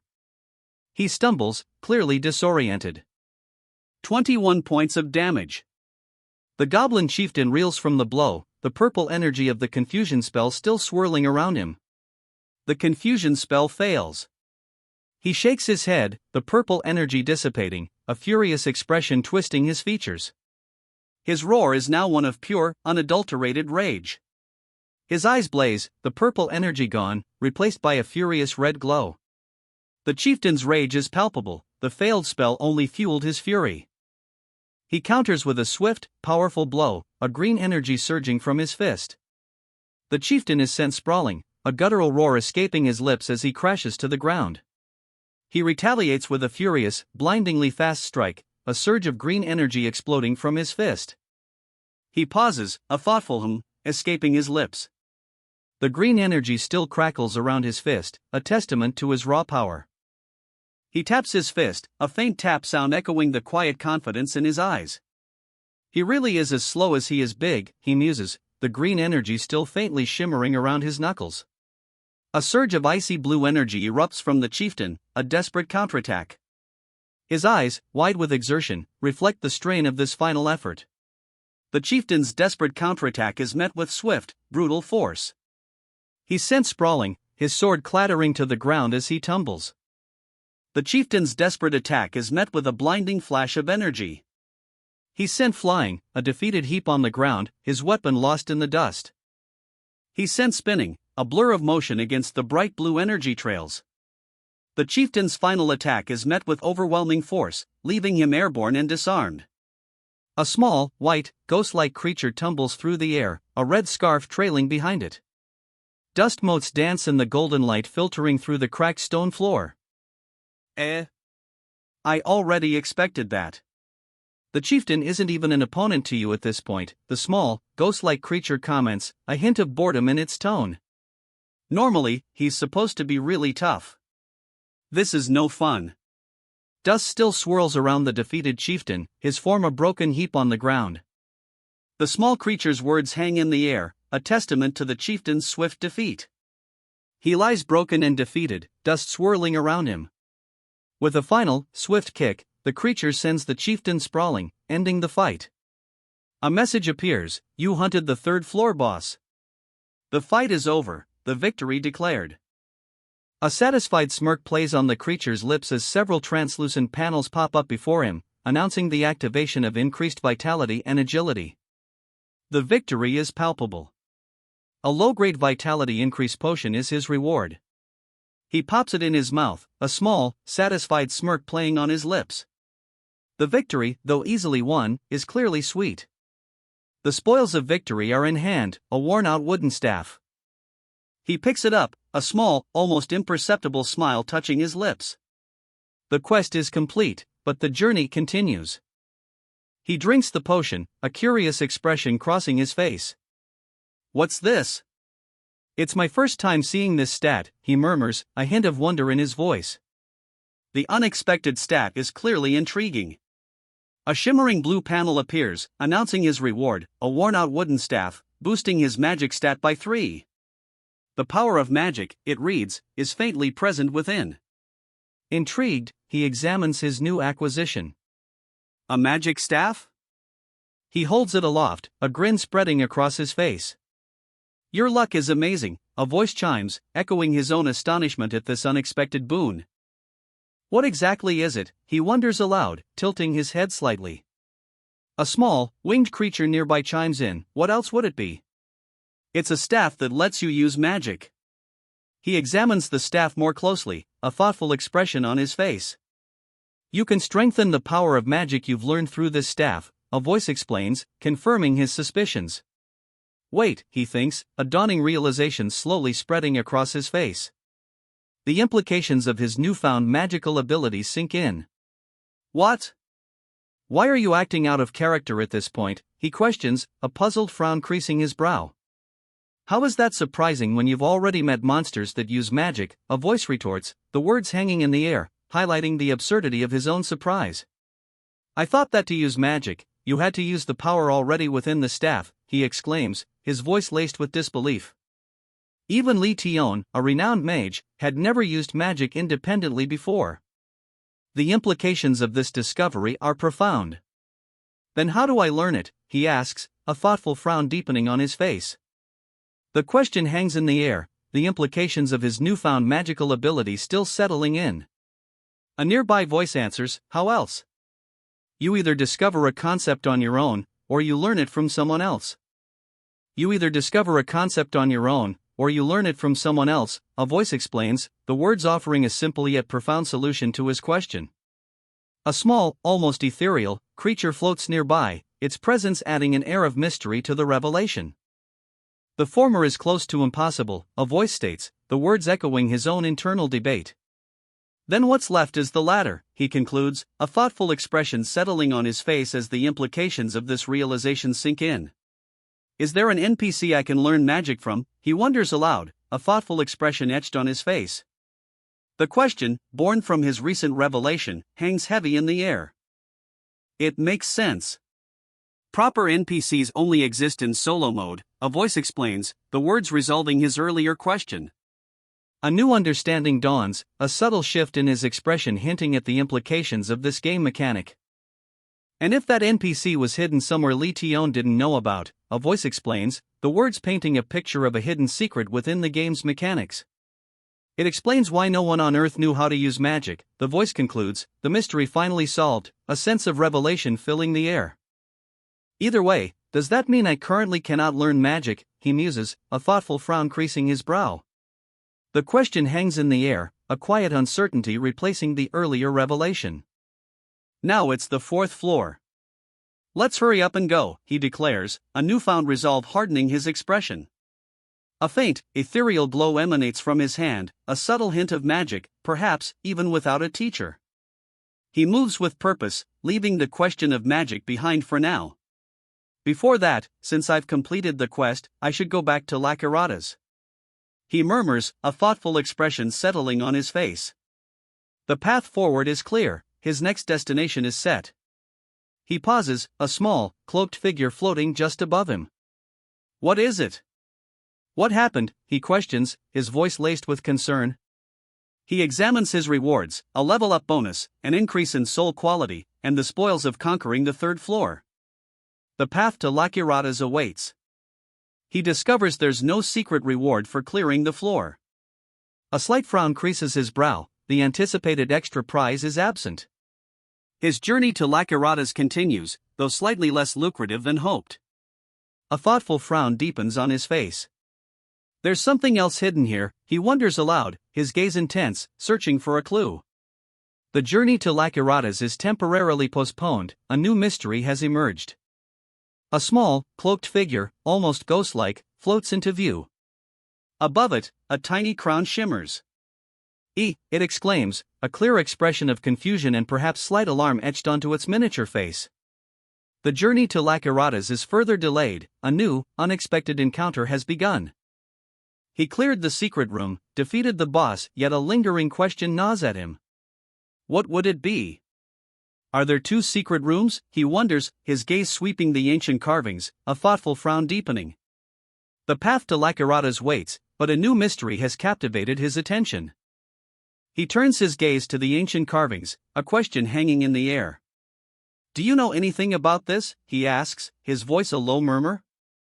His small companion, however, offers little help. I couldn't even find the secret room on this floor. The mystery deepens. He hesitates, a thoughtful frown etched on his face. I would waste too much time looking through the entire third floor again, he mutters, the weight of his decision clear. It's unfortunate, but do I have to give up on the secret reward this time? The question hangs heavy in the air, his gaze lingering on the ancient carvings. He studies the ancient carvings, his gaze lingering on the intricate details. A string of feathers hangs overhead, a subtle yet intriguing detail in this forgotten corridor. The weight of his decision remains to continue his search for a second secret room or to finally press onward to Lakarada's. A sudden realization dawns on him. He traces the ancient carvings with his eyes, a new thought taking root. The wall paintings are all looking at a single place, he murmurs, a hint of excitement coloring his voice. The mystery deepens, a new path opening before him. Where are you going? That's a totally different path, no? His small companion questions his sudden change of direction, a hint of concern in its tone. The protagonist, however, seems resolute, his gaze fixed on a new path revealed by the ancient carvings. A surge of energy erupts from his fingertips, a brilliant teal light illuminating the ancient carvings. He's found something, a hidden path revealed only through this magical insight. His companion watches, a mixture of curiosity and concern in its eyes. A teal light flares from his fingertips, and a system message appears: "You activated disarm trap." Relief washes over him as the immediate danger passes. The path ahead, once obscured, is now clear. He steps forward, a hidden passage revealed. The teal light fades, leaving behind only the ancient carvings and the path now open before him. His small companion floats ahead, seemingly eager to explore. "What did you do just now?" His small companion exclaims, a mix of surprise and concern evident in its tone. The protagonist, however, simply smiles, a hint of mischief in his eyes as he gestures towards the newly revealed path. "Only this part of the wall was made of the same materials as the trap wall in the secret room," he explains, a hint of self-deprecating humor in his tone. "I tried it out, just in case, and I was lucky." What in the world did they hide away so deeply? His companion's awestruck whisper hangs in the air, a testament to the hidden passage's unexpected depth. At the end of the passage, a vast chamber unfolds. Dust motes dance in the dim light as a figure sits upon a throne, its form imposing. A sword rests beside him, adding to the air of quiet menace. The figure on the throne slowly raises its head. Its gaze is heavy, filled with a weariness that belies the imposing nature of its surroundings. A palpable sense of ancient sorrow hangs in the air. A system message appears: "You've encountered the previous Goblin Lord, Heigiha." One of the adventurers remarks, "It's my first time seeing a monster with." The sentence trails off, leaving the nature of their encounter, and Heigiha's appearance, shrouded in mystery. "Hey, about this. Something feels wrong? Why is a Lord class here?" One adventurer's unease is palpable, a stark contrast to the imposing silence of the chamber they just entered. His words hang heavy in the air, a question echoing the audience's own growing apprehension. Heigiha, the Goblin Lord, gestures towards his sword. "Lords," he explains, "they're the kings of their race, just like it suggests." His words hang heavy, a stark contrast to the adventurer's earlier unease. Heigiha, the Goblin Lord, grips his sword, a profound statement accompanying the action. "Only one can exist," he declares, "and they transcend the limits and concepts of their race." His words carry the weight of ancient knowledge, a truth revealed about the nature of Goblin Lords themselves. The Goblin Lord, Heigiha, slumps against a rough-hewn wooden structure, his massive sword resting beside him. A profound weariness settles over him, a stark contrast to his earlier pronouncements. Heigiha, the Goblin Lord, utters a single, surprising phrase: "I do not resent you." A quiet understanding settles between him and the adventurers, a stark contrast to the tension that had previously filled the chamber. "You, too, are but a toy being dragged around by them," Heigiha reveals, his words a sobering indictment. A shared fate, it seems, binds the Goblin Lord and the adventurer. He continues, his voice heavy with a newfound understanding. "However, I am an existence given the role of a monster here. Therefore..." The Goblin Lord's words hang in the air, a pregnant pause before a potentially significant revelation. A blinding flash of energy erupts, and Heigiha is thrown back, his body impacting a nearby structure with a resounding crash. Dust and debris fill the air. A powerful blast sends Heigiha reeling. He slams into a nearby pillar, the impact shattering stone and sending dust billowing into the air. Hagiha, dazed but defiant, rises slowly. A faint purple glow emanates from his eyes, a stark contrast to the crimson dust swirling around him. The attack clearly shook him, yet his resolve remains unbroken. A searing blast of energy erupts, a purple wave of power that throws Hagiha violently across the battlefield. The force of the blow is immense, leaving a trail of destruction in its wake. His violet eyes blaze, a fierce intensity burning within them. Dust and debris rain down from the collapsing ceiling above, a testament to the raw power unleashed. The aftermath hangs heavy in the air. Dust motes dance in the dim light, illuminated by the faint glow emanating from the chasm below. Stone fragments continue to fall, a silent testament to the battle's ferocity. He kneels, gasping for breath amidst the rubble, but a surge of energy erupts from him. The system message flashes, "You have activated Deflect." Debris hurtles around him, deflected by an unseen force, as he prepares for whatever comes next. He lies amidst the rubble, catching his breath. If it weren't for Deflect, he gasps, his violet eyes wide with a lingering shock, I would have been at death's door in an instant. What kind of attack was that? A small, fluffy creature peeks out from a nearby crevice, seemingly unfazed by the destruction. His violet eyes, still wide with shock, narrow in intense concentration.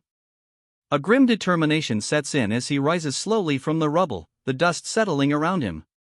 A monstrous figure bursts from the shadows, a colossal sword arcing down in a blinding flash.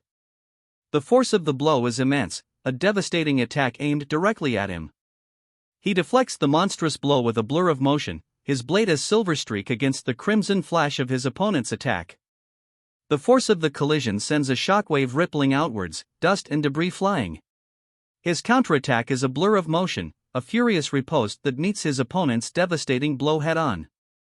The impact sends a shockwave through the air, a testament to the raw power unleashed in this clash.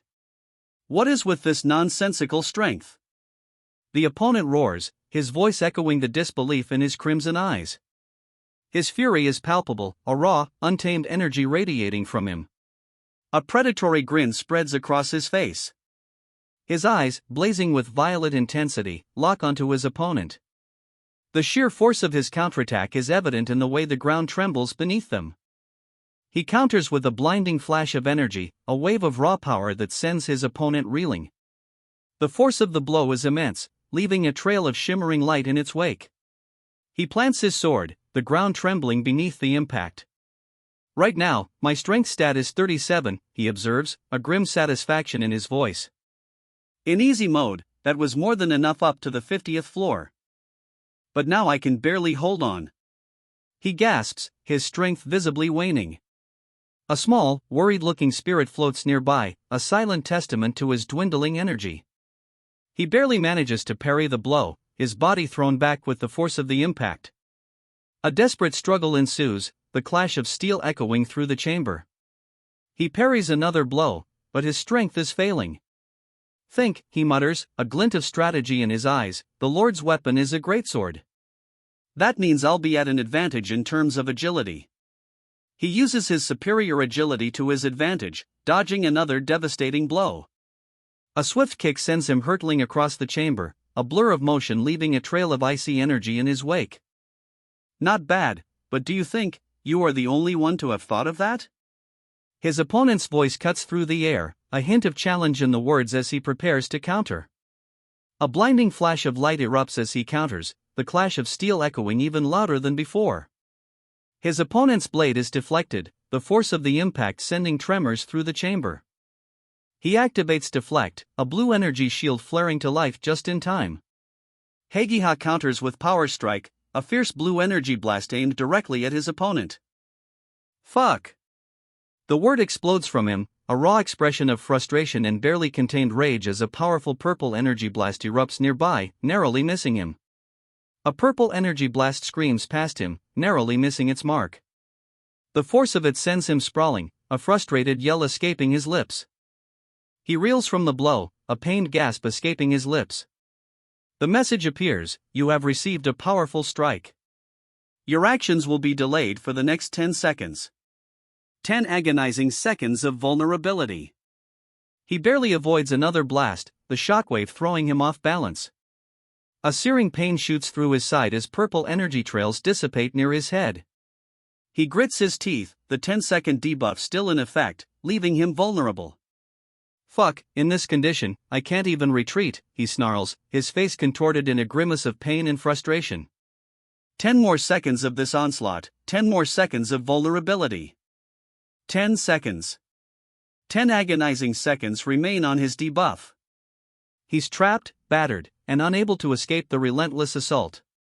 His opponent waits, a grim satisfaction etched on his face. His eyes widen, a stark realization dawning. Right now, it's impossible to react to an attack, he gasps, sweat beading on his brow. A system message flashes, you have activated counter. That means, a desperate chance, a last-ditch effort to turn the tide. He activates counter. A desperate gamble, but his sword explodes with energy, deflecting the incoming blow. The system message confirms it, you will automatically counterattack your opponent's attacks. A sliver of hope, a chance to fight back. 5 seconds. The timer shrinks, a vortex of purple energy swirling around him, a visual countdown to his escape or demise. His fate hangs in the balance. With a fierce grin, he counters. His blade explodes with energy, deflecting the opponent's attack. The swirling purple energy around him intensifies, a visual testament to the power of his desperate counter. Only 2 seconds remain. The counterattack lands. A brilliant arc of energy sends him sprawling, the impact echoing through the chamber. Only 1 second remains on the timer. 3 seconds left. The swirling purple energy intensifies, a maelstrom of power threatening to consume him. He braces himself, gritting his teeth.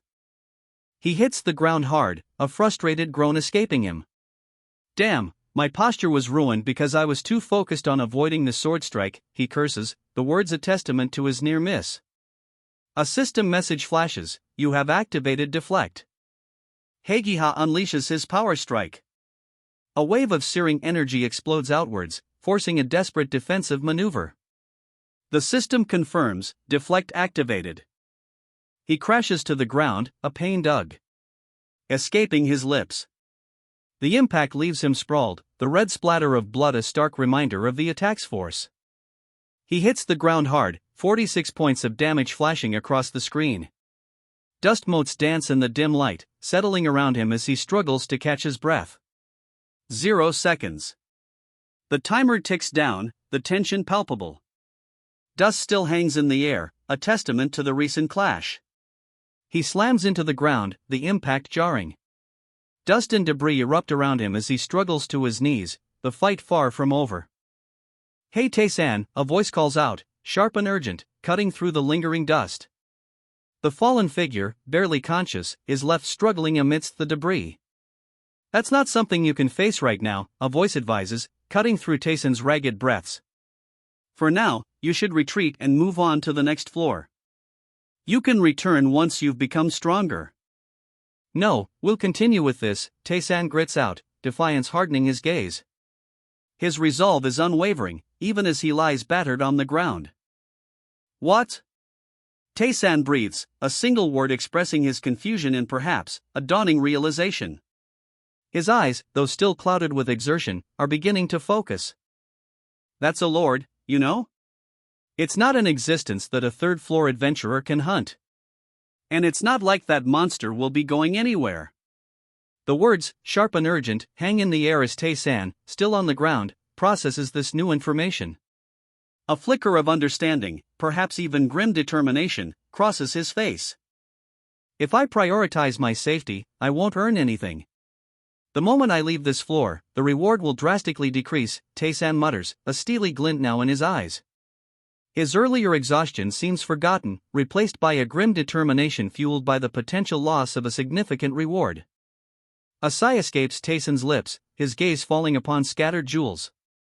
The text below confirms his newfound freedom, he can move between floors. A glint of resolve returns to his eyes, the potential reward outweighs the risk. A wave of glittering gold and jewels cascades downwards, a visual representation of the diminishing rewards. The text clarifies the penalty, descending to the next floor means a steep reduction in experience and gold, with special rewards vanishing entirely. Gold, shimmering and alluring, drifts downwards, a visual testament to the diminishing rewards. The risk is clear, the potential loss of experience and treasure is significant, a steep price for leaving the floor. Yet, in Taesun's eyes, a fierce resolve remains. That's why, if I want to receive everything on this floor. Taesun declares, his resolve hardening. He crouches low, a fierce determination etched on his face, his gaze fixed on the challenge ahead. He begins his descent. The decision is made. All or nothing. You're being overconfident and reckless, a voice scolds. For someone who has meticulously honed their skills, this sudden risk seems foolish. I have no idea what you're talking about, Taesun replies, his voice firm. Everything I've done so far was to accomplish this. His gaze remains fixed on the challenge before him, unwavering in his resolve. I didn't earn every single reward and grind everything just to avoid danger, Taesun declares, his voice resonating with unwavering conviction. The words hang in the air, a testament to his unwavering resolve. It isn't for survival, but rather to risk my life in the challenge, Taesun declares, his voice echoing with unwavering conviction. The words hang in the air, a testament to his absolute commitment. Taesun's eyes burn with fierce determination, a stark contrast to the worried voices that had just cautioned him. His gaze is unwavering, fixed on the challenge ahead. He's not backing down. A single word escapes Taesun's lips, a breath of you. His expression is one of dawning comprehension, a mixture of surprise and perhaps a hint of trepidation. It was only to increase my chances of succeeding, Taesun clarifies, his voice low and resolute. The statement hangs in the air, a stark contrast to the earlier bravado. A system message flashes, check unnecessary. His resolve, though unwavering, now carries a subtle undercurrent of self-doubt. Facing an impossible foe, Taesun's resolve strengthens. His mind unwavering, his fighting spirit soars, and his will intensifies. A surge of power courses through him, all his stats increase. A surge of power washes over Taesun. The words, "You will not waver during battle," appear before him, a command echoing in his very being. His eyes, blazing with newfound resolve, reflect the intensity of the moment. A surge of power continues to course through Taesun. He receives a crucial upgrade, eyes that can detect his opponent's weaknesses. His expression remains resolute, but now, a quiet confidence settles over him. They wouldn't have placed an impossible enemy on the third floor, Taesun muses, a glint of determination in his eyes. There's definitely a way to overcome this challenge, he knows it. He rests a hand on a wooden surface, a sword lying casually nearby. Confidence emanates from him, the impossible challenge ahead doesn't seem so daunting anymore. Now that he thinks about it, Taesun realizes something crucial: the enemy hasn't left his throne. A thought strikes him, a glimmer of understanding in his eyes. Could it be Taesun? That guy. A voice calls out, a note of urgency coloring the words. The implication hangs heavy in the air. Taesun's newfound confidence is immediately tested. Yup, you're right. He doesn't have a leg, Taesun confirms, his gaze unwavering. The realization solidifies his strategy, a new path forward emerges from this seemingly impossible challenge. And from what I recall, he was the previous lord, Taesun muses, a glint of determination in his eyes. Anyway, he can't get off the throne. Then I have a chance. A renewed sense of purpose fills him, his strategy is clear. Kakik, you're a brave warrior, the old man chuckled, his words laced with respect. I will respect that you did not retreat. He then added, with a newfound intensity, so I, too, will face you for real. Now, how will you approach me this time, O warrior? The old man's words hang in the air, a challenge echoing in the grand hall. Taesun stands poised, ready for whatever comes next. Taesun activates Unbreath, a surge of energy enveloping him. He's ready. Taesun lunges forward, a blue energy surging around him as he unleashes Unbreath. His eyes burn with fierce determination, a stark contrast to the calm challenge he faced moments ago. The ground explodes outward in a furious eruption of energy as Taesun's Unbreath attack connects. Debris flies, the force of the blow echoing the warrior's unwavering resolve. The impact throws Taesan back, a shockwave rippling outwards. Dust and debris fill the air, obscuring the immediate aftermath of his powerful attack. The attack's force sends a shockwave through the very stone, cracking the ancient pillar behind him. Dust and debris obscure the immediate aftermath, leaving the result of Taesan's unbreath attack momentarily hidden. Chunks of stone rain down, a testament to the unbreath's devastating power. The dust settles slowly, revealing the full extent of the damage. The dust settles, revealing the aftermath of Taesan's attack. He sits, seemingly unfazed, a faint "huh" escaping his lips as debris continues to fall around him. A blinding flash erupts as Taesan's attack connects. The force of the blow is immense, a shockwave radiating outwards. So you've awakened the power of the unbreath. Debris rains down, the full impact of Taesan's attack finally visible. However, the collapsing rubble should also be falling on you, correct? The question hangs in the air, a chilling counterpoint to the dust still settling from Taesan's devastating attack. He unleashes a blinding purple energy, a wave of chaotic power engulfing him. The message appears: you have activated confusion. A guttural sound, Kaluk, escapes the being as purple energy surges around him. The words "running check" appear above, a stark contrast to the chaotic power he unleashes. I wonder, are they really flying towards me like this? A flicker of uncertainty crosses his face, a stark contrast to the raw power he just unleashed. The question hangs heavy, a silent acknowledgement of the danger closing in. This. A wave of fiery projectiles hurtles towards him, a deadly barrage closing in from all sides. He sits, seemingly unmoved, in his throne, a chilling calm amidst the impending chaos.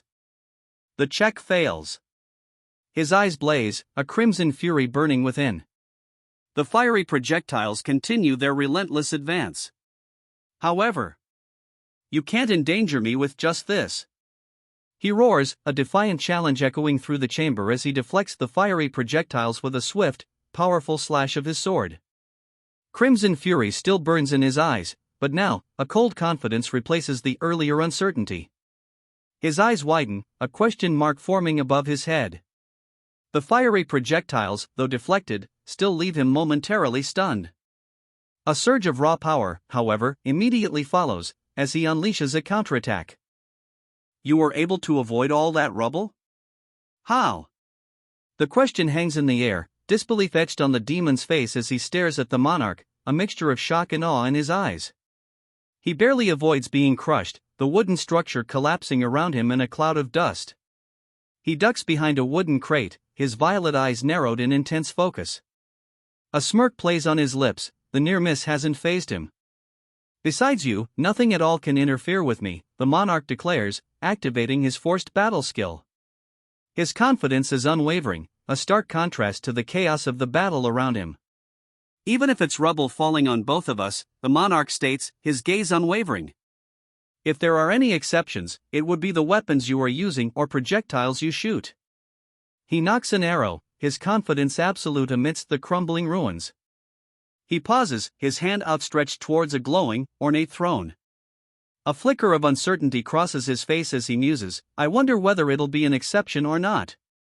The monarch activates his forced battle skill, a surge of green energy crackling around his hand. The system message confirms the activation, underscoring his unwavering resolve. A wave of energy erupts, sending the opponent flying. The monarch's laughter echoes, a sound of pure, unadulterated triumph.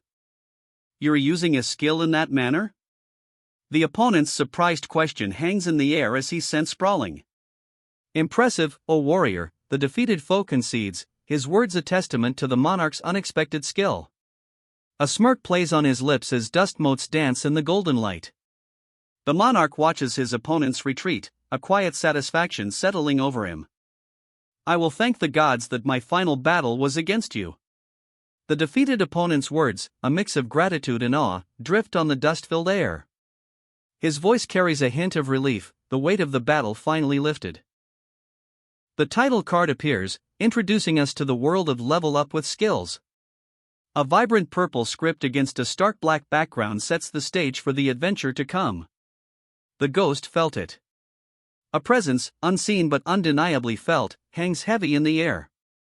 Below, a figure in dark clothing, sword at his hip, reacts, eyes wide with a mixture of apprehension and alertness. He senses the approaching threat.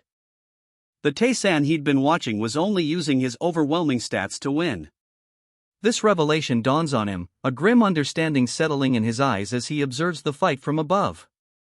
So, when facing a strong opponent, he had a bit of anticipation. If it's this guy, then maybe. The ghost, cloaked in red, floats thoughtfully, a question hanging in the air. A blur of motion. The ghost's attack is swift, a crimson flash slicing through the air. The goblin, caught completely off guard, is sent sprawling. He moves with a blur of motion, a crimson flash, his blade a whirlwind of energy. The goblin, unprepared for such speed, is sent sprawling. The ghost's blade flashes, a crimson blur. The goblin, caught completely off guard, is sent sprawling. A crimson flash, and the goblin is sent sprawling, a pained ugh escaping his lips as he crashes to the ground amidst a burst of golden light. The goblin crashes to the ground, a pained kayak escaping his lips as golden light bursts around him. He's clearly defeated. Kakik, great, the opponent cackles. But if you can't draw near me, you won't be able to land a decisive strike, so what will you do? He adds, with a chilling confidence, I'll make sure you can't approach by a single step from there. His opponent's mocking laughter still rings in the air. A fierce determination burns in the protagonist's eyes, a violet glow intensifying as he focuses, preparing for the next challenge. Hey, what are you doing right now? A small, worried voice interrupts the tense silence. The protagonist, his expression grimly focused, ignores the question, his violet-tinged energy intensifying as he prepares his next move. Ignoring the worried whisper, he unleashes a violet energy blast, a powerful X-shaped wave cutting through the air. The violet energy blast connects, a shockwave of 462 damage impacting him. Despite the blow, he activates Endure, gritting his teeth against the pain. What? The opponent recoils, his eyes wide with disbelief as the violet energy surges around the protagonist. A fierce grin spreads across his face, a stark contrast to the opponent's shock. Endure's effect negates a fatal blow. He absorbs the attack, a fierce grin splitting his face as violet energy crackles around him. So, if I phrase it a bit differently. He pauses, a thoughtful expression replacing his earlier grin. The violet energy around him subtly dims, the intensity of the moment shifting. His violet eyes blaze, a fierce intensity replacing the thoughtful expression. The energy around him flares, brighter and more potent than before. He's ready. It means I'm invincible for the next 1 second. The declaration hangs in the air, a stark contrast to the violet energy still crackling around him. He's prepared for the final, desperate gamble. He strikes with blinding speed, a crimson blade flashing through the air. His opponent, caught completely off guard, collapses, the impact echoing in the shattered ruins around them. Violet energy explodes outward, a furious wave engulfing his foe. The creature screams, its form momentarily obscured by the sheer power of the attack. He unleashes a final, furious burst of violet energy, a wave of power that slams into his foe. The impact sends him reeling, a pained grimace twisting his features. He stumbles, the violet energy fading, leaving him gasping for breath amidst the rubble. A pained grimace contorts his features, the strain of his desperate gamble evident. He delivers a final, brutal blow, a crimson blade arcing through the air in a blur of motion. The impact sends a shockwave of light outwards, leaving his opponent defeated and broken amidst the debris. A crimson blade flashes, a final, decisive strike. The force of the blow sends a shockwave rippling outwards, dust and debris flying in its wake. Victory is his. The final blow lands. His foe collapses, lifeless, onto a broken stone pillar. Silence. He collapses, his body shuddering with the exertion. A wave of exhaustion washes over him, his victory hard won. The silence is broken only by his ragged breathing. Impressive, warrior. A raspy voice breaks the silence, a strange figure emerging from the dust, a smirk playing on his lips. You were victorious against the previous goblin Lord Hagiha. The words hang in the air, a stark reminder of the brutal battle just concluded. The warrior stands over his fallen foe, exhaustion etched onto his face, but a quiet satisfaction settles in his eyes. Exhaustion etches itself onto his features, a stark contrast to the quiet satisfaction simmering in his eyes. The warrior stands victorious, but the battle's toll is evident. It's finally over. He breathes, the weight of the battle finally lifting. A quiet relief settles over him, a stark contrast to the exhaustion still etched on his face. He catches his breath, a quiet relief washing over him as the battle's weight finally lifts. Then, a thought occurs to him: I received some bonus skills relative to the difficulty. I also leveled up twice. The warrior's exhaustion is palpable, yet a sense of accomplishment shines through. He examines the glowing blue interface, a faint smile playing on his lips. 2 level-ups, and some bonus skills, the rewards of a hard-fought victory. The warrior's exhaustion is evident, but a quiet pride shines through. He tilts his head, a thoughtful frown creasing his brow. The interface glows, displaying messages: you have activated increased soul quality, and you received the trigger skill, Power Strike. A question forms on his lips: what kind of skill is that? Intrigue mixes with exhaustion in his gaze. It's a skill where the damage increases in proportion to the mana used, he muses, studying the newly acquired Power Strike skill. A hint of surprise, perhaps even disbelief, colors his expression as he adds: I didn't think I would get this skill already. A new skill notification appears: Acceleration. He reads the description, a thoughtful expression on his face. In my past life, I was barely able to learn this while busting my ass, he reflects, a hint of wonder in his voice. It seems the battle with the Lord was just that fierce. I was wondering what the secret reward was, but a proficiency increasing potion, he questions, a hint of surprise in his tone. Very good. It seems I won't need to work too hard for the next. His words trail off, leaving the audience to wonder what challenges lie ahead. He holds a glowing green potion, a small smile playing on his lips. Let's save this for now, he decides, a thoughtful glint in his eyes, clearly prioritizing his immediate needs over this unexpected reward. The implication hangs heavy: more challenges await. But why are you so quiet? A voice asks, breaking the silence. He touches the necklace, a newly acquired reward, and murmurs, it's nothing. A subtle air of mystery hangs in the air. What secrets does he hold?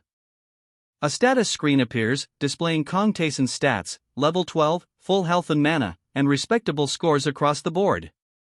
Below, a single line reads, at this rate, leaving the reader to anticipate his future progress.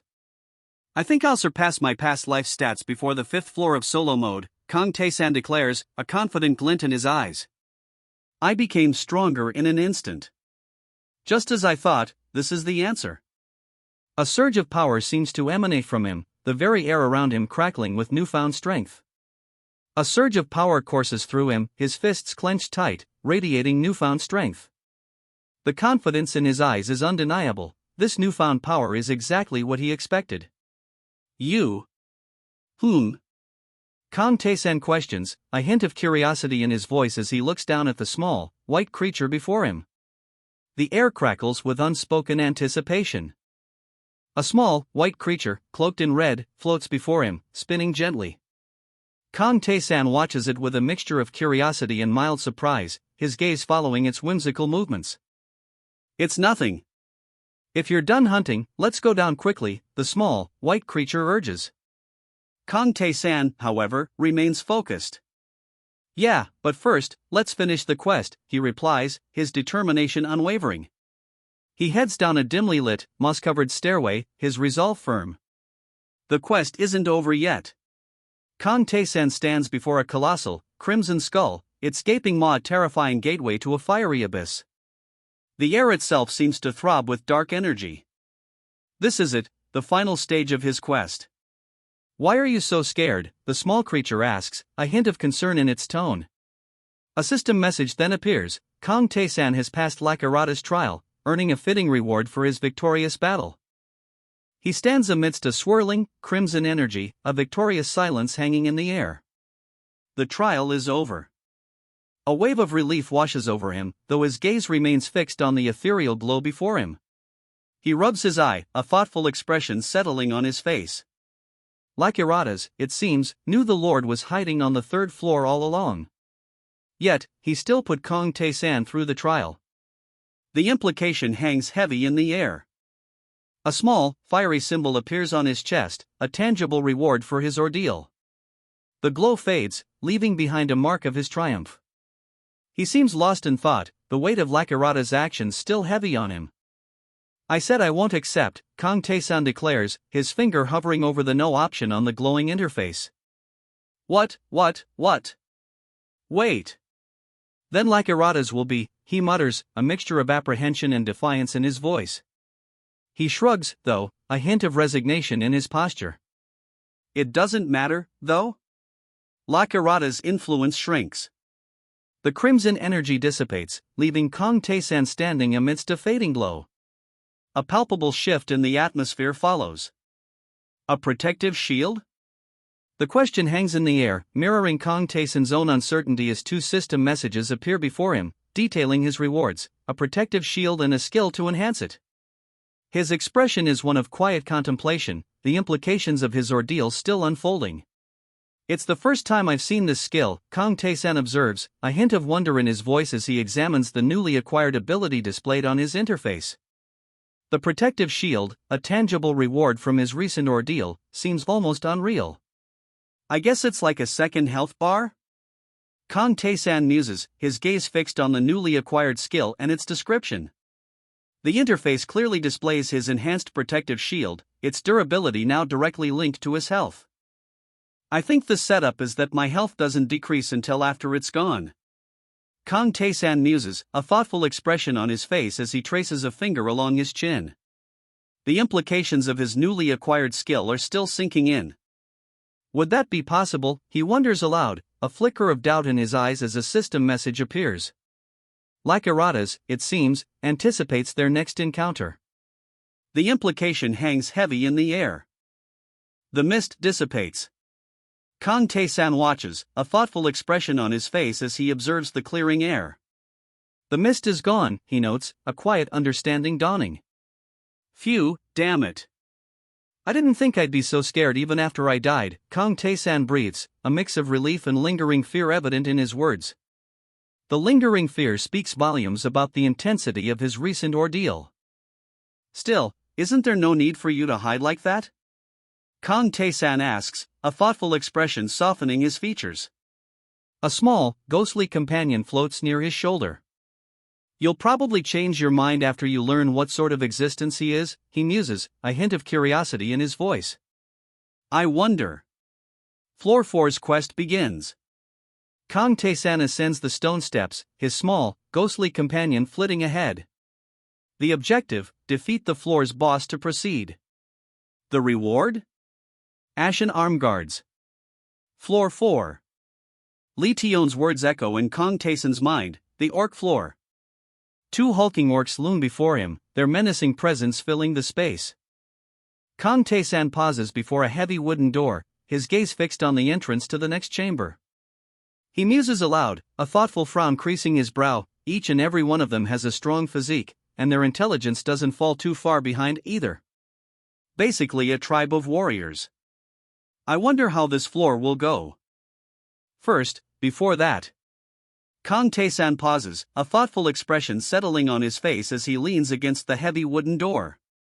His ghostly companion watches him expectantly. A towering, luminous spire dominates the chamber. Its ethereal glow illuminates the space, hinting at a powerful, possibly magical, presence within the orc floor. He enters a vast chamber, its center dominated by a towering, luminous spire. It's just like I heard, Kong Tae-san murmurs, his gaze fixed on the ethereal structure, a sense of awe and anticipation mixing in his expression. A system message appears, he's discovered the altar of Balthazar, a place where believers built a shrine, a path directly linked to a god. He reaches out, a thoughtful expression on his face, towards the ancient stone. A caption appears, Balthazar can exert his influence through this place. The weight of the revelation settles upon him.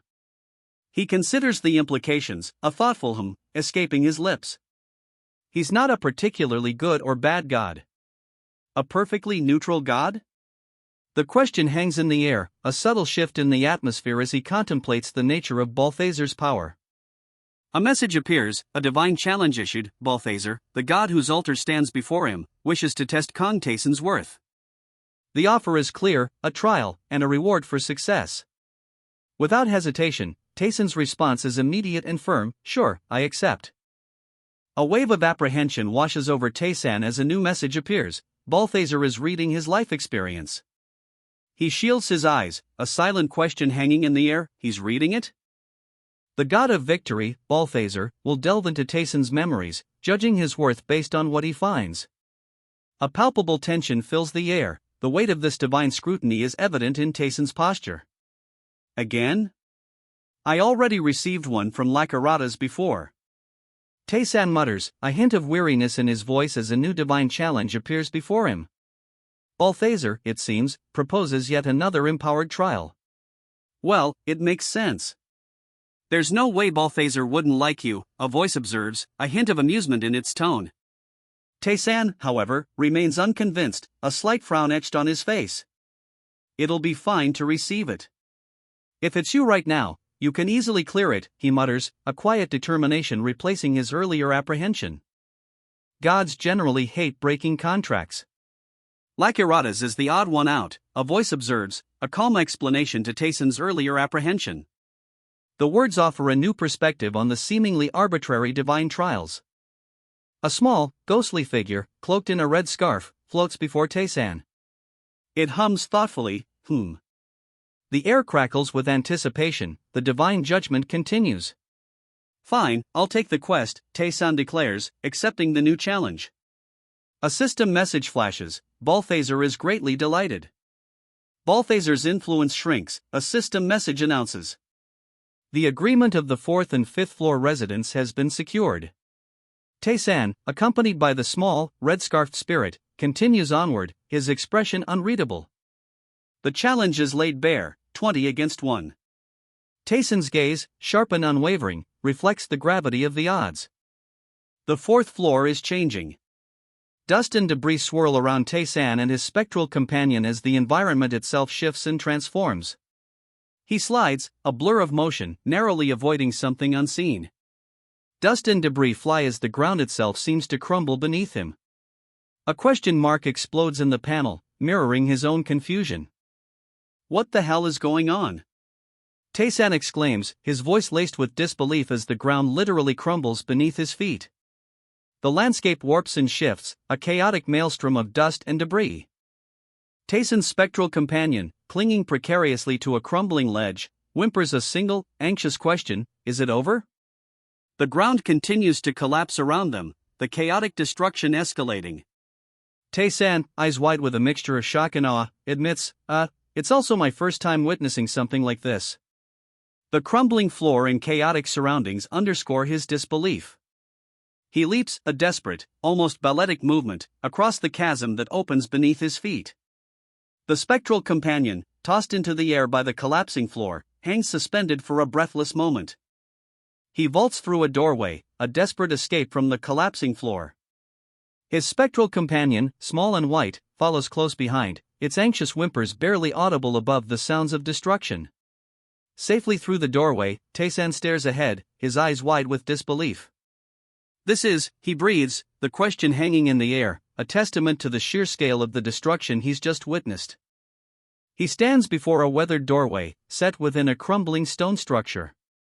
Dust motes dance in the sunlit air, highlighting the sheer scale of the destruction around him. A sense of disorientation hangs heavy, this place is utterly unfamiliar. Well then.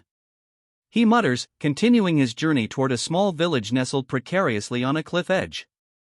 A small, winged creature, seemingly a familiar companion, follows from behind. So this isn't impossible, but it's still surprising, he muses, a hint of disbelief in his tone. Balthazar's involvement in the labyrinth's creation is a revelation, one that clearly weighs on him.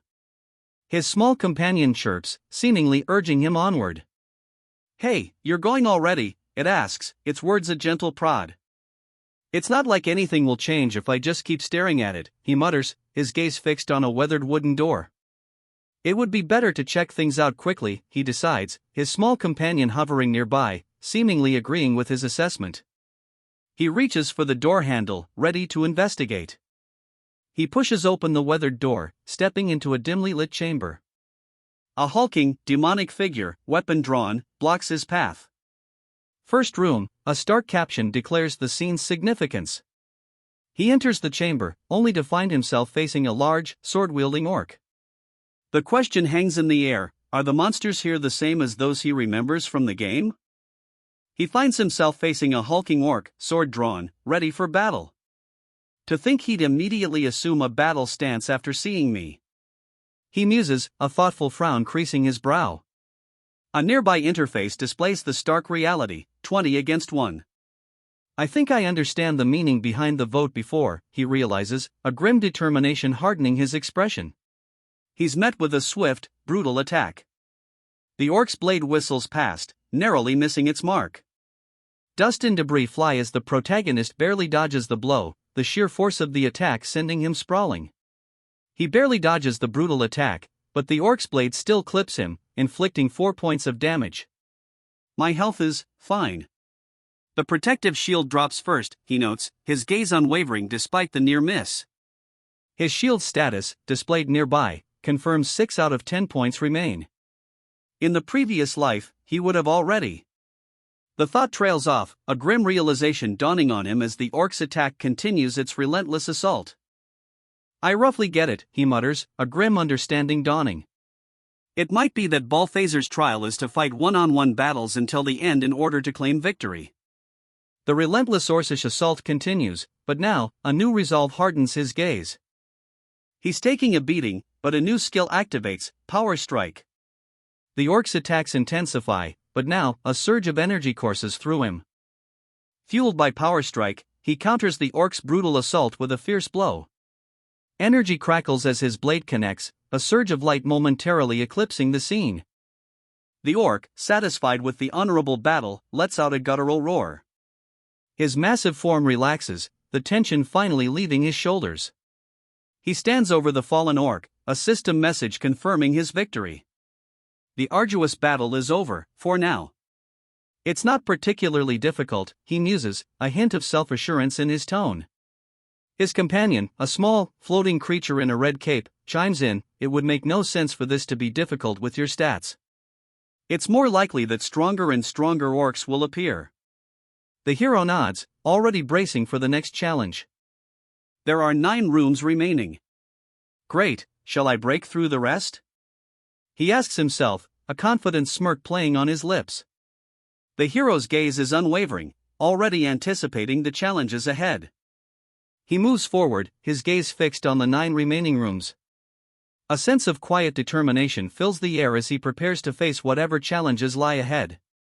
The path ahead is a maze of stone structures, bathed in a golden light that filters through the cavern's mouth. The title card appears, level up with skills, a bold declaration of intent. The hero's journey continues.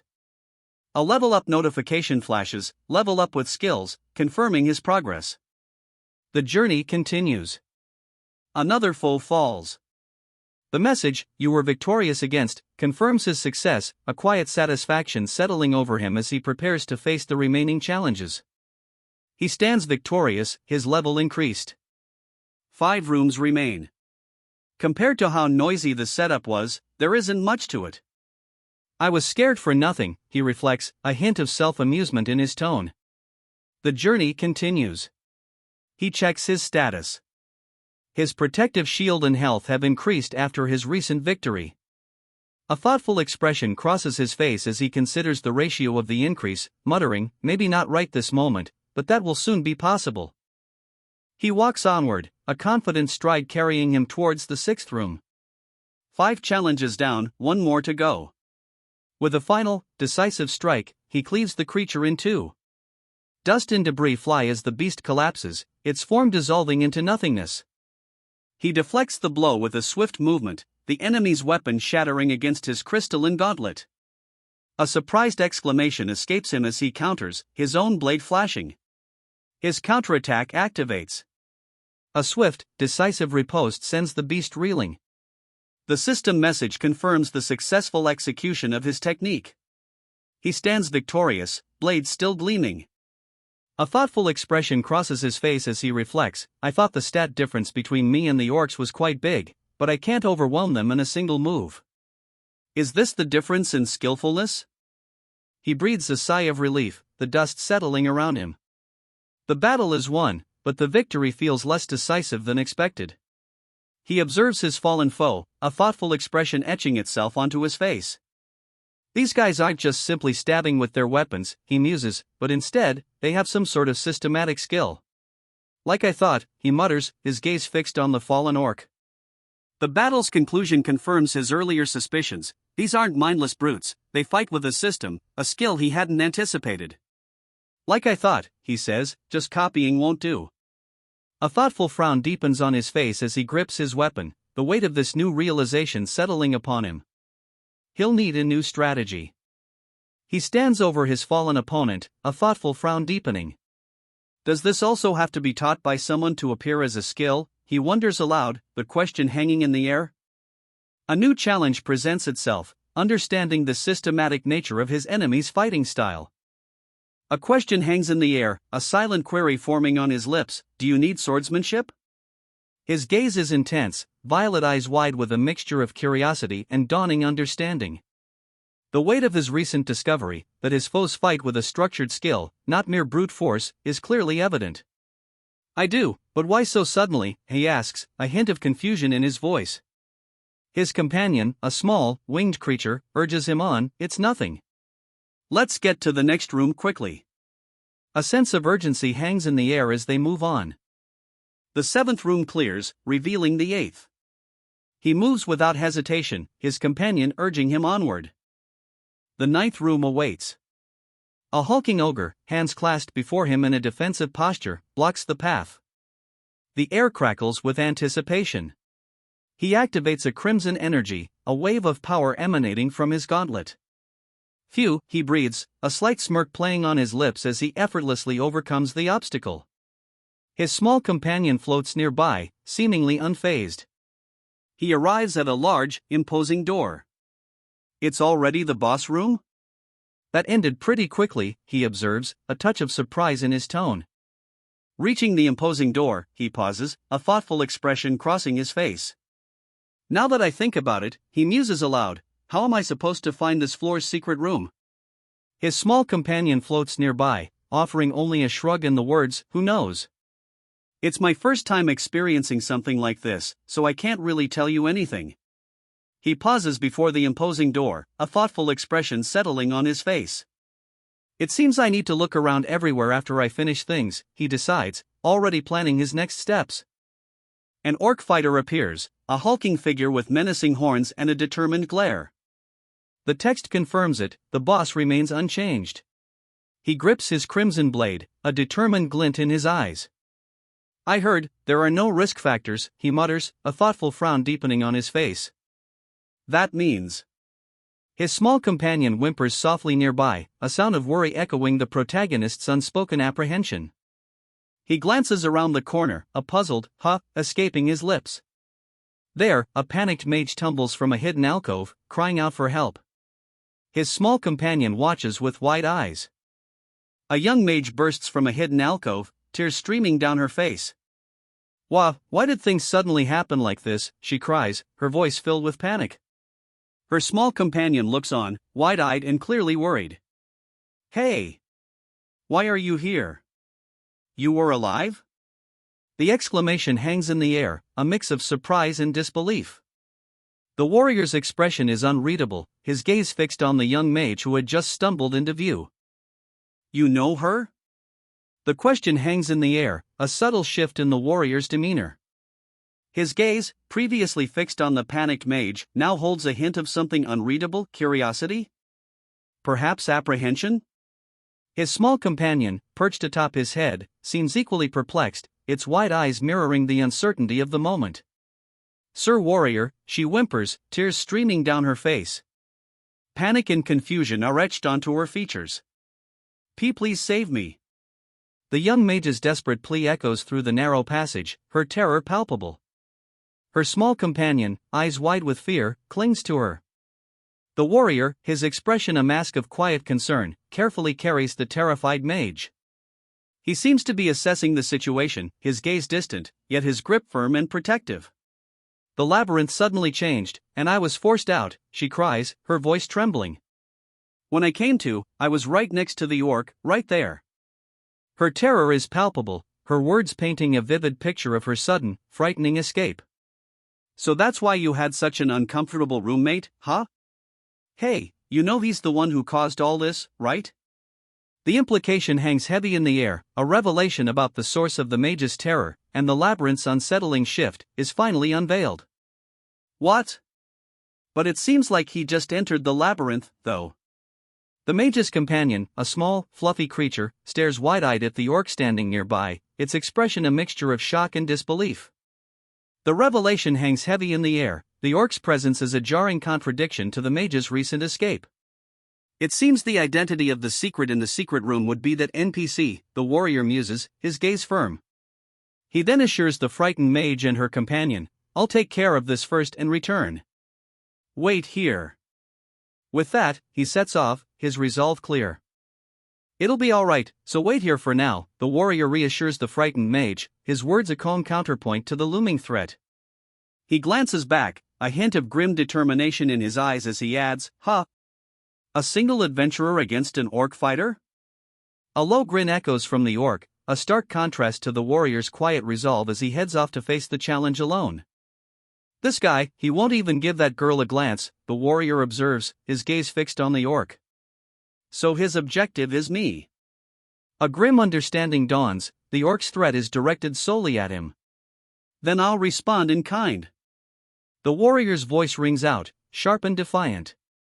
He lunges forward, a blur of motion, his sword a flash of steel. He activates acceleration, a surge of energy propelling him forward. His blade becomes a blur, a whirlwind of steel aimed at the orc. He moves in a blur, a whirlwind of steel aimed at the orc. The warrior's attack is swift, relentless. He unleashes Power Strike. The Power Strike connects. A blinding flash erupts, the orc momentarily stunned by the warrior's ferocious attack. The warrior follows through, a powerful slash leaving a trail of energy in its wake. The impact is deafening. The orc, wounded and enraged, enters a berserk state. A surge of raw power radiates from him, the very air crackling with volatile energy. A guttural roar, kurrrgghhh, erupts from the orc as he unleashes a furious, berserk rage. The ground trembles beneath his might. He counters the berserk orc's furious attack with a whirlwind of motion, his blade a blur. Dust and debris fly as the warrior's skill and speed meet the brute strength of his opponent. He activates acceleration. His eyes blaze with focused intensity, a stark contrast to the chaos of the battle. With a blur of motion, he parries the berserk orc's attack, his blade slicing through the air. The orc's rage is immense, but the warrior's speed and precision are unmatched. He moves in a blur, a crimson flash arcing through the air. The orc's attack is met with precise counterforce, a perfectly timed riposte that sends him reeling. He unleashes Power Strike. A crimson arc of energy erupts from his blade, a wave of force that slams into his foe. Victory! The orc fighter is defeated, his body crashing to the ground. A system message confirms the win, a brief moment of respite before whatever comes next. He stands victorious, a confident smirk playing on his lips.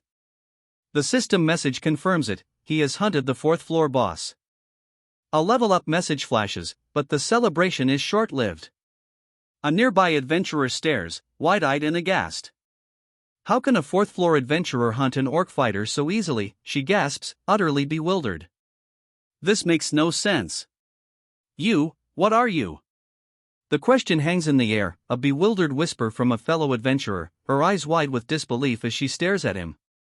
The recent victory, the swift defeat of the fourth-floor boss, has left her speechless. What else? I'm a player, he replies, his back to the wide-eyed adventurer who had questioned his incredible feat. The statement hangs in the air, a simple explanation that somehow feels profoundly unsettling. And what about you, who are you? The question, a hushed whisper, hangs in the air, born of disbelief and wonder. The adventurer's gaze, wide with astonishment, remains fixed on him. Me, she stammers, utterly flustered. Her double take, a clear sign of her shock, speaks volumes. The implications of his earlier statement are clearly sinking in. I'm Lilith, she says, her voice barely a whisper, one who conjures magic. The revelation hangs heavy in the air, a stark contrast to the casualness of his earlier claim. I entered here to learn more about the grand mysteries, Lilith explains, her gaze fixed on him, a quiet intensity in her voice. Her words, though simple, hint at a deeper purpose, a quest for knowledge that contrasts sharply with his earlier, unsettling declaration. Magic, he questions, his brow furrowed in thought. The young woman's admission clearly piques his interest, a subtle shift in his expression hinting at a deeper curiosity. Ah, you must have come from a world without magic, right? He observes, a thoughtful expression on his face. What a peculiar world, he adds, his tone hinting at both curiosity and a touch of wonder. Not everyone can learn magic, Lilith states, her voice firm, it's an innate talent. The young mage's words carry a quiet weight, a simple truth that underscores the unique nature of her abilities. I had no talent in it, but I wished to learn magic more than anyone else, Lilith confesses, her hands outstretched, a soft golden light emanating from them.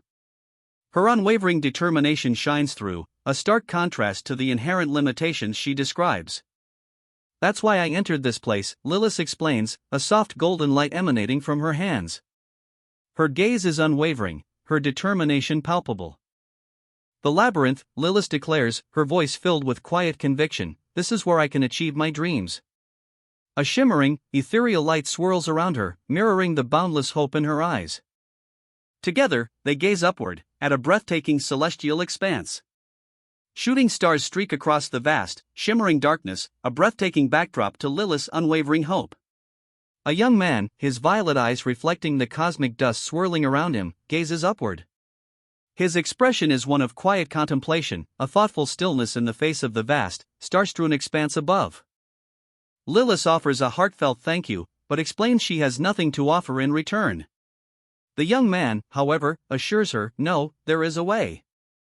A quiet confidence settles between them under the vast, starlit sky. I really am completely broke, you know, he admits, a hint of self-deprecating humor in his tone. And all of my catalysts and ingredients are gone. He pauses, then adds with quiet conviction, the power that you have. The power that you have, he continues, his gaze unwavering, could be the key. Lilith's eyes widen, a flicker of hope igniting within them under the starlit sky. Magic. I wish to learn that. The young man's simple statement, directed at the powerful sorceress before him, holds a quiet determination, a stark contrast to his earlier self-deprecating humor. His gaze is fixed, his intent clear. Level up with skills. The title card appears, promising an adventure. The credits roll, promising an adventure to come. The artists and creators behind this world are acknowledged, their names a testament to the collaborative effort that brought this story to life. A young witch, her wide eyes reflecting uncertainty, hesitates. A small, fluffy creature floats nearby, seemingly as lost as she is. The vast, star-dusted expanse of space stretches behind them, a stark contrast to the warm, earthy tones of the foreground. I apologize, but this is something I learned while putting my entire life on the line, the young witch explains, her voice tinged with a mixture of gratitude and apprehension. I'm really thankful that you saved me, but I think it will be difficult for me to grant you this. The vastness of space, a silent witness to her plight, seems to underscore the weight of her words. A wave of uncertainty washes over the young witch. Her hands clasp tightly together, a silent plea in the vast, star-strewn expanse of space. The weight of her decision, a heavy burden, is palpable. So it's a rejection, he observes, a hint of surprise in his tone. I did expect this to a certain extent. Then shall I begin negotiations? He trails off, a slight uncertainty coloring his expression. Why don't you just teach him? The suggestion hangs in the air, a simple solution offered amidst the vastness of space. A new path, perhaps, to resolve the impasse. What? The young witch's gasp echoes the surprise on her face, eyes wide as she reacts to the unexpected suggestion. Like you said, you haven't anything but magic, no? The statement hangs in the air, a stark assessment of the young witch's abilities. Her wide eyes, reflecting a mixture of surprise and perhaps a touch of hurt, speak volumes. While I understand you value it greatly, from an overall perspective, it's nothing at all, the other voice continues, the words carrying a weight that belies their seemingly dismissive tone. Isn't this enough in return for saving your life? The question hangs heavy in the air, a stark counterpoint to the young witch's previous shock. Her wide eyes reflected dawning understanding, a hint of hurt now mingling with the surprise. That is true, but... The young witch begins, a hesitant counterpoint to the previous assertions. And it's not like it's anything bad for you, she adds, a slight tremor in her voice. The man beside her, however, presses on, his question cutting through her uncertainty. How many floors have you descended so far? Yeah, that's what I thought. With your skills, any further is too difficult, the man states, his words confirming her fears. She buries her face in her hands, a clear display of dejection. But this guy is an adventurer who will continue descending the labyrinth, the man exclaims, his tone brimming with a mixture of awe and apprehension. He's someone acknowledged by the gods, he adds, and the labyrinth itself has changed because of him. He descends further into the labyrinth, the question hanging in the air, will he be able to save those trapped in the abyss? A sense of foreboding clings to the scene, mirroring the weight of his impending task. Thus, a small, cloaked figure declares. It will be an opportunity to learn magic unlike any before. A gasp escapes her lips, ah. Wide-eyed, she stares, a mixture of awe and apprehension evident on her face. The scene pulses with an unseen energy, hinting at the power unfolding before her. I think this will be an advantageous exchange for both parties, the cloaked figure declares, his words carrying a weight of calculated certainty.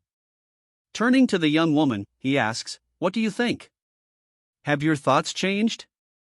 A subtle shift in the atmosphere hints at a decision about to be made. She considers the cloaked figure's proposal, a thoughtful expression settling on her face. The weight of the decision is palpable, the silence heavy with unspoken possibilities. Great! I'll teach you, the young mage exclaims, a bright smile illuminating her face. A hesitant, why yeah, escapes the young man's lips, a mixture of excitement and uncertainty coloring his expression. The decision is made. Wow! It'll become much more fun going forward, right? The young mage asks, a bright, hopeful smile on her face. Her excitement is infectious, a stark contrast to the young man's quiet, slightly hesitant agreement. A bright smile still plays on the young mage's lips, but a slight caveat follows her previous enthusiasm. But, because I was forcibly chased out of the place I was at originally, I won't be able to teach you right away, you know? A touch of apologetic concern tempers her excitement. I'll take my place in the secret room of the 6th floor, so I'll see you then, the mage explains, a slight apologetic note tempering her earlier excitement. The young man nods, understanding her situation. Since the 5th floor is also an orc floor, its layout will be identical to their current location. Sure, he replies, a quiet acceptance in his tone. He seems ready to begin his training, despite the mage's earlier explanation of her delayed availability. She claps her hands together, a bright spark igniting between them. A small, glowing shard of crystal materializes, radiating a soft light. With a flourish, she unveils a shimmering, crystalline shard, its light softly illuminating her joyful face. The young mage beams, radiating excitement as she presents this magical artifact. Then, see you on the 6th floor, she calls, her voice bright. He watches her go, a thoughtful expression settling on his face. I was wondering how she'd pass through the 5th floor, he muses aloud, a hint of intrigue in his tone. So she can use magic like that, huh? He stands alone, a thoughtful expression on his face. I can't feel anything, he muses, a quiet wonder in his voice. She was truly able to completely hide her presence. So that's magic. So, anyway. He begins, a thoughtful expression on his face. A small, hooded creature perched on his shoulder seems to share his pensive mood. He's clearly still processing the young mage's surprising display of magic. Why are you suddenly helping me? He asks, a genuine question in his voice. The small creature on his shoulder lets out an indignant ugh, in response to his unexpected assistance. What? Am I not allowed to be nice? Why are you complaining when I helped you out? It retorts defensively.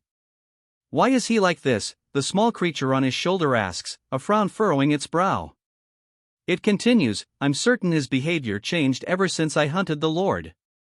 This is why young ones these days won't do. The creature's words hang in the air, a clear indication of its bewilderment. It also has to do with my self-redemption, he explains, a thoughtful expression softening his features. The small creature on his shoulder tilts its head, a clear question in its large eyes. Self-redemption, it echoes, its voice barely a whisper. Forget it. I'll be assisting you from here on out, and it won't be bad for you, right? He declares, a hint of firmness in his tone. The small creature on his shoulder adds, he probably won't answer even if I question him. Well, it doesn't matter. A sense of quiet determination settles over the pair. He plops to the ground, the small creature tumbling off his shoulder. I got it, he says, just let me eat my fill first. A determined glint shines in his eyes as he prioritizes sustenance before continuing the trial. Hey you, he begins, a thoughtful expression on his face as he looks at a screen. The news is surprising, it's a bit unfortunate regarding skill acquisitions, but besides these two, no one else appears to have attempted it. Only Kang Junhyik and Lee Tion have managed to clear the first floor. He squints at the screen, a thoughtful frown creasing his brow. Is that even tasty? He muses, clearly questioning the data before him. Only two others have managed the first floor. He pauses, a thoughtful question forming in his mind, should I organize the things I got? The query hangs in the air, a brief moment of contemplation before he tackles the next step. He sits on the ground, carefully putting on a pair of ashen arm guards. The text box confirms, defense +5. A small, satisfied smile plays on his lips. He smiles, a quiet satisfaction in his eyes. Luckily, discovering Lilith counted as finding the secret, he reads aloud. The secret rewards are just as good as I expected. A new piece of equipment, enhanced with a special power, is now his. A satisfied grin spreads across his face as he activates the scroll. The game interface confirms, the scroll of engrafment has enhanced his ceremonial sword of Lacaratas. With a flourish, he activates the scroll, imbuing his ceremonial sword of Lacaratas with newfound power. A surge of energy crackles around the blade, the attack is boosted by 5 points, and now, with each fallen foe, he'll recover 5 health points. A satisfied grin stretches across his face. Bingo, he exclaims, a grin spreading across his face. He holds up his newly enhanced sword, a satisfied smirk playing on his lips. Considering it was a random option, I got a decent one, I guess? The game interface confirms, on attack, there's now a chance to push the target away. He slides down a rocky incline, his enhanced sword at his side, a small, red-hooded creature flitting playfully behind him. Floor 5's quest begins. The objective, defeat the boss to proceed. The reward? A dazzling decorative blade, and a mysterious secret reward awaits. He arrives at a quaint shop, shelves lined with curious bottles and jars. An old man with a long white beard sits calmly, puffing on a pipe. A sense of quiet contemplation hangs in the air. What, you're back already? The old shopkeeper asks, surprised. The floors sounded quite chaotic. Was it another trial? He nods, a small, red-hooded creature floating beside him confirming the assessment. First, I'll sell what I have, then. He begins, addressing the shopkeeper. The old man, puffing on his pipe, inquires, so what are you buying? The young adventurer pauses, then adds, an inventory expansion ticket and. His voice trails off, leaving the next purchase a mystery. His gaze falls upon a small, glowing bottle on a shelf, its contents shimmering with an ethereal light. A subtle smile plays on his lips, he's found exactly what he needs. No way, he whispers, his eyes wide with disbelief as he stares at the glowing bottle. The sheer unexpectedness of finding it here, in this unassuming shop, is palpable. Why is that here? He exclaims, his voice a mixture of disbelief and wonder. The question hangs in the air, unspoken but palpable, as he stares at the unexpected find. May I see that bottle? He asks, his eyes fixed on the shimmering vial. Intrigue and a hint of urgency color his voice. Ah, you mean this? The shopkeeper holds out a small, glowing bottle, its label clearly reading Powder of Blessings. Relief washes over him, his search is finally over. Well, just like it says, it's rumored to bestow a blessing, but no one knows whether that's true, the shopkeeper explains, holding up the glowing bottle. A hint of uncertainty colors his words, a counterpoint to the hopeful gleam in the young man's eyes. The shopkeeper continues, his voice a low hum against the backdrop of shimmering dust motes. Some hoped to boost their luck by bathing in it, but they tripped right away. Others tried sprinkling it on their weapons, but it only made them sparkle. He gestures towards a bathtub overflowing with the glowing powder, a picture of both promise and caution. The shopkeeper chuckles, a knowing glint in his eye. One young man tumbles from an overflowing bathtub of the glowing powder, while another frantically wipes the same substance from his sword, both clear examples of the powder's unpredictable effects. Do you know about it? The young man asks, a hint of curiosity in his voice. His companion, a small, hooded spirit, floats beside him. I don't know anything, I haven't purchased it before, he replies, his words tinged with uncertainty. The implication hangs heavy in the air, this powder of blessings is a secret, known only to a select few. Intrigued by the tales of its power, a crowd gathers, drawn in by the promise of the powder of blessings. They've heard the whispers, the rumors of its potent, if unpredictable, effects. Each person pushes forward, eager to claim a piece of this legendary substance. A young man smiles, a knowing glint in his eye. Shattered remnants of a vial lie at his feet, the glowing powder spilled. But because no one ever received its effects, it was treated as trash, he explains, a hint of triumph in his voice. That is, until I discovered it. How many of these do you have in total? The young man asks, his gaze fixed on the shopkeeper's remaining vials of glowing powder. The old man leans back, a sly smile playing on his lips. I got it off a bargain, so I only have 3. Why, he replies, his tone suggesting a hidden reason behind his limited stock. I'll buy them all, the young man declares, his voice firm. The shopkeeper, taken aback, utters a surprised, "Ee." A sly smile creeps across his face as he considers the unexpected offer. Even though it's something rather expensive but has no use, the shopkeeper questions, a hint of uncertainty in his voice. He then pushes 3 vials of glowing powder across the counter, a soft clink echoing the finality of the transaction. Well, here it is for now. Then I'll see you again next time, the young man says, a casual farewell hanging in the air. He turns to leave, the 3 vials of powder of blessings now safely in his possession. He pockets the vials, a faint glow emanating from within. Minute control over chance, a caption appears, underscoring the young man's acquisition. So, are you not going to tell me why you purchased it? The shopkeeper asks, a curious glint in his eye. He gestures towards the departing young man with a casual, sure, come back soon. You'll see soon enough. You can check it out in person then, he says, a smirk playing on his lips as he walks away. A small, annoyed tisk escapes him, followed by a ding, as a holographic interface flickers out of existence. A holographic message appears, a stark blue rectangle against the muted tones of the building's interior. Balthazar is satisfied with his results and will soon deliver a reward. The young man, a thoughtful expression on his face as muses, is this a veiled reminder to quickly clear the 5th floor? He considers the implications of Balthazar's message, a thoughtful frown etching itself onto his face.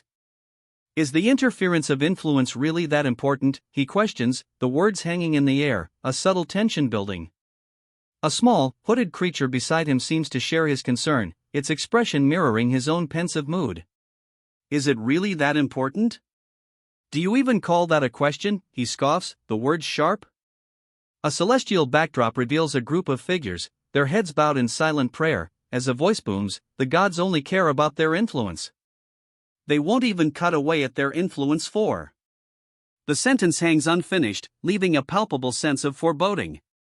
Do you finally understand how much value the gods are placing on you? The question hangs in the air, a celestial backdrop shimmering behind him, a stark contrast to the young man's thoughtful expression. The weight of divine expectation settles heavily, a palpable tension replacing his earlier pensive mood. That's why it's fine for you to be proud, the small creature declares, its words offering a surprising counterpoint to the heavy weight of divine expectation. A subtle shift in its expression suggests a newfound confidence, a stark contrast to its earlier pensive mood. He pauses, a thoughtful expression crossing his face. I wonder, he muses, I'm just clearing quests because they are giving me rewards. A door creaks open behind him, the sound a quiet counterpoint to his internal questioning. He pauses, a thoughtful expression softening his features. To me, it's nothing more or less than that, he murmurs, the words a quiet reflection on his recent internal debate. A door creaks open behind him, hinting at the next step in his journey. An orc fighter, a hulking figure wielding a spear, appeared, a guttural growl rumbling from its throat. The young man, seemingly unfazed, stands ready in the 5th floor's first room. So the 4th floor's boss monster appears from the very beginning. He observes, a hint of challenge in his voice. But that doesn't matter. His blade flashes, deflecting the orc's spear with a sharp clang. His blade flashes, a blur of motion deflecting the orc's spear. The clang of metal on metal echoes through the room, a sharp counterpoint to the young man's calm demeanor. A crimson energy flares from his hand, a burst of power that momentarily obscures his features. The intensity of the light hints at a significant ability unleashed. A crimson shockwave erupts, sending the orc flying backward with a resounding pow.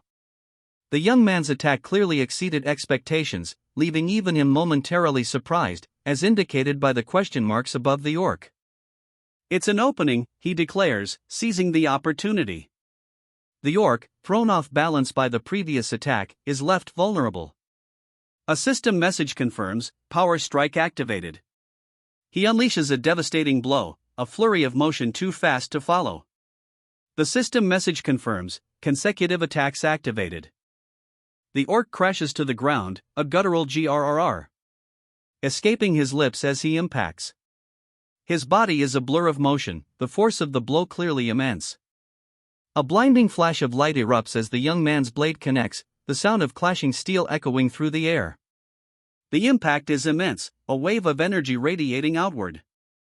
The orc staggers, a guttural roar escaping him as he teeters on the brink of defeat. Lucky, the young man breathes, a hint of grim satisfaction in his voice. Power strike activated. The young man's triumphant grin is almost feral as he delivers the final blow, a surge of energy radiating from his blade. Victory is his. The young man stands triumphant, the defeated orc fighter sprawled on the ground. A system message confirms it, you were victorious against the orc fighter. Not bad, huh, he muses, a self-satisfied smirk playing on his lips. Even though it was as strong as the boss, I ended it quickly thanks to the scroll. He strides confidently onward, leaving the defeated orc behind. He continues his journey, a thoughtful expression on his face. Anyway, he muses, if the first room was this tough, the boss in the last room must be crazy strong. The stronger the opponent, the more rewards he'll gain. He presses onward, undeterred. A confident smirk plays on his lips as he continues his trek. The first room proved challenging, but victory was swift. He anticipates an even greater foe ahead, and the thought brings a glint to his eyes. The greater the challenge, the richer the reward.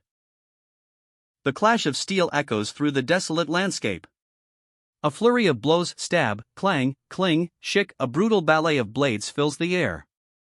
He sheathes his sword, a breath escaping his lips. Phew, he murmurs, massaging his sore arm. It's clear the battle took its toll, but he presses on. It's slowly getting better, he adds, a hint of determination in his voice. He stands at the doorway, sheathing his sword. Getting tougher, he mutters, a slight wince crossing his face as he massages his arm. A bright blue notification then appears, Floor 5, Room 5 conquered. He grins, a quiet satisfaction in his eyes. Still, he thinks, as long as I pass through this place, not only will I get the god's reward, but I can also learn magic. He pauses, a thoughtful expression crossing his face. Now that I think about it, he muses, how do you know Lilith? His question hangs in the air, a hint of curiosity in his tone. Ah, that shorty, he adds, a slight smile playing on his lips. He ponders, a thoughtful expression on his face. You know how the constraints of your maximum lifespan disappear in the labyrinth, right? He muses. A beat, then he adds, that girl was already here when I first entered the labyrinth. His words hint at a mystery surrounding this place and a certain girl. Just like before, he reflects, she was about to face death at the hands of an orc. Their first meeting, he explains, was him saving her because her plight was so pitiful. Wait, a voice interrupts, from when you first entered the labyrinth? How long ago was that? The question hangs heavy in the air, a clear shift in the conversation's direction. Oh no, he whispers, a sudden realization dawning on him. The weight of his words hangs heavy in the air, a palpable shift in the conversation's mood. The implications of his long stay in the labyrinth are finally sinking in. Ha! He breathes, a thoughtful frown creasing his brow. Who knows? Maybe around 100 years if we use the timing sense from outside? He then considers a troubling implication. Then, for the past 100 years, she hasn't been able to pass the 10th floor, nor has she been able to learn powerful magic? His voice trails off, the weight of this revelation heavy in the air. Tears well in her eyes. Despite entering the labyrinth to learn magic, her paltry talent has yielded no enlightenment, even after all this time. I did help her a little because it was a bit heartrending, he admits, a hint of sadness in his voice. But to think she's still alive. The weight of this revelation hangs in the air, a quiet understanding passing between him and the unseen listener. Those who live on, not to conquer the labyrinth, but for their own purposes. He muses, a thoughtful expression on his face. There may be a lot more NPCs than I expected. The revelation dawns on him, a new layer of complexity added to the labyrinth's mysteries. He walks away, a thoughtful silence following him down the path. The weight of his recent discoveries, the woman's plight, the unexpected number of non-player characters hangs heavy in the air. His journey continues, the labyrinth's secrets still unfolding before him. The title card appears, level up with skills. A new chapter begins. A new phase dawns. Leveling up brings new skills, promising a fresh approach to the labyrinth's challenges. The journey continues. He continues deeper into the labyrinth, the path ahead shrouded in an unsettling twilight. The air hangs heavy with anticipation, the silence broken only by his own footsteps. A new challenge awaits. A creaking sound echoes. Two goblin-like creatures peer cautiously from around a corner, their expressions a mixture of apprehension and curiosity. The path ahead remains shrouded in shadow. A goblin, sword drawn, peers around the corner. Two sharp clack sounds echo as small stones are kicked aside. He mutters, grr, clearly uncertain of what lies ahead. A goblin, sword drawn, cautiously peeks around the corner. Uncertainty clouds his features as he kicks aside a couple of small stones, a low growl rumbling in his throat. He seems unsure of what lies ahead. A goblin, startled, scrambles back, knocking a stone loose. It clatters to the ground, the sound echoing in the confined space. The young woman, leaning against the wall, watches with wide, apprehensive eyes. With a swift, decisive movement, she stabs the goblin. A surprised gasp escapes the creature before it collapses, the young woman's grin widening with a hint of grim satisfaction. The goblin struggles, a desperate, futile attempt against her blade. He collapses, his lifeblood staining the stone floor.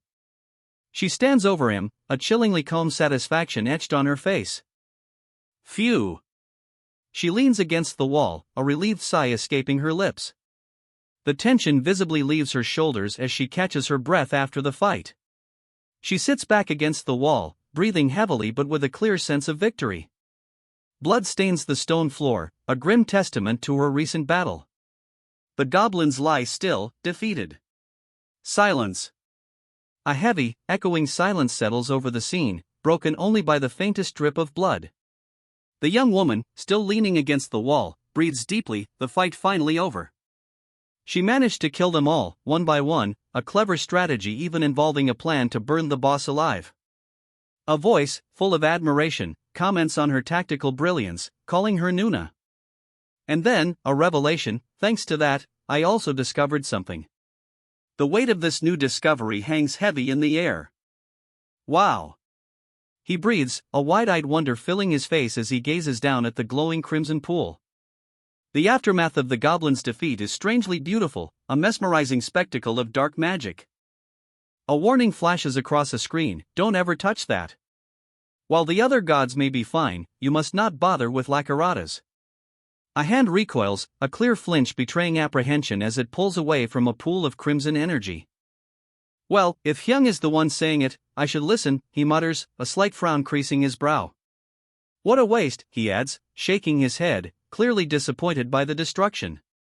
A small, chibi-like character then chimes in, you're quite weird, as well.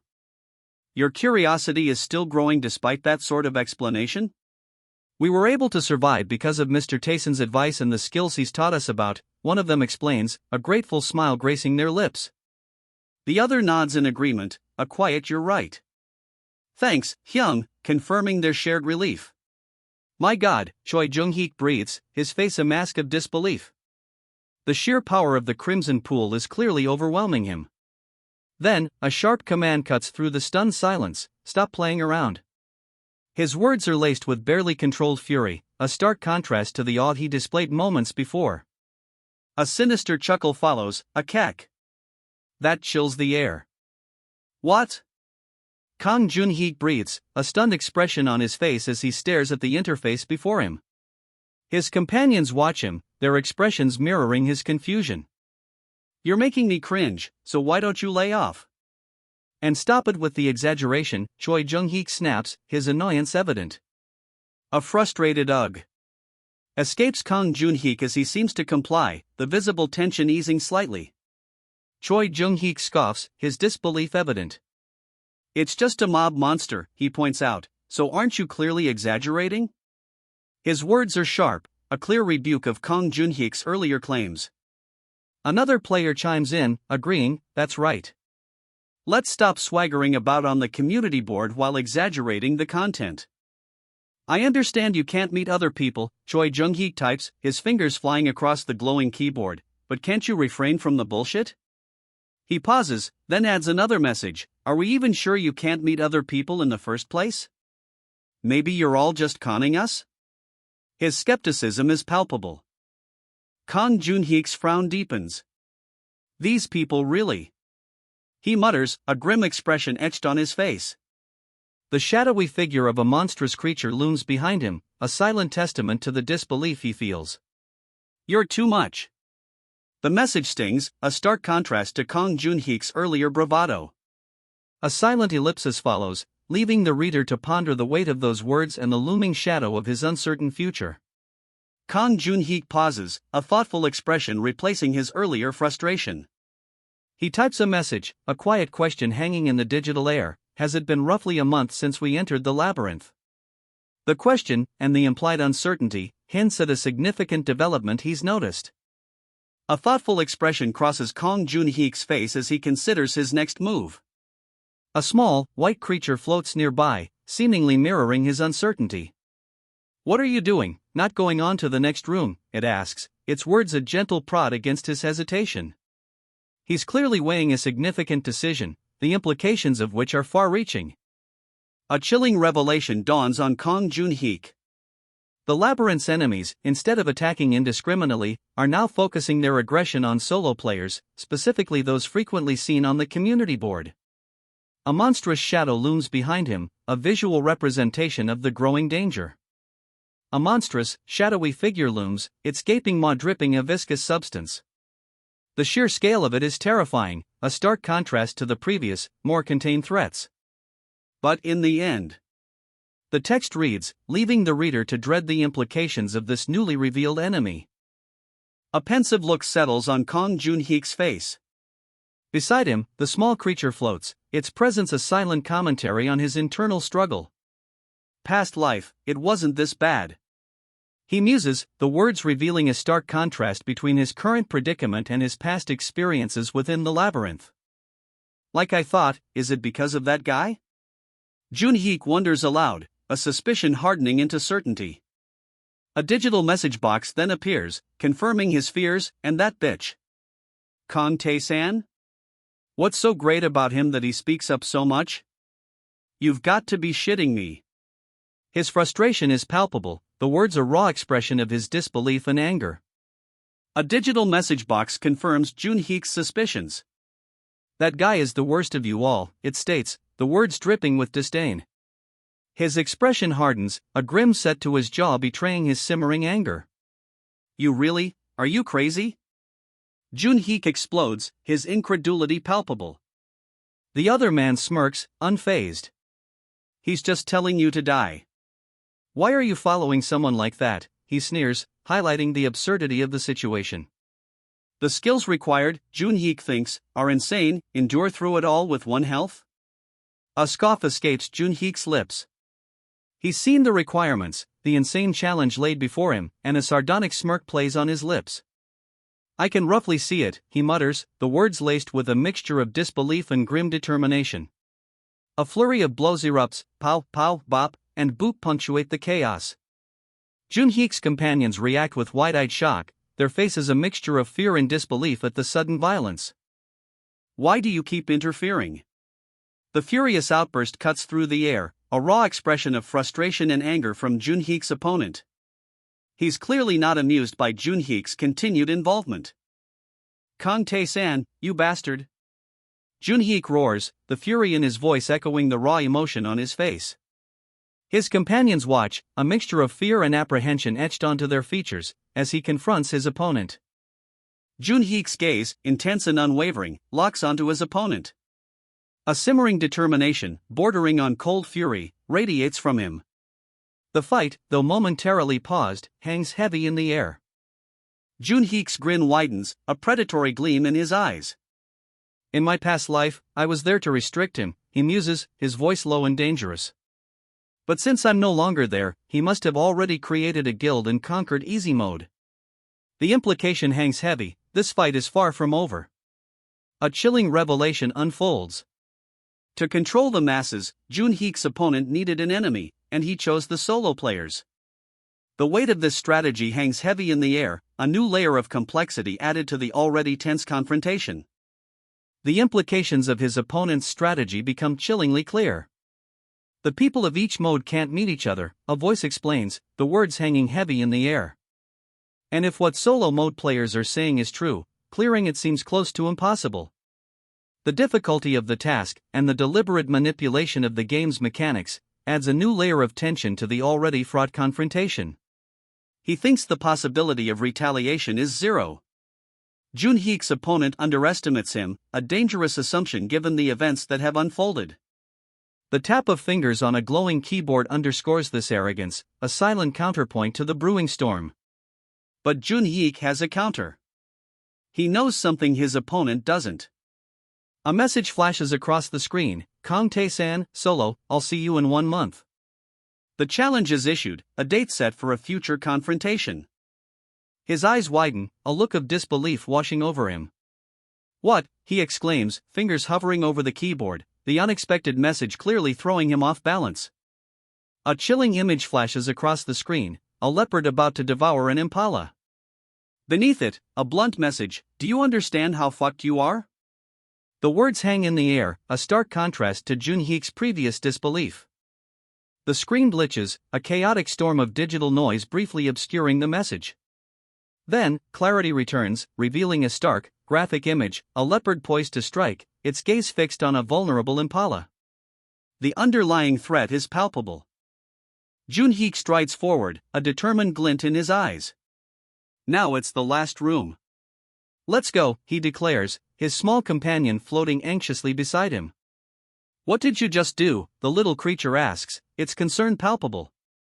Junhik continues his determined stride, his small companion still hovering anxiously.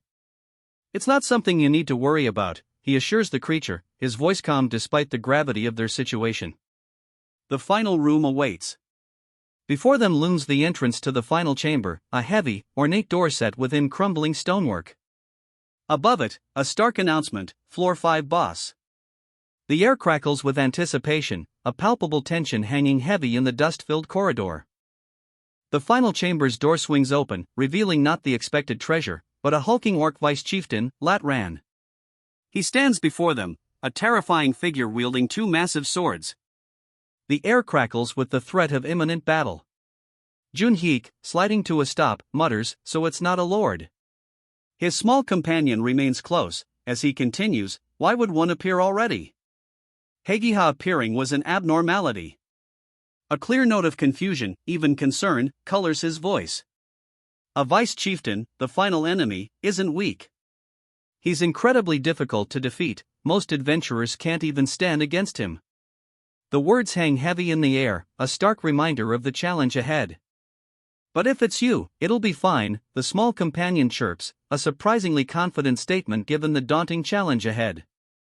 A reassuring smile plays on its face, a stark contrast to the grim reality of facing the powerful orc vice chieftain.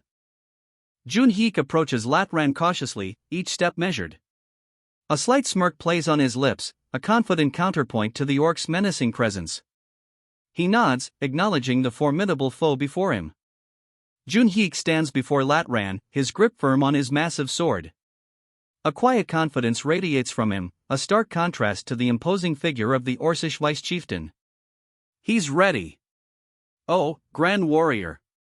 I thank you for your fighting spirit, Latran, the Orcish vice chieftain, acknowledges. A surprising respect colors his words, a stark contrast to his previous menacing demeanor. Those things called gods were useless, but this once, it was different, Latran declares, a hint of awe in his voice as he looks at Junhik. The Orcish vice chieftain's words hang heavy with unexpected respect. Latran, the Orcish vice chieftain, looks at Junhik, a hint of something akin to respect still lingering in his gaze.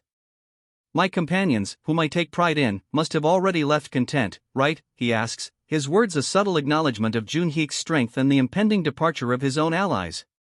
Latran, the Orcish vice chieftain, lets out a low chuckle. All of the orcs who fought me faced their death with smiling faces, as if it was fun, he observes, a strange pride coloring his words. His tone suggests a grudging admiration for Junhik's overwhelming strength. Junhik, amidst the fallen Orcish warriors, tilts his head slightly. A thoughtful expression crosses his face as he muses, you guys are more interested in the battle itself than in killing me, right? His words hint at a deeper understanding of the conflict's dynamics. Latran, the Orcish vice chieftain, considers Junhik, his gaze unwavering. That is so, he states, then adds, what would be the point in just killing you? The question hangs in the air, revealing a deeper strategic understanding of the conflict beyond simple victory or defeat. A fist clenches, the veins bulging with barely contained power. We are but slaves imprisoned in this place, a voice, filled with bitter resentment, declares, the words echoing the Orcish vice chieftain's earlier admission of their plight. Forget about a proud battle, a voice declares, heavy with bitter resignation, we don't even know when we will be freed. The words, echoing the earlier sentiments of the Orcish vice chieftain, paint a bleak picture of their desperate situation. However, not only did you free us, you are granting us honorable deaths, yet we are to stomp on you? The Orcish warrior's incredulous question hangs heavy in the air, a stark contrast to their previous despair.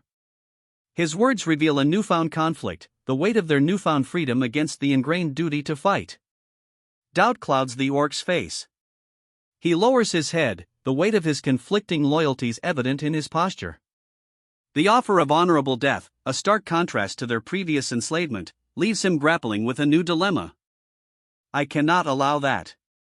The young man's voice, firm and resolute, cuts through the orc's internal struggle. His violet eyes, sharp and unwavering, reflect a determination to prevent whatever the orc is about to do. A powerful grip tightens, the unspoken threat palpable. I will not allow that. You must offer me an honorable death.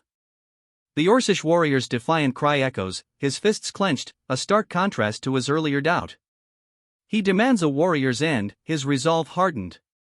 O warrior! Show me your true power. And grant me a fulfilling death. The Orcish warrior's roar echoes, a desperate plea for a worthy end, a final battle to prove his worth before his demise. His defiance, though tinged with desperation, is unwavering. Latran activates both charge and rage.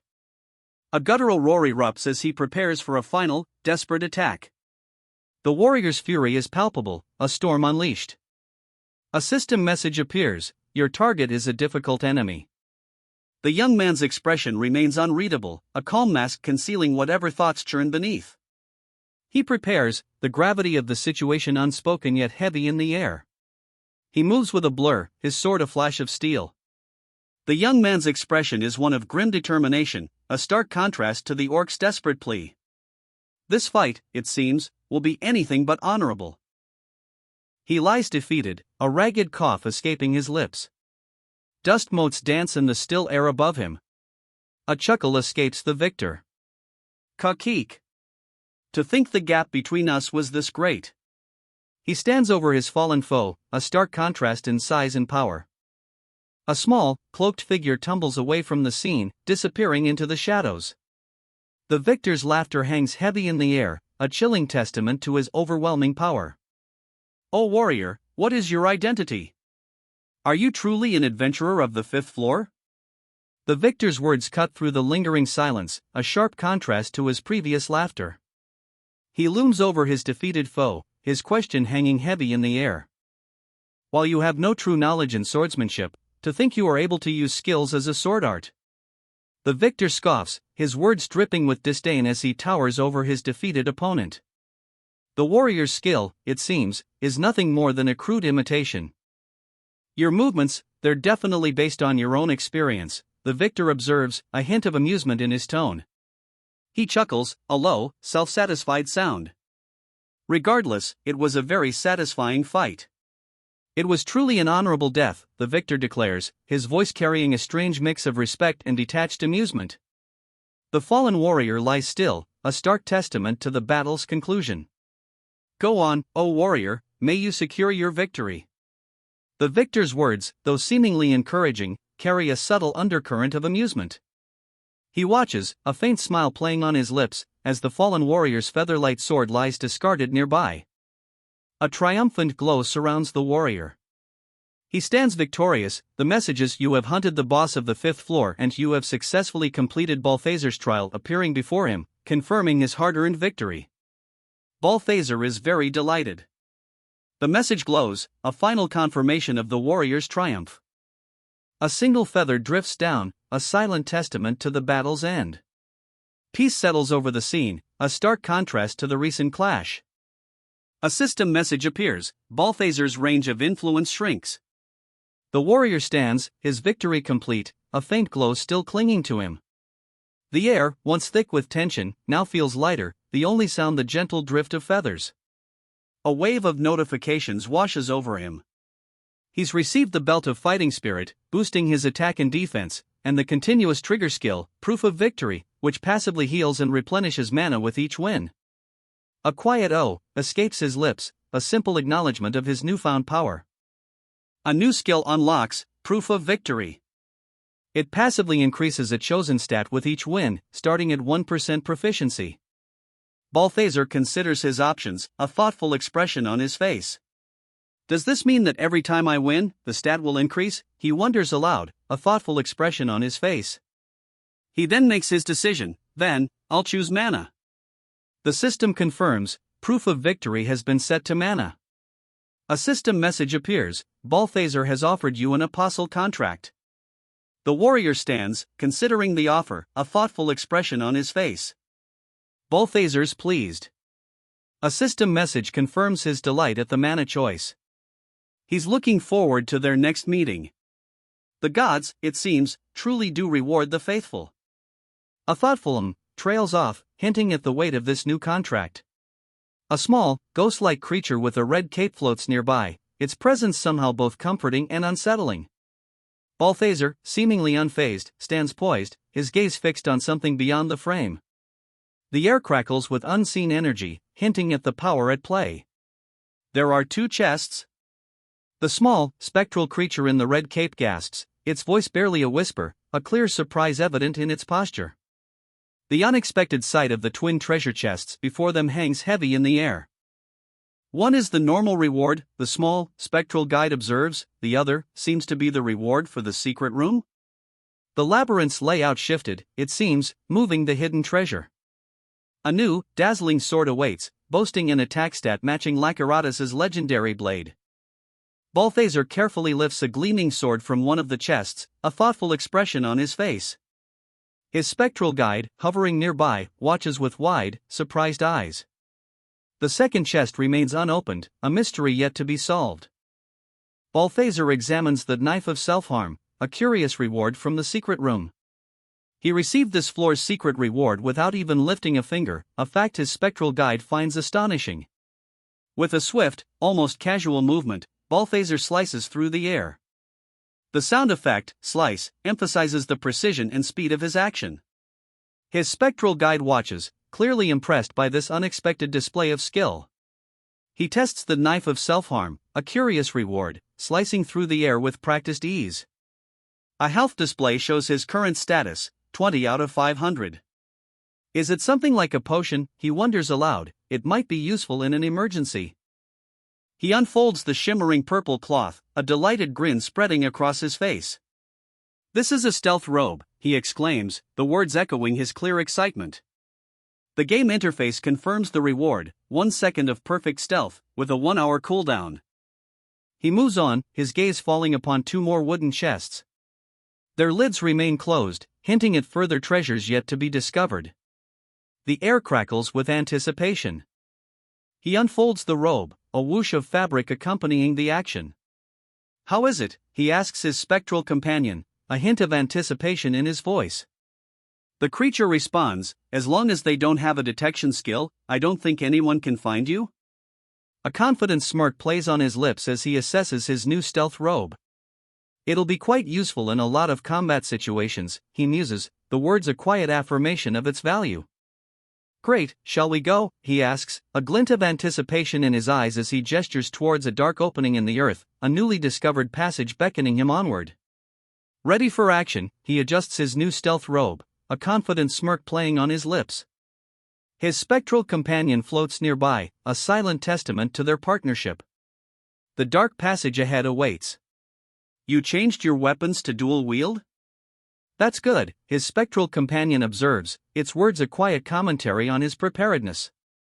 My sword art was also like that, he adds, a confident smirk playing on his lips as he descends the steps into the darkness. You had a sword art? His spectral companion asks, a hint of surprise in its tone. He explains, a confident smirk still playing on his lips, it's my own personal sword art, created using the Grand Cavern Empire's swordsmanship as a base. Thanks to that, I used to be called a swordmaster. Can you teach it to me? I want to learn it, he asks, his gaze fixed on his spectral companion.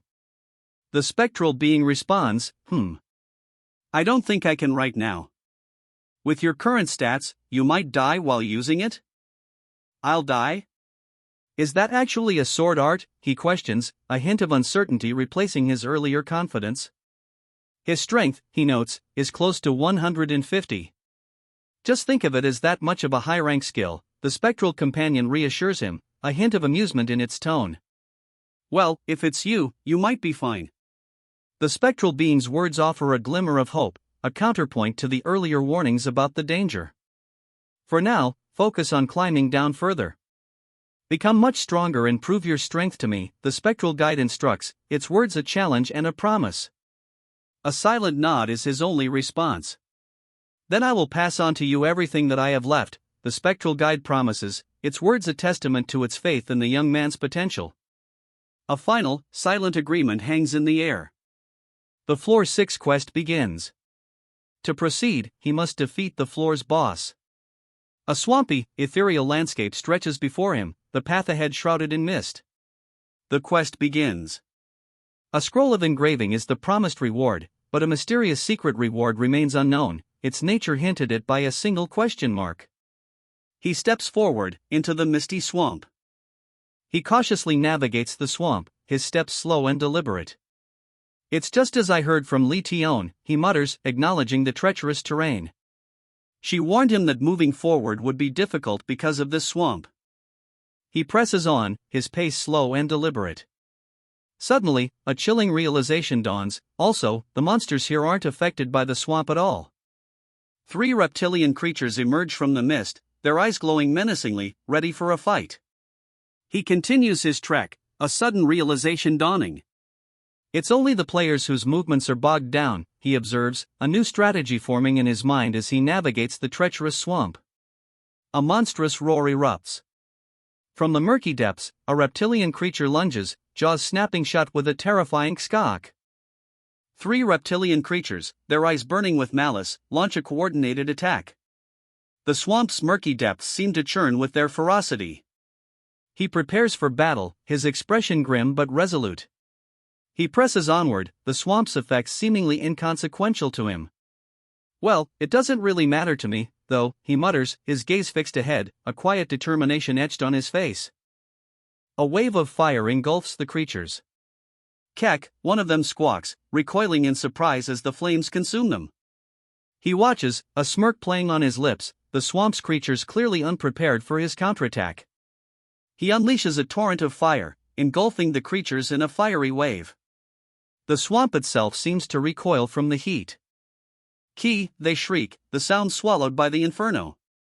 He watches, unmoved, as the flames consume his reptilian foes, a silent testament to his power. Victory is his. The last of the swamp creatures collapses, consumed by fire. A system message confirms his triumph, a subtle but significant boost to his detection skills. His proficiency increased by 4%. He dashes forward, a blur of motion. He moves with a blur of motion, seizing the last creature. A final, desperate kick escapes its jaws before he silences it. A purple energy blade slices through the air, a swift, decisive blow. The final swamp creature is vanquished. With a final, swift motion, he delivers a decisive blow. A guttural kayak escapes the creature as it collapses, twitching once before falling still. The lizard man lies defeated, twitching once before stillness claims it. A system message appears: "You were victorious against the lizard man. Mana increases by 1. It increases by 1 per win? That's a fucking broken skill," a voice remarks, a hint of disbelief coloring the words. "More importantly, how did you know that the swamp counted as a living thing?" The question hangs in the air, unanswered, as the victor simply shrugs and replies, "Just somehow." A purple energy blade, a blur of motion, barely visible as it swipes past. The swamp creature flinches, clearly surprised by the speed and precision of the attack. "What are you doing?" "Come here," he calls out, gesturing towards a small, fluffy creature wrapped in a red scarf. It wiggles playfully in response. A monstrous roar, ki, erupts as a massive swamp creature lunges, its gaping maw a terrifying sight. The creature's attack is met with a swift counter, a sound like tearing fabric, kayak, accompanying the beast's pained cry. Pow! A blinding flash of purple energy erupts, silencing the swamp's monstrous roar. The creature's attack is thwarted. He walks away, leaving the defeated swamp creature behind. The sounds of his footsteps, step, step, punctuate the quiet aftermath of the battle. Crackle, crackle. The swamp creature lies defeated, its body smoldering. The fight is over. It's too easy. "I'm bored," he sighs, a hint of frustration in his voice. With a small, almost petulant creature perched on his shoulder, he continues, "With how many trials I've been through so far, there's no way I can struggle against normal monsters." "Ooh, look over there," Tae-san chirps a small voice. He turns, a hint of curiosity replacing his earlier boredom. He continues his walk, a small creature perched on his shoulder. "She just blatantly left behind a trace," he observes, a thoughtful expression crossing his face. "Well, a monster wouldn't be able to differentiate something like that. It's Lilith who's being smart here, you know?" He presses a finger to a section of the wall, a faint trace barely visible. "She's clever," he murmurs, a thoughtful smile playing on his lips. "Only Lilith would leave a mark this subtle." He ascends the weathered stone steps, the rhythmic clack-clack of his boots echoing softly. A small creature floats playfully beside him, seemingly oblivious to his focused expression. The trail is faint, almost imperceptible, but he follows it with unwavering determination. A crash echoes, startling Tae-san. "Wah! What, you're already here?" he exclaims, clearly surprised.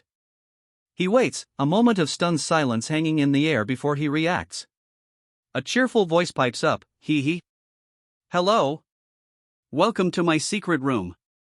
A young woman with vibrant green hair peeks out from around a corner, a wide, welcoming smile illuminating her face. A system message then confirms, Tae-san has found Lilith. The title card appears, proclaiming "Level up with skills," a bold statement that hints at the journey ahead. The credits roll, showcasing the creative team behind Level Up with Skills, a title that promises an exciting journey of growth and power. A sudden, dizzying rush of movement fills the room. Lilith, the green-haired woman, appears before Tae-san, her cheerful demeanor momentarily eclipsed by a slight stumble. She lands gracefully, a soft dum echoing the impact as she settles onto a wooden chair. Lilith's bright smile returns, seemingly unfazed by her sudden arrival. "What are you doing?" Tae-san asks, his brow furrowed as he watches Lilith. She laughs, a bright, unrestrained sound, explaining, "I was posing like a great mage. It's my first time doing something like that. Now. I'll start with an explanation." About what magic truly is, Lilith announces, her earlier playful energy replaced by a more serious tone. Tae-san, however, remains unconvinced, a silent question hanging in the air. Don't play along with her weirdness. Lilith, settling into her explanation, clarifies a fundamental difference. Unlike skills, you cannot directly learn magic. You need to receive it from others or earn it from them. A subtle sparkle of magical energy dances around her fingertips as she speaks, emphasizing the point. Lilith continues her explanation, her words accompanied by a dramatic display of magical power. Around her, bolts of energy crackle, and earth trembles. Stuff like controlling flames, or splitting space, or bending time, she declares, the sheer potential of magic evident in the vibrant spectacle surrounding her. As such, the value of magic is overwhelming. Lilith, a self-satisfied smirk playing on her lips, declares, "Then you're my apprentice, right? That means, you need to call me respectfully, no?" A smug aura practically radiates from her. "Why are you acting so pathetically?" Lilith asks, her tone laced with a hint of amusement. Tae-san, however, remains unmoved, his response immediate and pragmatic. "If I can learn magic just by using formal language, it's a definite profit." A simple "yes, master," follows, his acceptance surprisingly devoid of any visible emotion. "Hey! What are you doing? Stop that right now." Lilith's sharp cry cuts through the air, her outburst a stark contrast to Tae-san's calm acceptance of apprenticeship moments before. A small, cartoonish depiction of her in a witch's hat appears beside her words, adding to the comedic effect of her sudden protest. "Ah, you're being too unfair," the caption beneath the image adds, underscoring her frustration. Lilith clears her throat, a playful smirk still lingering. "Anyway," she begins, "magic is, just as you might think, a mystery." She holds out her hand, a small, vibrant flare of magical energy blossoming in her palm. "Now, what do you see here?" she asks, her gaze expectant. Tae-san, eyes focused on the magical flare in Lilith's hand, observes, "I only see the shape of a flame?" Lilith explains, "Yep, that's what someone without the skill will see of magic. They will only see a natural form of it." She adds, with a knowing smile, "Well, you came from somewhere with no magic whatsoever, so this is obvious." Lilith reveals the secret to learning magic, making a contract with the god of magic. Her words are accompanied by a radiant light, a visual representation of the power she speaks of. Tears well in her eyes, a mixture of wonder and perhaps a touch of sadness at the simplicity of it all. "In my case," Lilith explains, a hint of wonder in her voice, "the god of magic came to find me directly and granted it to me." A soft glow surrounds her, subtly emphasizing the extraordinary nature of her revelation. Lilith giggles, a mischievous glint in her eyes. "That's not a compliment," she clarifies, her words playfully dismissing the implication that her magical prowess is due to some sort of madness. A small, spectral figure floats beside her, seemingly sharing in her amusement. "Wait, then do I also need to make a contract to learn magic?" Tae-san asks, a thoughtful expression on his face as he raises a hand, clearly pondering the implications of Lilith's revelation. Tae-san ponders the implications of Lilith's revelation, questioning if a contract with the god of magic is necessary for him to learn magic. He muses aloud, "I've rejected apostles' contracts many times already, so a contract is a bit questionable." Lilith immediately interjects, a confident no, punctuating her response. "You have me, right?" she adds, a subtle smile playing on her lips. A soft, ethereal glow envelopes Lilith as Tae-san reaches out, his expression a mixture of curiosity and apprehension. He's about to learn magic, and Lilith's presence, her confident no to his contract question still ringing in the air, assures him he doesn't need a pact with a god. A wave of ethereal energy washes over Tae-san. System messages appear, confirming he has been granted magic, transferred from Lilith, the poor being who longs for magic. Lilith beams, explaining, here, a person who has magic can grant their teachings to someone who doesn't have magic. You can call it an advantage of the labyrinth. Her smile radiates pure joy, a stark contrast to Tae-san's earlier apprehension. Tae-san's eyes widen, a faint glow surrounding him as he discovers his newfound ability. The system messages confirm his acquisition of magic, though a limitation is immediately apparent. For now, he can only manage sparks. Now, what does it look like? Lilith asks, her eyes sparkling with excitement as Tae-san, a faint magical glow surrounding him, carefully cradles a small, flickering purple spark in his palm. Tae-san stares, mesmerized, at the small, flickering spark in his palm. It pulses with a vibrant, ethereal light, purple and blue, swirling together. It's clearly different, he murmurs, a hint of wonder in his voice, acknowledging the unique nature of his newfound magical ability. I can feel something I never felt in my past life, Tae-san murmurs, a profound sense of wonder washing over him as he gazes at the spark. So this is magic. The preparations are complete, his journey has officially begun. Lilith spins, a whirlwind of green robes and unrestrained joy. Her laughter rings out, a bright counterpoint to Tae-san's quiet wonder. The spark, though small, has ignited something far greater within him. I'll teach you various ways, Lilith promises, her words carrying the weight of a mentor's commitment. The path ahead is clear, Tae-san's magical training begins now.